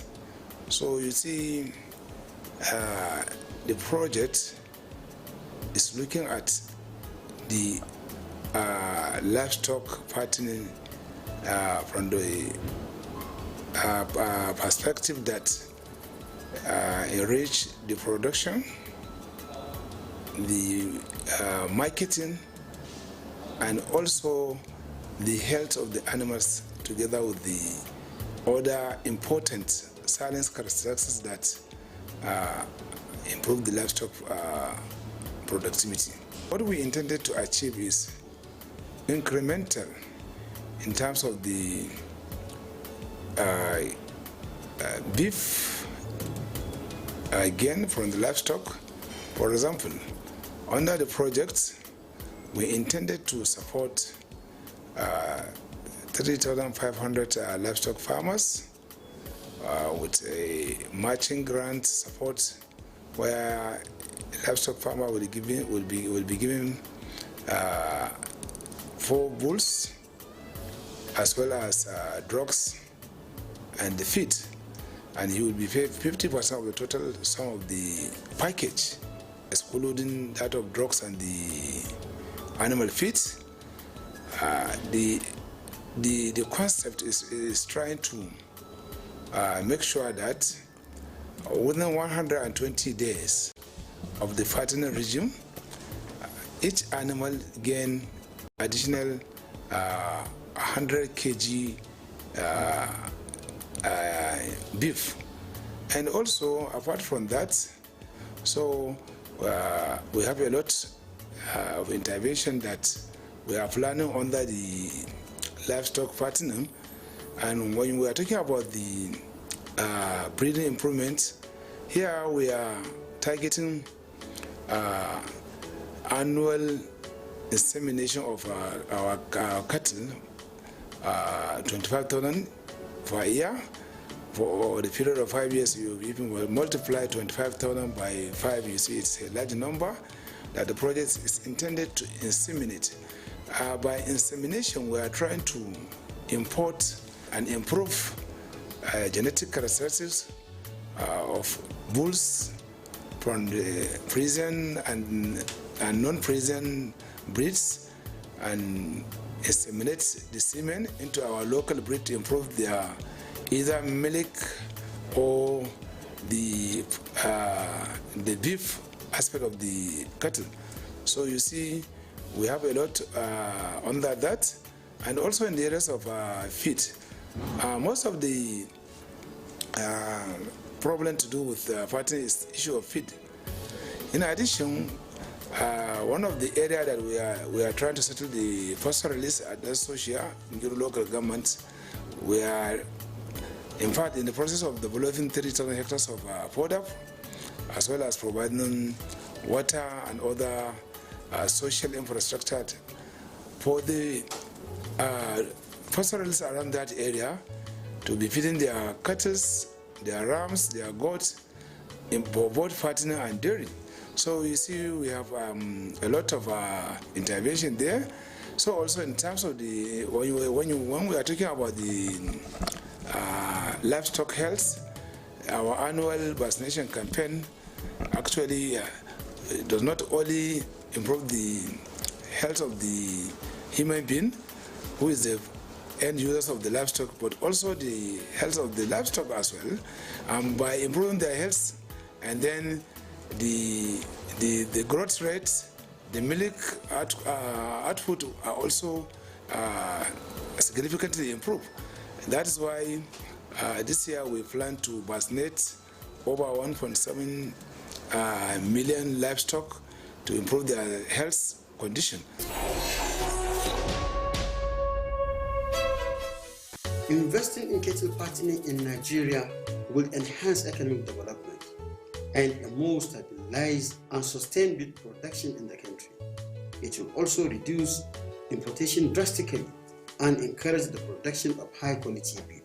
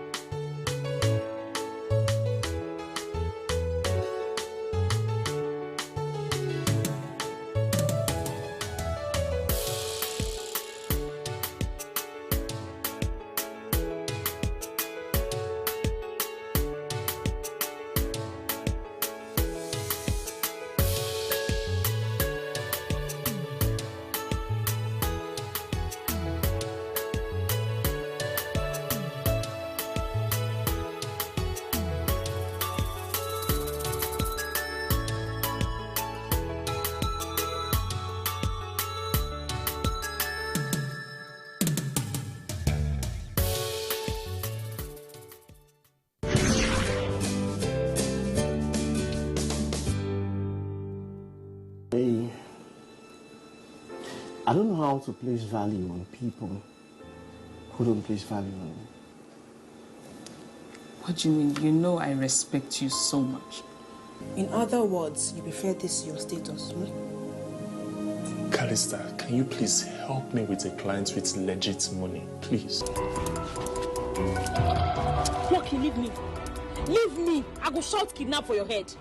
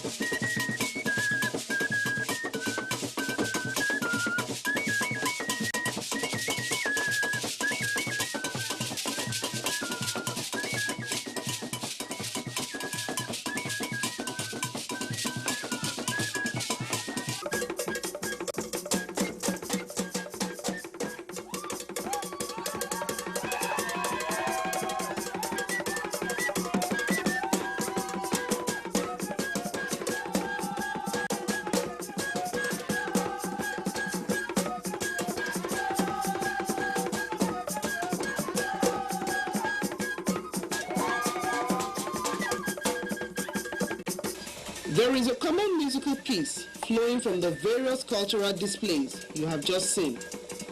Did you observe that? It is this member of the woodwind musical instrument shaped like a thin pipe, the flute. Flutes are said to have been found earlier than 4000 BC, as they were made of bones, hooves, horns, reeds, wood, and other natural substances. The word flute comes from the Latin word flutus, meaning breath. It is played by blowing across a hole on one end and plugging certain holes in the body to modify pitch and produce that melodious tune you so much enjoy. In Nigeria, almost all the traditional musical offers have the coloration of the flute. From the north, you have the serewa.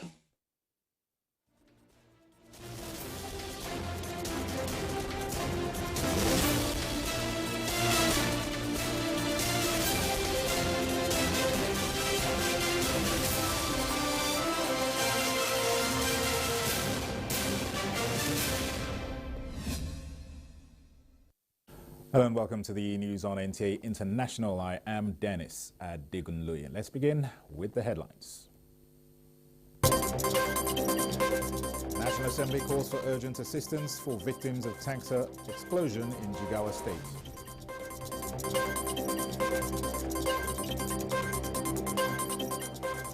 Vice President Shettima embarks on two-day visit to Sweden.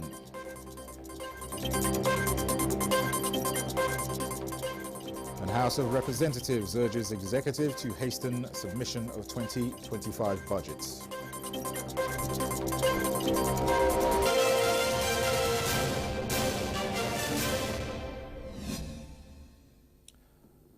There is no vacuum in leadership, even though President Bola Tinubu and Vice President Kashim Shettima are out of the country, as they are fully engaged with the nation's affairs, even while away. The President's Special Advisor on Information and Strategy, Bayo Onanuga, stated this in a statement. President Tinubu left the country on 3rd October and is on a 2-week working vacation. During this time, the President has been busy issuing directives on matters of state and will soon return to the country before the vacation officially expires. The statement also says the Vice President departed the country Wednesday for Sweden on an official visit, and all state organs are functioning as usual. The Senate President, Secretary to the Government of the Federation, ministers and service chiefs are all in their respective positions, ensuring the smooth operation of the government. The statement further explains that the nation has witnessed a similar situation between late April and early May this year and sometime in 2022, when former President Buhari and former Vice President Oshibajo were out of the country simultaneously. In the meantime, Vice President Kashim Shettima has arrived in Sweden on a two-day visit to represent Nigeria in bilateral engagements with the Scandinavian nation. In a statement, the statement says, during the working visit, the Vice President will engage in high-level bilateral talks with key government officials, including a meeting with Crown Princess Victoria of Sweden and the Swedish Prime Minister. Shettima will also use the visit to explore opportunities for strengthened collaboration between Nigeria and Sweden in areas such as ICT, innovation, education, digitalization, sustainable transport, mining and agriculture. The Vice President will also meet with Norsken, a Stockholm-based venture capital impact investor, which recently launched Norsken 22, a $250 million tech investment fund for Africa. While in Sweden, Shettima is also expected to articulate Nigeria's economic vision and the reforms being undertaken by the administration to create a business-friendly environment in Nigeria for investors. The Vice President is expected back in the country on Saturday. President of the Senate, Godswill Akpabio, has advised Nigerians to disregard stories of the planned impeachment of principal officers of the National Assembly, describing it as fake news and a figment of the author's imagination. A statement from the Special Advisor to the President of the Senate on Media and Publicity, Eseme Eyibo, indicates that an online publisher authored the mischievous story.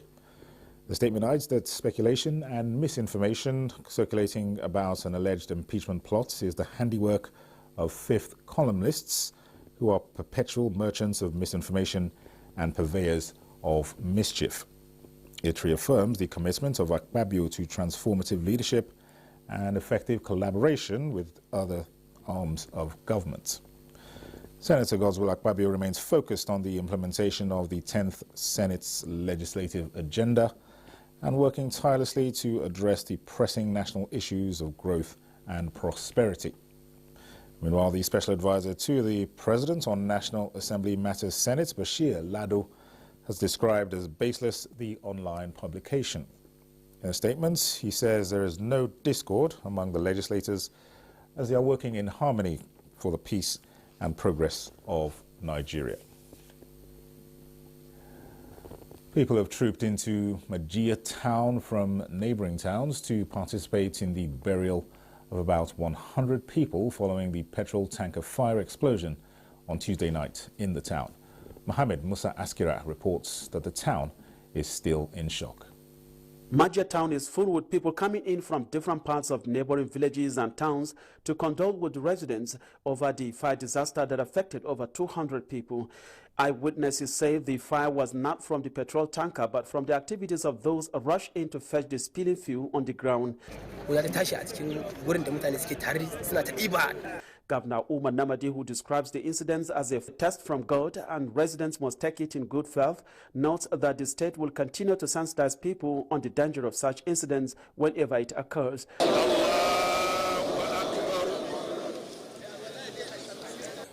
Apart from the secondary facilities we have in the state, we have also made make arrangement with the tertiary facilities, Amini Kano Teaching Hospital, Federal Medical Center, Brununkudu, and Federal Medical Center, Unguru.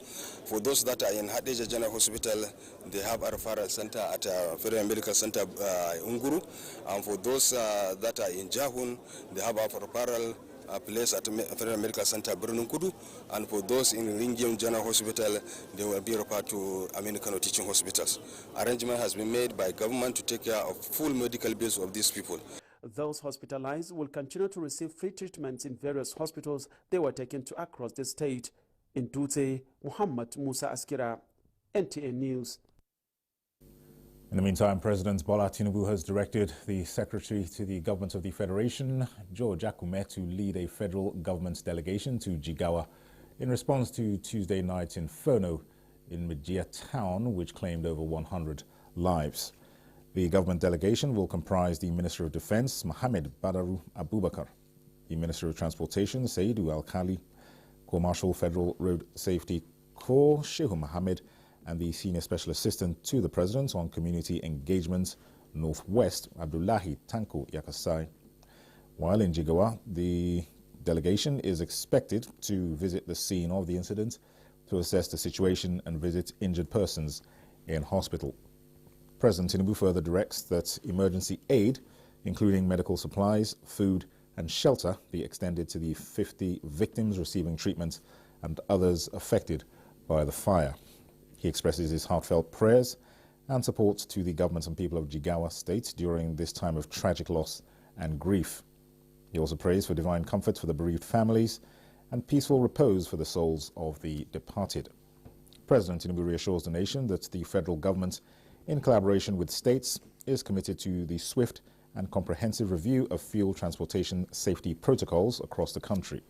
In a statement by the Presidential Advisor on Information and Strategy, Bayo Onanuga, the President restates his directive to the Federal Road Safety Corps to strengthen night travel measures such as increased patrols, stricter enforcement of safety regulations, and other highway safety mechanisms. And Nigeria's First Lady Oluremi Tinubu condoles with the Governor of Jigawa State, Umar Namadi, and the people of the state over the unfortunate tanker explosion. This has left many dead and injured. In a statement, she describes the tragic incidents as unfortunate, asking God to comfort those affected by the tragedy. She says her thoughts and prayers are with all the victims at this time, praying to God to grant the friends, families, and loved ones of the departed souls the fortitude to bear the painful loss and speedy recovery to the injured. On its part, the Senate has called on authorities to assist victims of Tuesday night's tanker explosion in Majia Taura local government area of Jigawa State. The issue raised as a matter of urgent public importance by Senator Babangida Hussaini drew the sympathy of legislators as they expressed sadness over the deaths of more than 100 people. National Assembly correspondent Lami Ali reports. The tragic incident in Jigawa was the first matter for consideration at plenary Wednesday. This catastrophic inferno occurred around 10 p.m.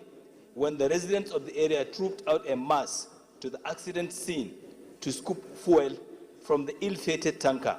This has happened in Lagos, it has happened in Ikeja, it has happened in my community in Akwa Ibom State before, and a lot of the burns were first-class burns. So here, over 100 people have been burned to death. I want to also pray that those in hospitals will also survive. Senate mourned the victims and those bereaved and suggested intensified awareness by authorities to prevent such occurrence in the future. Senate passed for second reading 3 bills seeking the establishment of educational institutions. Federal University of Medicine and Medical Science, Kogi State. Federal College of Education, special in Karaye local government, Kano State. Federal University of Education, special, Oyo State. 21 appointees of President Tinubu as commissioners of the Revenue Mobilization, Allocation and Fiscal Commission were also confirmed during plenary. From the National Assembly, Lami Ali, NTA News.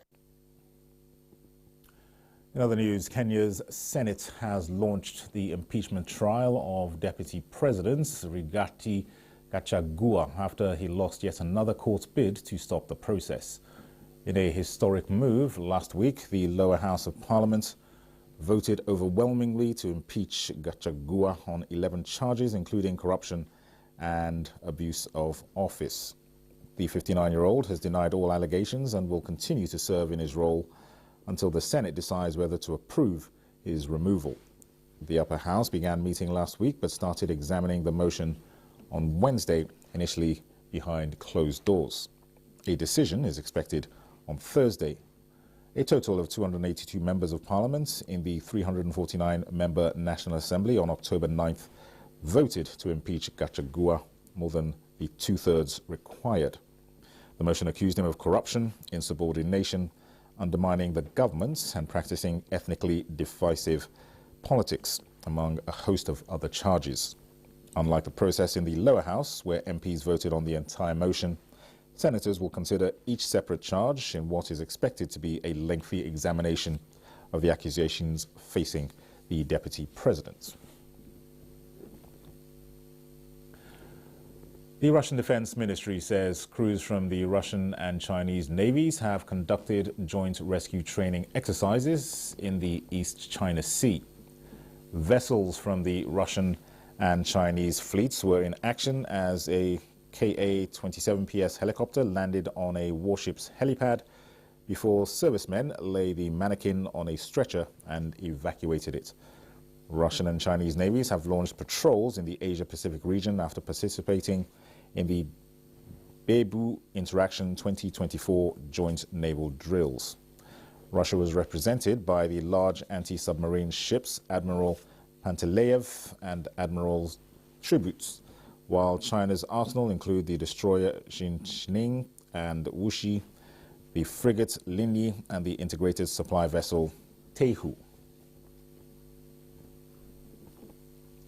Watching the news on NTA International. Time for a short break. More reports when we return. Imagine a world where your potential isn't limited by your bank account, where your financial dreams can become reality. That world is here with the Nigerian Consumer Credit Corporation scheme, Credico. Credico is one of President Tinubu's initiatives designed to put the power of consumer credit in the hands of working Nigerians. Here to help you achieve your goals, whether it's providing for your family or expanding your home or business. Visit www.credico.ng today for details. This is the renewed hope. Welcome back. Polish Prime Minister Donald Tusk has defended his migration strategy plan before the parliament in Warsaw as he suggested tightening border controls. He attributed the dramatic migration crisis in Europe to hypocrisy and outdated legal regulations, saying it has weighed on the decisions, or more often the lack of decisions, of most European countries. Tusk also disputed accusations that his migration strategy plan impedes human rights, as it proposes to temporarily suspend the right to asylum amid a report wave of border crossings from Belarus. He said they are talking about the non-acceptance of asylum applications by people who illegally cross the border. The Prime Minister is scheduled to join other European Union leaders in Brussels on Thursday to discuss strengthening the EU's policy on migration. Polish administrations have repeatedly accused both Moscow and Minsk of guiding migrants to the border, a claim both countries deny. According to Poland's border guard, 27,900 attempts have been made to cross the border from Belarus this year. Meanwhile, heads of governments from Shanghai Cooperation Organization, SCO, member states were gathered in Islamabad on Wednesday for their 23rd summit. The summit was attended by Pakistani Prime Minister Shahbaz Sharif and diplomats, as well as director of the executive committee of the SCO's regional anti-terrorism structure, Ruslav Mirzayev, SCO Secretary General Zhang Ming, Russian Prime Minister Mikhail Mishustin, and other cabinet ministers and ministers of the SCO countries. The heads of governments are expected to discuss trade, economic, cultural, and humanitarian cooperation between the SCO countries. The parties will also adopt a joint communique at the end of the event. Botswana has taken a monumental step towards a greener future after it launched an electric car assembly plant. The move by Botswana to unveil its first batch of locally assembled vehicles was made with support from two Chinese auto manufacturing companies. The launch of the vehicles is a culmination of a partnership between Botswana Institute for Technology Research and Innovation, or BITRI, and two Chinese companies. One of the Chinese manufacturers has partnered with B3 in assembling sport utility vehicles, or SUVs, while the other one is assisting Botswana to produce electric buses.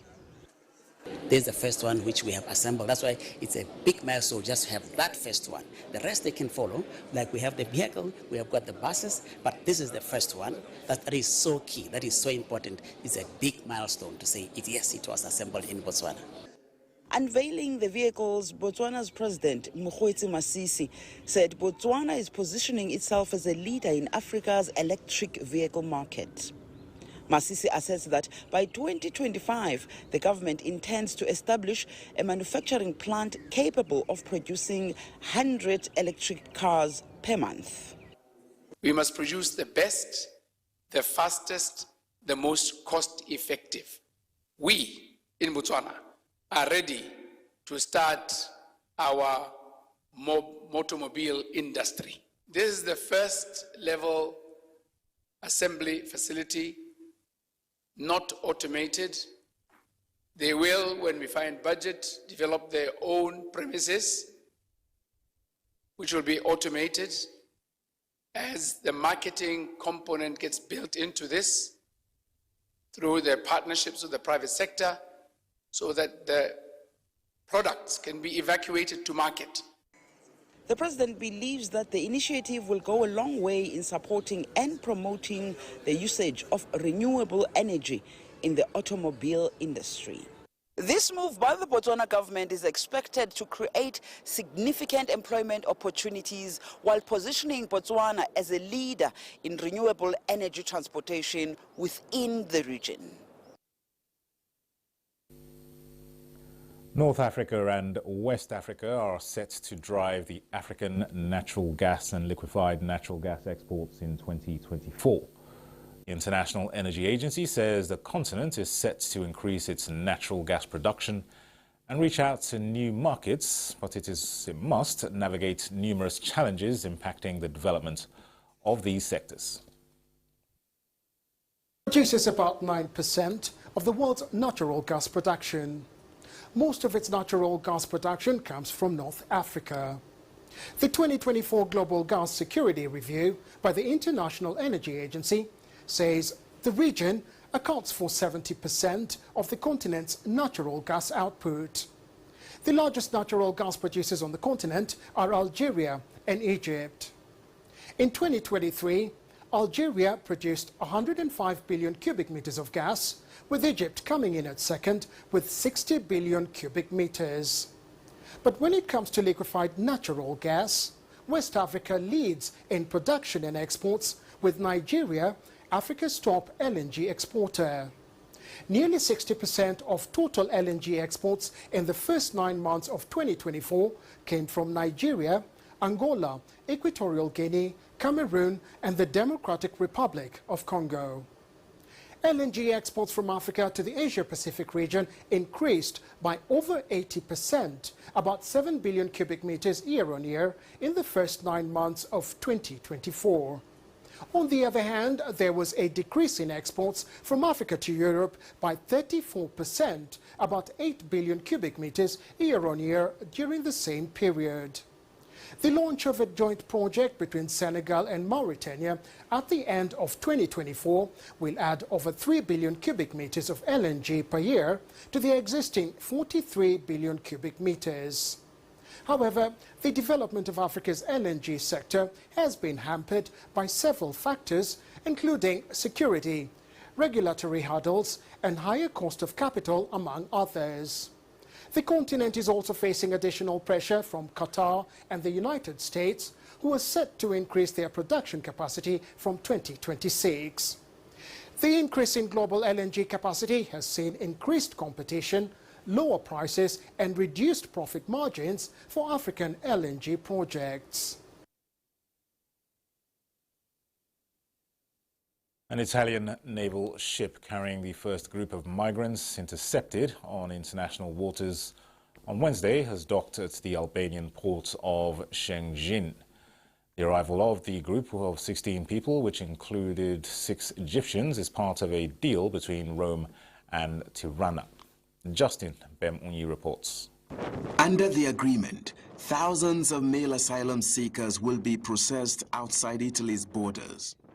It has built 2 reception centers in Albania, a non-European Union country where the migrants will be accommodated until their papers are finalized.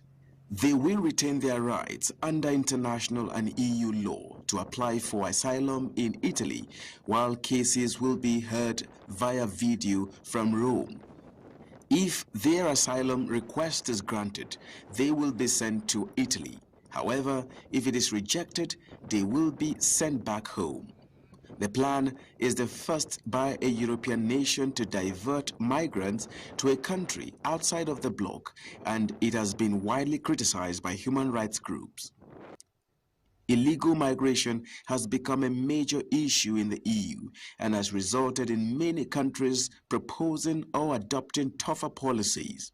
Italian officials say the Albanian centers can accommodate up to 400 migrants at first, but this is expected to increase to 880 in a few weeks. They say women, children, older people, and those who are ill or victims of torture will be accommodated in Italy, and families will not be separated. Justin Bemunyi, NTA News. Ukrainian President Volodymyr Zelensky has ruled out releasing any of the country's territory to Russia while presenting a long-awaited victory plan to Parliament. In a speech laying out his 5-point plan to members of Parliament, Zelensky said the solution to end more than 2 years of war was not a frozen conflict and not a trade in Ukraine's territory or sovereignty.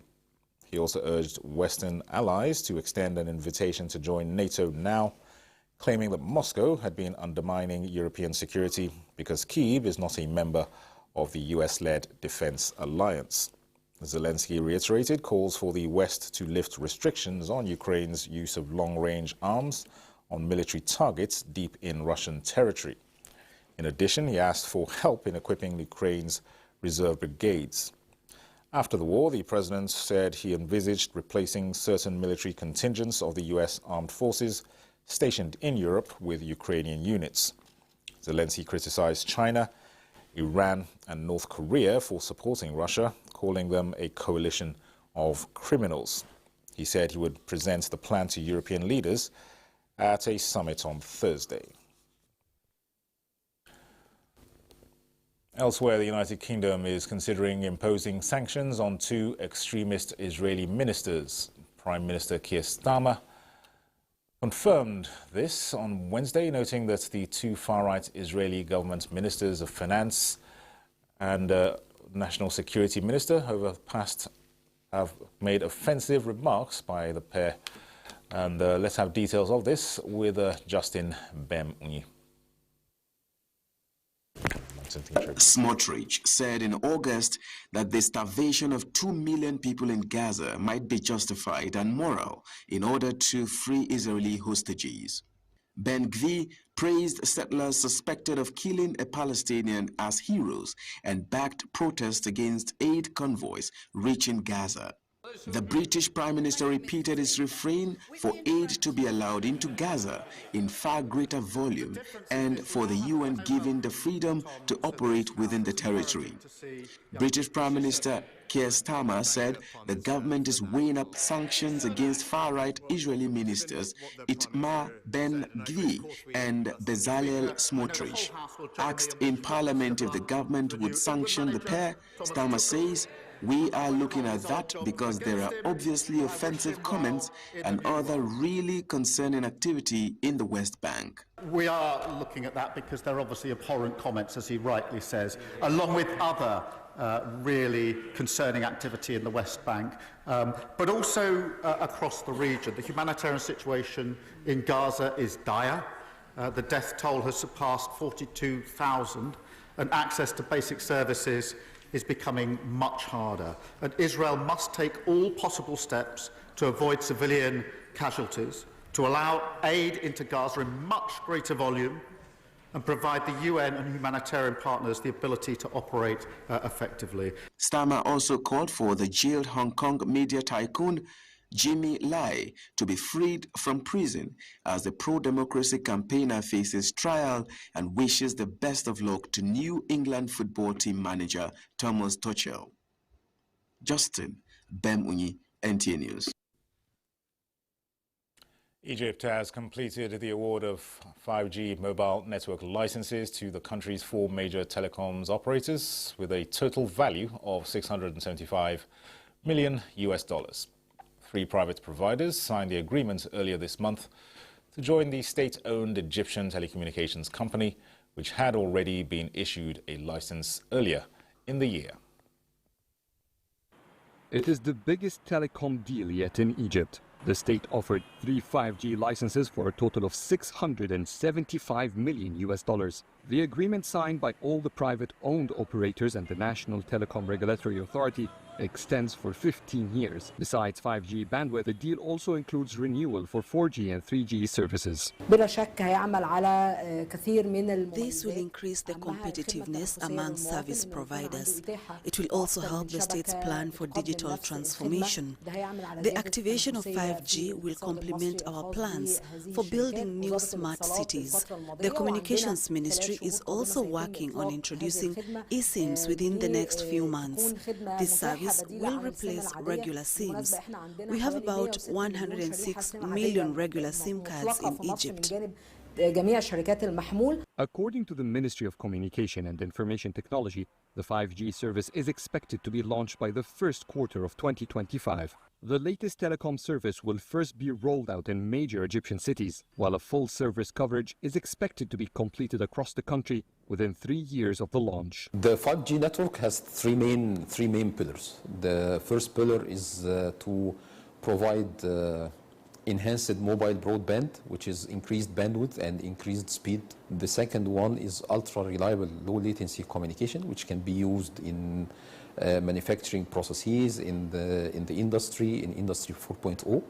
And the last one is massive machine-type communication, which can be very efficient IoT deployments and can help in that regard. Earlier this year, state-owned Egyptian Telecom was the first to acquire 5G licensing in a deal worth $150 million. That means in total, Egypt earned some $825 million in 5G licenses. In addition, tens of millions of dollars in infrastructure investments is expected to follow as providers expand their coverage across the country. Migrating to 5G should come at no extra cost for consumers in Egypt. The 5G technology is much more efficient in energy, which makes the cost of operation lower than that of the 4G and 3G technologies. This is great news for the telecom industry here, which contributes about 5% of the nation's GDP. We'll take another break now. More stories in a moment. Stay with us. Government of Nigeria warns vandals of national assets, electricity transmission towers, cables and other facilities to desist from this act of sabotage.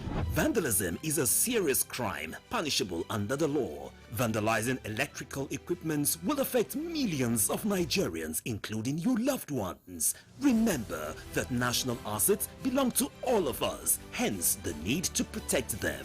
Report all cases of suspicious movement around electrical facilities to security agencies. When you see something, say something.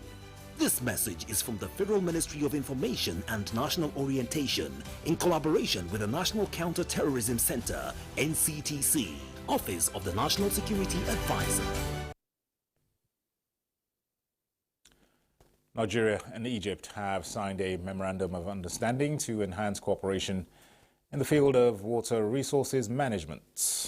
Usman Zabiru reports that the MOU was signed on the sidelines of the ongoing 7th Cairo Water Week. Under the MOU, both countries will collaborate in enhancing, developing and managing water resources for the benefit of their citizens. Key areas of cooperation include participatory irrigation development, operation and maintenance of irrigation infrastructure, and aquatic weed control using mechanical and biological methods.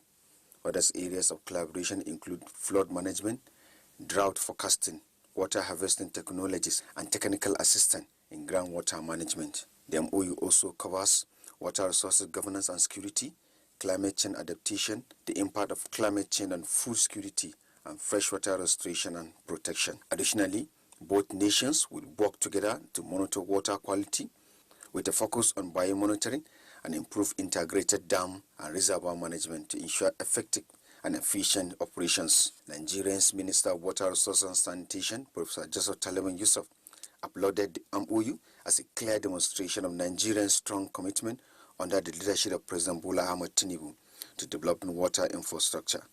He noted that this partnership will boost irrigation farming, enhance food security, increase hydropower generation, and ensure the regular maintenance of dams and reservoirs in Nigeria. On his part, the Egyptian minister, Siwilam, expressed optimism that the MOU will strengthen the already robust relationship between Nigeria and Egypt, particularly in water management. He reaffirmed Egypt's commitment in deepening cooperation with all African countries in water and climate change issues.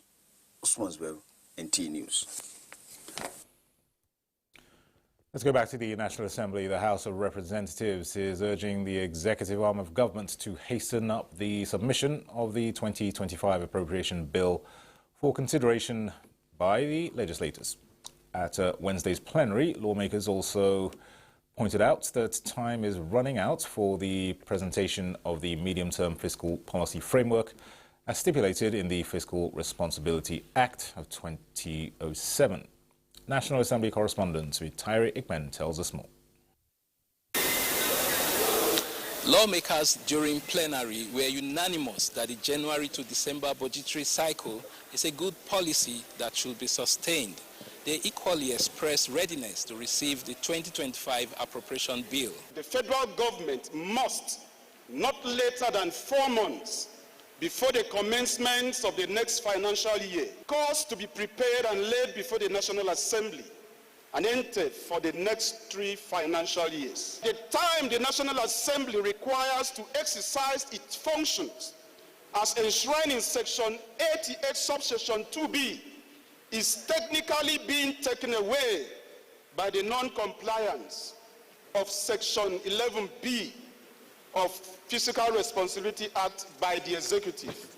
And giving a time frame to go ahead and get this budget passed within a month, just like what happened last year, Mr. Speaker, is going to affect our oversight function. The last budget, like we rightly noted, we were almost rushed. In fact, we were rushed into concluding that budget.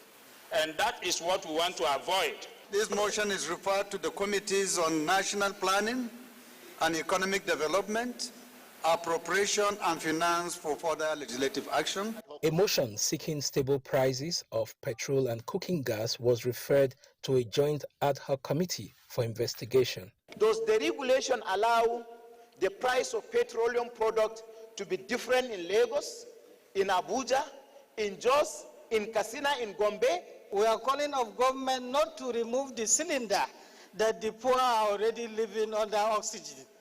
The Joint Committee of the House and Senate that is already mandated to take care of this situation should speedily get to work. Lawmakers called for rehabilitation of highways in parts of the country. Federal Ministry of Works and FEMA to make adequate provision for the erosion control and rehabilitation at Obinamba, Udaroko, Umukwata section of Old Sapele Agbo Road. Liaise with the Federal Ministry of Works and relevant agencies to ensure the speedy completion of the Abuja Kaduna Kano Road. The House also received the report of its Committee on Police Affairs on a bill for an act to amend the Nigeria Police Act 2020 to review the service years of police personnel. From the National Assembly, Mitaire Ikben, NTA News. A federal government delegation led by the Minister of Information and National Orientation has met with the organised labour over key issues of national interest. The Minister of Information and National Orientation, Mohammed Idris, described the closed-door discussions held at the office of the SGF as a proactive initiative to continue interactions with major stakeholders to ensure no issue of national importance is left unattended to.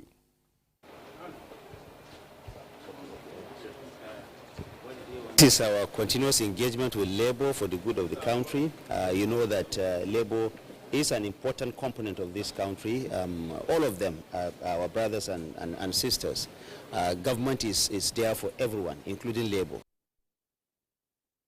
NLC President Joe Ajaero, in the company of other labor union representatives, declined comment, awaiting a conclusion on the issues at hand.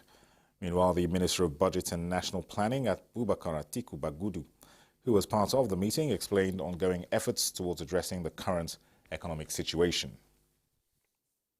Increased by over 2%. In the close to 3%. In the second quarter, it went by 3.19%.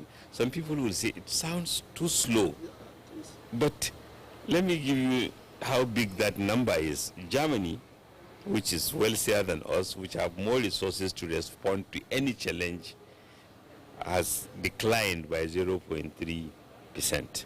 UK is struggling at minus 0.2%. Why is all this happening? Why are we not growing fast enough? Because that's what we need. We need to grow fast enough at a higher rate. That is why we are taking all the painful measures, so that we put Nigeria on a sustainable, inclusive, high rate of growth. The minister expresses optimism that the nation is on the path to economic recovery. The federal government is now set to drive a nationwide campaign to sensitize citizens on the need to embrace the new national anthem and the National Values Charter. Kenneth Nanim reports that the campaign, to be championed by the National Orientation Agency, is in line with the mandate of the Federal Ministry of Information and National Orientation. As part of efforts to further unite Nigerians and reawaken the consciousness and patriotism amongst countrymen towards nation building, the current administration had, on May this year, readopted the old national anthem. Now, the federal government is flagging off campaign urging Nigerians to embrace the new national anthem and sing it with pride, as the lyrics are more relatable to the struggles, sacrifices, hopes and aspirations of Nigeria's founding fathers. The first stanza of the national anthem emphasizes our national pride, identity, unity in diversity, brotherhood and solidarity. To further rebrand the minds of citizens and ignite the desired passion needed to drive national development, the federal government is also urging the citizens to imbibe the National Values Charter, designed as a guide to knowing what responsibilities the leaders and the led have towards national development. Today, we gather to reaffirm our commitment to the values that unite us as a nation. Meanwhile, the Federal Executive Council has approved a proposal by the National Orientation Agency on key initiatives to be entrenched in the value reorientation process. Kenneth Nanim, NTA News. Elsewhere, the federal government has been called upon to create a more enabling environment for sustainable innovation that will boost technological sector in Nigeria. This was the topic of discussion at the second annual general meeting of the Association of Tilers Nigeria, held in Osogbo, the Osun State capital. Kayode Oladoshu has details. In an evolving world of construction and building, tiling work has now been placed as an essential part of building construction. This was evident at the second annual general meeting of the Association of Tilers Nigeria, with the subject of discussion on building excellence, innovations in tiling technology. They need to try as much as possible to have a way of showcasing all their talents. Then the second thing is to improve, augment their equipment. Each of them should be certified craftsmen. In that area, they are professional and they will be able to add more value to themselves whenever they meet with any other professional, even beyond Nigeria. They continue to build a strong association, they continue to support one another, they continue to upskill themselves to meet the demands of the 21st century.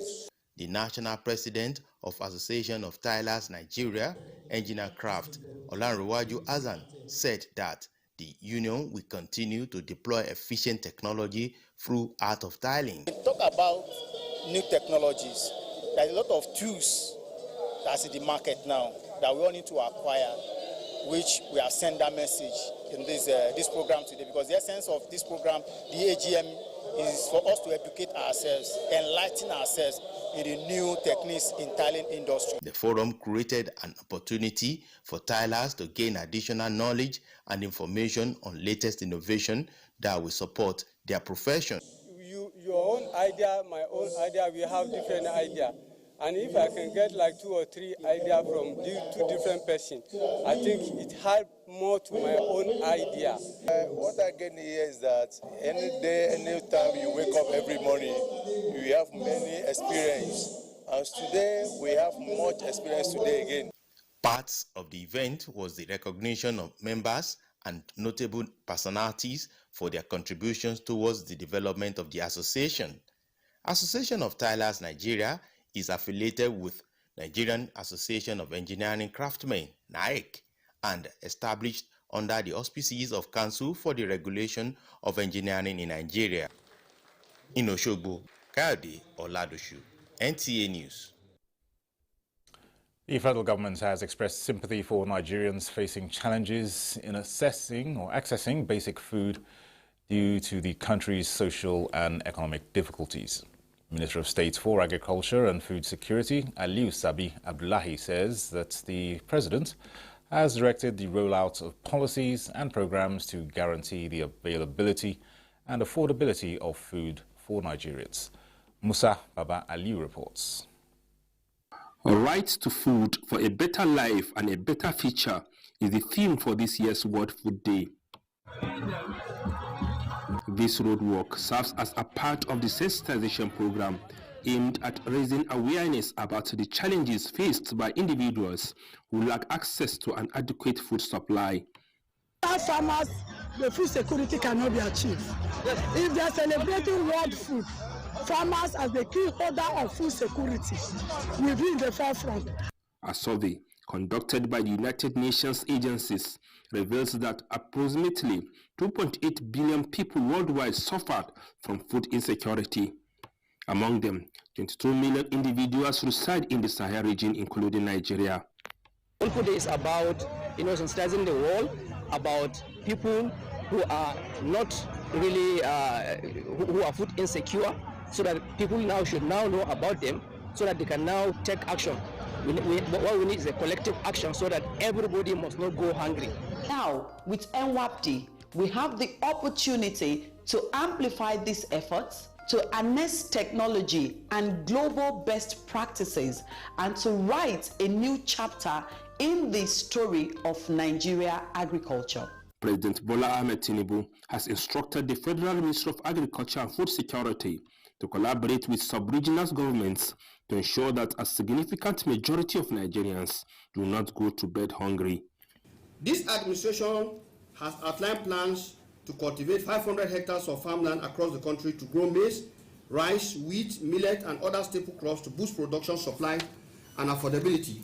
The strategy involves collaborating with state government to stem inflation and enhance food security in the country. Local and international organizations are also initiating programs to enhance farmers' output, aiming to make food available, accessible, and affordable for Nigerians.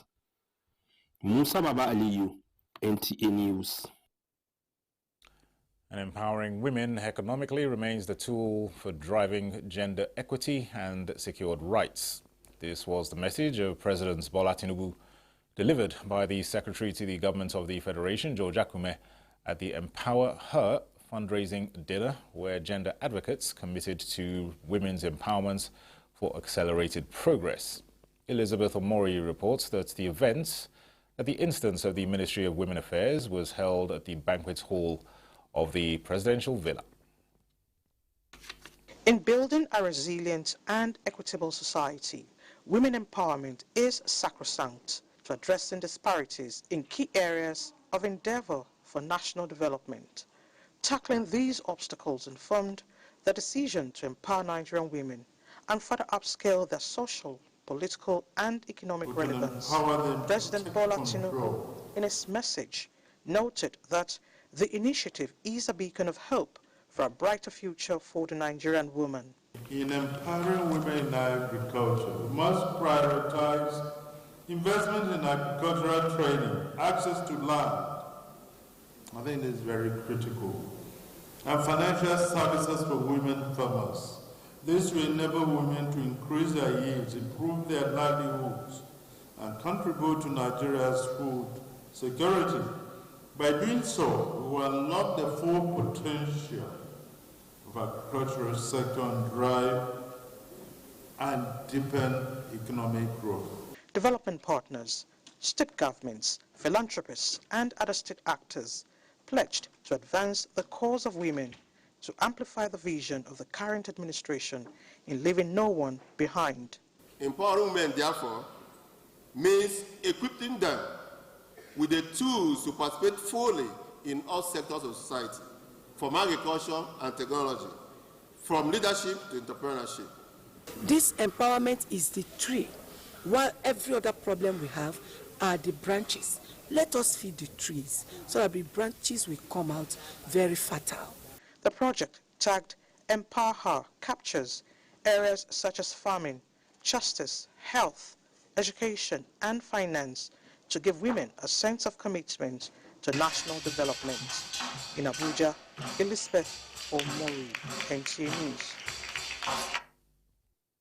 Now, following the successful review and validation of the restorative justice framework for the Federal Capital Territory in June 2024, the Federal Ministry of Justice is intensifying efforts to reform the justice system.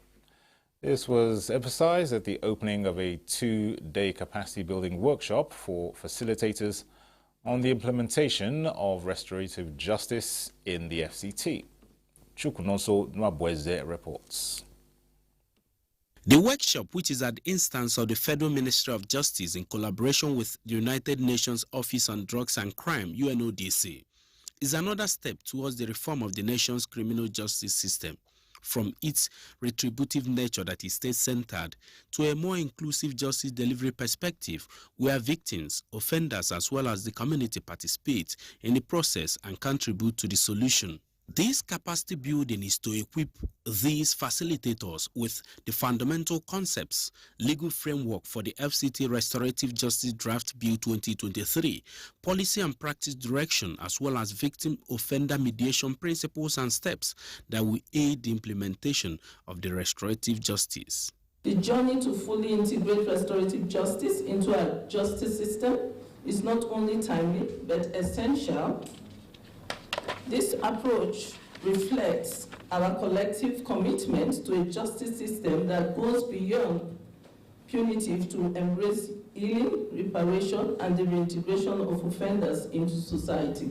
UNODC is therefore excited to partner with the Federal Ministry of Justice to develop and roll out the restorative justice program of the FCT, including the sensitization and capacity building of stakeholders on the FCT restorative justice policy. If we build a system without carrying along the traditional rulers who are already practicing RJ, there will be conflict.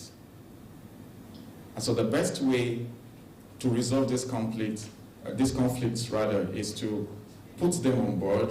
These facilitators are expected at the end of the training to push for the passage of the FCT Restorative Justice Bill, the adoption of practice directions, as well as take active steps towards ensuring that restorative justice is effectively implemented in Nigeria's capital city.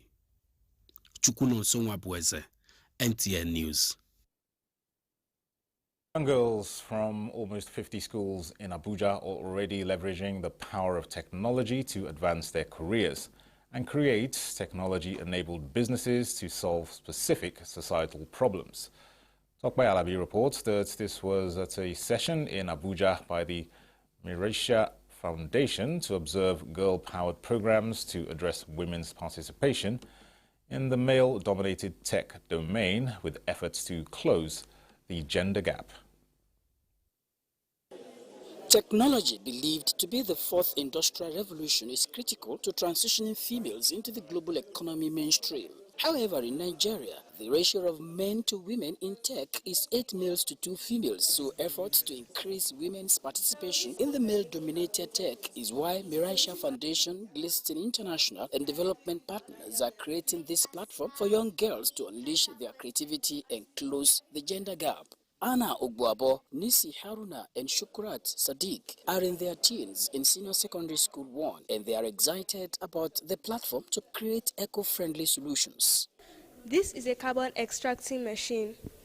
So its purpose is to suck in air with carbon dioxide. Even though women are just backbones, I learned that it's okay if we can show out our talents, and our talents can actually help to make a better future.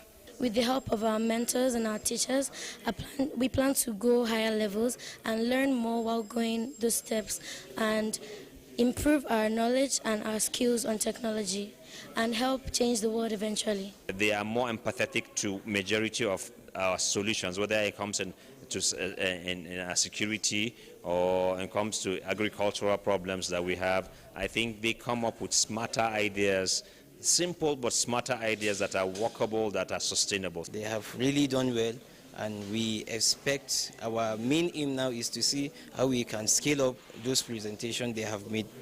They can explain principles, uses, and they know the defects, so it's just building on what they have in them. With platforms like this, it is expected that more girls will be given the opportunity to unleash their creativity in transforming lives. In Abuja, Tokwe Alabi, NTA News. Well, apologies for the graphical error in bringing you that report. Before we go, here's a quick look at Thursday's weather forecast in Nigeria and some other major cities.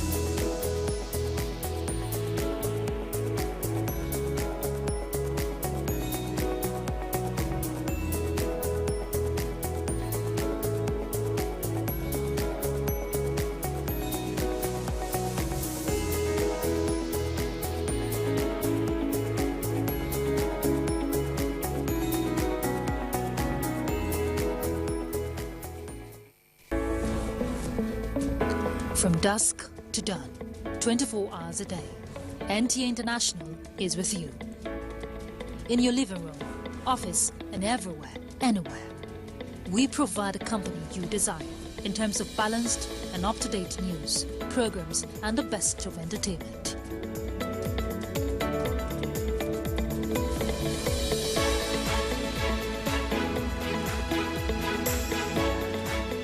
Tune in to DSTV channel 251, Go TV channel, and to watch NTA International in the USA, Canada, and Mexico, use the following satellite parameters. You can also see us on Facebook and YouTube for quality content on the go. NTA International, Africa's window to the world.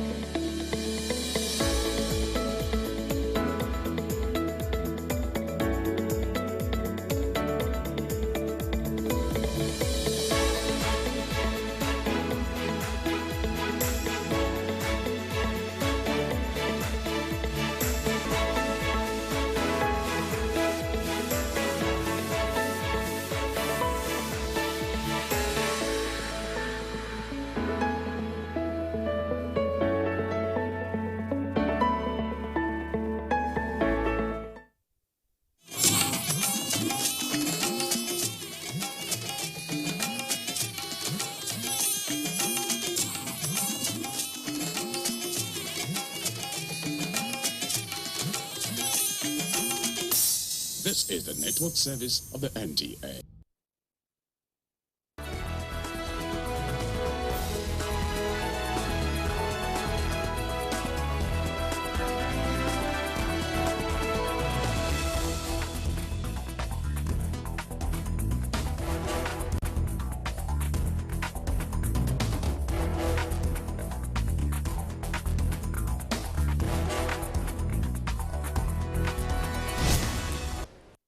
Life can be unpredictable and events occur many times out of personal control, sometimes demanding immediate attention of experts to deal with. The case of Maiduguri floods readily comes to mind. You sleep and wake up without heavy rainfall and your house is flooded. It is the same for those who retire to bed safely only to be disturbed by unwanted visitors, if you know what I mean. And as much as we don't pray for it, a deteriorating health condition is undesirable and can create unwanted anxiety that only medical experts can allay. So many cases like these have become a part of our lives, and we must always be prepared. But we all know that the best way to handle all forms of emergencies is through a coordinated measure, often deployed by either states or the federal government. It is great to know you are tuned in to Dateline 360 today, and we will be looking at emergency response in Nigeria. How well is it working, and where there is need for improvement? I am Omotola Mojola, and I'll be back with you in a bit.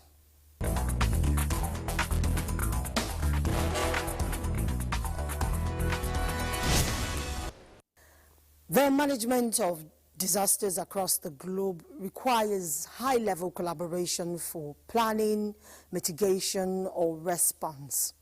Depending on the magnitude, it often requires the deployment of heavy-duty equipment for effective evacuation, rescue, and recovery. Nigeria is among many countries in Africa battling to live above board in mitigation strategies. In this report, correspondent Ilyasu Yakubu examines Nigeria's response to emergencies.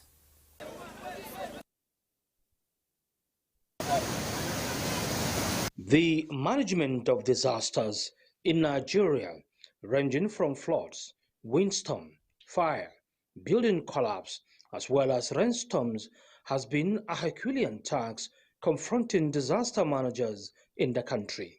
This is largely due to overwhelming nature of such disasters.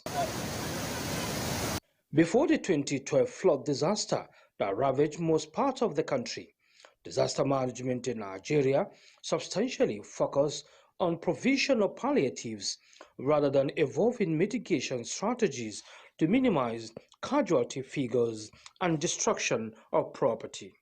The lessons learned during the 2012 flood disaster prompted the renewed strategies in managing the trend. The introduction of disaster risk reduction mechanisms by the United Nations General Assembly in 2015 to focus more on disaster risk reduction and prevention gave rise to this new approach to disaster management. The Assembly decides to adopt draft resolution A/77/L70. It is so decided.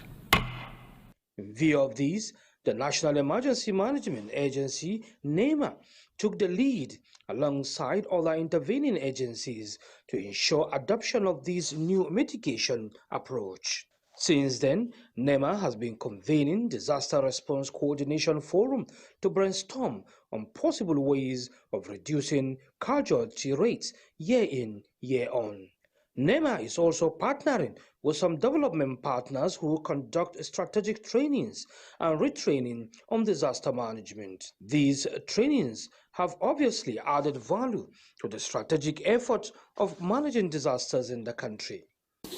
In line with NEMA's mandate of coordinating emergency preparedness, mitigation and response activities across the country, the agency has deemed it fit to convene this meeting once again to review the current flood situation since the commencement of the rainy season and to address public health concerns regarding the current cholera outbreak in some parts of the country. Though the synergy with intervening agencies like the military, fire service, the police, Federal Road Safety Corps, Civil Defense, Ministry of Health, Environment, Water Resources, Information and Development partners may seem robust. However, the challenge has been funding. Disaster is local, owing to the fact that it must occur in a specific place, village, local government, and state. The National Emergency Management Agency has made it a point of duty that every state constitute local emergency organizing committees as first responders and act immediately in the event of any form of disaster. This is in addition to advocacy aimed at educating the general public on the dangers of non-adherence to safety measures. Although the National Emergency Management Agency, NEMA, has been making efforts in disaster mitigation, other challenges still abound. Governor Babagana Umara Zulum and the Chairman Senate Committee on Special Duties, Kaka Shehu, speak. It's overwhelming, and therefore I'm also pleading on behalf of the National Emergency Management Agency to the federal government in order to provide additional support for them so that they can carry out their functions diligently. We have experienced perennial flooding in almost all the states of the Federation. So I want to use this medium on behalf of the Senate Committee on Special Duties to appeal to Mr. President to fund NEMA so that NEMA would be alive to its responsibilities. Experts say unless the federal government initiates better ways of mitigating disasters through procurement of world-class equipment and construction of dams in states neighboring the East African countries which release water from their dams whenever it overflows its banks. For Deadline 360, Ilyasu Yakubu. Thanks, Ilyasu, for your perspectives to the discourse. Now let's zero in on some sectors where emergency response can be necessary.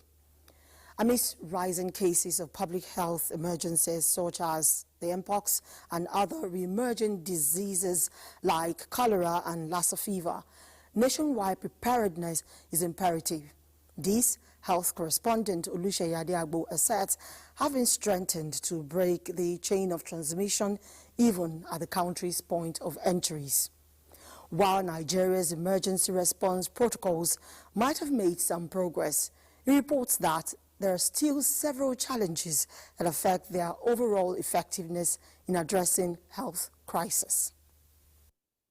Nigeria has always had its share of health crises, from the spike of diphtheria cases to outbreaks of Lassa fever, cholera, and more recently the return of mpox, which has been declared a public health emergency.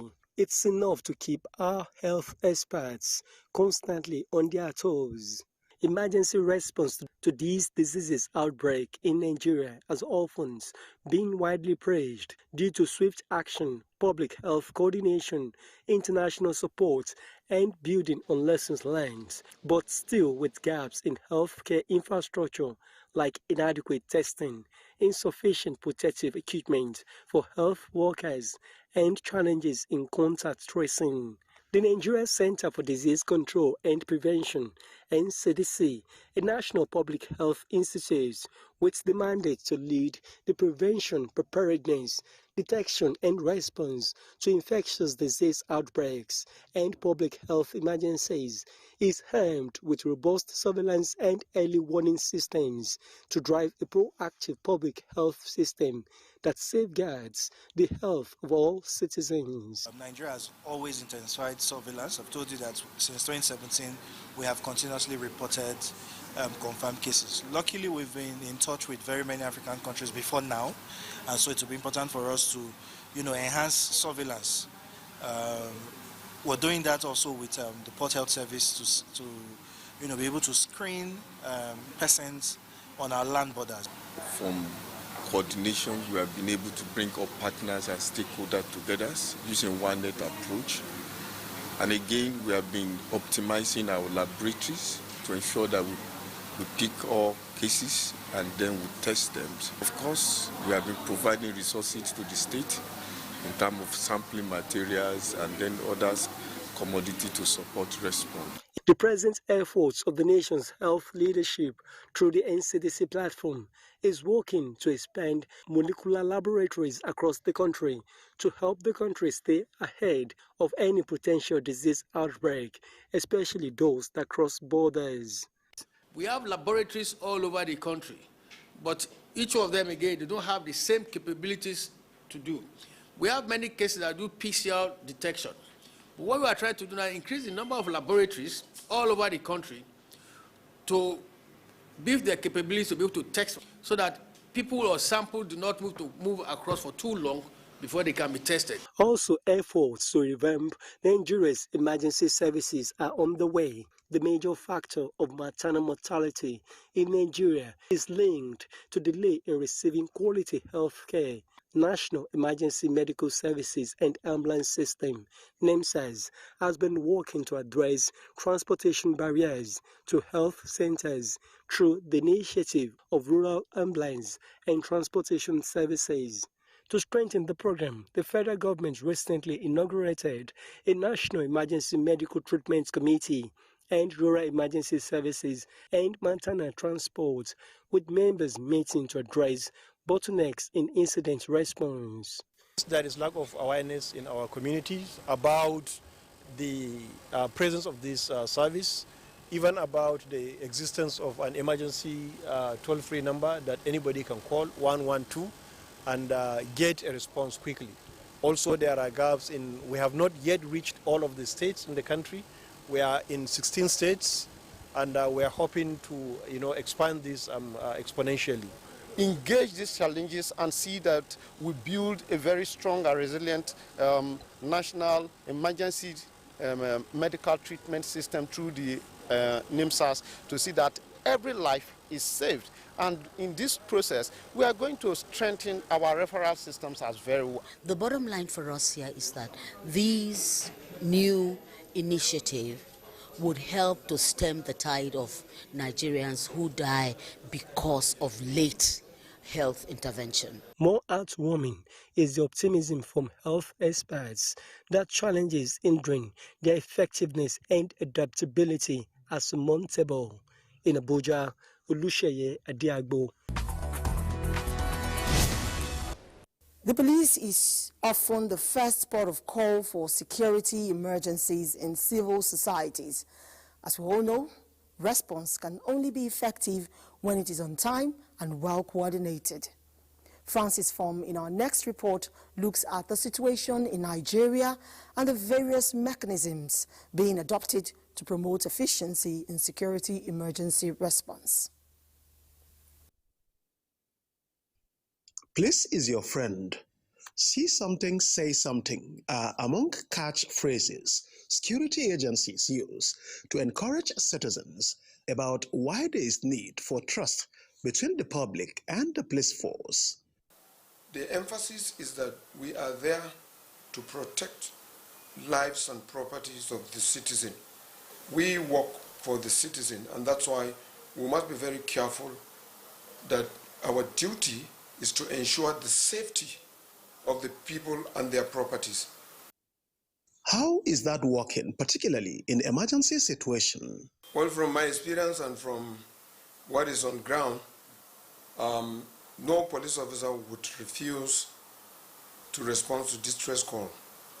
But sometimes there are gaps. The gaps are that areas that have not been known, that is prone to crime, suddenly become a place where incidences are happening. And when the calls are met, it depends on the availability of mobility. Sometimes the policemen have taken most of the vehicles, like the patrol vehicles, to some other places. And so you now have to call them from a distance. But as it is, the response for the Nigerian police sometimes is slow because you have to wait for those equipment like the logistics. Even when the men are there, the men need some, logistic to go. To ensure effective response in emergency situations, the Nigeria Police Force says it has taken major steps to bolster its capacity to respond swiftly to emergency situations. The force asserts that it has implemented new communication technology through the use of electronic apps and centralized communication hub linked to the Nigeria Police Force National Command and Control Center. In case of any incident, like robbery, rape, even accidents, you can easily swipe on the app. In 5 seconds of swiping, it will get to Command and Control Center of the police, including headquarters, or most of most of the state command has the app running already. Get familiar with the police in your locality. Get familiar with your DPO and all the patrolmen. They are going to be useful to you. Make use of these lines to help. These are the things we are bound to experience.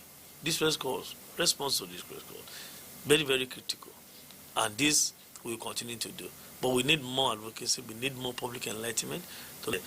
The ability of the police force to foster strategic partnership with other emergency services, such as the Federal Road Safety Corps and Federal Fire Services, enhances coordination in crisis situations. The deployment of Rapid Response Unit, Force spokesperson says, is bringing results in faster police action during emergencies. Additionally, the force says its rapid response vehicles are equipped with state-of-the-art tracking systems and are strategically stationed in high-risk areas to ensure swift deployment. Tall claims can only be confirmed by those who have directly benefited from the deployments. Here are the views of some citizens. I've had several courses of calling for an emergency with police, and the response has been a very poor response. We all are in Nigeria here. When you look at the Nigerian police sectors, you know that we don't have enough personnel in Nigerian police. If we give them what they need, like most cases when you call them, it's either their vehicle is faulty or there's no fuel. You understand? If we go have an issue in the police station, I'll go there. They will ask you, you have to buy the paper in which you write. If truly the police is our friend, they should act accordingly. If there's an emergency, if there is a call, like we hear in other countries, yes, in other development, is it 911? You call 911 and before you say Jack Robinson and there is an intervention. But here, they will complain of, we don't have fuel, we don't have a vehicle. If they have vehicle, where's the driver? All manner of. And before you know it, we have heard of cases of armed robbery. You call and then before they could respond, the deed is done. That is one of their responsibilities. They should respond immediately, as soon as possible, because that is when they are needed. Are you getting me? Not when the evil has been done. With these advancements, the Nigeria Police Force assures that it is setting a new standard for emergency response. It promises a safer environment for all. For Deadline 360, Francis Form. A common form of emergency is road accidents, and this is like a common sight on Nigerian highways, coming from reckless driving to bad roads, infrastructure, among other causes. The damage can be sore both to the eyes and the mind. While many lives could be saved with prompt interventions, a number of victims died due to poor handling. Oyeyemi Ajayi in our next report looks at emergency response from the perspective of road safety, examining some of the challenges to prompt response to road accidents. Road accidents are not strange things on Nigerian highways. The severity of coming in different degrees. While bad roads, night driving and overspeeding have been noted among the culpables, unattended disabilities such as mental and visual health are also noted as responsible. The prevalence is high and the fatalities accompanying road accidents occasionally make news headlines. Cases of survivors, however, are increasing due to quick response from responders, the Federal Road Safety Corps, often leading as part of its statutory responsibility of sanitizing the highways. According to the Federal Road Safety Corps statistics, it was revealed that 15.5% reduction of deaths were recorded during the first quarter of 2023. This is due to the quick response of emergency of the Corps and officers, and this has actually brought an increase to road crash survivors. As the narrative changes positively, the numbers of the rescued is increasing and replacing fatalities. One major problem I want to pick on is a lack of prompt information from members of the public. The narratives we have seen in the recent time, or even in the past, is a situation where virtually either to those that ought to be sympathizers have become cameramen. Officers the Federal Road Safety Corps says are on their toes, even in the rural areas, owing to the establishment of units and posts in all 774 local government areas. That remote area that you think is remote, we have artisans there. And that artisan you see by the roadside that is an organizer, is selling something by the roadside, have been trained by Federal Road Safety Corps. One, trained on how to apply, just little first aid, give first aid attention to victims. And secondly, they were also empowered to have some answers, that's minor phone that could be used to call the free toll center. That's a call 122.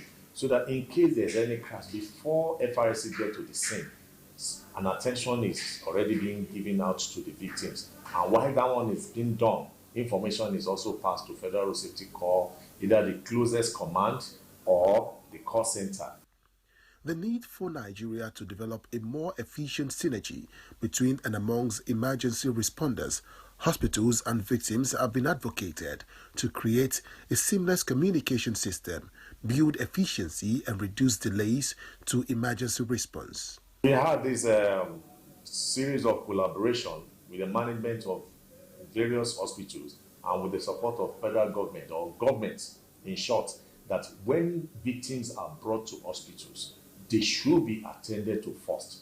And we also have the support of some NGOs who naturally supports in paying the first line of treatment for crash victims before they were able to communicate members of their family. So far, I think in line with the United Nations 5 pillars, that's number 5, which is the post-crash response time as care, is really working out. Emergency response begins with being cautious drivers and road users. The imperative for coordination among emergency response officers is also noted as necessary to ensure a swift process. Accident eyewitnesses are also urged to make themselves useful and join the rescue team rather than obstruct responders from doing their jobs. Oyeyemi Ajayi, reporting for Dateline 360.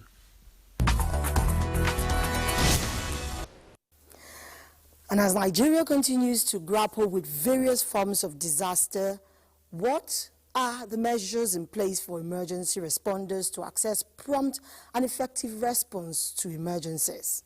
Musa Toliat in our next piece tells the Lagos story. Lagos State, like every other state, is not immune to various forms of disasters such as building collapse, flooding, road crashes, and fire incidents. Majority of these incidents are man-made, therefore preventable. Erecting 5 or more story building on a waterlogged land, building with substandard materials, building on waterways, blocking of drainages, excessive speed, overloading, and driving with worn-out tires are human factors that lead to disasters. However, in the event of catastrophe, residents are encouraged to call emergency toll-free lines 767 and 112. When there was a fire incident on the road here, I was one of those people that called and they responded. When we have issues on the road, they are always there quickly to ensure that things are back to normality. Do you have an emergency, please? This is where they actually receive your emergency calls. That's talking about 767 and 112. And so when they receive the calls here, they escalate it to the control room where emergency responders will be activated. We run a 24/7 project, but we run shifts. It's a 3-shift pattern, morning, afternoon, and night. To mitigate the impacts of disasters across the metropolis, the Lagos State Emergency Management Agency, LASEMA, activates effective coordination among stakeholders, which include the Lagos State Fire and Safety Rescue, Federal Road Safety Corps, Lagos State Ambulance Service, the Police Command, and State Environmental Health Monitoring Unit. The key thing in here is that we share information with all the key stakeholders, we plant together, we build capacity together, we have equipment, and we have biceps to respond to any form of emergency in Lagos. So we have desk for all of the stakeholders. So once they receive the incident escalated from the call center, they would dispatch the relevant agency that have the resources, both men and equipment, to handle the search and rescue operations. Apart from providing heavy-duty equipment for emergency response, Governor Babajide Sanwo-Olu often give moral support during search and rescue operations. Let's continue to encourage ourselves. Let's continue to believe that if there are lives there, do everything to bring out the lives there.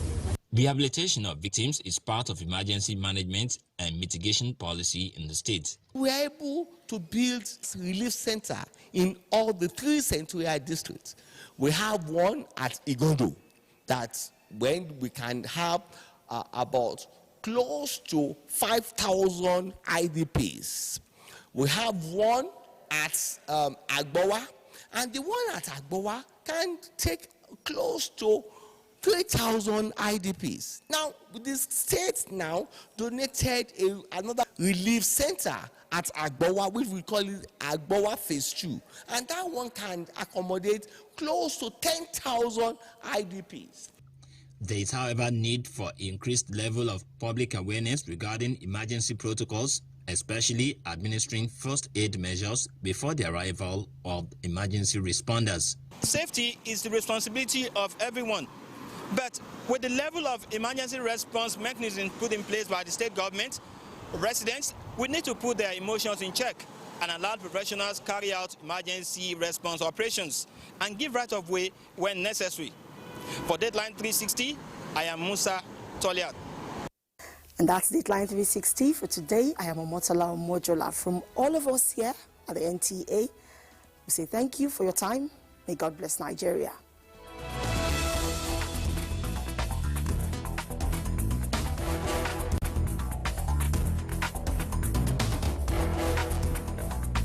Wow, look at that. Until recently, I had no idea what a pangolin was. Man, this thing is strong. It's a small mammal covered with scales made of keratin, just like our nails. Strong scales, man. The scales has no medicinal value, yet the demand for the scales and the meat is driving the pangolins to extinction. This one's name is Igai, and it was rescued from illegal bushmeat trade. It's going back into the wild where it belongs to keep the ant population in check. Home sweet home. Please say no to illegal bushmeat and report wildlife crime, because poaching steals from us all.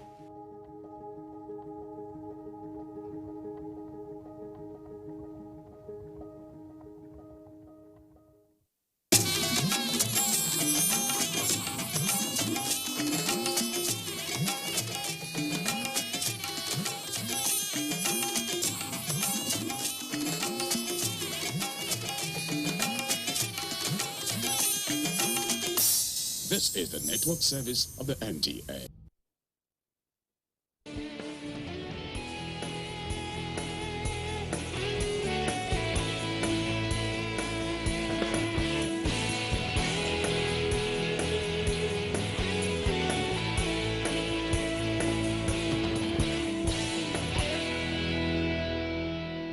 A people without history, a people without a culture are considered to be a lost people. And to ensure that we stay right on track, we seek to tell our stories as originally and as authentic as we possibly can. It's on this note we welcome you to another beautiful time on Nigerian Movies Today, coming to you on the network service of the NTA. My name is Ololade Adeniji Adele. Of course, you can watch this program on the go on our mobile app, visiontv.co.uk. Let's set the ball rolling, as we will always do, by bringing you our first offering for the day, which is our movie of the week. Do enjoy it.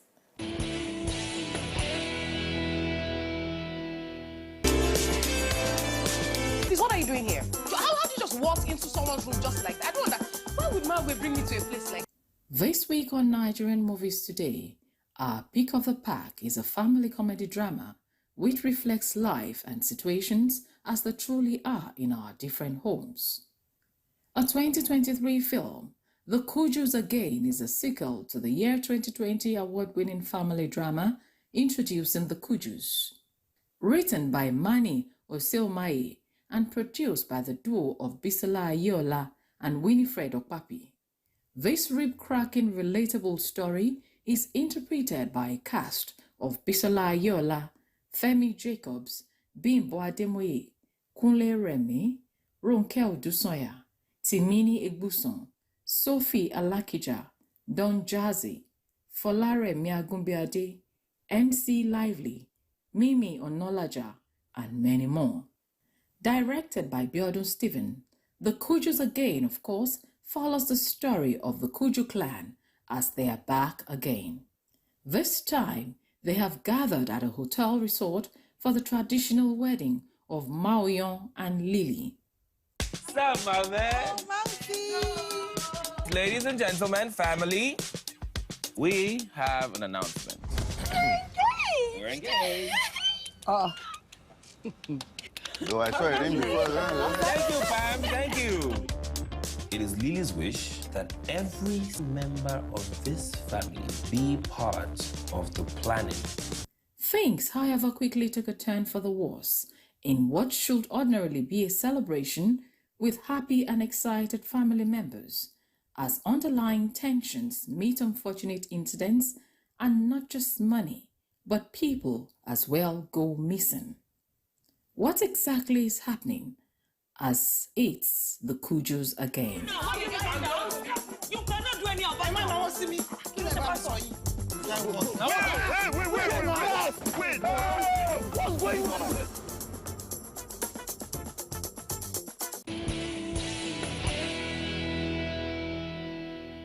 Yes, having set the ball rolling, it's time for us now to unveil the next segment of the show, which is that of our exclusive guest. Well, the only thing I'll tell you here is that my guest is a filmmaker. Let's find out who this individual is.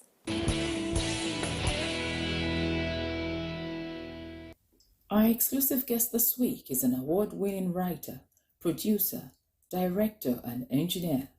Born on 30th September 1982 in Ibadan, the Oyo State capital, Christopher Ode grew up and spent his formative years in the commercial city of Kano, where he acquired qualitative education. He attended St. Louis Nursery and Primary School, Sabongeri, Kano, and thereafter proceeded to St. Thomas Secondary School, Airport Road, still in Kano. He is a graduate of the Bayero University, Kano, where he studied mechanical engineering and graduated with a bachelor's degree. An avid storyteller who, while as a teenager, loved to gather friends together and told stories from his imagination, Chris Ode, though graduated as an engineer, knew his love and passion laid in filmmaking. He thus took up a career in the motion picture industry in 2008 when he was hired by a production outfit, Inspire Africa, to produce the talk show Moments with Mo and other documentaries. This marked the beginning of his journey as a professional storyteller, one from which he's never looked back. The last of 4 children, Chris Ode has since shored up production credits with cut-across television shows, drama, documentaries, short films, and feature films, with a special knack for remakes of beautiful Nigerian pieces. Some of such production credits include Learning Curve, Make a Move, Oloibiri, This is Secret, Dina, Crazy People, Living in Bondage Breaking Free, Nancy Isime Show, Chapters with Toyin Bojo Yemadi, Rattlesnake the Ahanna Story, Nneka the Pretty Serpent, Tolani Weds Ayo, Aki and Popo, Choke, Weather for Two, Rebirth, Crossline, The Fracture, and several others.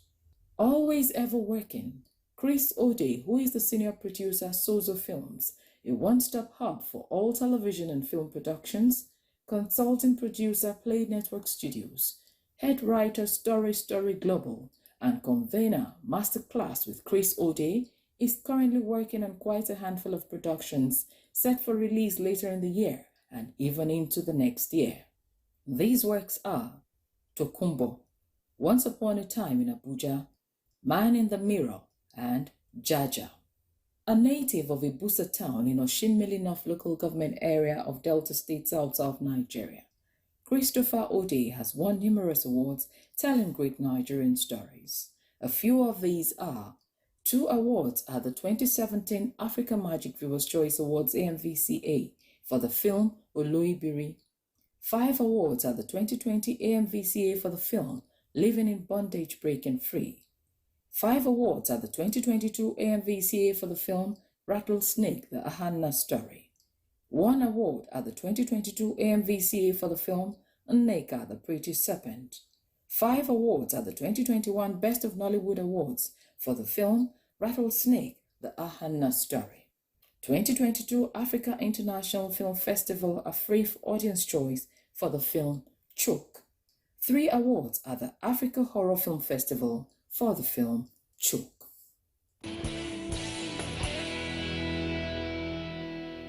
On our exclusive guest segment today, my guest is a filmmaker, somebody who started out as a writer actually in this space. But he tells me that he hasn't really had time to write as much as he would have loved to. But of course, he's a producer, and he's somebody who seems to have a passion for retelling some old stories that were told in the past. Talking about Rattlesnake, the Ahanna Story, Nneka, the Pretty Serpent, Living in Bondage. I'm wondering what it is, with this remakes and, sequels as well. I'm sure he'll tell us all of that. It is my honor and pleasure to have on Nigerian Movies today, Chris O'Day. Hello, Chris. How are you? Hi, Lolade. It's good to have you on the show. Thank you. Thank you for having me here. Thank you. Now, maybe I think I'll start with the writing. Yes, because you used to write. Somehow you don't seem to find the time anymore. Maybe What's I should happening? say I still write. I just don't write the regular way. So I don't think I've sat with my laptop to write in the past 5 years. And the reason is I started up as a writer, looking for producers to produce my film, and Nigeria happened to me. Nobody was ready to pick up the script of an unknown writer in Abuja. So I had to push myself to start producing my own film till I got everybody's attention. And now I'm trying to solve the problem I had when I was starting up by helping other young writers make sure that their films are produced. So I'm busy doing that. But what I did 2 years ago was to start a writers' hub called Story, where a lot of writers come together and we write. I inspire them, I guide them, I lead them, train them, and they write. So maybe I'm writing, maybe second-hand writing. Second-hand writing. I like that. But I know that you really did not study anything that concerns this space. Yes. Excuse me, a mechanical engineer, an engineer, and then you have such passion for writing, you are now producing, films. Yes, I agree. If you grew up in the 80s and 90s, you will know that if you're not a doctor, or an engineer, or an accountant, or a lawyer, you are literally a dumb child. So I had to pick one of the 4, and I picked engineering. And I knew right from when I was a kid that I wanted to tell stories, but theater art wasn't the best course to tell your parents you wanted to study. That's 1. And 2, if you wanted to study it to become what? To become Ramsey Noah, to become Oluchekov. Is that what you want to do with your life? So, but I always wanted to tell stories from when I was a kid. I used to stand in the class to give folk tales and tell stories, create stories that were not existing, lies upon lies. And I used to watch a lot of movies. And when you collate all of this information, your brain processes it most times and tries to tell them out in stories. And what I did was I come from a very disciplined family. So when I started engineering, I had to finish it. And you have to finish with good grades. But I told my mom, because my dad passed on when I was in level 2, but I told my mom that when I'm done with this, I want to face my life. And she gave me 2 years to make sure it worked. So in 2 years, it worked. In fact, in the first year, it worked. I got a job in the TV space, and she let me be. And today, she's happy. Now she understands it better. Now she's saying my son should go become a producer. And I'm looking at her like, excuse me, mama. Yeah. But I think engineering was necessary for me because it taught me discipline. It taught me regulation. It taught me how to. I believe that art needs technology in the sense that this thing you do, after a while, it's become a pattern for you. So you don't need to, you know what to do to get it right. Yes. You know, I saw you talking to the cameraman, you know what to do to get it right. So, and that's technology. Being able, someone says science is discovering stuff. Technology is knowing how to go about it every other time. So I'm applying my engineering in principle to filmmaking. Yes, and you do, and I mean, yes, we're seeing the works that you're doing. Now, when you started off in this space, I know that you worked with a few producers and all of that. From your own understanding, from your own experience in the industry, are we doing enough in telling our stories? Well, you have to treat filmmaking in Nigeria like a child. Yes. I think we need to be more patient with the film industry in Nigeria to understand that it's a budding and a growing industry. And how do I mean? Yes, we could be better. My son could be the greatest pilot ever in the world, but he needs to be a child first. He needs to experience this phase of his life to the fullest.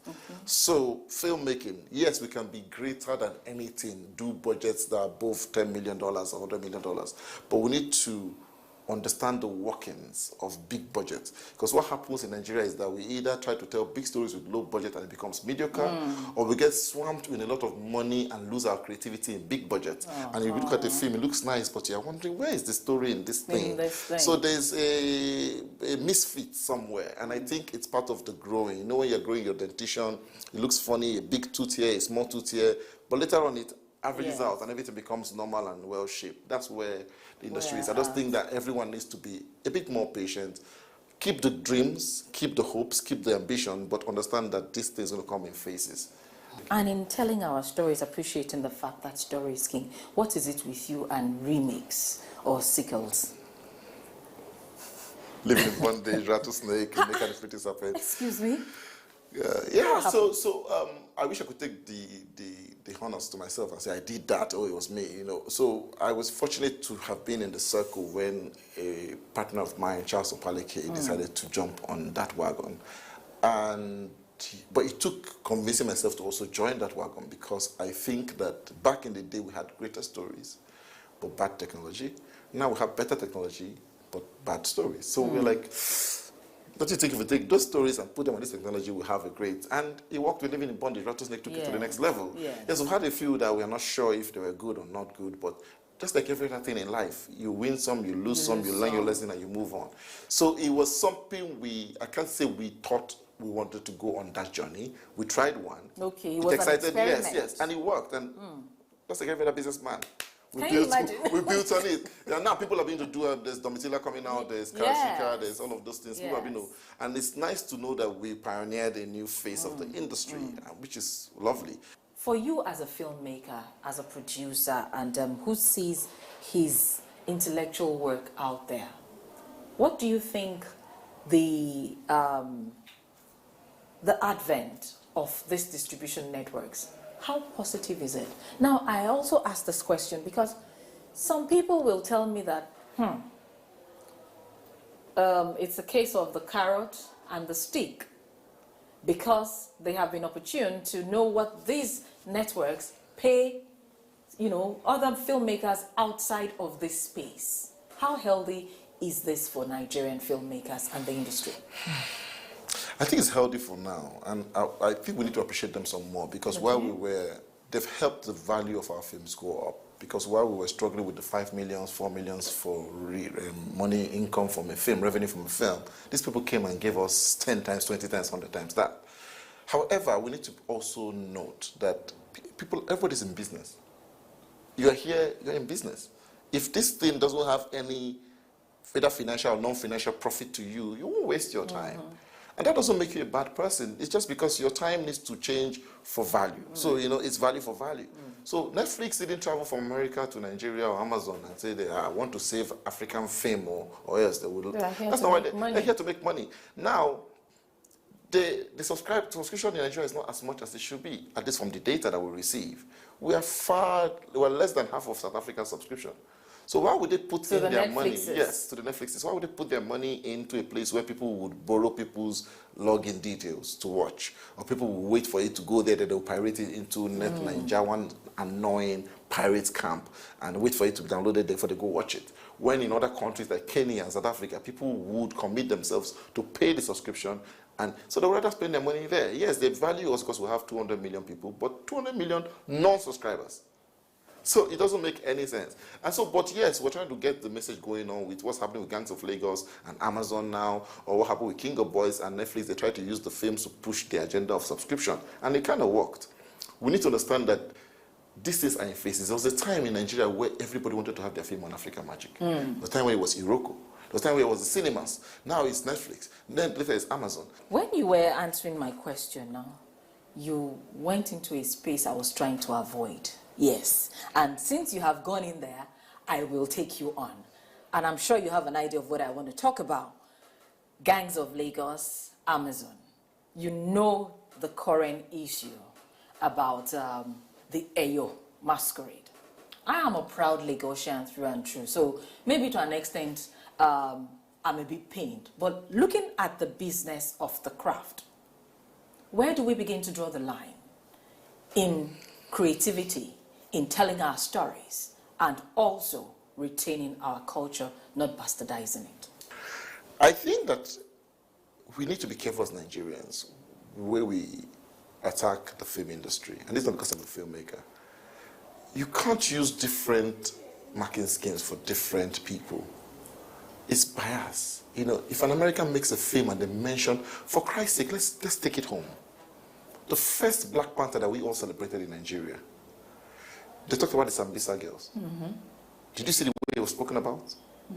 Do you think that's how it should be represented in the film?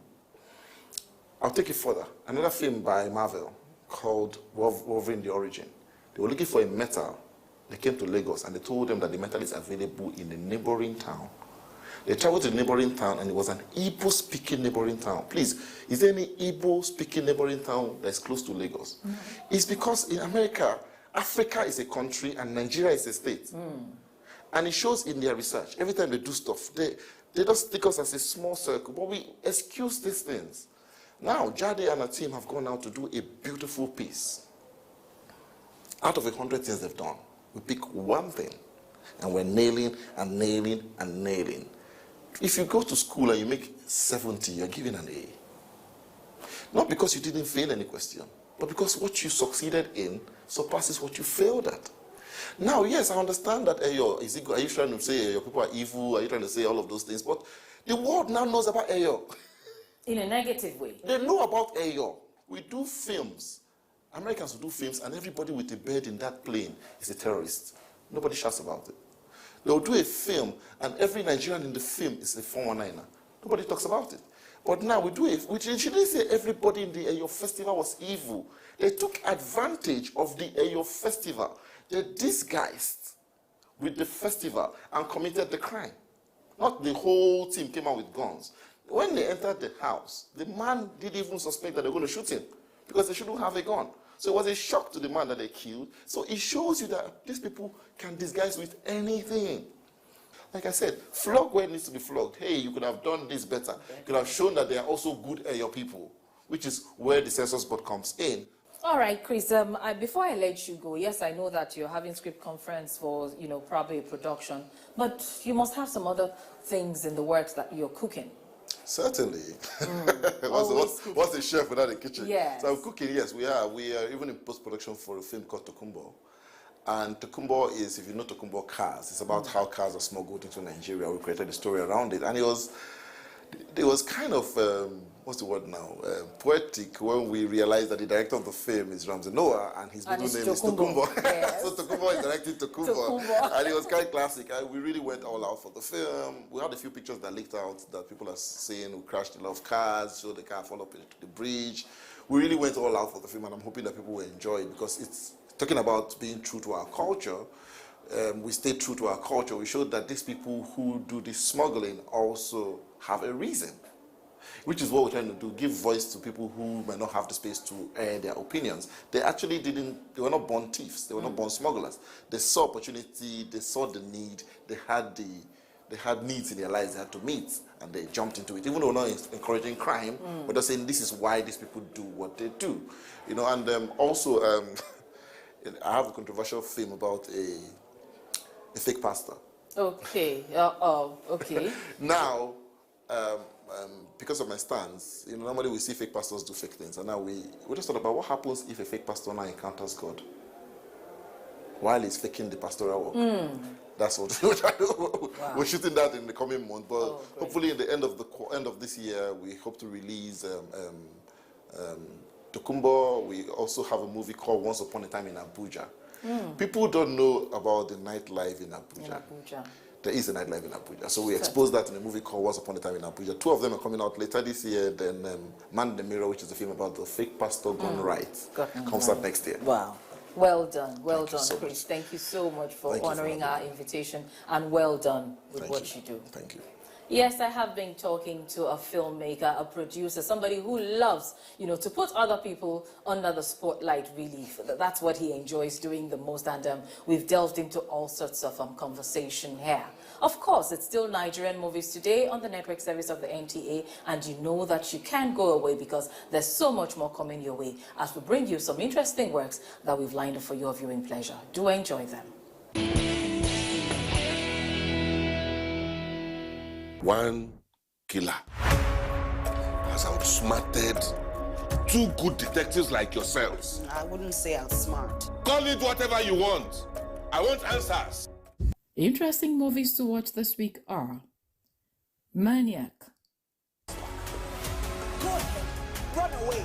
You never stick around to try to fix anything. Not a home, not a marriage, nothing. I feel sorry for you. Nonsense. Get me answers. Detective, yes, we found Joshua. How dare you?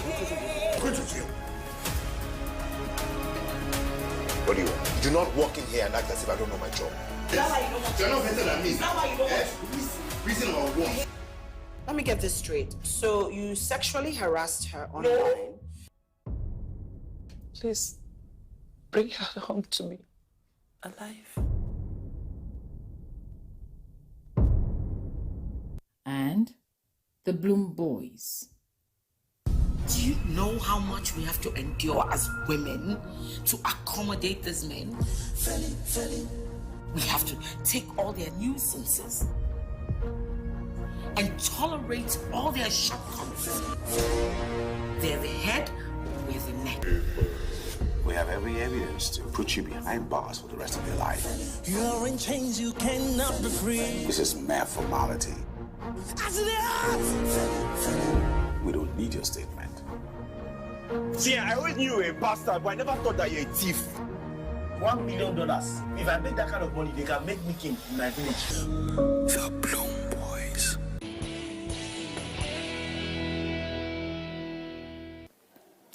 I do hope you enjoyed those works that we lined up for your pleasure, talking about some of our interesting works, interesting movies to watch. And of course, you saw one of the works of my guest talking about Chris Ode.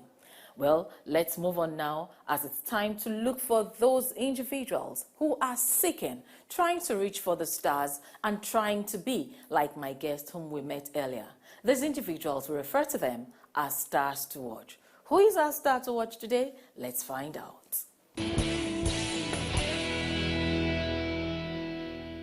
Our star to watch for the week is a creative whose passion for the industry reflects in the different areas she has opted to function. An actor, television host, writer, blogger, events compare and model, Omoumi Onolaja was born in Lagos on 25th September 1990. She attended Kempson Schools International, Ikoyi, Lagos for her primary education, while secondary education was at Queen's College, Lagos. A graduate of Covenant University, Ota, Ogun State, from where she obtained a Bachelor of Arts degree in International Relations. Mimi Onolaja, as she's popularly known, holds a diploma in acting for film from the New York Film Academy. She started out as a production manager on the Nemesis studio show Before 30, after which she joined Ebony Live Television in the year 2014 and got her first opportunity on television as a presenter. A native of Agoiwoye, Ogun State, southwest Nigeria, Mimi Onolaja has since joining Ebony Live Television, hosted programs like Game Show, Play to Win, and more. She has also been the host of the Future Awards as well as the 2016 Eloy Awards. As an actor, Omoumi Onolaja joined the film industry in the year 2018 when she starred in the production Ayaba Woman's Shades of Lost Edit. She has since starred in films and television drama series which include The Smart Money Woman, Introducing the Kujus, My Village People, Fair Hearing on Africa Magic, The Kujus Again, and many more. She continues to excel in the different fields she operates.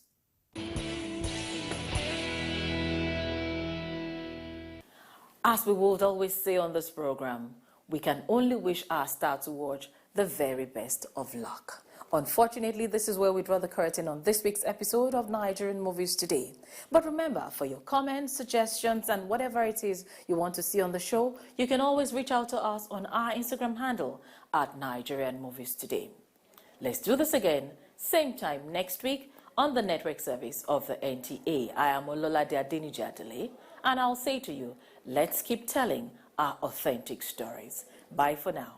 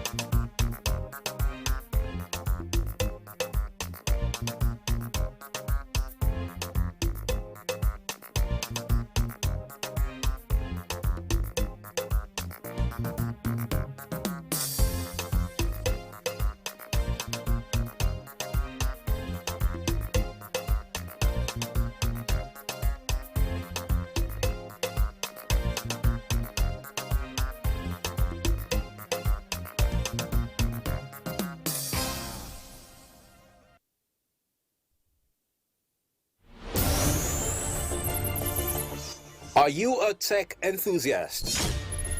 Perhaps you want to know more about the devices and gadgets you use. Tech Mode will bridge that gap.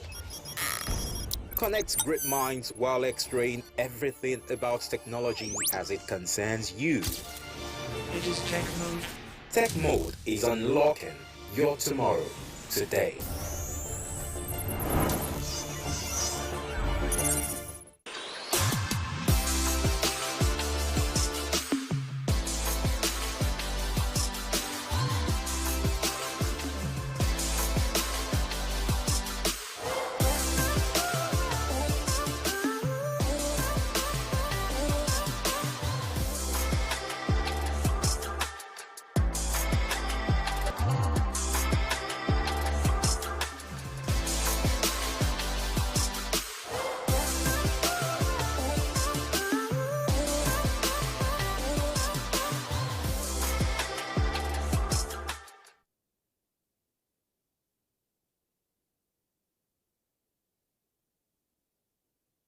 You will have to jump off a cliff just knowing that you will not crash.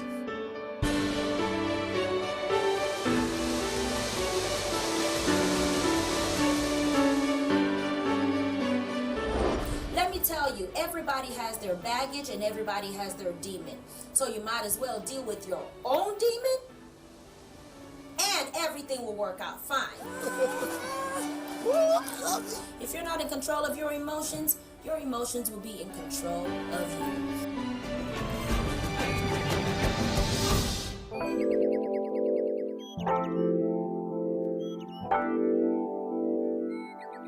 Infertility.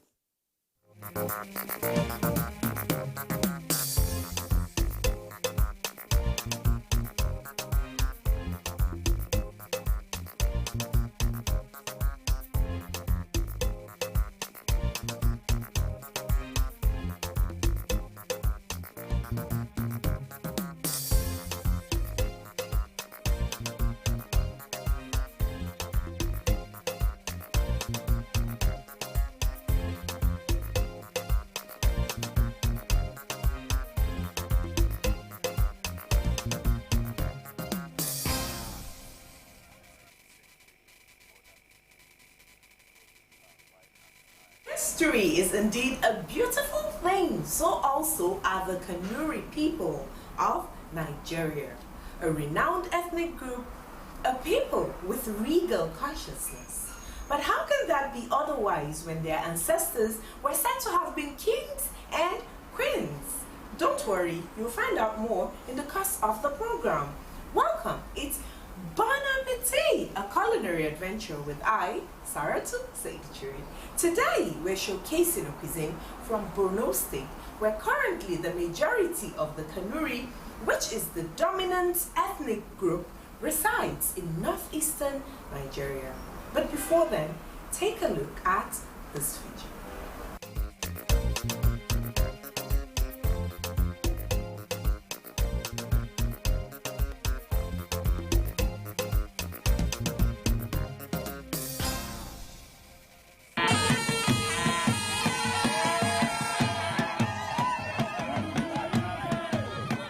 The Kanuri are a cluster of peoples speaking related Nilo-Saharan dialects which are absorbed by the Borno Empire and merged into a complex heterogeneous society. Kanuri lives in Borno and Yobe states in northeastern Nigeria, Bifa and Zinda provinces in the Southeast Republic of Niger, La Prefecture and Southern Kanem Prefecture in western Chad and northern Cameroon. Inheriting the religious and cultural traditions of the Kanem Borno state, Kanuri peoples are predominantly Sunni Muslims. To a Kanuri, the most valuable asset economically, politically, and socially is not dollars or bullocks or money stuff of any kind. Rather, it is valuable and profitable social relations. And this means primarily bosom relations. The Kanuri wedding is one event that is colorful and exciting. It is an occasion that brings the people's culture to life through music, dance, and other colorful cultural activities. Marriage, being the sacred union between a man and a woman, this for the Kanuris is done at an early age.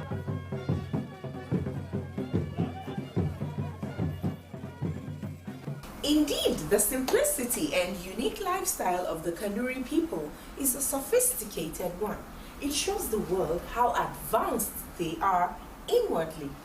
Give admiration to a Kanuri, however life presents him or her to you, for in truth, they are sons and daughters of royalty. Take a look at my featuring food enthusiasts profile.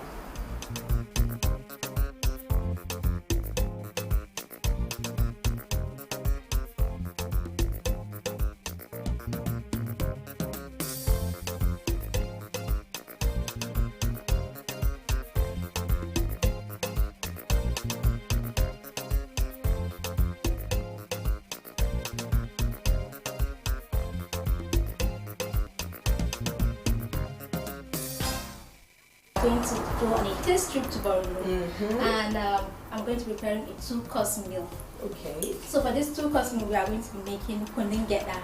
That is pap infused with groundnut. Really, really tasty. And then we are really going to go really traditional. And then this for this main course, we are actually going to be making brabisco and mianyakwa. Once it's brabisco in Borno, they always take it with mianyakwa. So we are trying to keep things traditional as possible. Yeah, of course. That's awesome. So are you ready, Chef Khadija? Perfect. So we can start cooking? Let me grab me an apron. Alright. So here I have for my kunu, I have my pap concentrate, and then I also have my granite. I've actually toasted the granite, removed the chaff, and then grinded it in a mill, dry mill of course, and I'm going to sieve it right now. Okay. You poured in a bit of water in that, right? Yes, there's a bit of water in that. And we are going to sieve it because of we actually want our pap to be smooth. We don't want anything to be gritty. So I'm just going to pour this in here. So you can go ahead and add a little bit more water if you have to. Okay. I'm going to just sieve that. I think the amount of water that goes in there, depends on the amount of ground milk paste you have. Of course, yes. So once this is done, I'm going to actually put water on the fire. Oh, water? Just water? Yes, for the pap. Okay. One thing I love with pap is that it's like the opening meal. We have it for breakfast. Not only that, I think this is done. I know of adults that love to take pap at any time of the day. Of course, and that's why I think it's one of the most favorite dishes for Ramadan. People actually make kunu as the starting meal, and that's why I'm making it my starter. Okay. I want you to enjoy not only for Ramadan, to start off your day. Yes, start off your day. It gives you energy for you, your kids. It's just perfect. So I think I have enough water here. All right. Not to forget, I have my groundnuts here. I'm going to put it after it comes to a boil because of it froths. So I'm going to allow it to wait for a bit before adding it into the pot. Okay. My water is boiling. It's come to a boil already. Okay. I'm going to put the groundnut concentrate into it. And I think from now on, you have to be careful. This is when it starts frothing up. I'm going to bring my whisk close and keep the pot slightly open. So I'm going to make this into a smooth paste, my pap concentrate. Just going to put gently.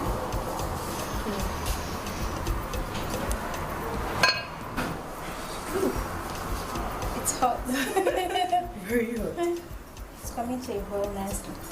So we'll still wait. It's perfect now. Oh, okay.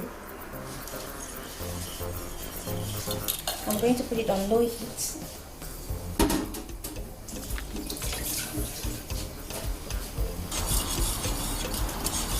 I think I'm good with this consistency. So I'm going to turn off the heat. Oh, completely? Yeah. And it's ready? It's ready. So our starter is ready. Well done, Kaji. So what's next? Of course, we are going to go into soup. Okay, we're making the soup first. Yes, we are going to go into making me Before then, let's clean up a bit. Yeah.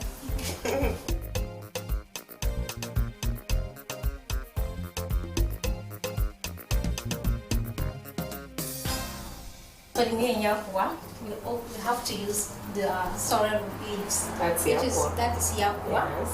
And then there will be some aleyohu. And I've already chopped some here so that it makes it easy for prep. You also need crayfish, groundnuts.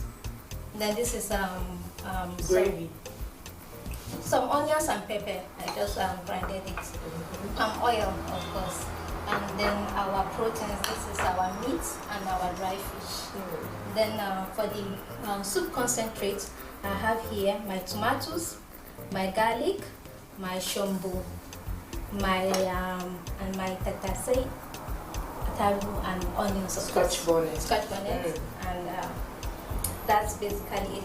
So right now what I'll do is every soup needs a good stock. So I'm going to make a stock water from our meat. Okay.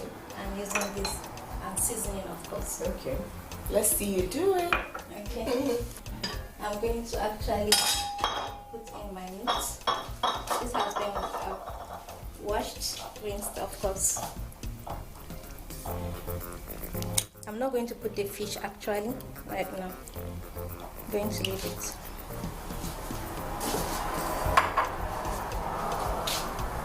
So this is the grated pepper and onion mix.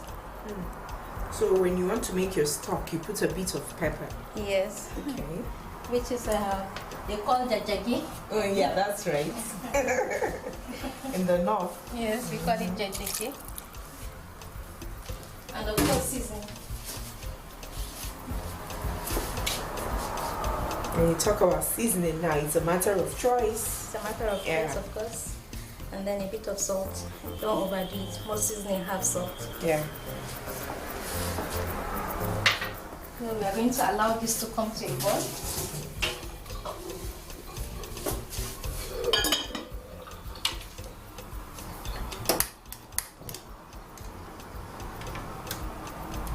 So really simple, but it's going to come up together really beautifully. Okay, let's see that happen.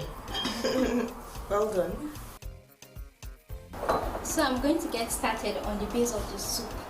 So for my listen, of course, we've talked about using tomatoes, onions, shambo, scotch bonnet peppers, and 3 cloves of garlic. A lot of people can choose to blend because it's easier. So I'm going to use a manual blender for my soup base. Some people might choose to use blender because it's easier. I'm making the choice to actually use a manual blender because I like a little bit of texture in my soup.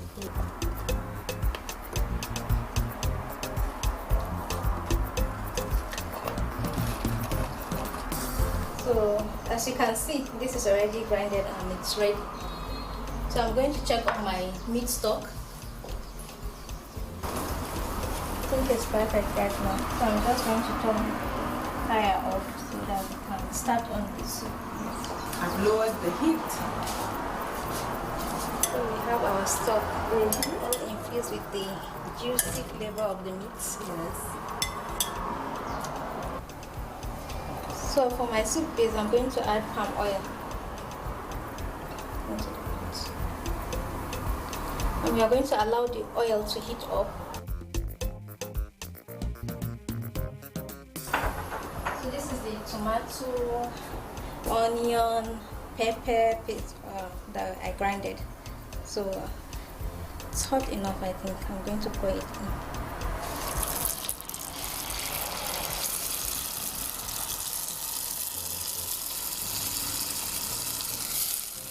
So we are going to allow this to reduce.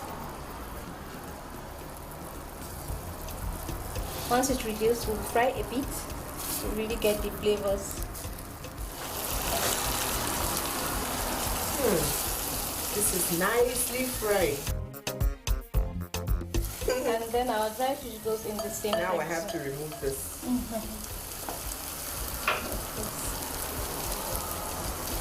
We're just going to allow the fish to slowly infuse the flavor in. This is the perfect time when you are frying. It's when to infuse flavors into your dish. So I'm going to mix up the meat stock and granite paste. So you just keep on adding until you get the consistency and the quantity you want actually. So I'm going to add this.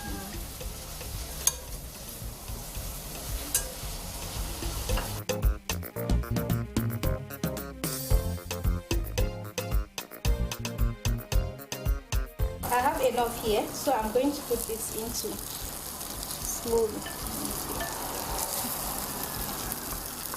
Thank you. You're welcome. So I'm just going to toast this.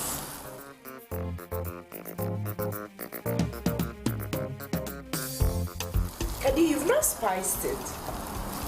Yes, actually. No seasoning.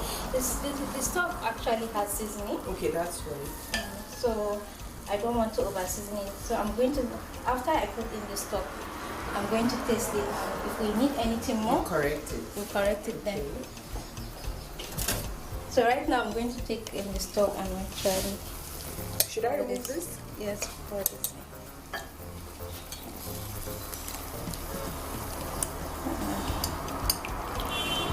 Some good chunks here. Really big chunks. So as you can see, the color is already looking inviting.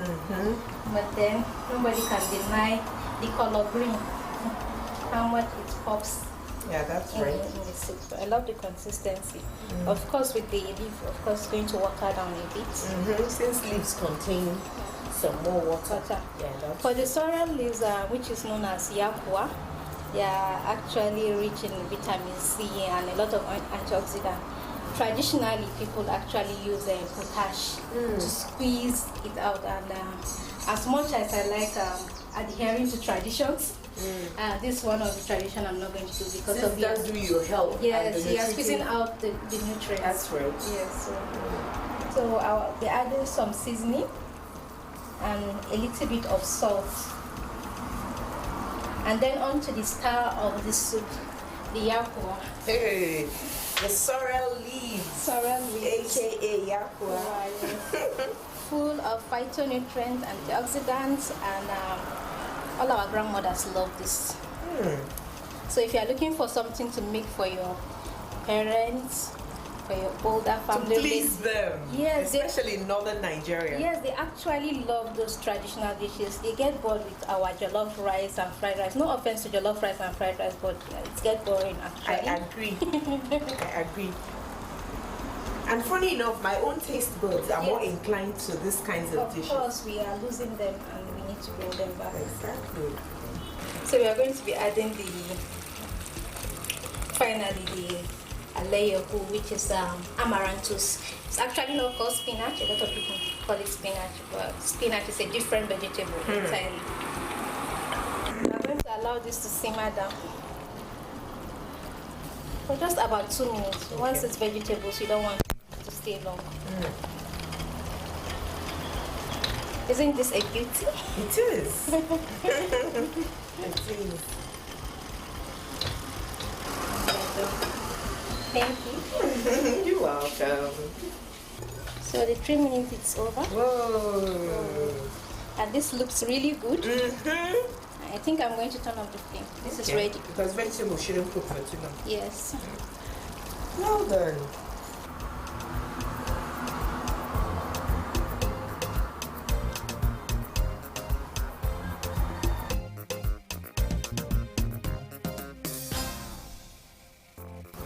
Making barbecue is really easy, but it can be technical.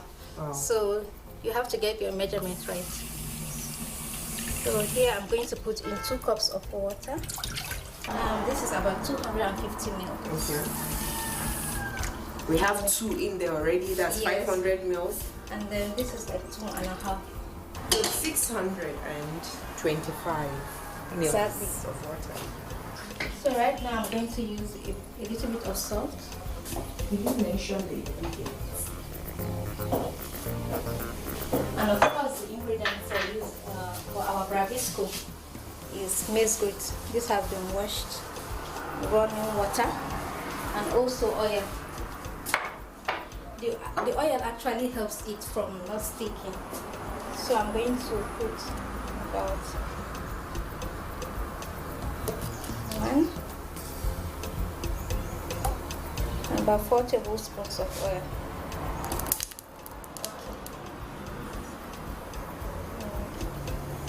Let me just go on 5. I'm going to transfer this into a bigger pot.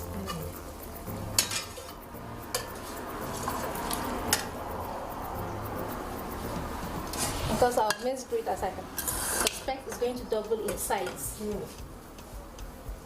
So we actually have to allow this to boil.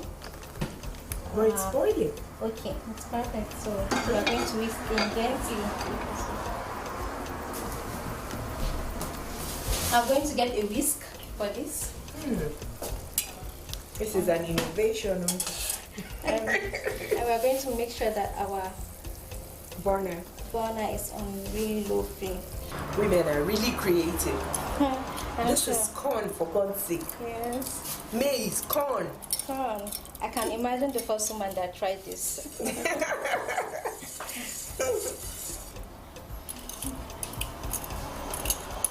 And right now it's a staple for generations to come. Especially for the Kanuri people. For the Kanuri people. And many other languages around them have already borrowed this. A lot of respect to their culture. Really, really rich. And their dishes are no exception. Wow. So I'm just going to give this a stir. I'm not going to cover the pot. I'm just going to stir. Okay. So you continue stirring till it cooks? Yes. Wow. It doesn't take long. So we turn off the flame at this point. Completely? Yes.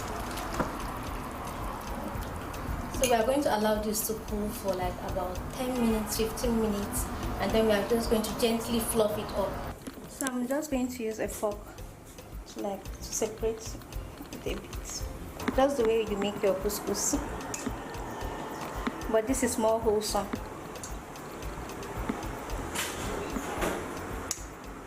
I think we are done.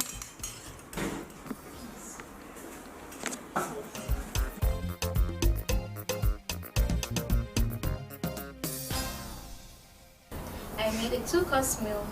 Olingeda and Bravisco and me and Yapua. So it's a traditional Borno meal. Exactly. And I'm going to start with the starter, which is Olingeda. I'm going to serve you that.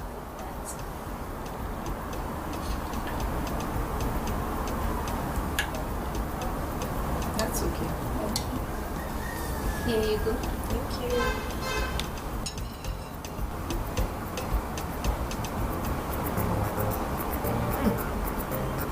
This is really nice. I've tasted granite. I can not only tasting it now, I can even perceive it. That's what you know. And sometimes the aroma of what you're about to eat, of course, encourages. Yes, encourages you to. So it's really nice. So I'm going to leave you to enjoy that. Hope you know our Bravisco and me and Yapua is still waiting. Of course. Immediately I'm done with this, we'll start with the other business. Thank you very much, Kadi. I really enjoyed it.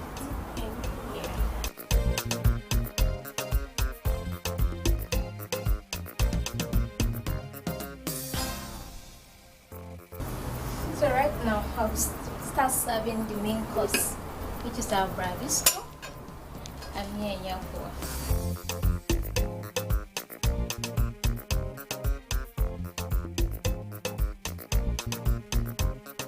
Wow, the aroma of our sorrel, me and Yapua.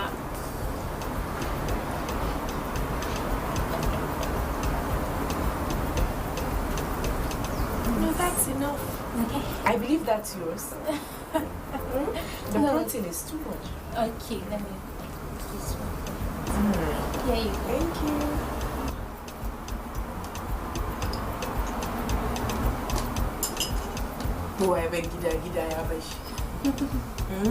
Meaning, once you leave your roots also forgets about you. Sure. Everything all encompassing. Your dress mode, your mannerism, and even your taste bud tends to forget what you're missing. Thank you very much, Kadi. I really enjoyed this meal.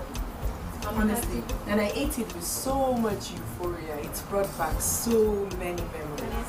Honestly, thank you very much. That's what I hope to achieve. And you did achieve it. Thank you. Thank you so much.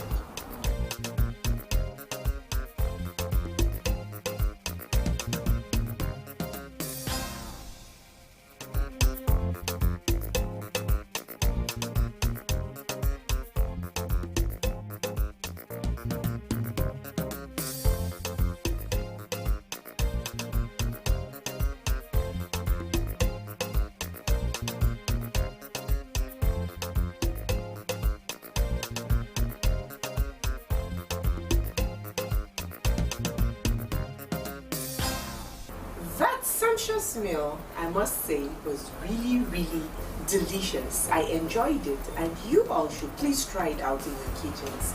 You won't be disappointed in yourselves. The Kanuri have had a strong influence on surrounding people, which include the Budum of Lake Chad, the Mandara and Kotoko, who live southeast of the Kanuri territory, the Margit of the Damboa district, the Babur in the hill south of the Kanuris, the Bolewa located southwest also of the Kanuri, and the Bidding of Gashua, all within the Kanuri territory. All of these groups have acquired various aspects of Kanuri culture, mainly their language, their food, and of course, Islam. Thank you very much for watching this episode of Bon Appetit, a culinary adventure. Send in your messages, your comments, and your observations on our social media handles right now showing on your television screens.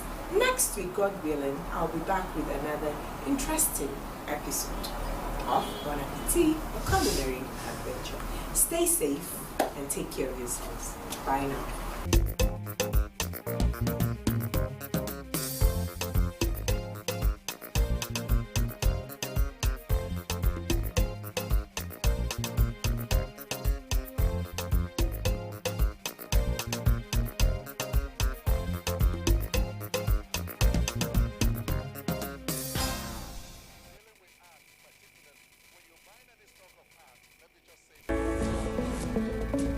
From dusk to dawn, 24 hours a day, NTA International is with you.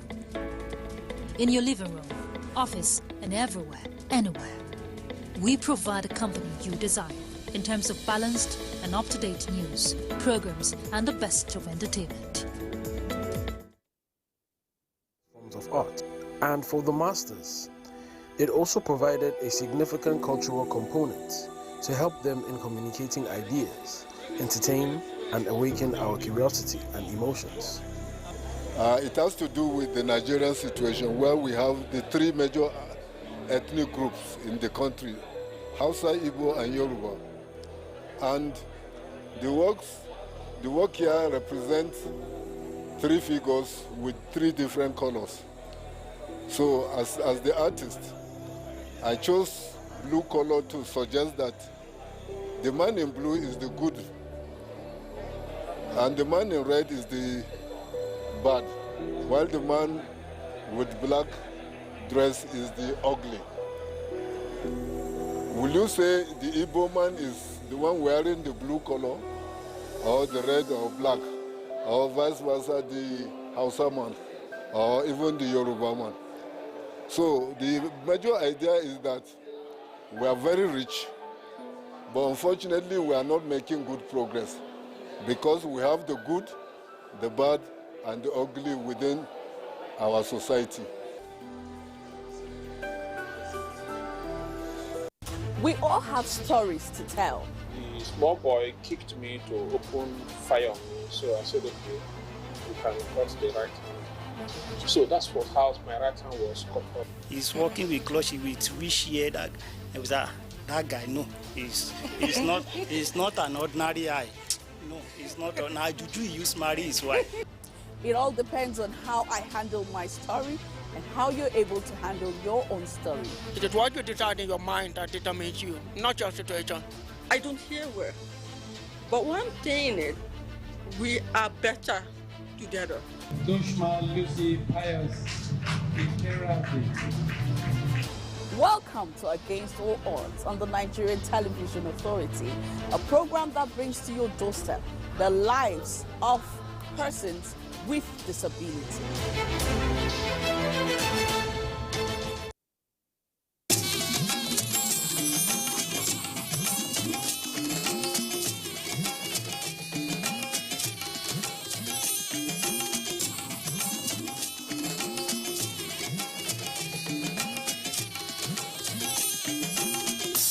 This is the network service of the NTA.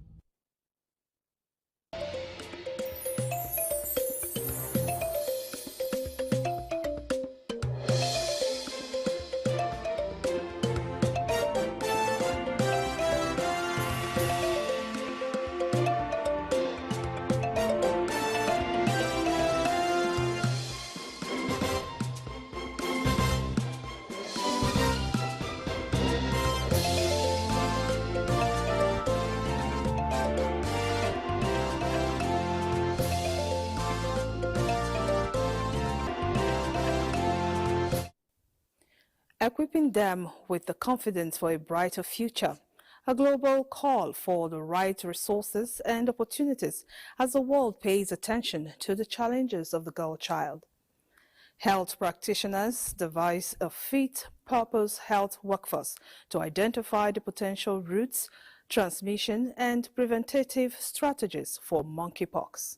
Plus, how would you handle strange noise from your car while on the wheels? Stand by and you will get to know more. So glad that you could join us on this edition of The Correspondent. It promises to be exciting and educating. Thanks a lot for joining us. I am Deborah Balagbobo. You're welcome. Let's begin with a girl child. Few days ago, Nigeria joined the world to celebrate the Day of the Girl Child with the theme of empowering girls and empowering their future. One may begin to ask, what is the implication of this statement? Correspondent Momso Damien Dati tells us more.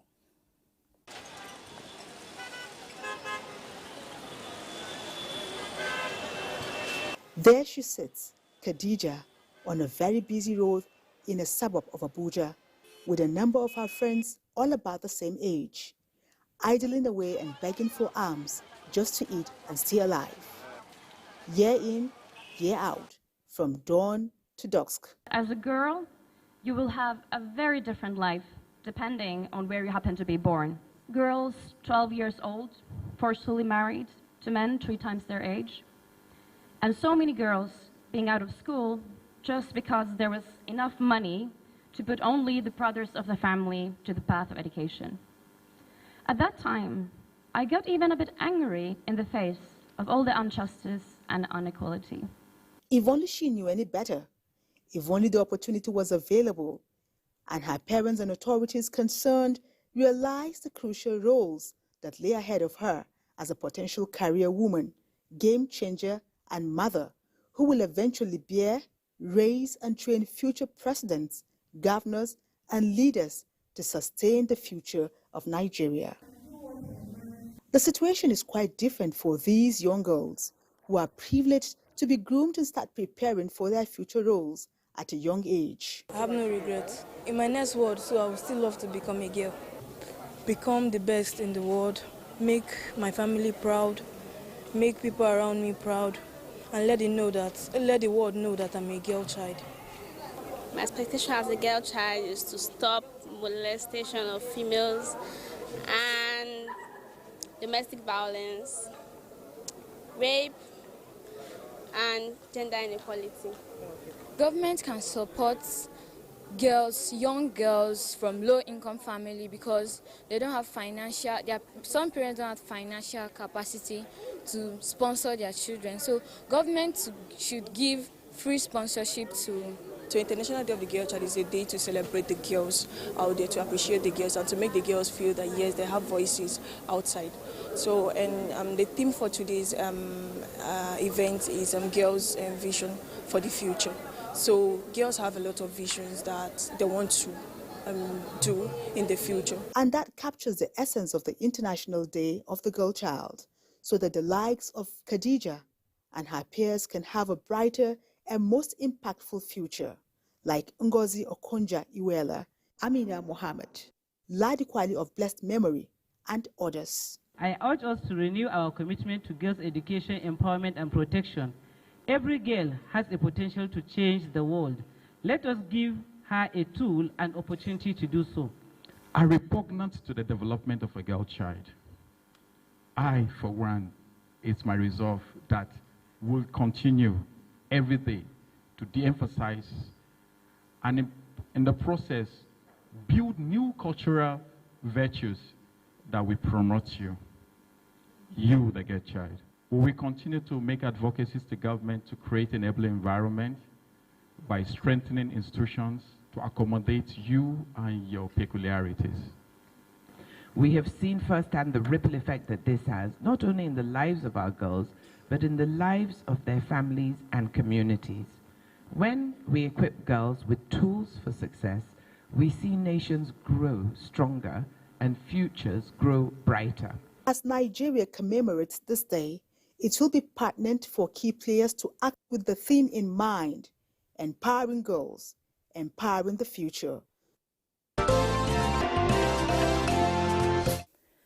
Momso Damien Dati now joins us in the studio to give more insight into the girl child in Nigeria and her development journey. Welcome to the program, Momso. It's so nice to have you. Thank you, Deborah, for having me in the studio with you. Well, let's go diving into it quickly. The girl child, every girl should be able to dream of a future where she can grow without limits. The message on the 2024 International Day of the Girl Child is this a reality for the Nigerian girl child? I would say the theme is quite a par with what the reality we have on ground. Reason being that we have almost 20 million, although the statistics are conflicting, but let me just play safe, is about over 18 million out of school children. And the most painful part is that 60% of this number are girls. 45.5% have never attended a classroom. 21.6% are out of school. So that's the sad reality. And when you talk about empowering the girl, empowering the future, you're talking about empowering a mother, empowering a caregiver, empowering, the home front manager. This is someone who is going to, be empowered to train her children to take responsibilities. She herself having her dreams, her aspirations as a woman, as a wife, and as a mother. So the theme and the reality we have currently in Nigeria are quite apart.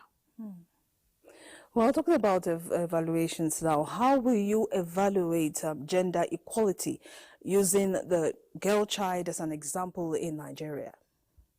Well, I must say we have made progress, even though there are still challenges. Because initially it was a 35%, which we never attained. And then we came to, 50-50. Just give us equal opportunities. We're not saying we want the girls to be, made equal with boys. No. The point is just give them equal opportunity at trying out in the education space, in the workspace, in any sphere. If there's an opportunity to work, just give the male and the female both an equal playing ground to just try out what they can.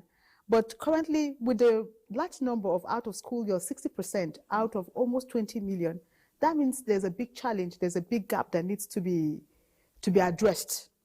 So when you talk about gender, that means the gaps will keep increasing as time goes on, because if you're having already 60-40, that's a disadvantage already. So that means many more girls, if not handled now, in the future will be denied the opportunities, the privileges to actualize their dreams, to become what they want to be, and then, to contribute to the development of the country. We will have the likes of, because we have challenges like early child marriage, and with the current economic situation, from my investigations, a number of girls are still dropping out of school to assist their parents, to help manage their home fronts. So if such situations continue, there might be a big gap in the future. So the efforts we're trying to make to close that gap may still be widened in the nearest future if that is not addressed immediately. So because most of them are compelled to marry because some parents feel that by marrying the girls off, it will kind of lift the burden off their shoulders, let the girl just go and marry. And some of them never get to continue their education from there. They just become housewives and that's all. So all the dreams, all the aspirations, and all the yearnings to actualize themselves, to be fulfilled, just dies in marriage. Not that marriage is bad, but most of them are married before the age of 18, where they're unable to actually make decisive decisions, informed decisions about their lives and their future.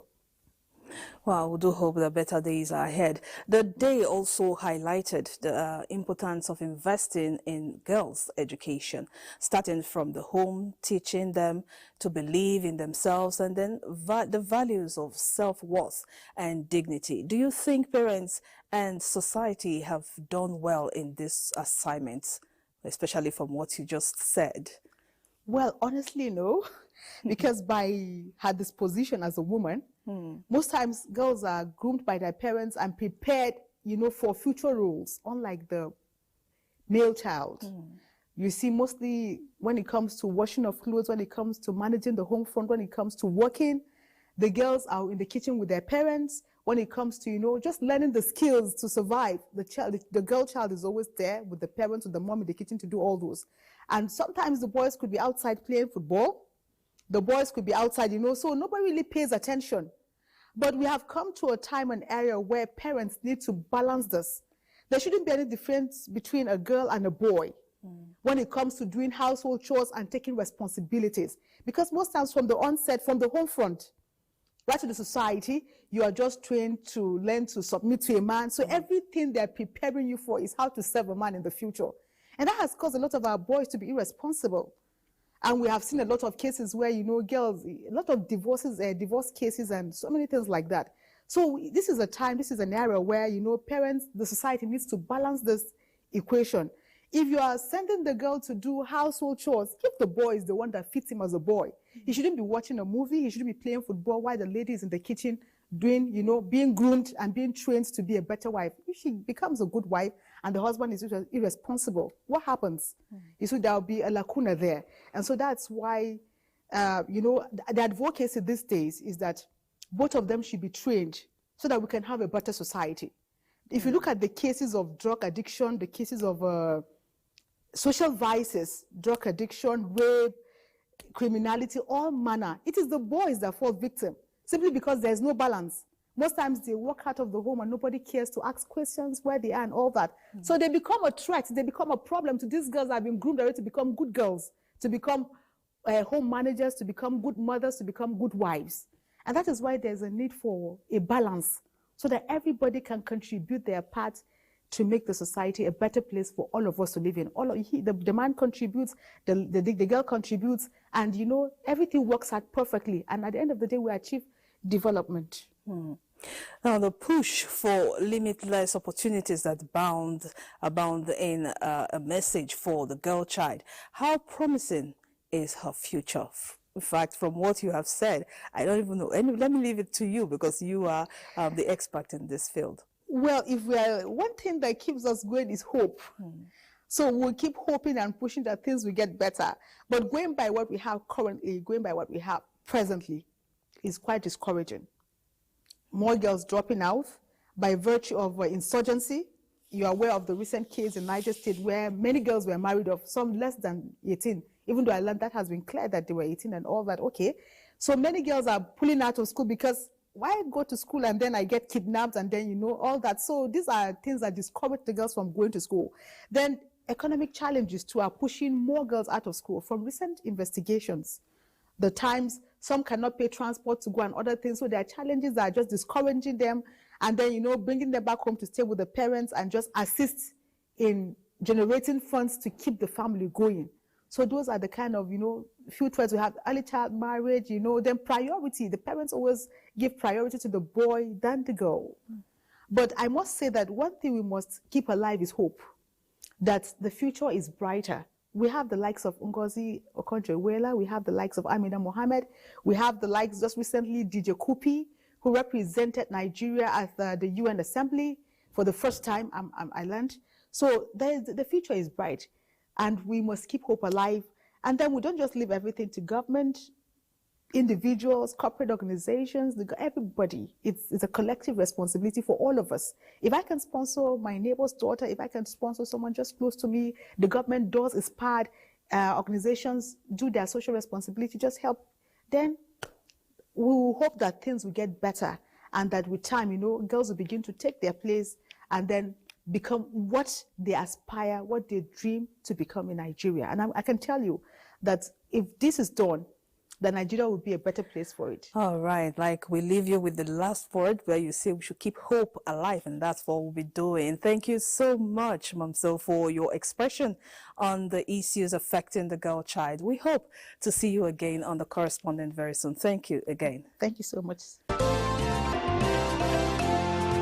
Still to come, Nigeria and international parties train the trainers on preventive strategies for monkeypox. Join us again after the break.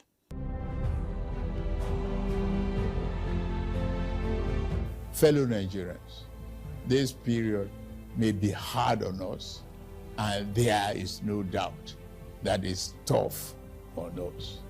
But I urge you all to look beyond the present temporary pains and aim at the larger picture. All our good and helpful plans are in the works. More importantly, I know that they will work.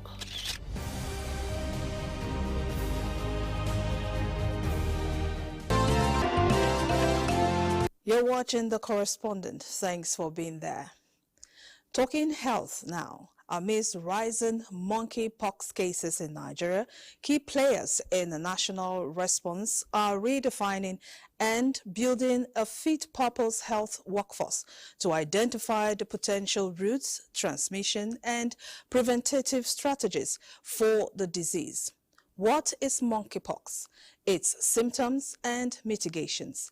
Answers to these pertinent questions are the focus of a two-day mpox training of trainers in Abuja by the Nigerian Center for Disease Control, supported by the Nigeria and Norwegian Red Cross. Correspondent Olusheye Adeogbo has the details. In the mpox epidemiological summary of the Nigerian Center for Disease Control and Prevention, the country has no record of deaths, but confirms cases have increased to 90 out of over 1,000 suspected in 33 states across the federation, including the FCT. After the declaration on the 14th by WHO, it was important for us to actually escalate our IMS, and we actually have an EOC for mpox, and it's a multi-sectoral, multidisciplinary coordination for the mpox response. We have over 90 confirmed cases so far of mpox in the states, about 25 states and the FCT, and we think that it's important that we're able to improve the capacity of healthcare workers to be able to promptly respond. We have more of these states in the south reporting more of those cases. But now, because Nigeria is fortunate, well, not fortunate, we've done a lot of work in ensuring that we test every suspected case. And we've been able to. The African CDC has an 80% baseline for countries to be able to test at least 80% of their cases. But currently, Nigeria is able to test 100% of cases that are identified.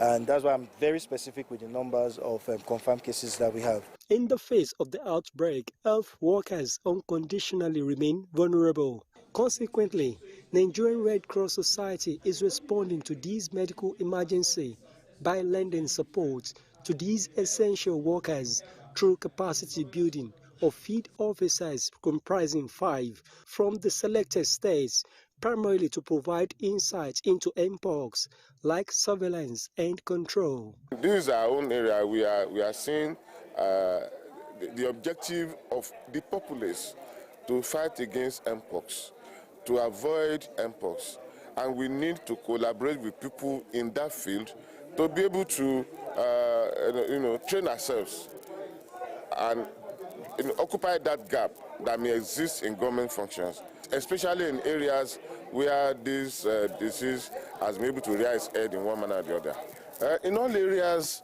of health challenges and humanitarian challenges, the Red Cross is always ready to mitigate, to collaborate with essential organizations and institutions to mitigate against disasters and all disastrous incidences. Then we are always involved in ensuring the treatment of such diseases, in providing equipment and personnel. Basically, as you can see, there is commitment by the government and at the various levels, both at state and national level. You are witness to what the training that has been here now, that all the states, all the state central representatives, all the border entry point members, say the airports and NCDC, they are part of this training. So we can say that there is commitment, and there is, we can see that with all these people coming together and teaming up, we can defeat this pandemic. Delta State, as reported, 6 confirmed mpox cases, and Dr. Mildred Okowa leads the team from the South-South region. Like her and other participants, the training is an added value.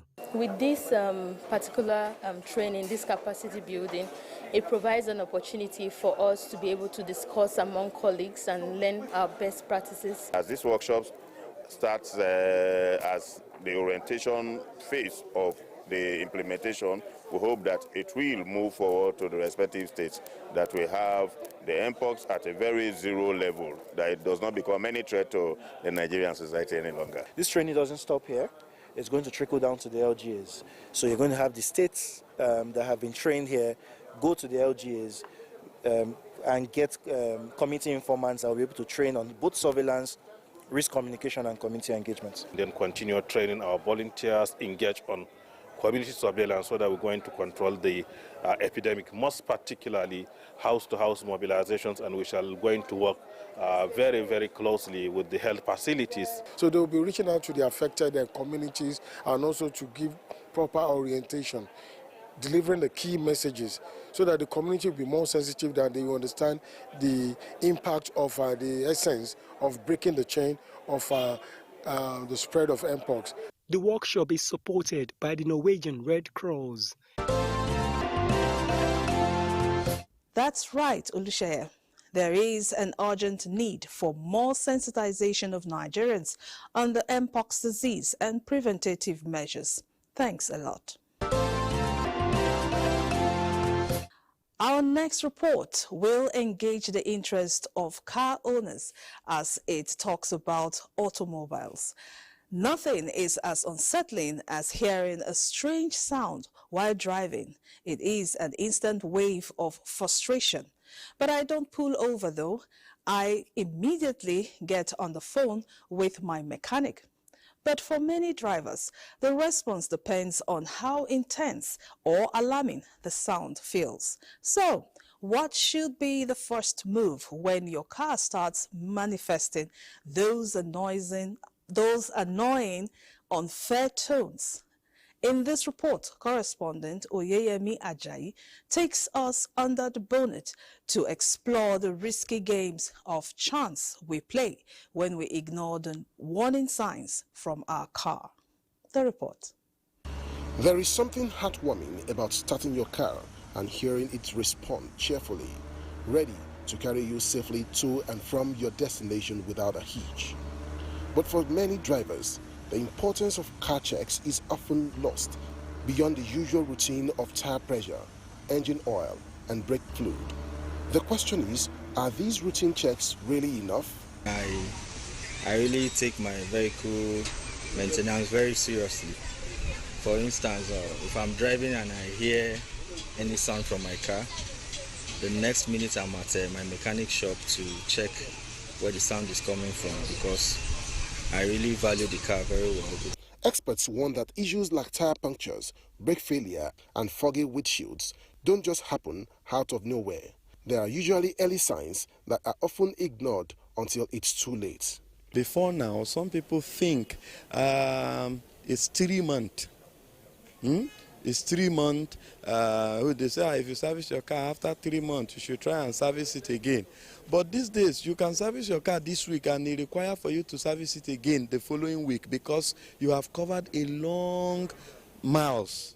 So it is not about 3 months, it is about how many miles you cover. As the saying goes, a stitch in time saves 9. Preventive maintenance, although many seem tedious, is cheaper and safer than dealing with a major breakdown or worse, an accident. Delaying these essential checks only serves to remind us of the old saying, penny wise, pound foolish. I start noticing some strange noise from the leg. Number one, I noticed my exhaust was blocked, so the heat that was supposed to go out was not going out. So the heat was going back to the engine. I have to change the exhaust port that got blocked, which is costing me much now. And after fixing all that, I noticed that the heat really affected my gear selection. In all, I spent close to 150,000. Of the vehicle that you people bring it, we allow the vehicle spoil. When people will bring them on time that is not to spoil, and there you go, not to spend enough money. Car maintenance isn't just a duty, it's a protection for you, your loved ones, and everyone sharing the road. So rather than wait for those worrying sounds that bring a wave of frustration, make those routine visits to the mechanic and keep your car in shape. And of course, keep yourself safe. It's all in your best interests. Yes, I quite agree with you, Oyeyemi. Maintenance of the car is really in the best interest of the owner. The earlier you solve a particular problem, the better, cheaper, and safer for you. Thanks a lot. And that brings us to the end of the correspondent this week. We do hope to see you again next week. Thanks for always being there, and God bless Nigeria. Goodbye.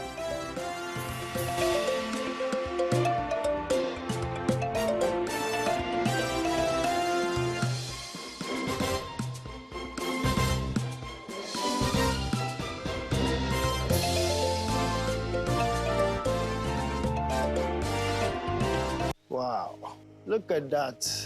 Until recently, I had no idea what a pangolin was. But this thing is strong. It's a small mammal covered with scales made of keratin, just like our nails.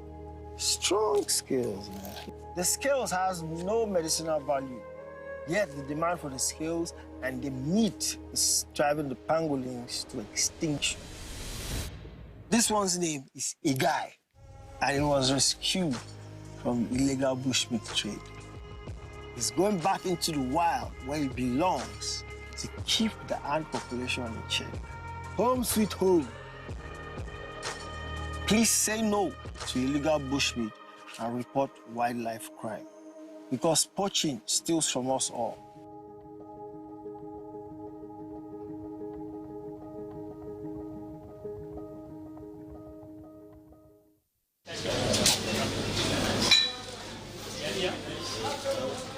In today's digital age, ensuring the security of your bank account is more important than ever. Let's explore essential tips to help you protect your finances from unauthorized access and fraudulent activities. Apart from the safety angle, it's always a very important thing to have the number of the bank customer care, your account officer, and also someone that works in the bank that you know.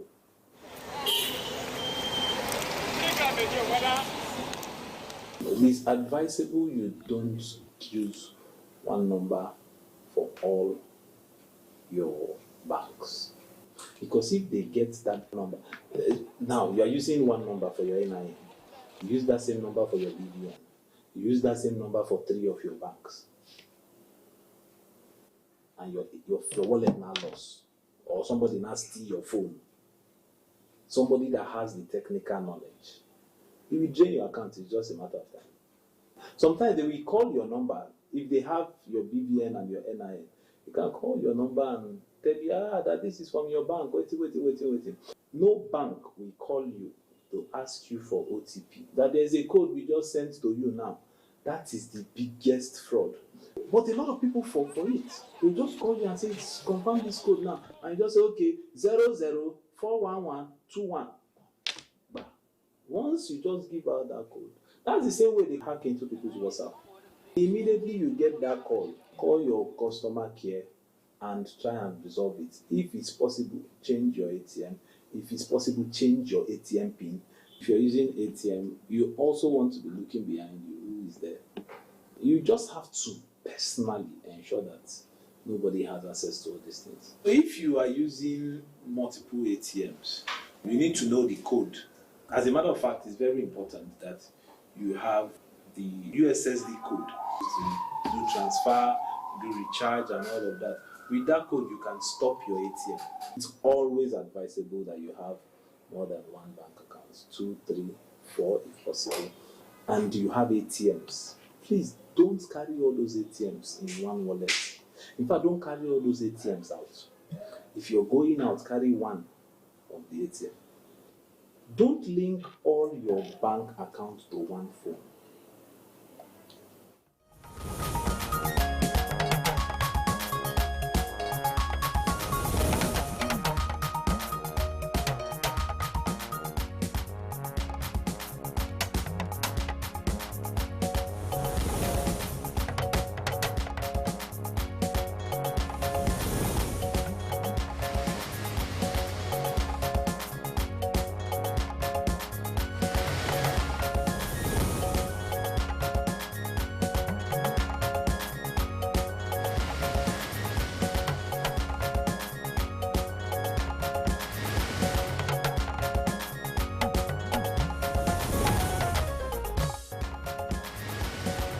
President Tinubu sends delegation to Jigawa, extends all necessary aid to remaining victims.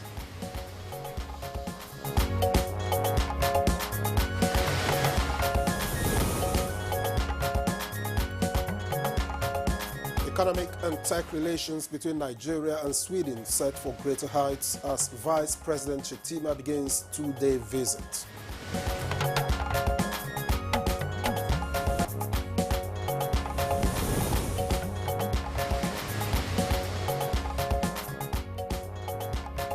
Minister of Information leads delegation for talks with organized labor.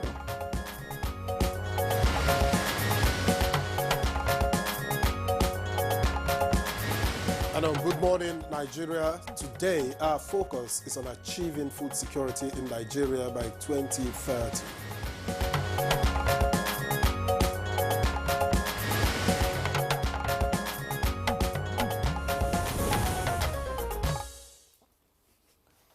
Let's reference a recent report on Nigeria's Food Security Index, which indicates that about 40% of our country's population are in need of food security, and this includes women and children. Indeed, at a recent review meeting by development partners on food systems and implementation processes, these issues were pointed as major culprits responsible for the high level of food insecurity and malnutrition in Nigeria. Now, development partners and other concerned parties at that meeting sought a multi-sectoral approach involving the private sector and civil society in tackling food insecurity in the country. Let me also indicate or mention that the food security system would, of course, comprise crop production, and that, of course, will include agricultural sciences, accounting for 87.6% of output. It is closely followed by the livestock, put at 8.1%. Fisheries is next with 3.2%, and forestry follows with a 1.1%. And after all the data, the big question is how Nigeria can reduce her food insecurity numbers. At this year's World Food Day, Nigeria was mentioned as one of the 18 countries combating issues of starvation, conflict, droughts, floods, and other environmental issues. And indeed, experts are saying that food shortage in Nigeria has increased by 28% within the last 1 year. Now, compelling the country to rely heavily on importation of staples like rice, maize, and effective. Yes, at the end of the day. Precisely. And that's why we'll be taking a look at factors that can help Nigeria achieve food security by 2030. You will recall that this is one of the Sustainable Development Goals, and experts will be joining us to review some of those policies and interventions taken by this government. We would also be taking a look at another related topic. This time we'll be going to Morocco, of course, to measure the business relations with Nigeria, and that, of course, is because of an investment summit which has been slated to hold presently. On this note, let me warmly welcome you to Good Morning Nigeria. I am Claire Adelabu Abdurrazak. And I am Victor. Also, let me also welcome you to today's program. Now we are reaching you on the network service of the NTA as always. Chukwudi Okoliobaja should be with us in a bit for the newspaper review. For now, we have Olajide Bello to give us highlights of the news. Good morning, Olajide. Good morning, Victor. Good morning, Claire. Good morning, Nigeria. And here is the morning news. President Bola Tinubu has directed the Secretary to the Government of the Federation, Senator George Akume, to lead a federal government delegation to Jigawa in response to Tuesday night inferno in Majia town, which claimed over 100 lives. The government delegation will comprise the Minister of Defense, Muhammad Badaru Abubakar, Minister of Transportation, Saidu Al-Khali, Corps Marshal of the Federal Road Safety Corps, Shehu Mohammed, and the Senior Special Assistant to the President and Community Engagement Northwest, Abdullahi Tanku Yakasai, While in Jigawa, the delegation is expected to visit the scene of the incident to assess the situation and visit injured persons in the hospital. President Tinubu further directs that emergency aid, including medical supplies, food and shelter, be extended to the 50 victims receiving treatment and others affected by the fire. He expresses his heartfelt prayers and support to the government and people of Jigawa during this time of tragic loss and grief. In a statement by the Presidential Advisor on Information and Strategy, Bayo Onanuga, the President restates his directive to Federal Road Safety Corps to strengthen night travel measures such as increased patrols, stricter enforcement of safety regulations and other highway safety mechanisms. And Vice President Kashim Shettima has departed Abuja for Sweden on a 2-day visit to represent Nigeria in bilateral engagements with the Scandinavian nation. In a statement via the Senior Special Assistant to the President and Media and Communications Office of the Vice President, Stanley Nwakocha, said these are the instance of President Bola Tinubu during the working visit. The Vice President will engage in high-level bilateral talks with key government officials, including a meeting with Crown Princess Victoria of Sweden and the Swedish Prime Minister. Shettima will use the visit to explore opportunities for strengthened collaboration between Nigeria and Sweden in areas such as ICT, innovation, education, digitalization, sustainable transport, mining and agriculture. The Vice President will also meet with Noxken, a Stockholm-based venture capital impact investor, which recently launched a $205 million tech investment fund for Africa. While in Sweden, Shettima is also expected to articulate Nigeria's economic vision and the reforms being undertaken by the administration to create a business-friendly environment in Nigeria for investors. The Vice President is expected to be back in the country on Saturday. And following inquiries by journalists as to who is in charge of our country as the President and Vice Presidents are out of the country, the Presidency has clarified that President and Vice President are fully engaged with the nation's affairs even while they are away. There is no leadership vacuum in the country. In a statement by Bayo Onanuga, Special Advisor to the President on Information and Strategy, President Tinubu left the country on 3rd October and is on a 2-week working vacation. During this time, he has been busy answering phones and issuing directives on matters of state. He will soon return to the country before the vacation officially expires. The statement also clarifies that the Vice President departed the country Wednesday for Sweden on an official visit for Nigeria. The Presidency also says all state organs are functioning as usual. The Senate President, the Secretary to the Government of the Federation, Ministers and Service Chiefs are all in their respective positions, ensuring the smooth operation of government. The statement explained that the country had a similar situation in 2022 when former President Buhari and former Vice President Osinbajo were found to be simultaneously out of the country. President Buhari attended August 7, while Osinbajo participated in the burial of Queen Elizabeth II.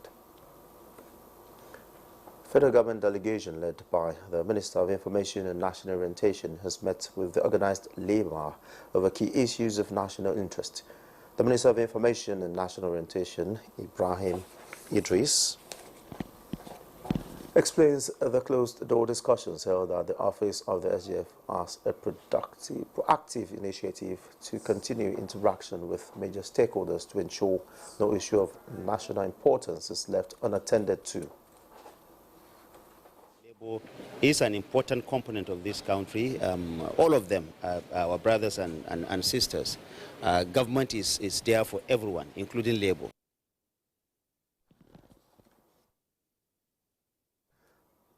The NLC President, Joe Ajaero, in company of other labor union representatives, declined comment, awaiting conclusion on issues at hand. Meanwhile, the Minister of Budget and National Planning, Abubakar Atiku Bagudu, who was part of the meeting, explains ongoing efforts towards addressing the current economic situation. It went by 3.19%.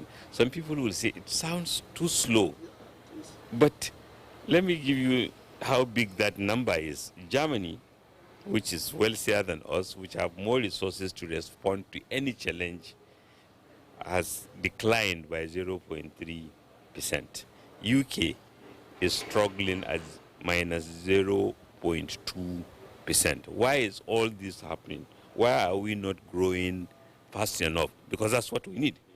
We need to grow fast enough at a higher rate.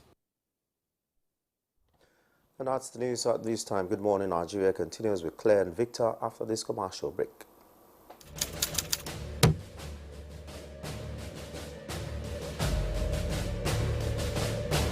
The dreams that our founding fathers envisaged are still work in progress. Every day, we put our hands on the plow, determined to do a better job of it. While it is tempting to focus on what has been left undone and where we have stumbled as a nation, we must never lose sight of how far we have come in forging and holding our country together.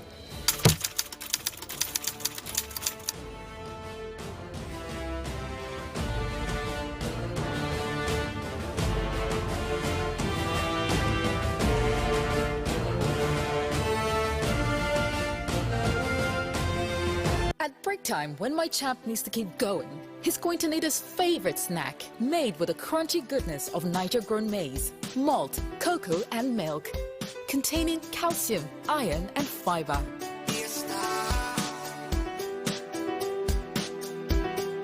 Break time is crunch time. So give your champs this delicious crunchy delight to keep them winning all day. Milo and a Snacks, snack of future champions. Milo!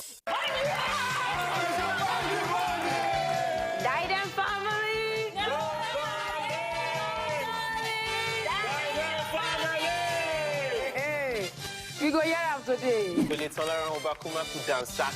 Back then I used to be Rasaki, but now I'm rebranded. Call me Shegun, you can call me no guest. How did you meet your lovely wife?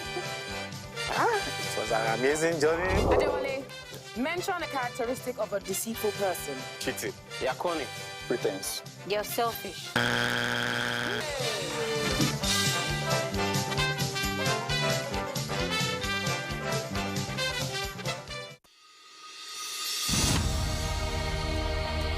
Nigeria means a lot to me. And Nigeria means peaceful cohesion. My country. We continue to pray, and then hopefully we will come to understand that unity of purpose, unity of living together. Our ethnic beliefs and background and culture is our strength. Ever since the amalgamation period of 1914 to date, about 109 years ago, the people of Nigeria live very peacefully with one another. I think diversity helps a lot to enhance robust development in Nigeria. All over the country, you have so many ethnic groups, over 250. That is enough to tell you that this is a blessed country, and that God has kept, together as one indivisible entity.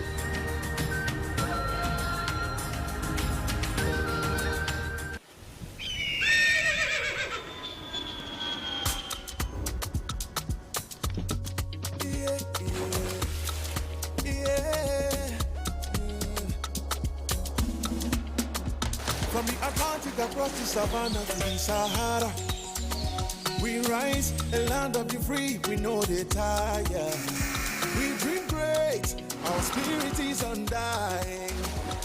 Resilient, rooted like palm tree, we sway in colors, we stand in demand, we make solutions, we ignite passion, yeah. Each ethnicity is unique, we are more than just a nation. We are Nigeria,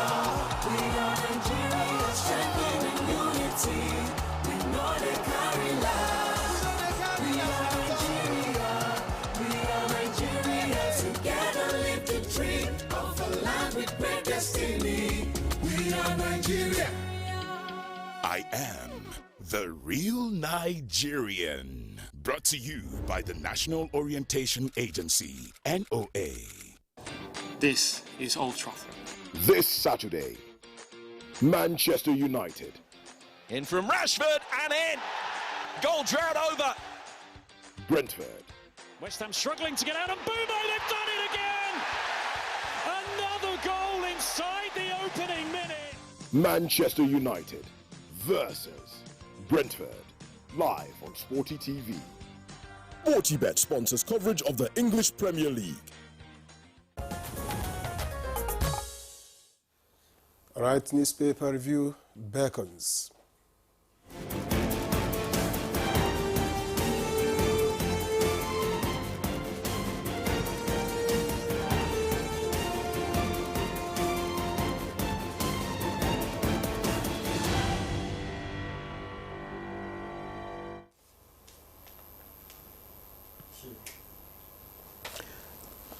All right, welcome back to the program. Let's welcome Chukwudi Ubuaja to newspaper review segment. Chukwudi, good morning. Good morning. How are you, Claire? Very well, thank you. Victor, good morning. Good morning. You look bright, like the morning sun. Don't denigrate me this morning. I always look bright, or at least I manage to.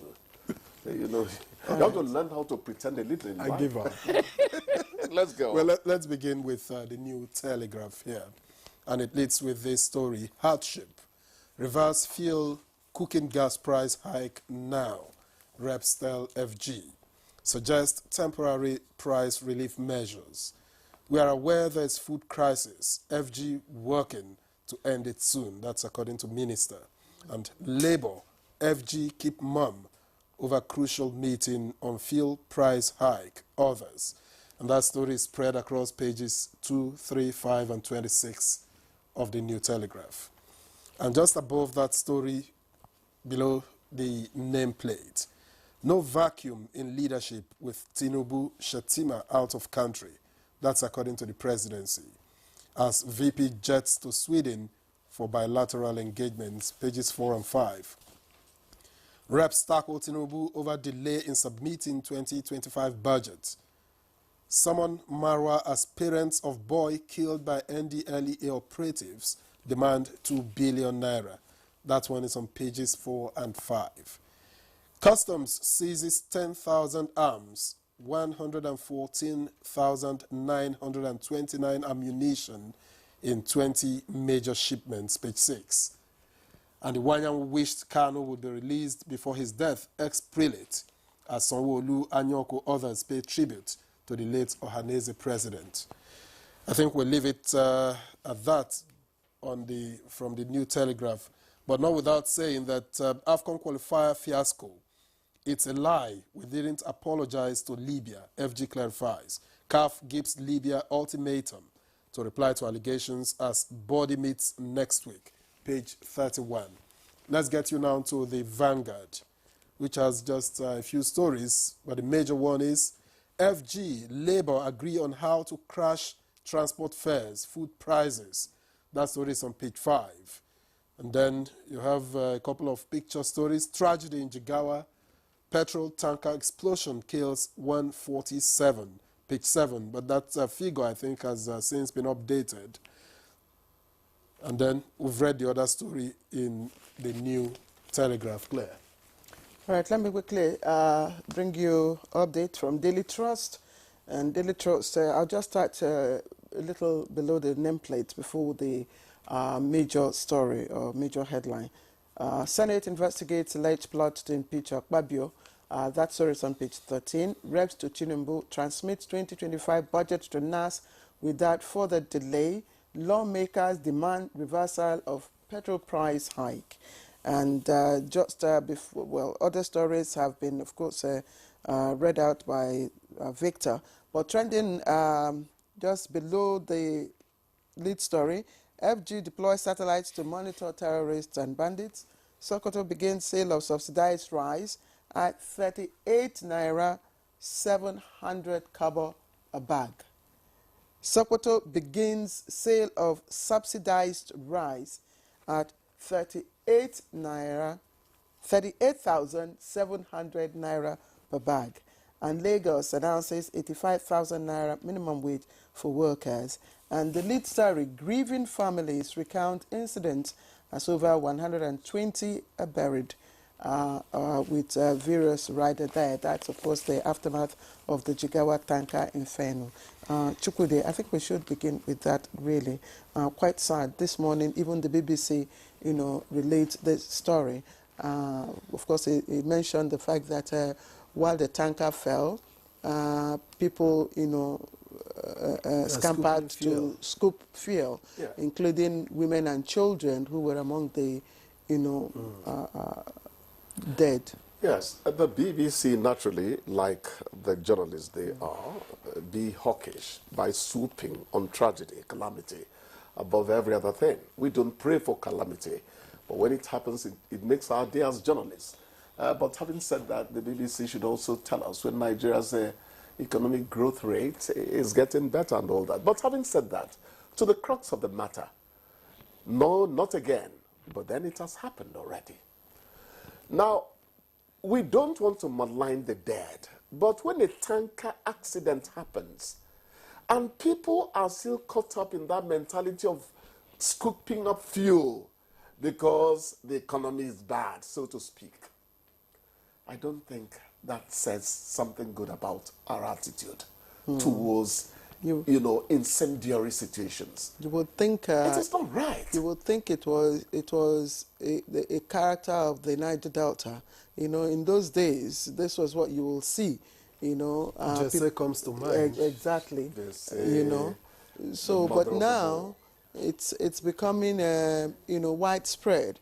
And like you said, because of the economic situation. But people should first of all... I didn't say it's because of the economic situation. I was actually saying the economic situation should not make people go to commit suicide. Exactly. There are people whom, in spite of all the hunger, would not join them in that. Yes, your life... And I don't know you live your life once. So, as they say, life has no duplicate. Yes. So I don't know. I don't know why we don't learn, because each time this happens, it is tragedy. Tomorrow it happens again, people will go scooping fuel. I don't know why. I think it's also high time, Chukwudi, that we also looked at, transporting fuel by road. No. I know it's a long-term plan, but we've been at it for we've had a long time to plan it. Claire, in 2024, transporting fuel, and that includes diesel, kerosene, should not be a long-term plan. No. Apart from its safety, it's more economically, manageable. Going on, yes, it's going to involve a lot of capital, when you infrastructure. But over time, you see that you have defrayed cost. You see, Chukwudi has started talking economics. But it's another thing. Some could use the rail lines. The rail lines could become another alternative. Yes. But the primary, vehicle should be the pipes. Somebody, for instance, mentioned on the channel I was watching the other day that the CNG buses we're talking about should actually have been preceded by a pipeline network that takes the CNG to the stations, not again mounting them on groaning trailers, and it doesn't make sense. We have to plan well for safety and economic sense. Another story I think we should look at is the alleged plot to impeach Abuja. And this story emanated from online. And I think we have to be very, very careful with the way we report things, and especially those who use the online platform. It went viral, and there were so many allegations and all that. And, it turned out that story was refuted, So I don't know. The Senate is now asking, an investigation. Yes, into that alleged. No, people would always jump like vampires, hawkishly on stories that affect politicians. There's reasonable bad blood between the people and politicians. Even when politicians do well, we no longer have time to notice they've done well. The people almost carry a death wish against the politician. So don't be surprised that people latch onto such a story, go online and begin to say all manner of things, however weird they sound. But at the end of the day, there's no smoke without fire. Let them carry out an investigation. Individuals don't matter to me. Akpabio, for crying out loud, yes, fine. He's an incumbent. He would like to finish his term and all that. But when these things happen, what happens to my mind is whether democracy in Nigeria, is it growing or not? From one administration to another, you keep on hearing rumors about things that should not be talked about. When are we going to stabilize politically? That's a question that comes to your mind. I think there's a, Victor, you were at the clinic, our usual clinic, when one of our, we call him House of Reps guru, enlightened us about the use of the word impeachment. Yeah. You were there. The way we use impeachment these days, it's as if it's a death sentence. I mean, Clinton was impeached, but he still remained in the office. No, that's different from us. Different from us. Here, if you are impeached, you are impeached. Over there are other processes. No. I think we should not. The systems are different. Confuse the presidency and the law and the parliamentary system activities. Okay. When you're impeached as a president, you could still go on in the U.S. particularly. But not here. Yes, but when you're impeached here, I let me not go too much into it so that I don't regret saying something that is wrong. But I think there's a slight difference. I think we will need Ignatius to come and lecture us again on the yes, because he did try to enlighten us on the terminology. We're always ready to learn. Yes. Even a day to getting 6 feet under, we want to All right, learn. we're sorry, we really don't have much time. Victor didn't even have time, opportunity to ask his questions. Of course, we have a two-legged, conversation this morning, and we'll have to get on with it as fast as we can. Chukwudi, thank you. Thanks and a lot. as always, hoping to see you again tomorrow. I will be here by His grace. Yes, please bounce out of the studio. Thank you. All right, don't go away. This is Good Morning Nigeria. We'll be right back.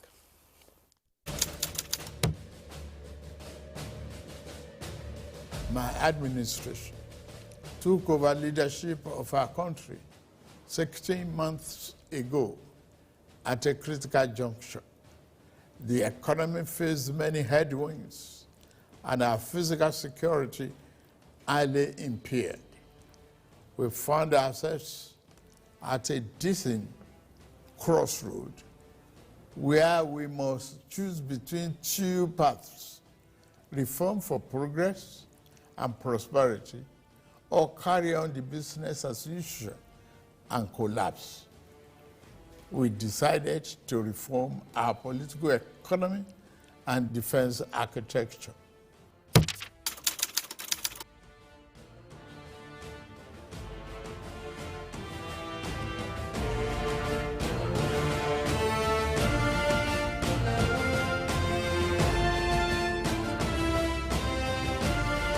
At break time, when my champ needs to keep going, he's going to need his favorite snack, made with the crunchy goodness of Niger-grown maize, malt, cocoa, and milk, containing calcium, iron, and fiber.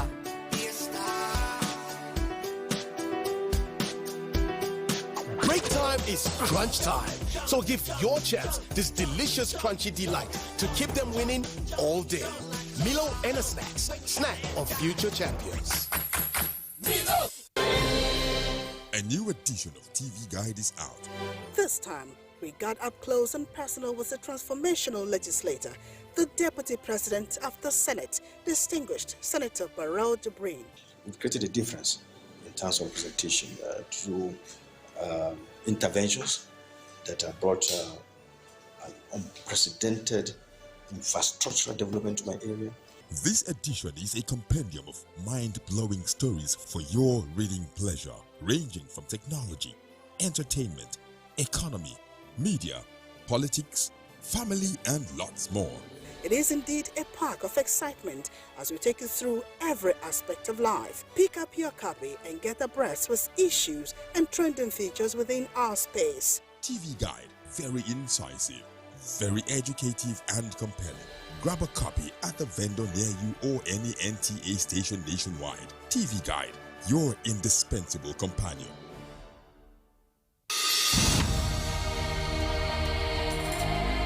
You have to move from the point where you protect and defend your religion to a point where you also recognize the rights of the other person, of the other religion, and protect it.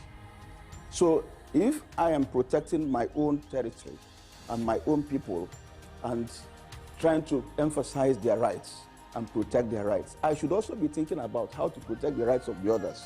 Both Islam and Christianity recognize and defer to God, and both recognize the temporariness of the life of this world, and that ultimately we all go back to God for the day of reckoning, when everybody will render an account of his life on this temporary abode.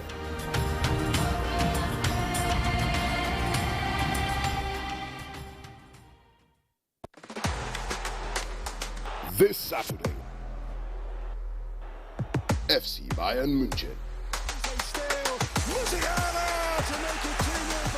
VfB Stuttgart.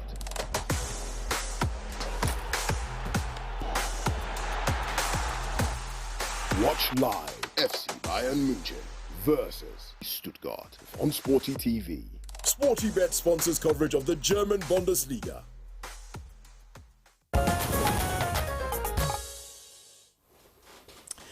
We're glad to have you with us this morning on the program, and it's live on the network service. Today, again, we have quotes to revisit our conversation on achieving food security in Nigeria. Of course, we know that recently the world celebrated World Food Security Day, and Nigeria, did celebrate, and it was a platform, for rolling out interventions and policies that this administration, has, implemented to ensure that we are good in food security or food production. But here is a background report compiled by our correspondent Dennis Temple, who will lead us to our conversation.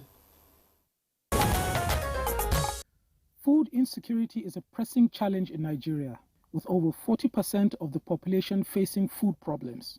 The country aims to achieve food security by 2030, in line with the United Nations Sustainable Development Goal 2 that projects end to hunger.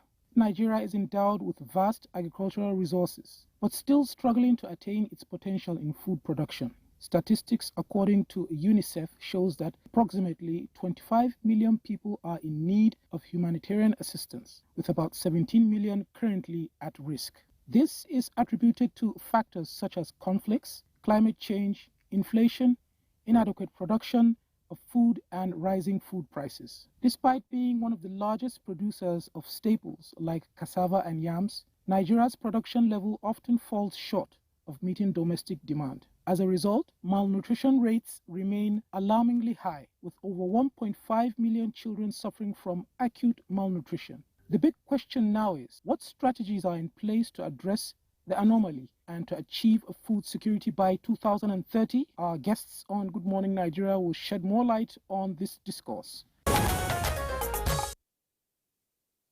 All right, many thanks, Ibrahim Hamidu, for that background report. And to begin this conversation, let me first introduce Professor Salisu Mohammed, who is Deputy Country Rep, Food and Agriculture Organization, FAO. It's a pleasure to welcome you to Good Morning Nigeria. Thank you. All right, we have also been joined here in the studio by a proud farmer, Omolara Svensson, who is an entrepreneur, but serves as national coordinator of the Nigerian Women for Agriculture Progressives and Development Initiatives. It's good to have you on Good Morning Nigeria. Thank you for having me. And we have joining us via Zoom, Senator Aliyu Sabi Abdullahi, Honorable Minister of State for Agriculture and Food Security. There he is. I'm just wondering why you're not in the studio with us, Honorable Minister. Good morning. Good morning. There was this need for us to go to Jigawa And so the timing, if I come to the studio, it's most likely I'll not be able to make the journey to the airport. So I decided to stay here because it came very late. Actually, all of the events, more or less, we are trying to collide, and I consider my presence on this event as also very critical and important. So I believe technology has made some provisions for us to make things easy. Thank you. So thank you for urging me to speak through the via Zoom, and I'm happy to be here. And let me say good morning, Nigerians, and happy. Wow, we're very glad you're able to join us, and indeed our hearts go to the families, to the Jigawa state government, and of course the families of all those who lost loved ones in that fatal tanker incident. We indeed commiserate with them. But Honorable Minister, I'd like to start with you as always. We'd just like you to give us an overview of what what is going on in terms of securing, achieving food security. We know that during World Food Day, you and the minister reeled out a whole lot of policies and interventions and initiatives, which to me, were really, really significant as far as achieving food security is concerned. But three things. It's either, the proportion of people receiving these interventions, is quite insignificant, or that they're not really identifying with those who actually need them, or probably they're just, I don't know, the implementation is slow. So what can you tell us about all of this? Well, first, let me say, for us in the Federal Ministry of Agriculture and Food Security, like you rightly said, we are working very hard around the clock to implement the various interventions towards achieving, a sustainable food system, but most importantly, also attaining a food secure country. Like you all know, President Bola Ahmed Tinubu considered food security as a top priority of his government. And since last year, we've been on the beat trying to make some changes. Now, this World Food Day is designed for us to look at how to change the narrative in terms of the food situation of our country. And the team is looking at better lives and better, future for everybody using the instrument of food security. Because food security is when citizens are able to have access to food on a sustainable basis to live a normal, good life. And so we are aware of all the various parameters, and the first thing we need to work out as a country is to make food abundantly available. And in making food abundantly available, it means our production has to go up in terms of the demand for those type of food by our citizens. Now, the major food staples in Nigeria that our citizens rely on for their food need are wheat, rice, maize, sorghum, millet, cassava, and maybe you bring in other root crops like yam, sweet potato, Irish potato, and the like, and then cowpea. So what we have been doing as a ministry is trying to see what do we do to ramp up production through the wet season. And as the wet season is rounding up as we are speaking, of course, we are expecting by November, the dry season period will also kick off. And for the dry season, we have another target, which will take us the next, 4 or 5, before we now expect the new rainy season in 2025. Now, the challenges farmers are facing are usually issues around improved seeds. And we have been working very hard on this to make improved seeds available to Nigerian farmers. And just recently, a week ago, the National Agricultural Extension Liaison Services has national mandate to conduct annual performance, survey for us, both for the wet season and for the dry season. And they've done that of this wet season. They've given us the report, and the report indicates that we are having some marginal increase in the production of these crops in various percentages. And most importantly, there is increased use of improved seeds. Now, we are not also unmindful of the fact that there are challenges like the climate change challenges. That also was, reviewed, and we realized, yes, there are floods that affected at least so many states, but it was not as devastating as the 2022 flooding. And so that is a bit of a reprieve. But remember, these are all phenomena that has to do with climate change, which means we may not have what it takes to stop it. But what we can do is to prepare some resilience planning, and then plans that will make us to be resilient. And that is what we are doing by emphasizing more of dry season farming. Now, as part of the strategy, again, the Federal Ministry of Water Resources that operate dams and have river basin development authorities, we've established a joint working committee to enable us to utilize those irrigable lands that are under their custody for maximum production in the coming dry season. That also is in the offering. Overall, for the next dry season, for example, we are hoping to be able to achieve nothing less than 750,000 hectares of various crops over the next 4 months. But for this wet season, the reports we are getting are encouraging, and so we will say there is hope in the horizon. And remember, we're talking about the renewed hope agenda of President Bola Ahmed Tinubu, where we have to continue to work to show to this country that we can make progress on an increasing basis. That is, it has to be gradual, because you can't perform magic here. Seasons are seasons. If you crop, when you plant, you have to wait for it to mature before you can harvest. Now, the other worry is that the post-harvest losses.